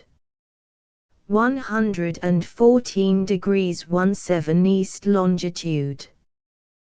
The iceberg was nearly 4 degrees beyond the Antarctic pole, and from the western longitudes that our schooner had followed tracing the course of the Jane, we had passed into the eastern longitudes. Chapter XXII. In camp. A little after noon, the iceberg was within a mile of the land. After their dinner, the crew climbed up to the topmost block, on which Dirk Peters was stationed. On our approach the half-breed descended the opposite slope, and when I reached the top he was no longer to be seen. The land on the north evidently formed a continent or island of considerable extent. On the west there was a sharply projecting cape, surmounted by a sloping height which resembled an enormous seal's head on the side view, then beyond that was a wide stretch of sea. On the east the land was prolonged out of sight. Each one of us took in the position. It depended on the current whether it would carry the iceberg into an eddy which might drive it on the coast, or continue to drift it towards the north. Which was the more admissible hypothesis? Captain Len Guy, West, Hurley, and I talked over the matter, while the crew discussed it among themselves. Finally, it was agreed that the current tended rather to carry the iceberg towards the northern point of land. After all, said Captain Len Guy, if it is habitable during the months of the summer season, it does not look like being inhabited, since we cannot descry a human being on the shore. Let us bear in mind, Captain, said I, that the iceberg is not calculated to attract attention as the Halbrane would have done. Evidently, Mr. Jeorling, and the natives, if there were any, would have been collected on the beach to see the Halbrane already. We must not conclude, Captain, because we do not see any natives, certainly not, Mr. Jeorling, but you will agree with me that the aspect of this land is very unlike that of Sallal Island when the Jane reached it. There is nothing here but desolation and barrenness. I acknowledge that, barrenness and desolation, that is all. Nevertheless, I want to ask you whether it is your intention to go ashore, Captain. With the boat. With the boat, should the current carry our iceberg away from the land. We have not an hour to lose, Mr. Jeorling, and the delay of a few hours might condemn us to a cruel winter stay, if we arrived too late at the iceberg barrier. And, considering the distance, we are not too soon observed west. I grant it, I replied, still persisting. But, to leave this land behind us without ever having set foot on it, without having made sure that it does not preserve the traces of an encampment, if your brother, Captain, his companions, Captain Len Guy shook his head. How could the castaways have supported life in this desolate region for several months? Besides, the British flag was hoisted on the summit of the iceberg, and William Guy would have recognized it and come down to the shore had he been living. No one. No one. At this moment, West, who had been observing certain points of approach, said, "Let us wait a little before we come to a decision. In less than an hour we shall be able to decide. Our speed is slackening, it seems to me, and it is possible that an eddy may bring us back obliquely to the coast." "That is my opinion too," said the boatswain. "And if our floating machine is not stationary, it is nearly so. It seems to be turning round." West and Hurley were not mistaken. For some reason or other the iceberg was getting out of the course which it had followed continuously. A gyratory movement had succeeded to that of drifting, owing to the action of an eddy which set towards the coast. Besides, several ice mountains, in front of us, had just run aground on the edge of the shore. It was, then, useless to discuss whether we should take to the boat or not. According as we approached, the desolation of the land became more and more apparent, and the prospect of enduring 6 months' wintering there would have appalled the stoutest hearts. At 5 in the afternoon, the iceberg plunged into a deep rift in the coast ending in a long point on the right, and there stuck fast. "On shore! On shore!" burst from every man, like a single exclamation, and the men were already hurrying down the slope of the iceberg, when West commanded, "Wait for orders." Some hesitation was shown, especially on the part of Hearn and several of his comrades. Then the instinct of discipline prevailed, and finally the whole crew ranged themselves around Captain Len Guy. It was not necessary to lower the boat, the iceberg being in contact with the point. The captain, the boatswain, and myself, preceding the others, were the first to quit the camp. Ours were the first human feet to tread this virgin and volcanic soil.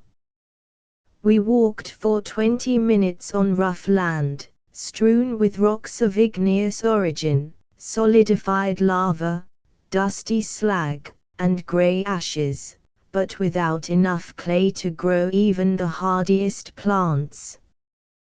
With some risk and difficulty, Captain Len Guy, the boatswain, and I succeeded in climbing the hill. This exploit occupied a whole hour. Although evening had now come, it brought no darkness in its train. From the top of the hill we could see over an extent of from 30 to 40 miles, and this was what we saw.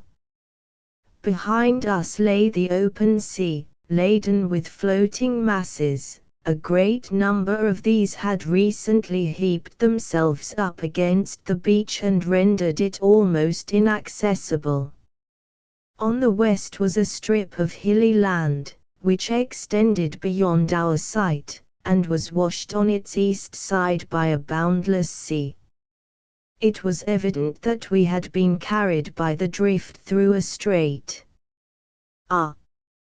If we had only had our halbrane! But our sole possession was a frail craft barely capable of containing a dozen men, and we were 23. There was nothing for it but to go down to the shore again, to carry the tents to the beach, and take measures in view of a winter sojourn under the terrible conditions imposed upon us by circumstances. On our return to the coast, the boatswain discovered several caverns in the granitic cliffs, sufficiently spacious to house us all and afford storage for the cargo of the Halbrane. Whatever might be our ultimate decision, we could not do better than place our material and install ourselves in this opportune shelter. After we had reascended the slopes of the iceberg and reached our camp, Captain Lengai had the men mustered. The only missing man was Dirk Peters, who had decidedly isolated himself from the crew. There was nothing to fear from him, however. He would be with the faithful against the mutinous, and under all circumstances we might count upon him. When the circle had been formed, Captain Lengai spoke, without allowing any sign of discouragement to appear, and explained the position with the utmost frankness and lucidity, stating in the first place that it was absolutely necessary to lower the cargo to the coast and stow it away in one of the caverns. Concerning the vital question of food, he stated that the supply of flour, preserved meat, and dried vegetables would suffice for the winter, however prolonged, and on that of fuel he was satisfied that we should not want for coal, provided it was not wasted, and it would be possible to economize it, as the hibernating waifs might brave the cold of the polar zone under a covering of snow and a roof of ice. Was the captain's tone of security feigned? I did not think so, especially as West approved of what he said. A third question raised by Hearn remained, and was well calculated to arouse jealousy and anger among the crew. It was the question of the use to be made of the only craft remaining to us. Ought the boat to be kept for the needs of our hibernation, or used to enable us to return to the iceberg barrier? Captain Lengai would not pronounce upon this. He desired to postpone the decision for 24 or 48 hours. The boat, carrying the provisions necessary for such a voyage, could not accommodate more than 11 or, at the outside, 12 men. If the departure of the boat were agreed to, then its passengers must be selected by lot. The captain proceeded to state that neither West, the boatswain, nor he would claim any privilege, but would submit to the fortune of the lot with all the others. Both Martin Holt and Hardy were perfectly capable of taking the boat to the fishing grounds, where the whalers would still be found. Then, those to whom the lot should fall were not to forget their comrades, left to winter on the 86th parallel, and were to send a ship to take them off at the return of summer. All this was said in a tone as calm as it was firm. I must do Captain Lengai the justice to say that he rose to the occasion. When he had concluded, without any interruption even from Hearn, no one made a remark. There was, indeed, none to be made, since, in the given case, lots were to be drawn under conditions of perfect equality. The hour of rest having arrived, each man entered the camp, partook of the supper prepared by Endicott, and went to sleep for the last time under the tents. Dirk Peters had not reappeared, and I sought for him in vain. On the following day, the 7th of February, everybody set to work early with a will. The boat was let down with all due precaution to the base of the iceberg, and drawn up by the men on a little sandy beach out of reach of the water. It was in perfectly good condition, and thoroughly serviceable. The boatswain then set to work on the former contents of the halbrane: furniture, bedding, sails, clothing, instruments, and utensils. Stowed away in a cabin, these things would no longer be exposed to the knocking about and damage of the iceberg. The cases containing preserved food and the casks of spirits were rapidly carried ashore. I worked with the captain and West at this onerous task, and Dirk Peters also turned up and lent the valuable assistance of his great strength, but he did not utter a word to anyone. Our occupation continued on the 8th, 9th, and the 10th of February, and our task was finished in the afternoon of the 10th. The cargo was safely stowed in the interior of a large grotto, with access to it by a narrow opening. We were to inhabit the adjoining grotto, and Endicott set up his kitchen in the latter, on the advice of the boatswain. Thus we should profit by the heat of the stove, which was to cook our food and warm the cavern during the long days, or rather the long nights of the austral winter. During the process of housing and storing, I observed nothing to arouse suspicion in the bearing of Hearn and the Falklands men. Nevertheless, the half-breed was kept on guard at the boat, which might easily have been seized upon the beach. Hurliguerly, who observed his comrades closely, appeared less anxious. On that same evening Captain Len Guy, having reassembled his people, stated that the question should be discussed on the morrow, adding that, if it were decided in the affirmative, lots should be drawn immediately. No reply was made. It was late, and half dark outside, for at this date the sun was on the edge of the horizon, and would very soon disappear below it. I had been asleep for some hours when I was awakened by a great shouting at a short distance. I sprang up instantly and darted out of the cavern, simultaneously with the captain and West, who had also been suddenly aroused from sleep. "The boat! The boat!" cried West. The boat was no longer in its place, that place so jealously guarded by Dirk Peters. After they had pushed the boat into the sea, 3 men had got into it with bales and casks, while 10 others strove to control the half-breed. Hearn was there, and Martin Holt also. The latter, it seemed to me, was not interfering. These wretches, then, intended to depart before the lots were drawn. They meant to forsake us. They had succeeded in surprising Dirk Peters, and they would have killed him, had he not fought hard for life.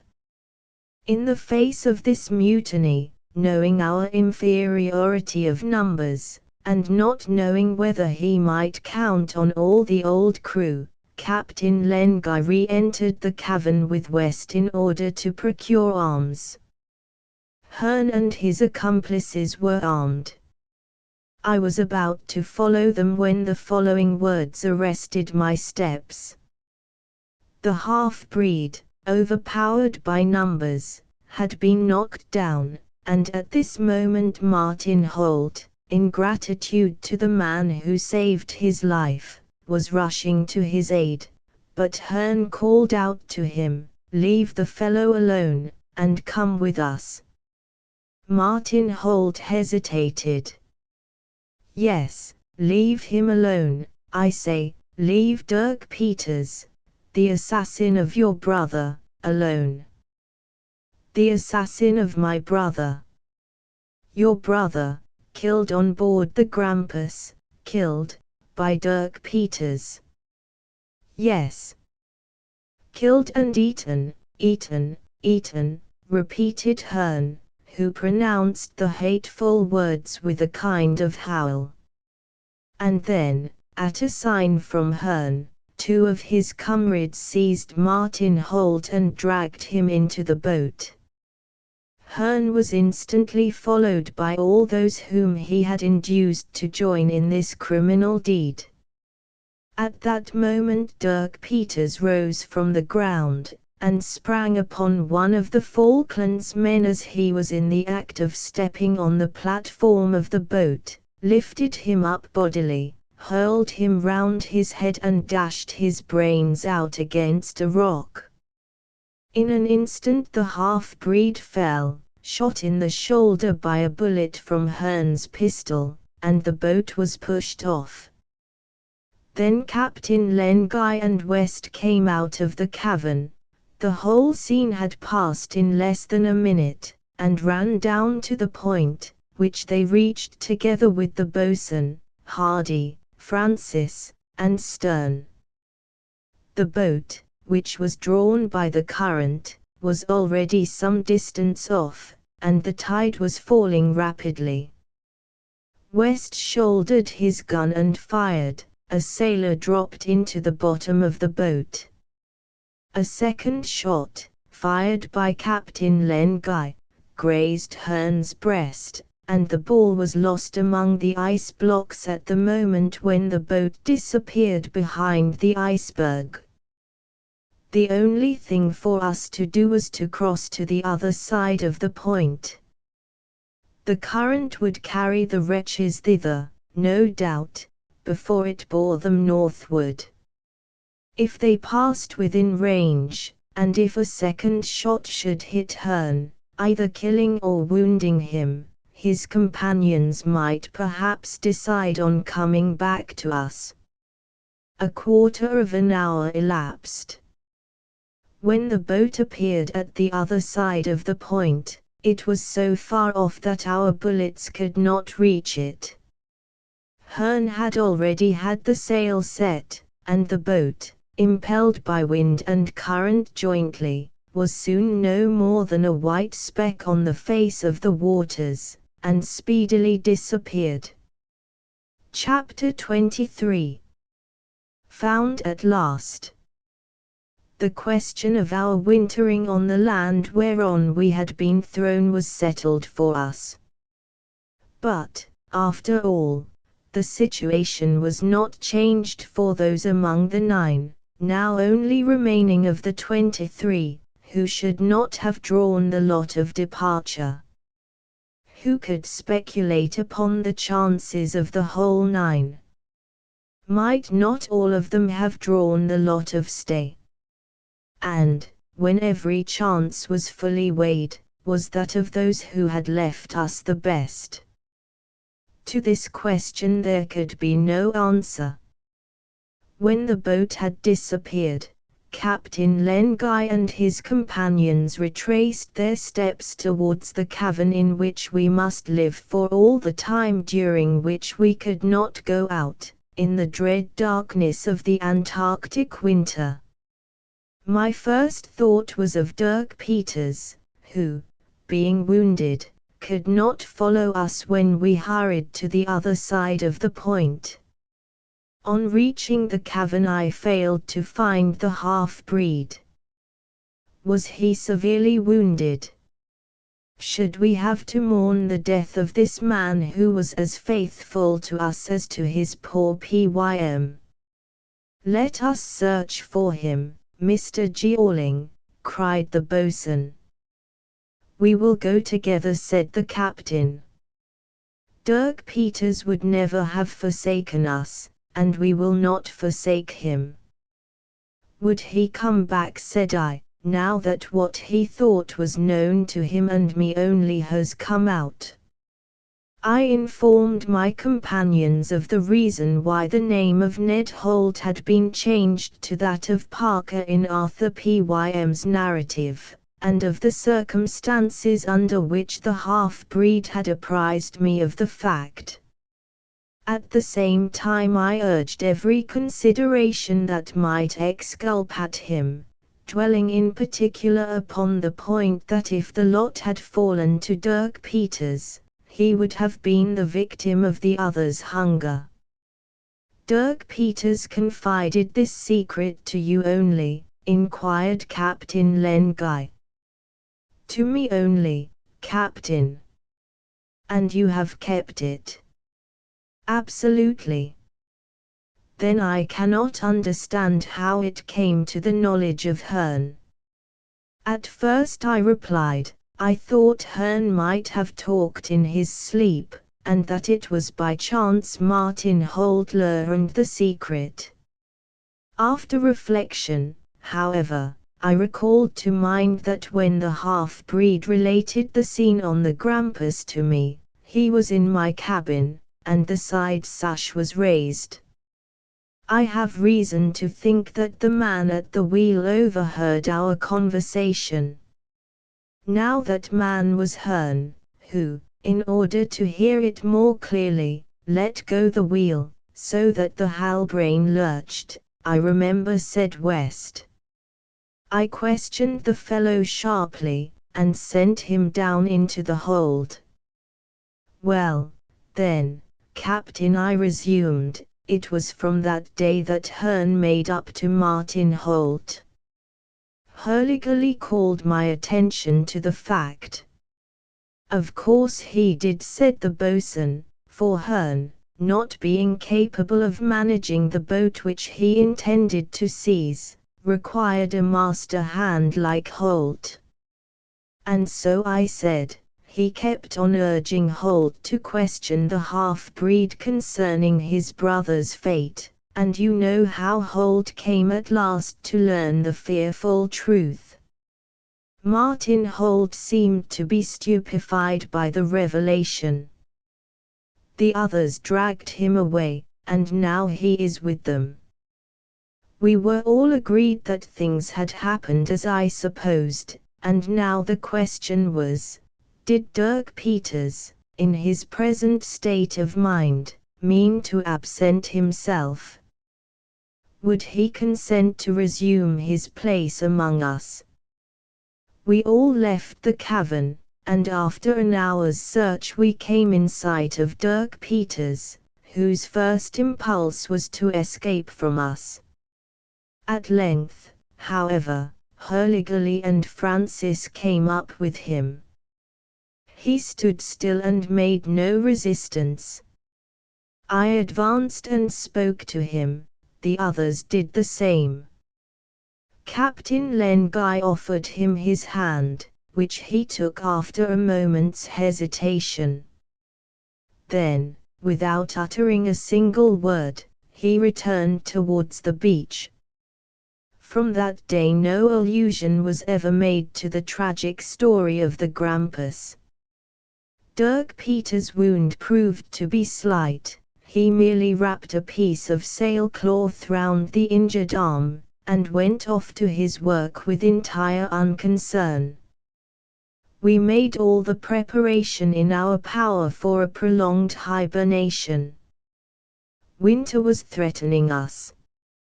For some days past the sun hardly showed at all through the mists. The temperature fell to 36 degrees and would rise no more, while the solar rays, casting shadows of endless length upon the soil, gave hardly any heat. The captain made us put on warm woolen clothes without waiting for the cold to become more severe. Icebergs, packs, streams, and drifts came in greater numbers from the south. Some of these struck and stayed upon the coast, which was already heaped up with ice, but the greater number disappeared in the direction of the northeast. All these pieces, said the boatswain, will go to the closing up of the iceberg wall.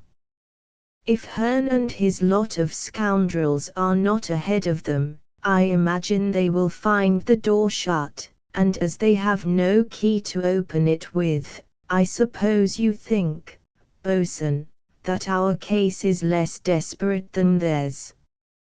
I do think so, Mr. Jeorling, and I have always thought so. If everything had been done as it was settled, and the lot had fallen to me to go with the boat, I would have given up my turn to one of the others. After all, there is something in feeling dry ground under your feet. I don't wish the death of anybody, but if Hearn and his friends do not succeed in clearing the iceberg barrier, if they are doomed to pass the winter on the ice, reduced for food to a supply that will only last a few weeks, you know the fate that awaits them. Yes, a fate worse than ours. And besides, said the boatswain, even supposing they do reach the Antarctic Circle, if the whalers have already left the fishing grounds, it is not a laden and overladen craft that will keep the sea until the Australian coasts are in sight. This was my own opinion, and also that of the captain and West. During the following 4 days, we completed the storage of the whole of our belongings, and made some excursions into the interior of the country, finding all barren and not a trace that any landing had ever been made there. One day, Captain Lenguy proposed that we should give a geographical name to the region whither the iceberg had carried us. It was named Halbrane Land, in memory of our schooner, and we called the strait that separated the two parts of the polar continent the Jane Sound.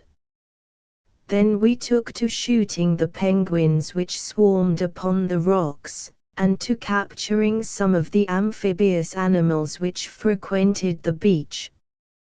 We began to feel the want of fresh meat, and Endicott's cooking rendered seal and walrus flesh quite palatable.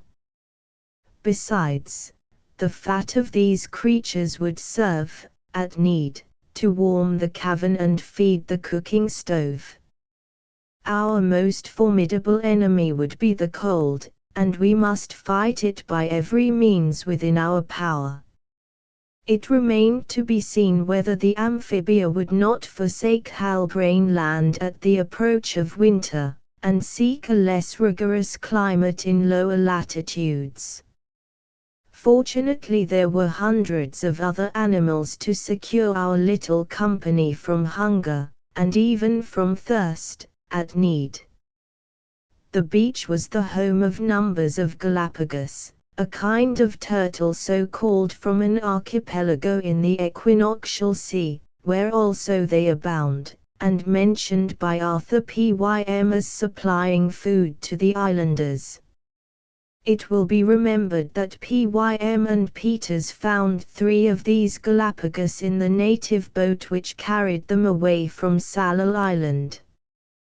The movement of these huge creatures is slow, heavy, and waddling. They have thin necks 2 feet long, triangular snake-like heads, and can go without food for very long periods. Arthur Pym has compared the Antarctic turtles to dromedaries, because, like those ruminants, they have a pouch just where the neck begins, which contains from 2 to 3 gallons of cold fresh water. He relates, before the scene of the lot drawing, that but for one of these turtles the shipwrecked crew of the Grampus must have died of hunger and thirst. If Pym is to be believed, some of the great turtles weigh from 12 to 1,500 pounds. Those of Halbrane Land did not go beyond 700 or 800 pounds, but their flesh was none the less savory. On the 19th of February an incident occurred, an incident which those who acknowledge the intervention of Providence in human affairs will recognize as providential. It was 8 o'clock in the morning, the weather was calm, the sky was tolerably clear, the thermometer stood at 32 degrees Fahrenheit. We were assembled in the cavern, with the exception of the boatswain, waiting for our breakfast, which Endicott was preparing, and were about to take our places at table, when we heard a call from outside. The voice was Hurliguerly's, and we hurried out. On seeing us, he cried, "Come, come quickly." He was standing on a rock at the foot of the hillock above the beach in which Halbrane Land ended beyond the point, and his right hand was stretched out towards the sea. "What is it?" asked Captain Len Guy. "A boat." "Is it the Halbrane's boat coming back?" "No, Captain, it is not." Then we perceived a boat, not to be mistaken for that of our schooner in form or dimensions, drifting without oars or paddle, seemingly abandoned to the current. We had but one idea in common: to seize at any cost upon this derelict craft, which would, perhaps, prove our salvation. But how were we to reach it? How were we to get it into the point of Halbrane Land? While we were looking distractedly at the boat and at each other, there came a sudden splash at the end of the hillock, as though a body had fallen into the sea. It was Dirk Peters, who, having flung off his clothes, had sprung from the top of a rock, and was swimming rapidly towards the boat before we made him out. We cheered him heartily. I never beheld anything like that swimming. He bounded through the waves like a porpoise, and indeed he possessed the strength and swiftness of one. What might not be expected of such a man? In a few minutes the half-breed had swum several cables' lengths towards the boat in an oblique direction. We could only see his head like a black speck on the surface of the rolling waves. A period of suspense, of intense watching of the brave swimmer succeeded.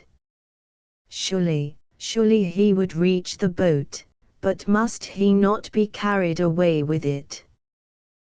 Was it to be believed that even his great strength would enable him, swimming, to tow it to the beach? After all, why should there not be oars in the boat, said the boatswain. William Guy. He has it. He has it. Hurrah, Dirk, hurrah, shouted Hurliguerly, and Endicott echoed his exultant cheer.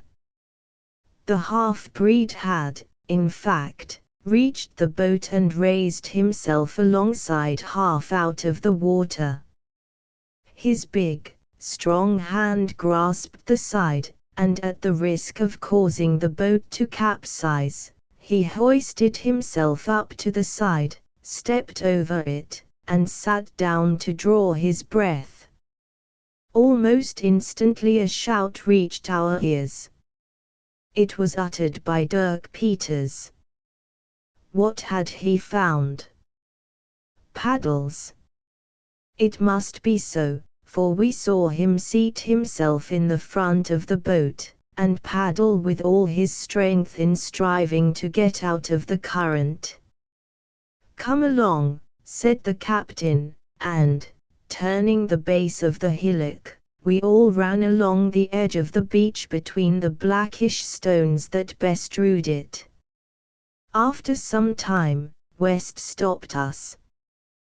The boat had reached the shelter of a small projection at that place, and it was evident that it would be run ashore there. When it was within 5 or 6 cables' lengths, and the eddy was helping it on, Dirk Peters let go the paddles, stooped towards the after part of the boat, and then raised himself, holding up an inert body. An agonized cry from Captain Len Guy rent the air. My brother, my brother! He is living! He is living!" shouted Dirk Peters. A moment later, the boat had touched the beach, and Captain Len Guy held his brother in his arms. 3 of William Guy's companions lay apparently lifeless in the bottom of the boat. And these 4 men were all that remained of the crew of the Jane. Chapter XIV. 11 years in a few pages. The heading of the following chapter indicates that the adventures of William Guy and his companions after the destruction of the English schooner, and the details of their history subsequent to the departure of Arthur Pym and Dirk Peters, are about to be narrated with all possible brevity. We carried our treasure trove to the cavern, and had the happiness of restoring all 4 men to life. In reality, it was hunger, nothing but hunger, which had reduced the poor fellows to the semblance of death. On the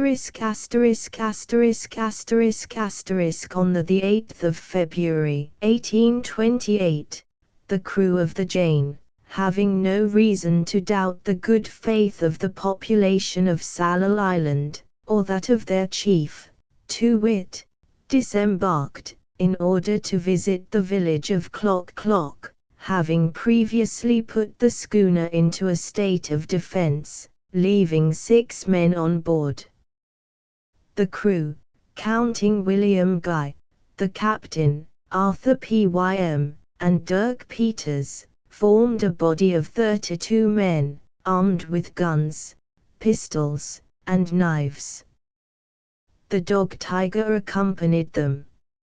On reaching the narrow gorge leading to the village, preceded and followed by the numerous warriors of to wit, the little company divided, Arthur Pym, Dirk Peters, and Allen, the sailor, entering a cleft in the hillside with the intention of crossing it to the other side. From that moment their companions were never to see them more. After a short interval a shock was felt. The opposite hill fell down in a vast heap, burying William Guy and his 28 companions. 22 of these unfortunate men were crushed to death on the instant, and their bodies would never be found under that mass of earth. 7, miraculously sheltered in the depth of a great cleft of the hill, had survived the catastrophe. These were William Guy, Patterson, Roberts, Covin, Trinkle, also Forbes and Sexton, since dead. As for Tiger, they knew not whether he had perished in the landslip, or whether he had escaped. There existed in the right side of the hill, as well as in the left, on either side of the fissure, certain winding passages, and it was by crawling along these in the darkness that William Guy, Patterson, and the others reached a cavity which let in light and air in abundance. From this shelter they beheld the attack on the Jane by 60 pirogues, the defense made by the 6 men on board, the invasion of the ship by the savages, and finally the explosion which caused the death of a vast number of natives as well as the complete destruction of the ship. To wit and the Sallal Islanders were at first terrified by the effects of this explosion, but probably still more disappointed. Their instincts of pillage could not be gratified, because some valueless wreckage was all that remained of the ship and her cargo, and they had no reason to suppose that any of the crew had survived the cleverly contrived collapse of the hill. Hence it came about that Arthur Pym and Dirk Peters on the one side, and William Guy and his companions on the other, were enabled to remain undisturbed in the labyrinths of Clock, where they fed on the flesh of bitterns. These they could catch with their hands, and the fruit of the nut trees which grow on the hillsides. They procured fire by rubbing pieces of soft against pieces of hard wood. There was a quantity of both within their reach. After a whole week of this confinement, Arthur Pym and the half-breed had succeeded, as we know, in leaving their hiding place, securing a boat, and abandoning Sallal Island, but William Guy and his companions had not yet found an opportunity to escape.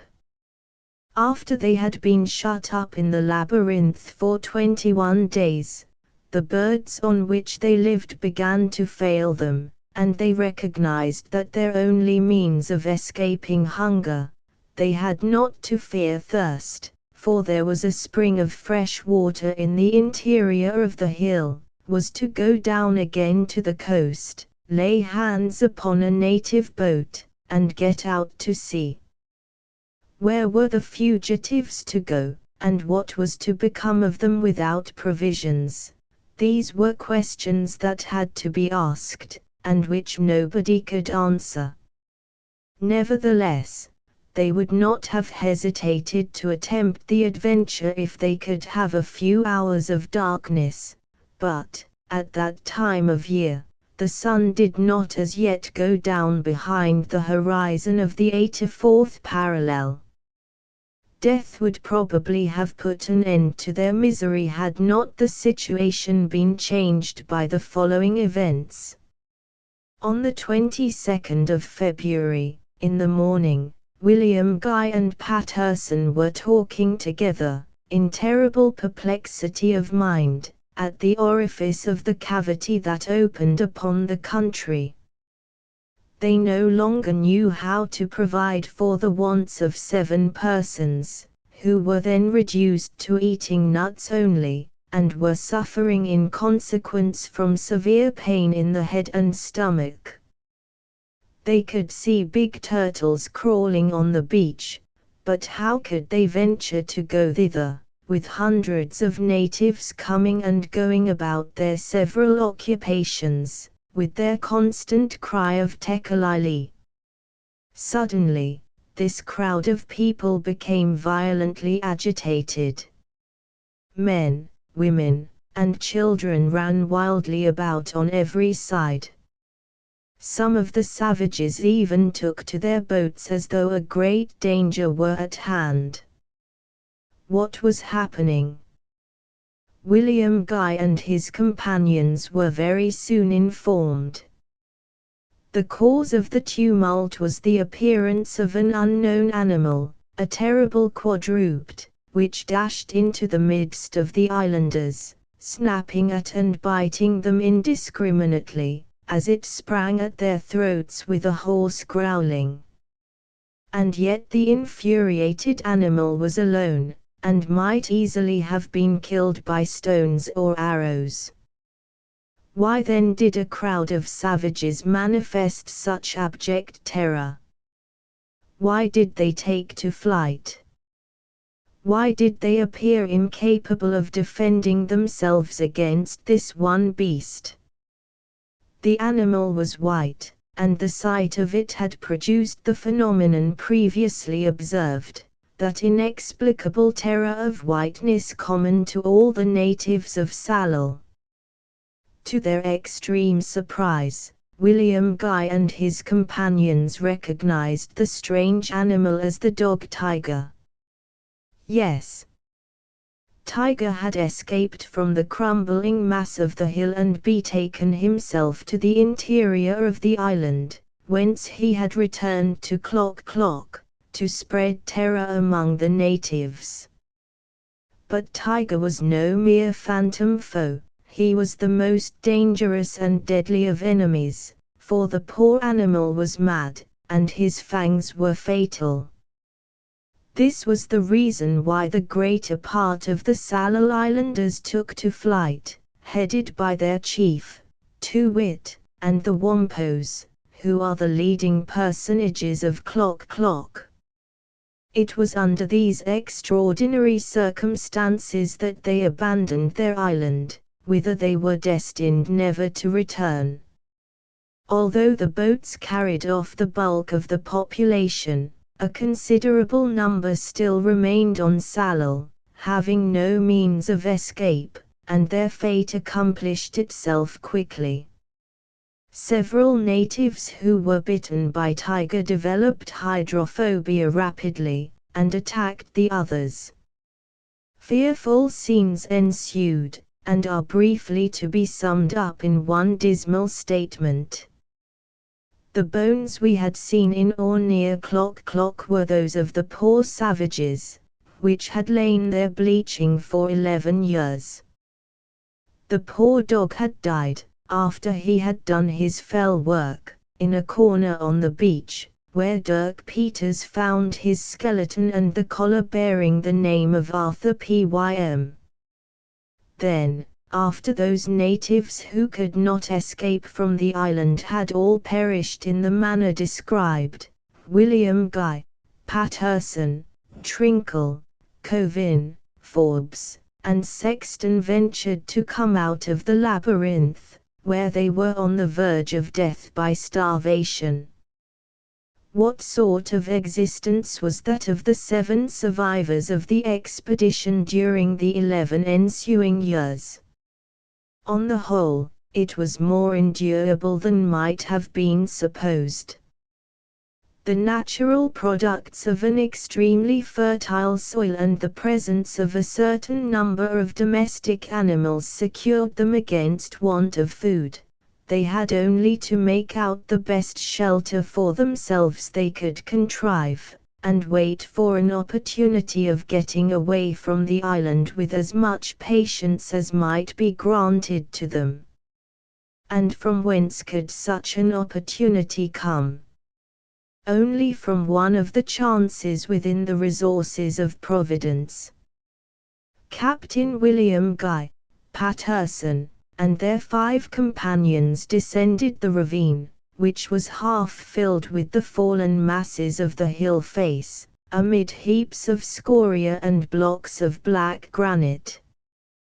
Before they left this gorge, it occurred to William Guy to explore the fissure on the right into which Arthur Pym, Dirk Peters, and Allen had turned, but he found it blocked up. It was impossible for him to get into the pass. Thus he remained in ignorance of the existence of the natural or artificial labyrinth which corresponded with the one he had just left, and probably communicated with it under the dry bed of the torrent. The little company, having passed the chaotic barrier that intercepted the northern route, proceeded rapidly towards the northwest. There, on the coast, at about 3 miles from Klock, they established themselves in a grotto very like that in our own occupation on the coast of Halbrane Land. And it was in this place that, during long, hopeless years, the 7 survivors of the Jane lived, as we were about to do ourselves, but under better conditions, for the fertility of the soil of Salal furnished them with resources unknown in Halbrane Land. In reality, we were condemned to perish when our provisions should be exhausted, but they could have waited indefinitely, and they did wait. They had never entertained any doubt that Arthur Pym, Dirk Peters, and Allen had perished, and this was only too true in Allen's case. How, indeed, could they ever have imagined that Pym and the half-breed had got hold of a boat and made their escape from Salal Island? So, then, as William Guy told us, not an incident occurred to break the monotony of that existence of 11 years, not even the reappearance of the islanders, who were kept away from Salal by superstitious terror. No danger had threatened them during all that time, but, of course, as it became more and more prolonged, they lost the hope of ever being rescued. At first, with the return of the fine season, when the sea was once more open, they had thought it possible that a ship would be sent in search of the Jane. But after 4 or 5 years they relinquished all hope. There is no need for dwelling on this period, which extends from the year 1828 to the year 1839. The winters were hard. The summer did indeed extend its beneficent influence to the islands of the Sallal group, but the cold season, with its attendant snows, rains, and tempests, spared them none of its severity.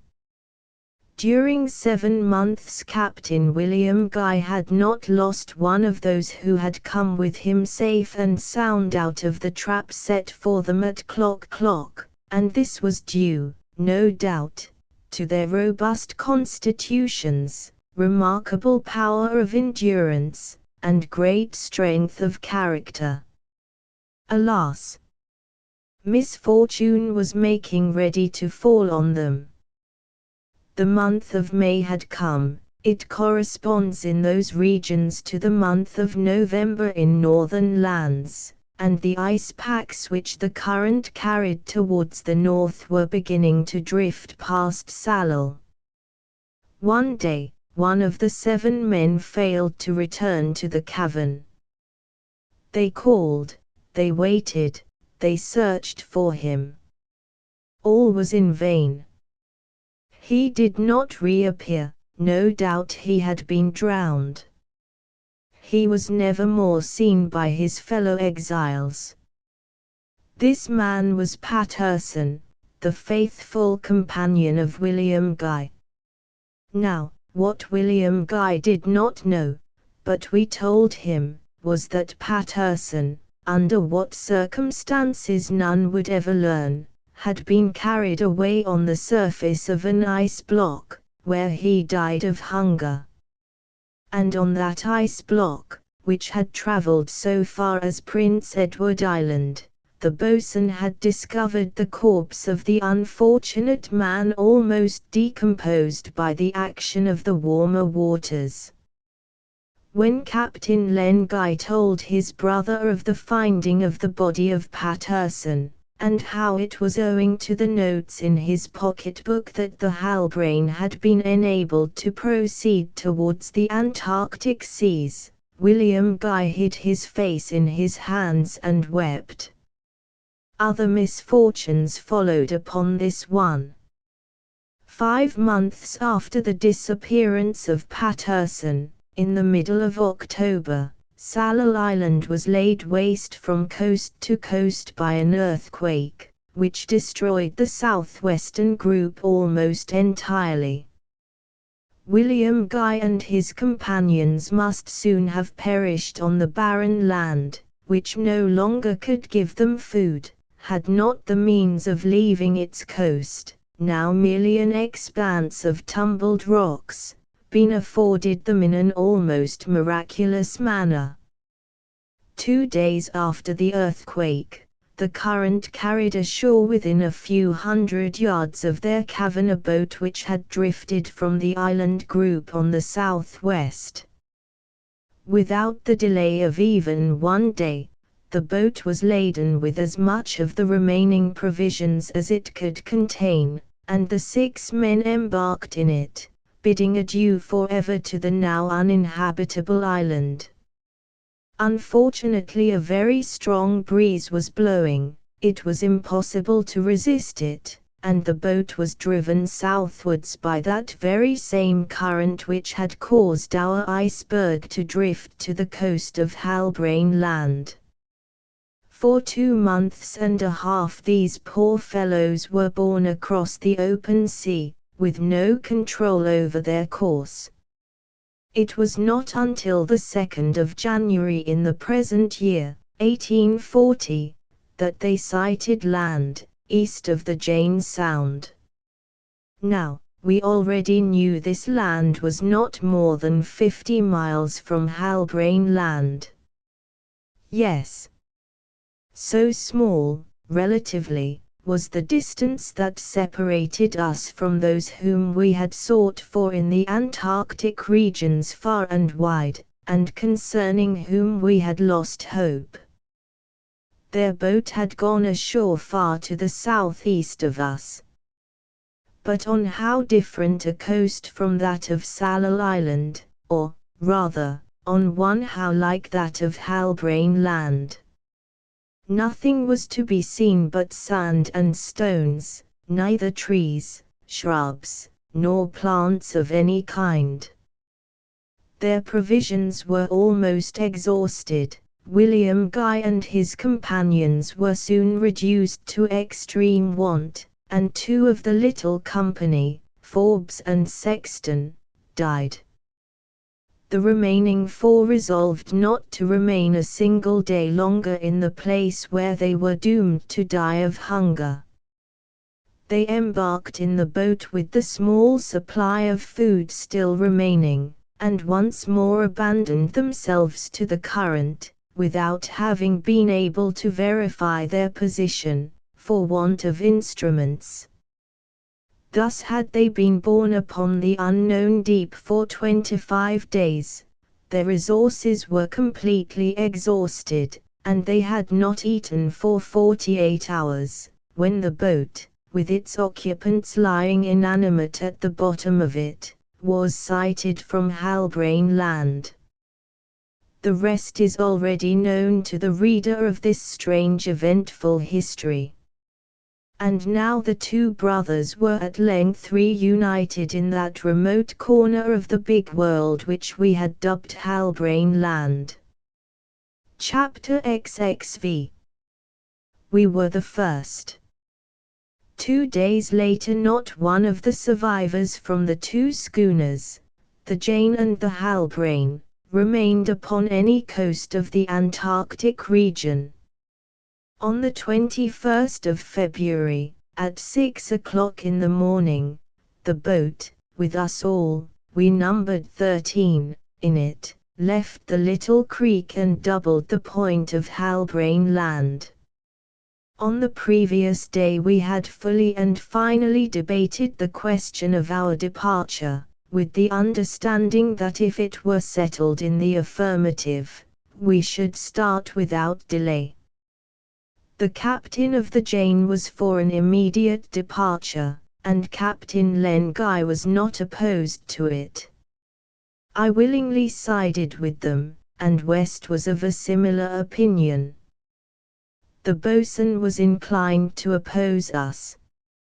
He considered it imprudent to give up a certainty for the uncertain, and he was backed by Endicott, who would in any case say ditto to his Mr. Burke.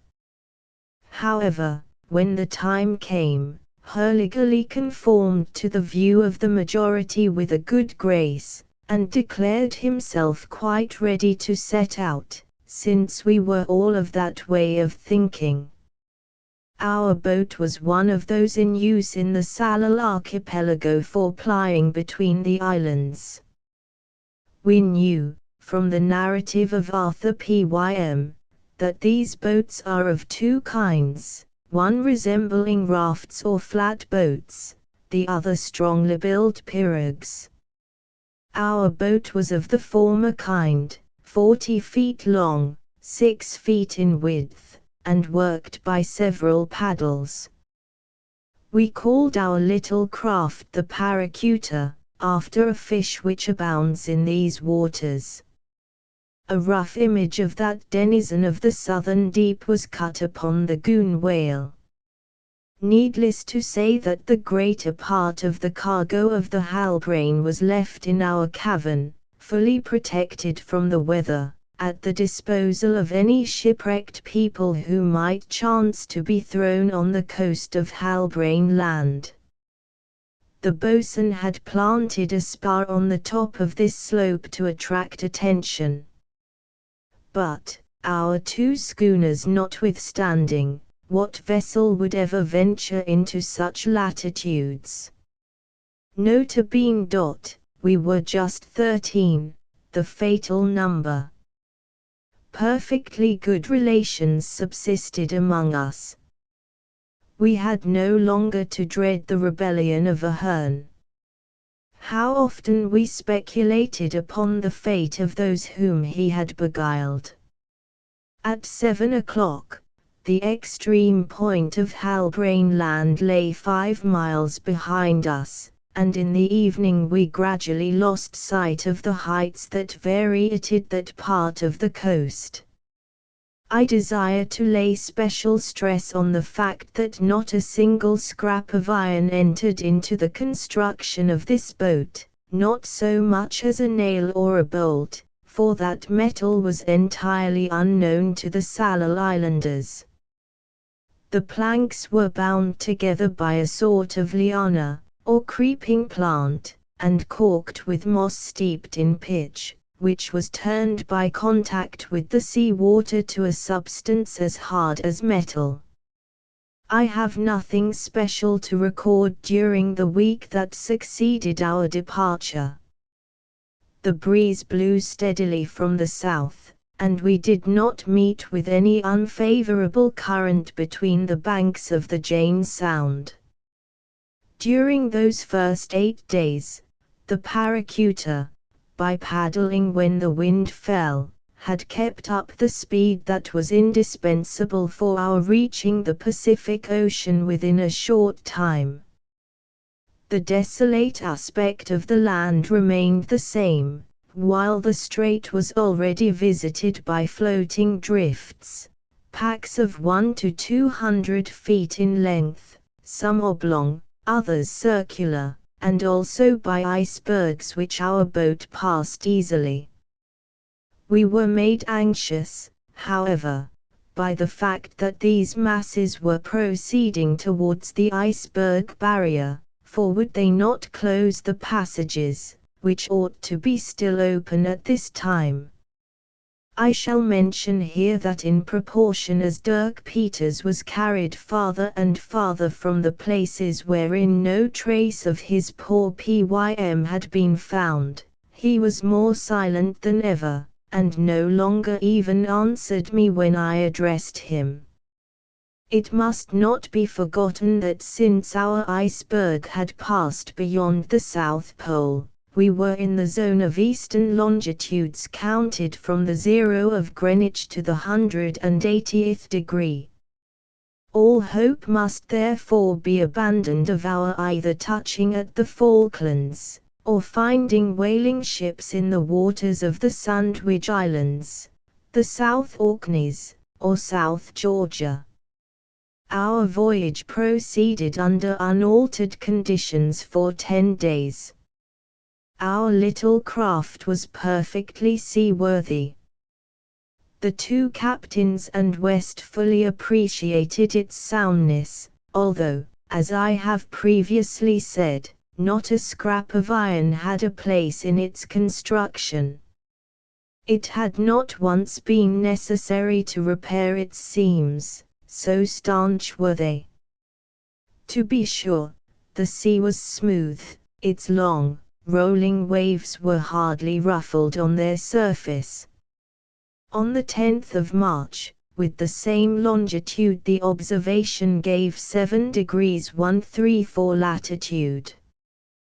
The speed of the Paracuta had then been 30 miles in each 24 hours.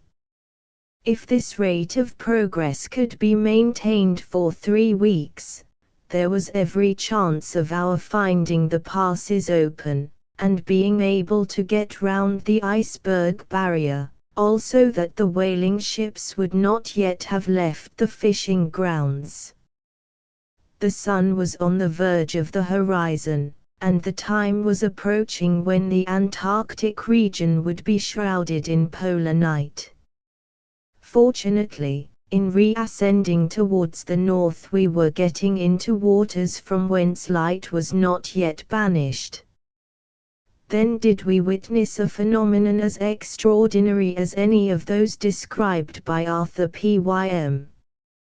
For 3 or 4 hours, sparks, accompanied by a sharp noise, shot out of our fingers' ends, our hair, and our beards.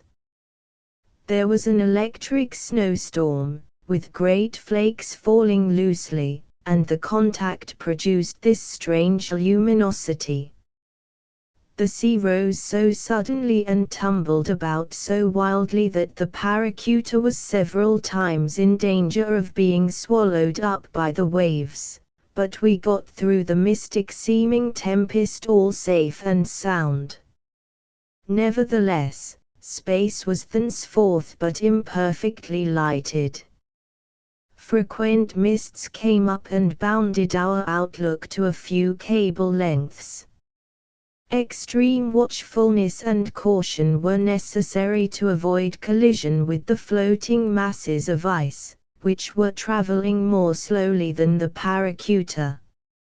It is also to be noted that, on the southern side, the sky was frequently lighted up by the broad and brilliant rays of the polar aurora.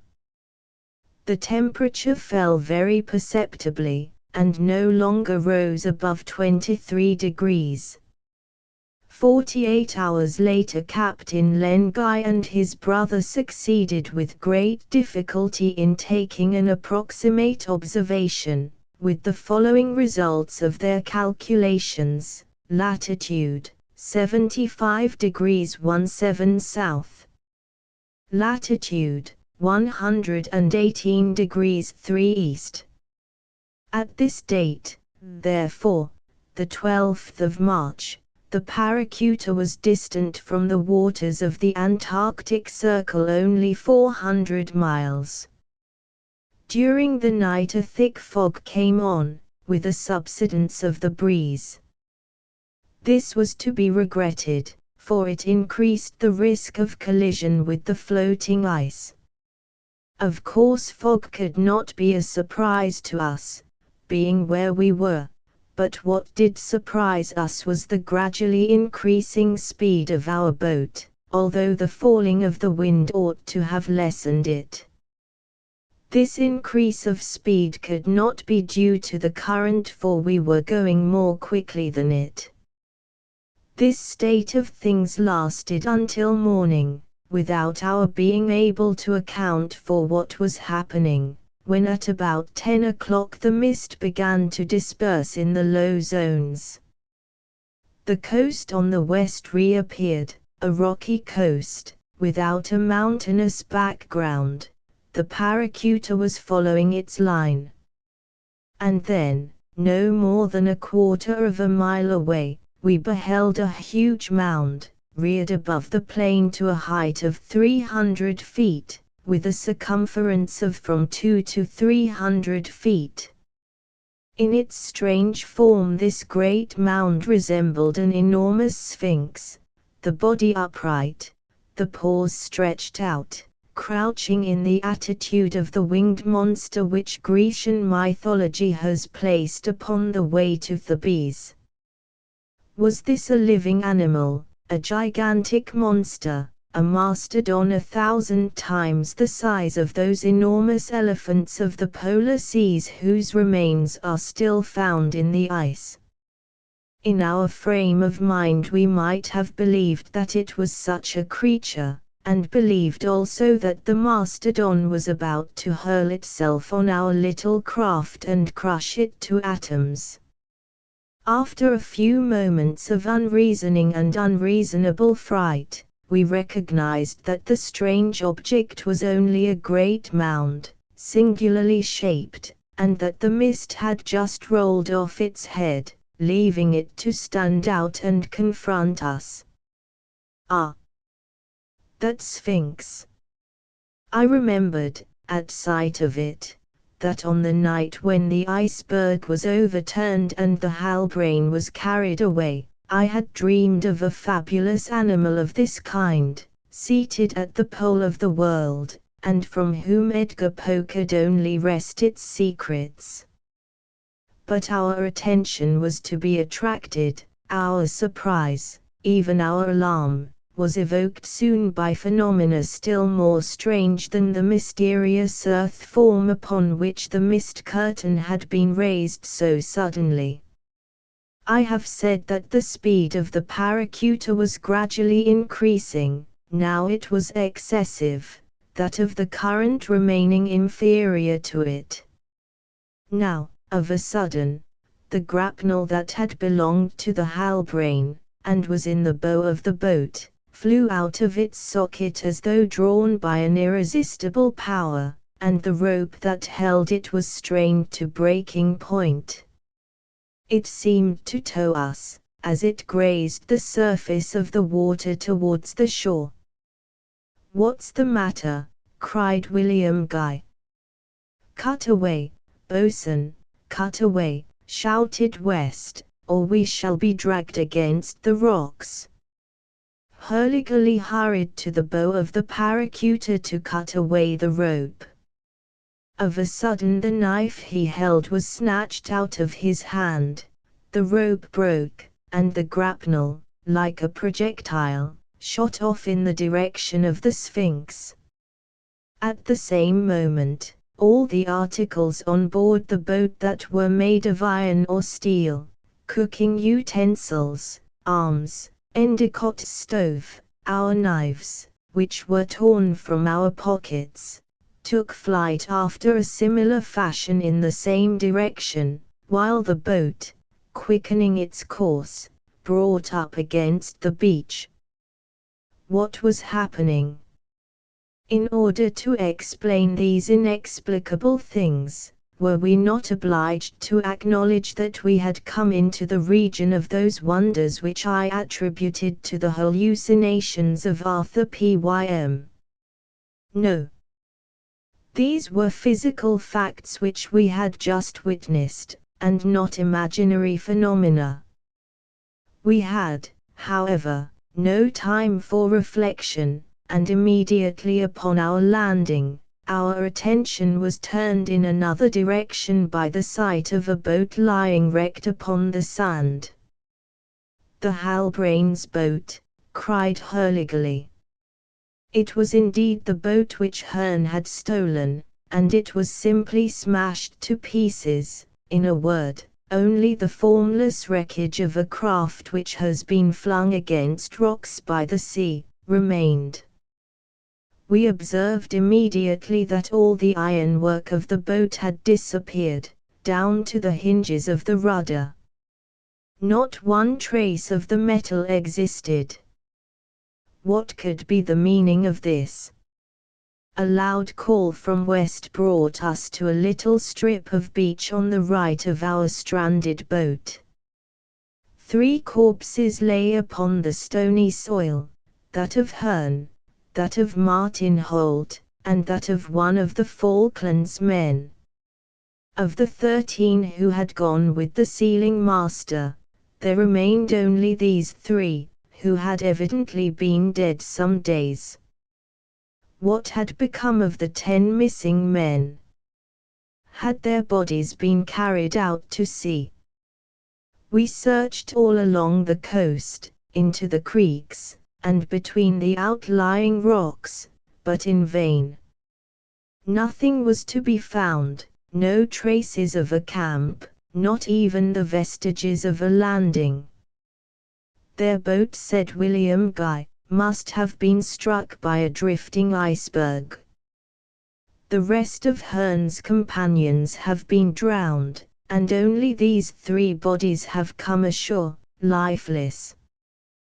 "But," asked the boatswain, "how is the state the boat is in to be explained?"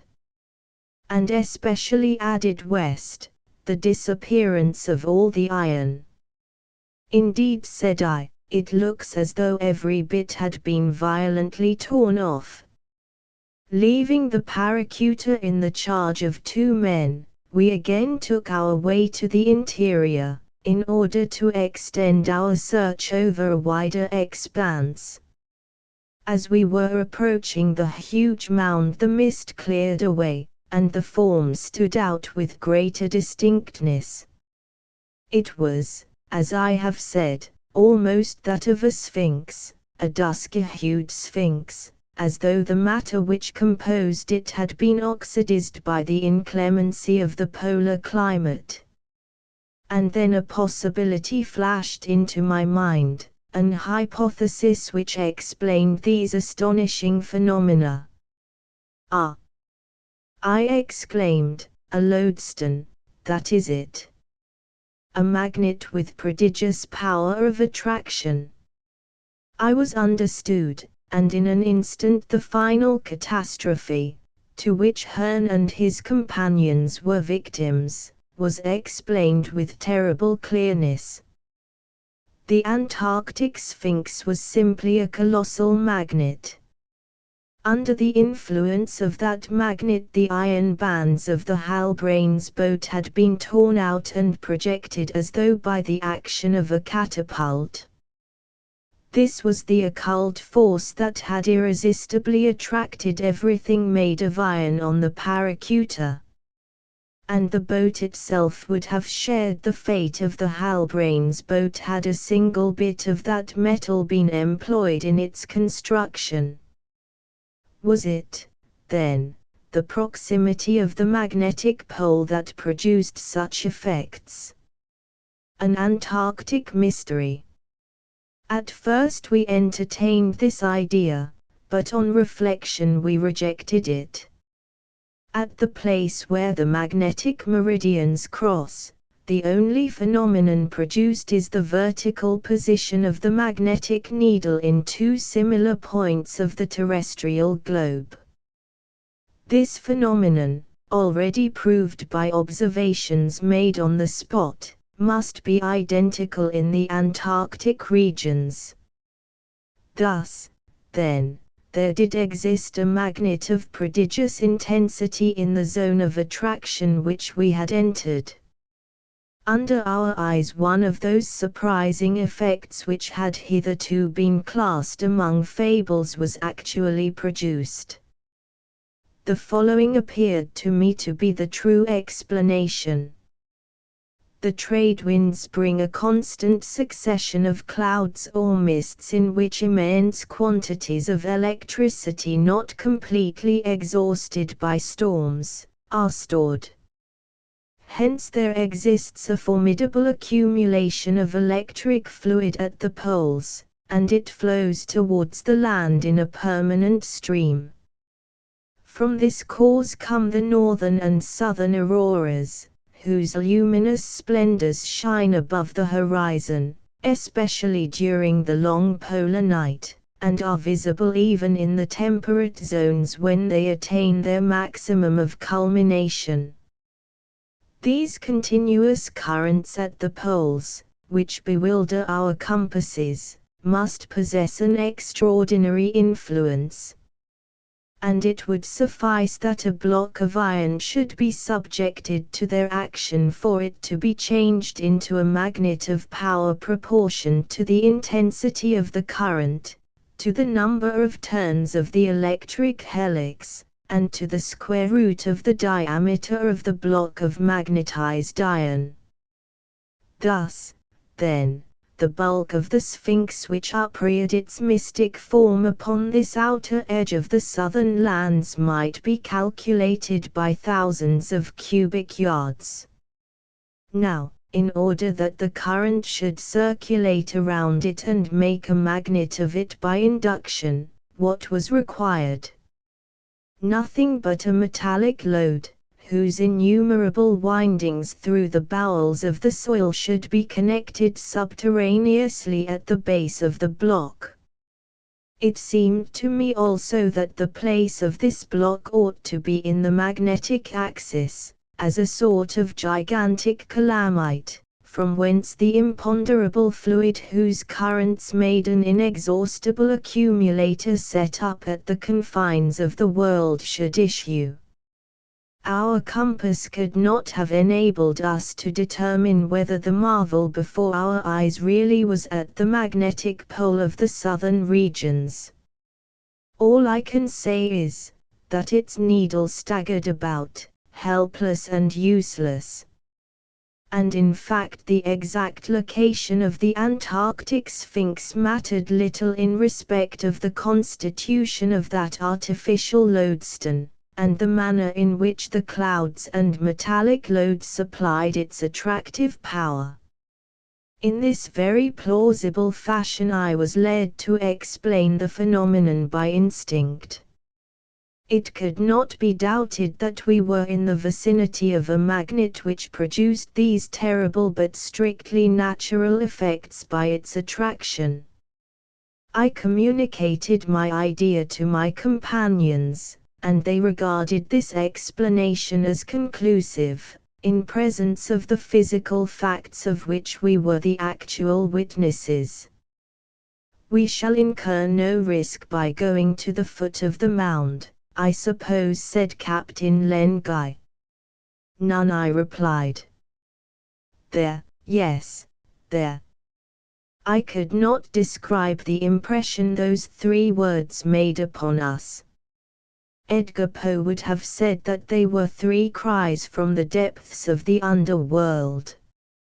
It was Dirk Peters who had spoken, and his body was stretched out in the direction of the Sphinx, as though it had been turned to iron and was attracted by the magnet. Then he sped swiftly towards the sphinx-like mound, and his companions followed him over rough ground strewn with volcanic remains of all sorts. The monster grew larger as we neared it, but lost none of its mythological shape. Alone on that vast plain it produced a sense of awe. But this could only have been a delusion. We seemed to be drawn towards it by the force of its magnetic attraction. On arriving at the base of the mound, we found there the various articles on which the magnet had exerted its power: arms, utensils, the grapnel of the paracuta, all adhering to the sides of the monster. There also were the iron relics of the Halbrane's boat, all her utensils, arms, and fittings, even to the nails and the iron portions of the rudder. There was no possibility of regaining possession of any of these things. Even had they not adhered to the lodestone rock at too great a height to be reached, they adhered to it too closely to be detached. Hurliguerly was infuriated by the impossibility of recovering his knife, which he recognized at 50 feet above his head, and cried as he shook his clenched fist at the imperturbable monster, "Thief of a sphinx!" Of course the things which had belonged to the Halbrane's boat and the paracutas were the only articles that adorned the mighty sides of the lonely mystic form. Never had any ship reached such a latitude of the Antarctic Sea. Hearn and his accomplices, Captain Len Guy and his companions, were the first who had trodden this point of the southern continent. And any vessel that might have approached this colossal magnet must have incurred certain destruction. Our schooner must have perished, even as its boat had been dashed into a shapeless wreck.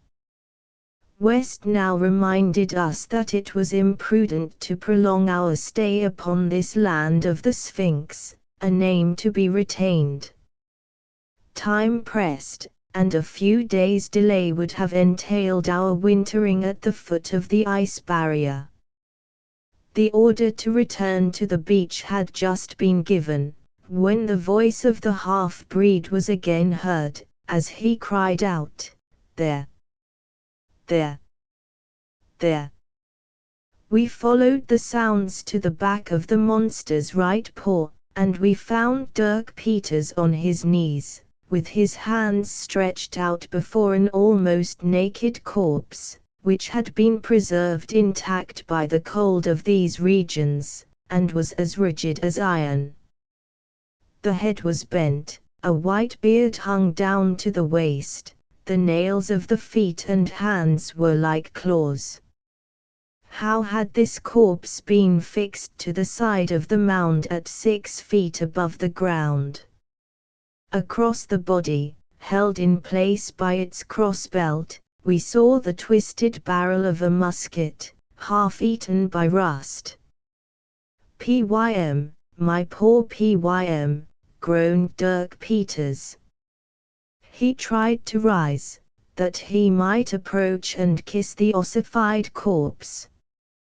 But his knees bent under him, a strangled sob seemed to rend his throat, with a terrible spasm his faithful heart broke, and the half-breed fell back, dead. The story was easy to read.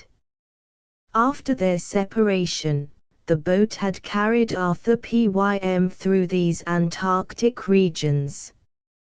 Like us, once he had passed beyond the South Pole, he came into the zone of the monster. And there, while his boat was swept along on the northern current, he was seized by the magnetic fluid before he could get rid of the gun which was slung over his shoulder, and hurled against the fatal lodestone sphinx of the ice realm.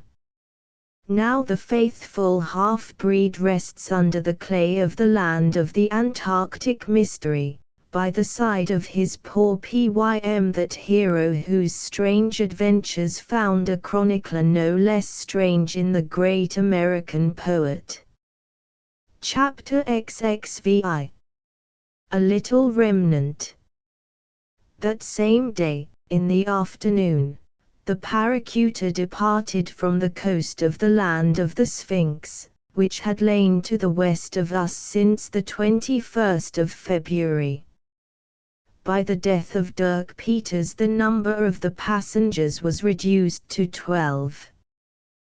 These were all who remained of the double crew of the two schooners, the first comprising 38 men, the second, 32, in all 70 souls. But let it not be forgotten that the voyage of the Halbrane had been undertaken in fulfillment of a duty to humanity, and 4 of the survivors of the Jane owed their rescue to it. And now there remains but little to tell, and that little must be related as succinctly as possible. It is unnecessary to dwell upon our return voyage, which was favored by the constancy of the currents and the wind to their northern course. The last part of the voyage was indeed accomplished amid great fatigue, suffering, and danger, but it ended in our safe deliverance from all these. The Paracuta. Firstly, a few days after our departure from the land of the Sphinx, the sun set behind the western horizon to reappear no more for the whole winter. It was then in the midst of the semi-darkness of the austral night that the Paracuta pursued her monotonous course.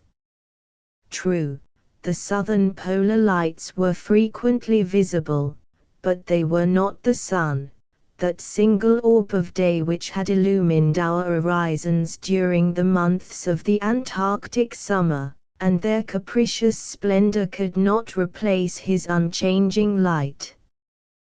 That long darkness of the poles sheds a moral and physical influence on mortals which no one can elude, a gloomy and overwhelming impression almost impossible to resist.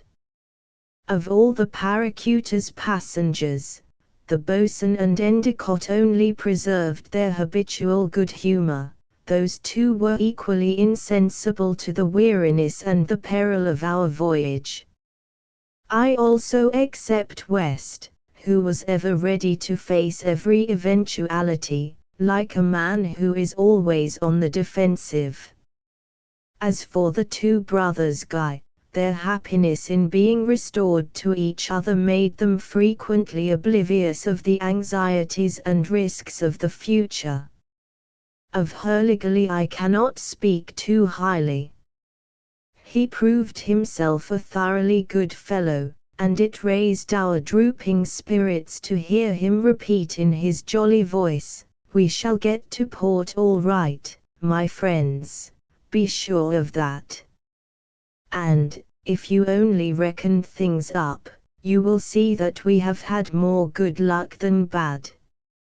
Oh, yes, I know, there was the loss of our schooner. Poor Halbrane, carried up into the air like a balloon, then flung into the deep like an avalanche. But, on the other hand, there was the iceberg which brought us to the coast, and the Sallal boat which brought us and Captain William Guy and his 3 companions together. And don't forget the current and the breeze that have pushed us on up to now, and will keep pushing us on, I'm sure of that. With so many trumps in our hand we cannot possibly lose the game. The only thing to be regretted is that we shall have to get ashore again in Australia or New Zealand, instead of casting anchor at the Kerguelens, near the quay of Christmas Harbour, in front of the Green Cormorant. For a week we pursued our course without deviation to east or west, and it was not until the 21st of March that the Paracuta lost sight of Halbrane Land, being carried towards the north by the current, while the coastline of the continent, for such we are convinced it is, trended in a round curve to the northeast. Although the waters of this portion of sea were still open, they carried a flotilla of icebergs or ice fields. Hence arose serious difficulties and also dangers to navigation in the midst of the gloomy mists, when we had to maneuver between these moving masses, either to find passage or to prevent our little craft from being crushed like grain between the millstones.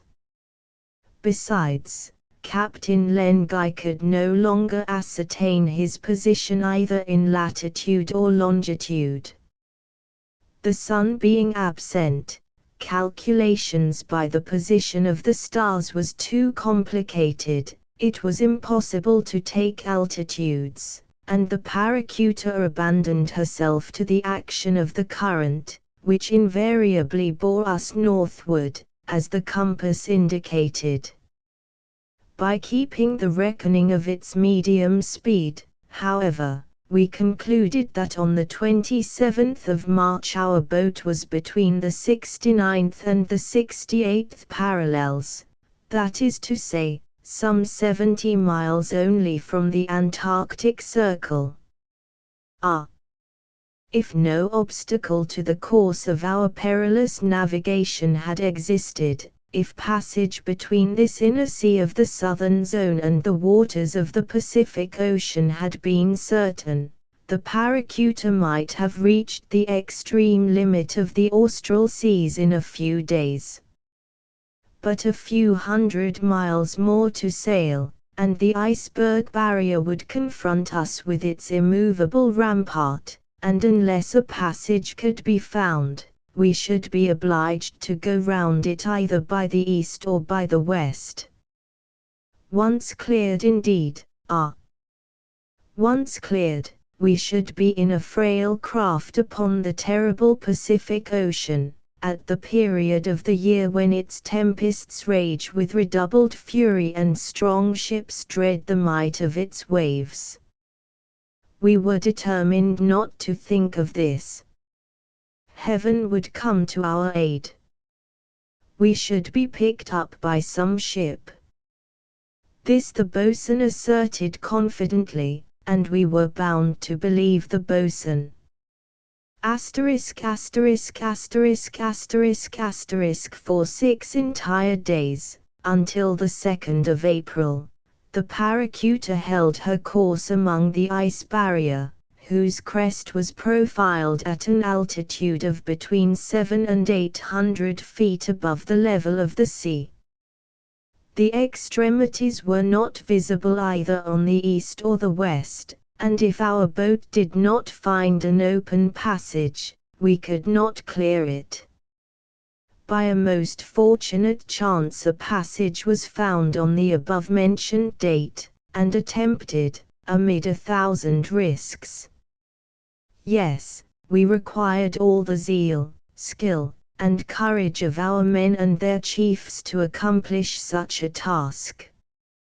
At last we were in the South Pacific waters, but our boat had suffered severely in getting through, and it had sprung more than one leak. We were kept busy in bailing out the water, which also came in from above. The breeze was gentle, the sea more calm than we could have hoped, and the real danger did not lie in the risks of navigation. No, it arose from the fact that not a ship was visible in these waters, not a whaler was to be seen on the fishing grounds. At the beginning of April these places are forsaken, and we arrived some weeks too late. We learned afterwards that had we arrived a little sooner, we should have met the vessels of the American expedition. In fact, on the 1st of February, by 95 degrees 50 longitude and 64 degrees 17 latitude, Lieutenant Wilkes was still exploring these seas in one of his ships, the Vincennes, after having discovered a long extent of coast stretching from east to west. On the approach of the bad season, he returned to Hobart Town, in Tasmania.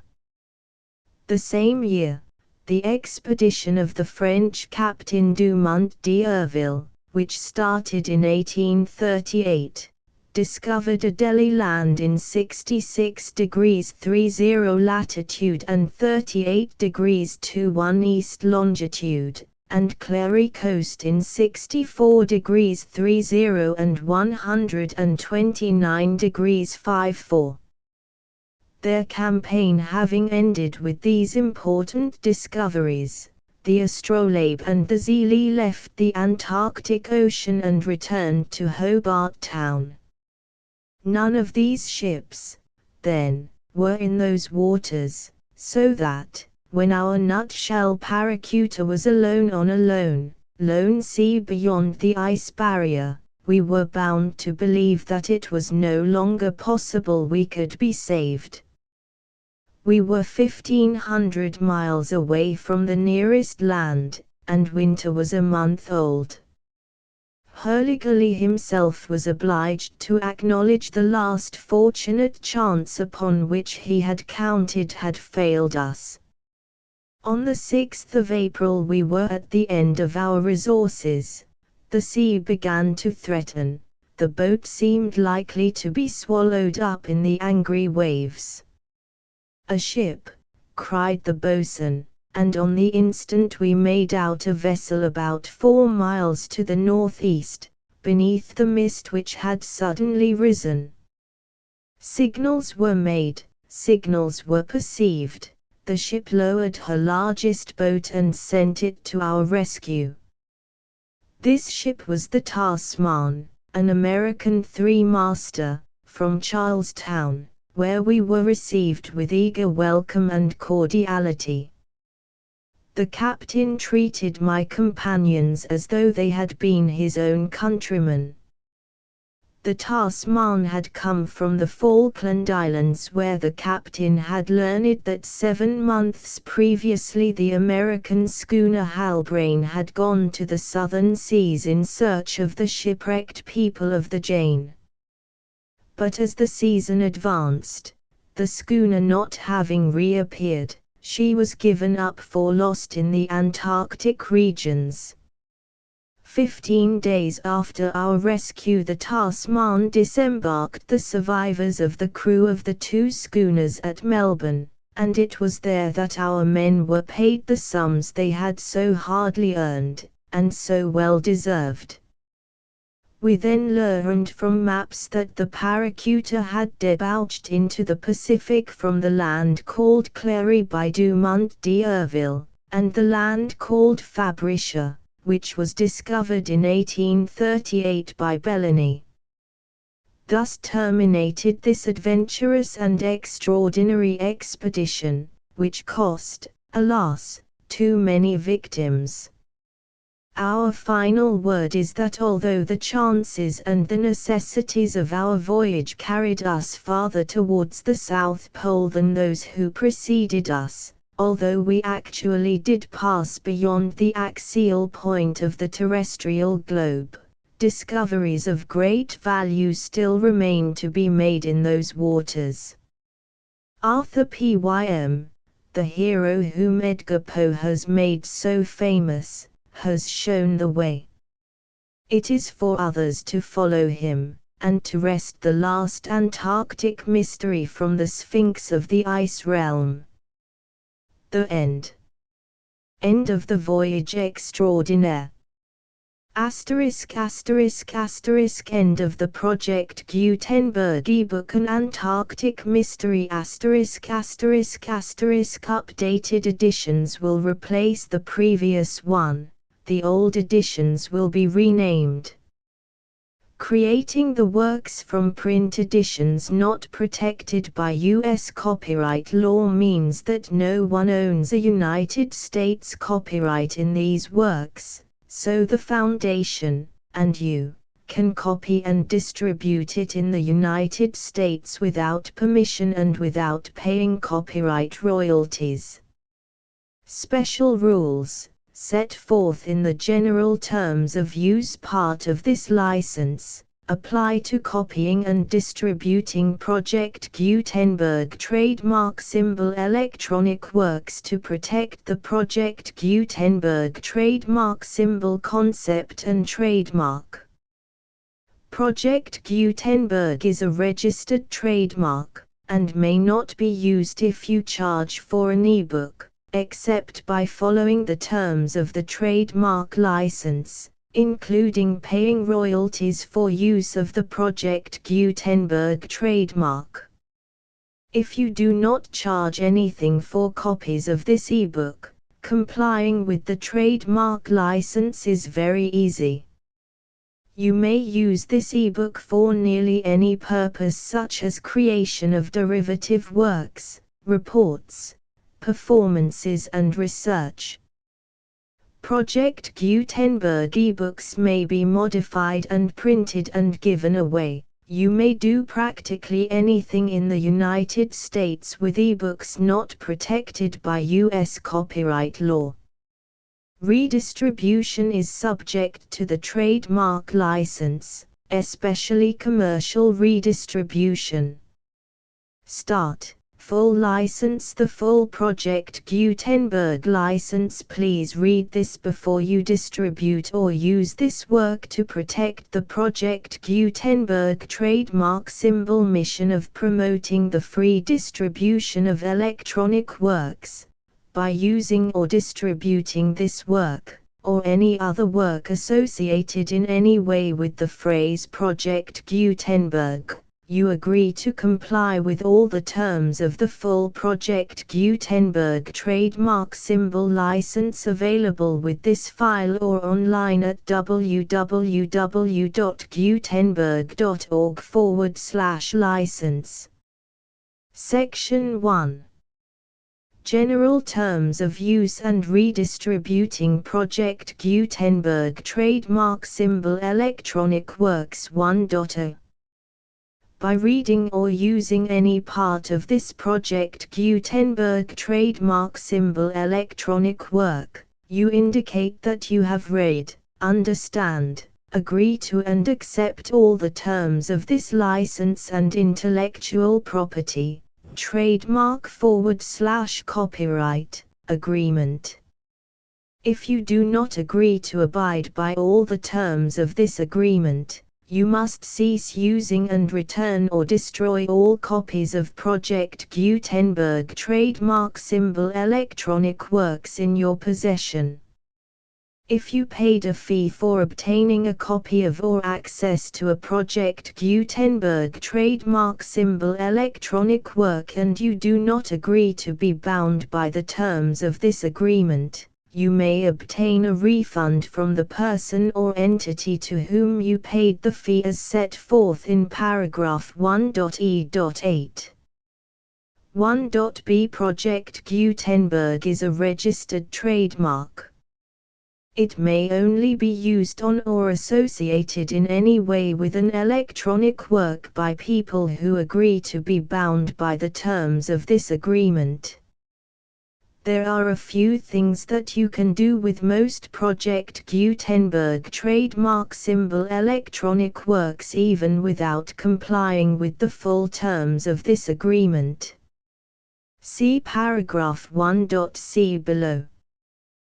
There are a lot of things you can do with Project Gutenberg trademark symbol electronic works if you follow the terms of this agreement and help preserve free future access to Project Gutenberg trademark symbol electronic works.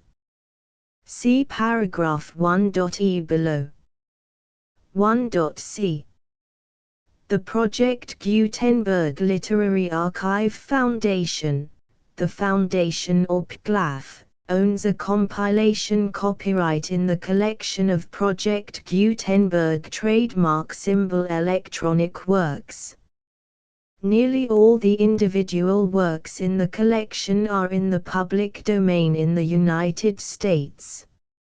If an individual work is unprotected by copyright law in the United States and you are located in the United States, we do not claim a right to prevent you from copying, distributing, performing, displaying or creating derivative works based on the work as long as all references to Project Gutenberg are removed.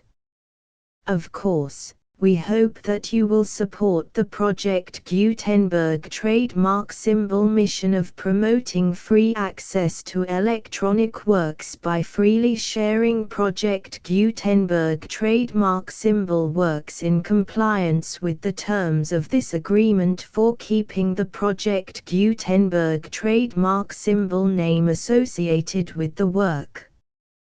You can easily comply with the terms of this agreement by keeping this work in the same format with its attached full Project Gutenberg trademark symbol license when you share it without charge with others.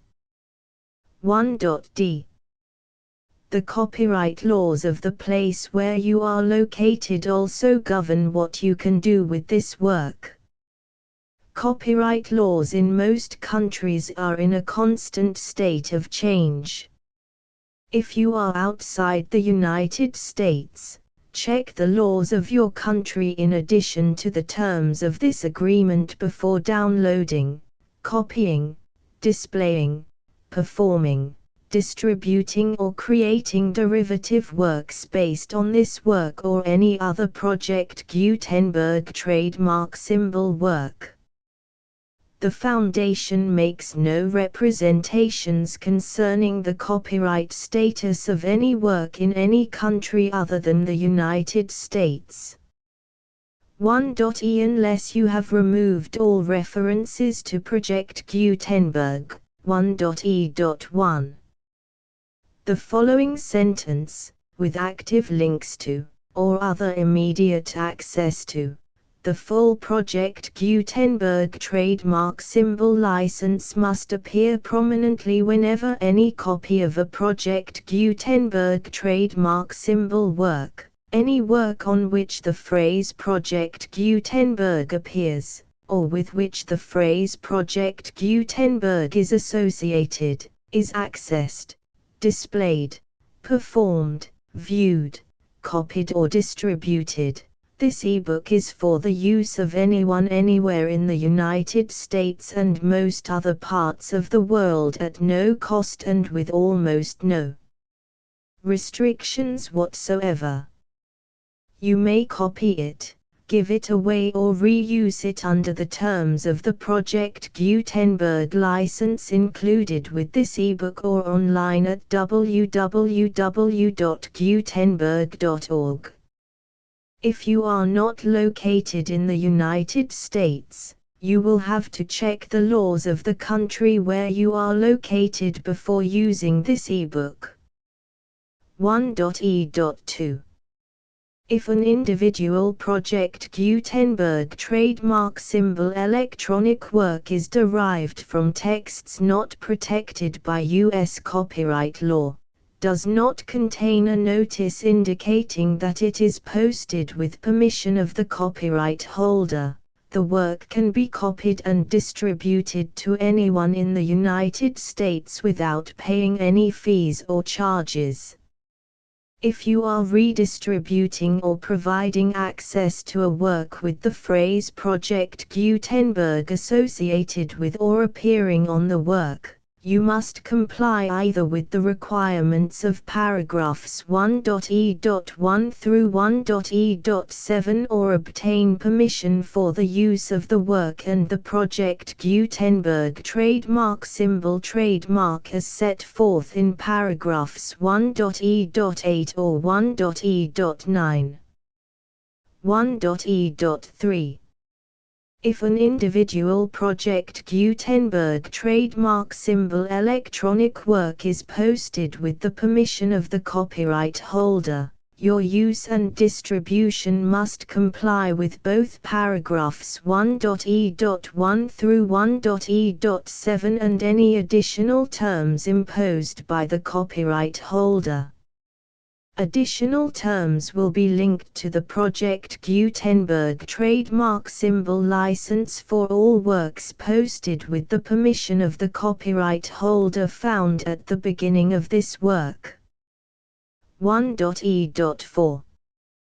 Do not unlink or detach or remove the full Project Gutenberg trademark symbol license terms from this work, or any files containing a part of this work or any other work associated with Project Gutenberg trademark symbol. 1.e.5. Do not copy, display, perform, distribute or redistribute this electronic work, or any part of this electronic work, without prominently displaying the sentence set forth in paragraph 1.e.1 with active links or immediate access to the full terms of the Project Gutenberg trademark symbol license. 1.e.6. You may convert to and distribute this work in any binary, compressed, marked up, non-proprietary or proprietary form, including any word processing or hypertext form. However, if you provide access to or distribute copies of a Project Gutenberg trademark symbol work in a format other than plain vanilla ASCII or other format used in the official version posted on the official Project Gutenberg trademark symbol website, www.gutenberg.org, you must, at no additional cost, fee or expense to the user, provide a copy, a means of exporting a copy, or a means of obtaining a copy upon request, of the work in its original plain vanilla ASCII or other form. Any alternate format must include the full Project Gutenberg trademark symbol license as specified in paragraph 1.e.1. 1.e.7. Do not charge a fee for access to, viewing, displaying, performing, copying or distributing any Project Gutenberg trademark symbol works unless you comply with paragraph 1.e.8 or 1.e.9. 1.e.8. You may charge a reasonable fee for copies of or providing access to or distributing Project Gutenberg trademark symbol electronic works provided that you pay a royalty fee of 20% of the gross profits you derive from the use of Project Gutenberg trademark symbol works calculated using the method you already use to calculate your applicable taxes. The fee is owed to the owner of the Project Gutenberg trademark symbol trademark, but he has agreed to donate royalties under this paragraph to the Project Gutenberg Literary Archive Foundation. Royalty payments must be paid within 60 days following each date on which you prepare, or are legally required to prepare, your periodic tax returns. Royalty payments should be clearly marked as such and sent to the Project Gutenberg Literary Archive Foundation at the address specified in Section 4. Information about donations to the Project Gutenberg Literary Archive Foundation. You provide a full refund of any money paid by a user who notifies you in writing, or by email, within 30 days of receipt that he does not agree to the terms of the full Project Gutenberg trademark symbol license. You must require such a user to return or destroy all copies of the works possessed in a physical medium and discontinue all use of and all access to other copies of Project Gutenberg trademark symbol works. You provide, in accordance with paragraph 1.f.3, a full refund of any money paid for a work or a replacement copy, if a defect in the electronic work is discovered and reported to you within 90 days of receipt of the work. You comply with all other terms of this agreement for free distribution of Project Gutenberg trademark symbol works. 1.e.9. If you wish to charge a fee or distribute a Project Gutenberg trademark symbol electronic work or group of works on different terms than are set forth in this agreement, you must obtain permission in writing from the Project Gutenberg Literary Archive Foundation, the manager of the Project Gutenberg trademark symbol trademark. Contact the Foundation as set forth in Section 3 below. 1.f1.f.1. Project Gutenberg volunteers and employees expend considerable effort to identify, do copyright research on, transcribe and proofread works not protected by U.S. copyright law in creating the Project Gutenberg trademark symbol collection. Despite these efforts, Project Gutenberg trademark symbol electronic works, and the medium on which they may be stored, may contain defects such as, but not limited to, incomplete, inaccurate or corrupt data, transcription errors, a copyright or other intellectual property infringement, a defective or damaged disk or other medium, a computer virus, or computer codes that damage or cannot be read by your equipment. 1.f.2. Limited warranty, disclaimer of damages, except for the right of replacement or refund described in paragraph 1.f.3, the Project Gutenberg Literary Archive Foundation, the owner of the Project Gutenberg trademark symbol trademark, and any other party distributing a Project Gutenberg trademark symbol electronic work under this agreement, disclaim all liability to you for damages, costs and expenses, including legal fees.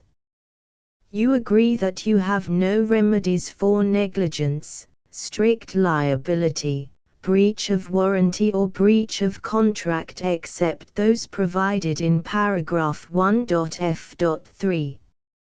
You agree that the Foundation, the trademark owner, and any distributor under this agreement will not be liable to you for actual, direct, indirect, consequential, punitive or incidental damages even if you give notice of the possibility of such damage. 1.f.3. Limited right of replacement or refund. If you discover a defect in this electronic work within 90 days of receiving it, you can receive a refund of the money, if any, you paid for it by sending a written explanation to the person you received the work from. If you received the work on a physical medium, You must return the medium with your written explanation.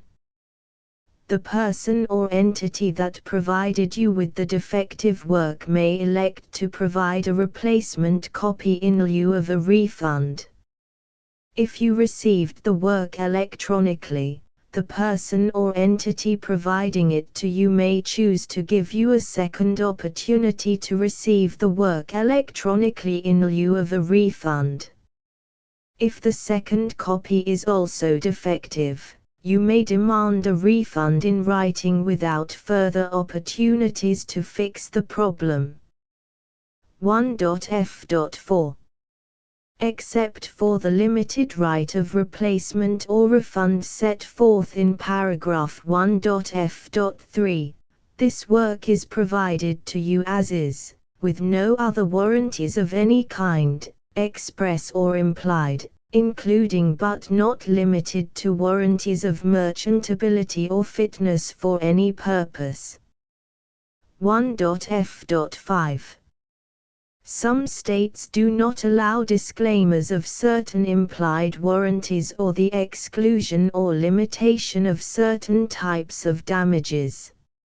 If any disclaimer or limitation set forth in this agreement violates the law of the state applicable to this agreement, the agreement shall be interpreted to make the maximum disclaimer or limitation permitted by the applicable state law.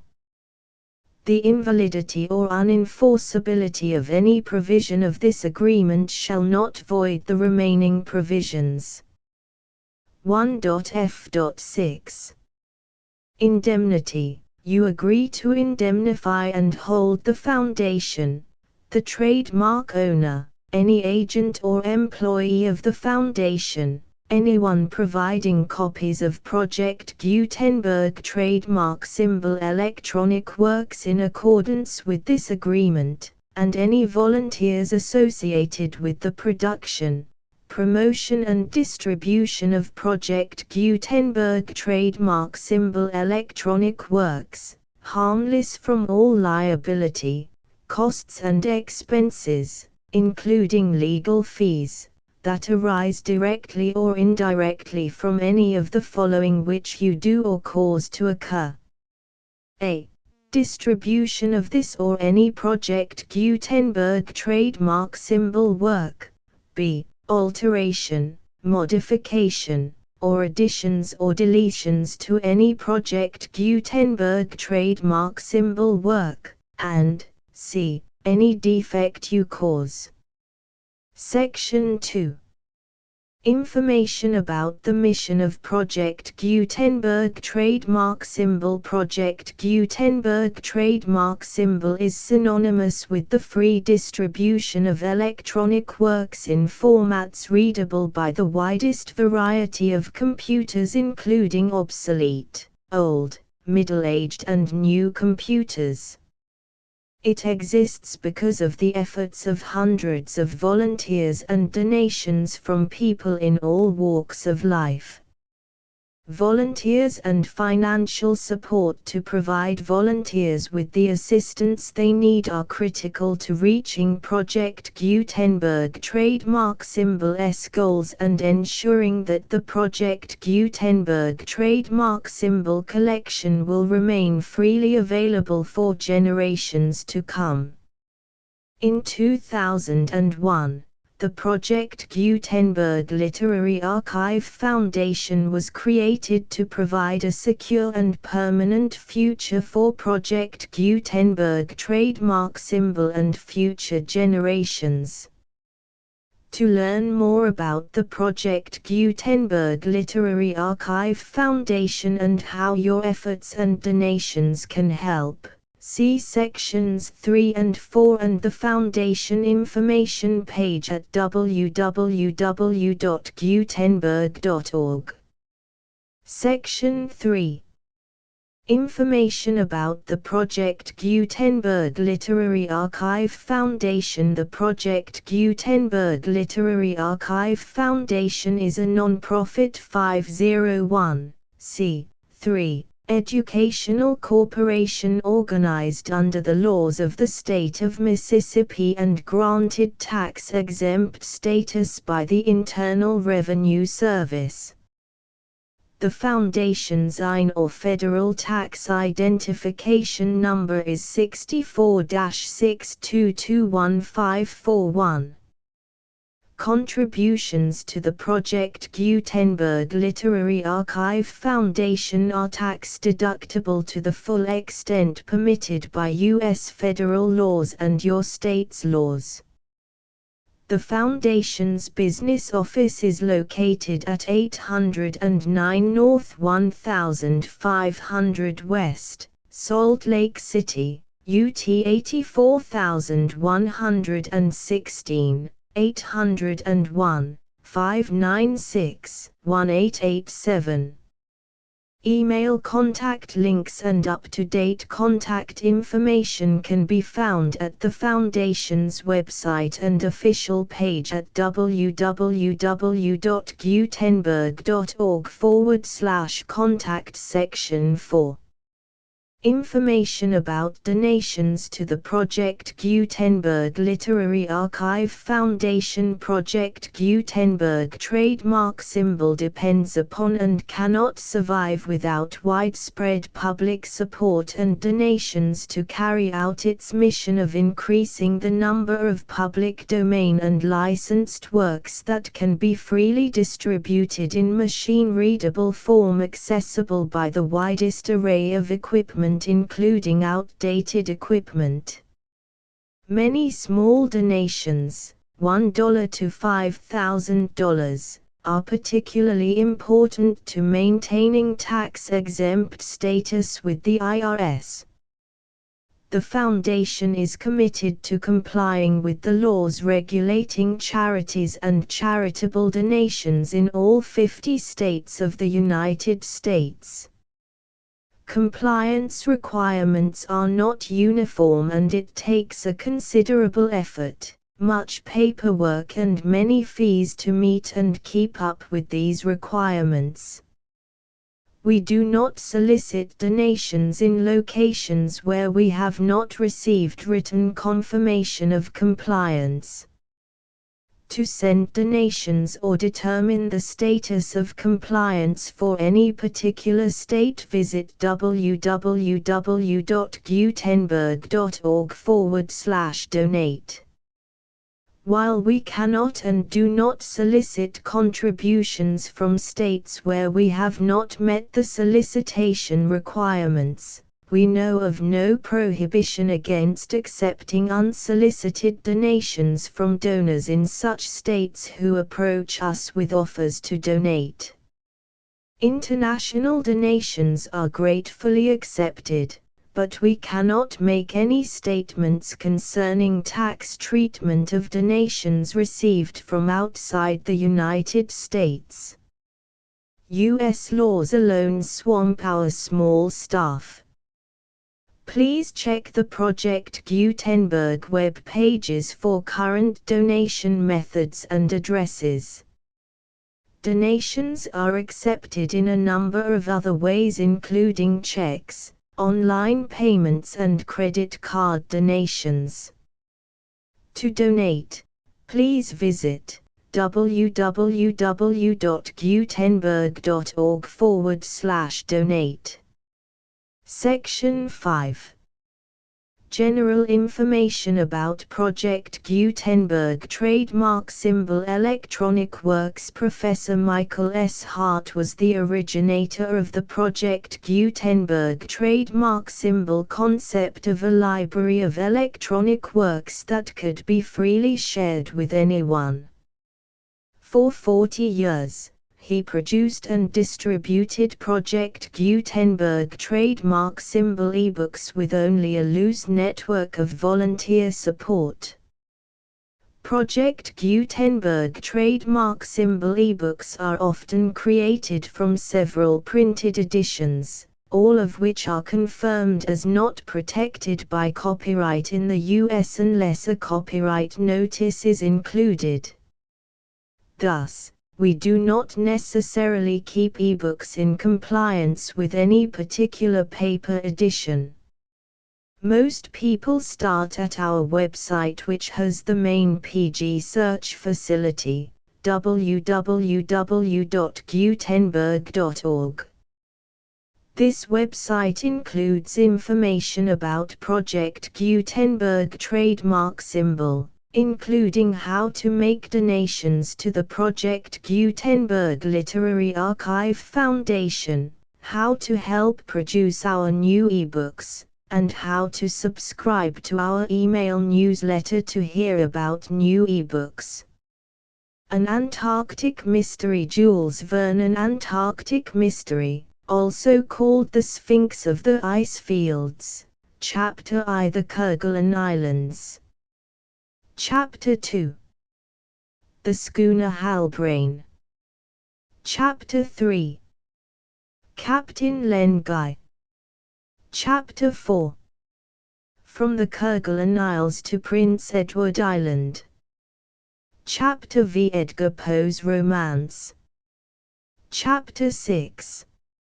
An Ocean Waif. Chapter 7. Tristan d'Acunha. Chapter 8. Bound for the Falklands. Chapter 9. Fitting out the Halbrane. Chapter X. The outset of the enterprise. Chapter 11. From the Sandwich Islands to the Polar Circle. Chapter 12. Between the Polar Circle and the Ice Wall. Chapter 13.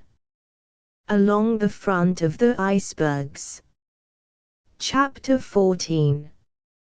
A Voice in a Dream. Chapter 15. Bennet Islet. Chapter 16. Sallal Island. Chapter 17. And Pym. Chapter 18. A Revelation. Chapter 19. Land. Chapter XX. Unmerciful Disaster. Chapter XXI. Amid the Mists. Chapter XXII. In Camp. Chapter 23. Found at Last. Chapter Xiv. 11 years in a few pages. Chapter XXV. We were the first. Chapter XXVI. A little remnant. The end. End of the voyage extraordinaire. The full Project Gutenberg license.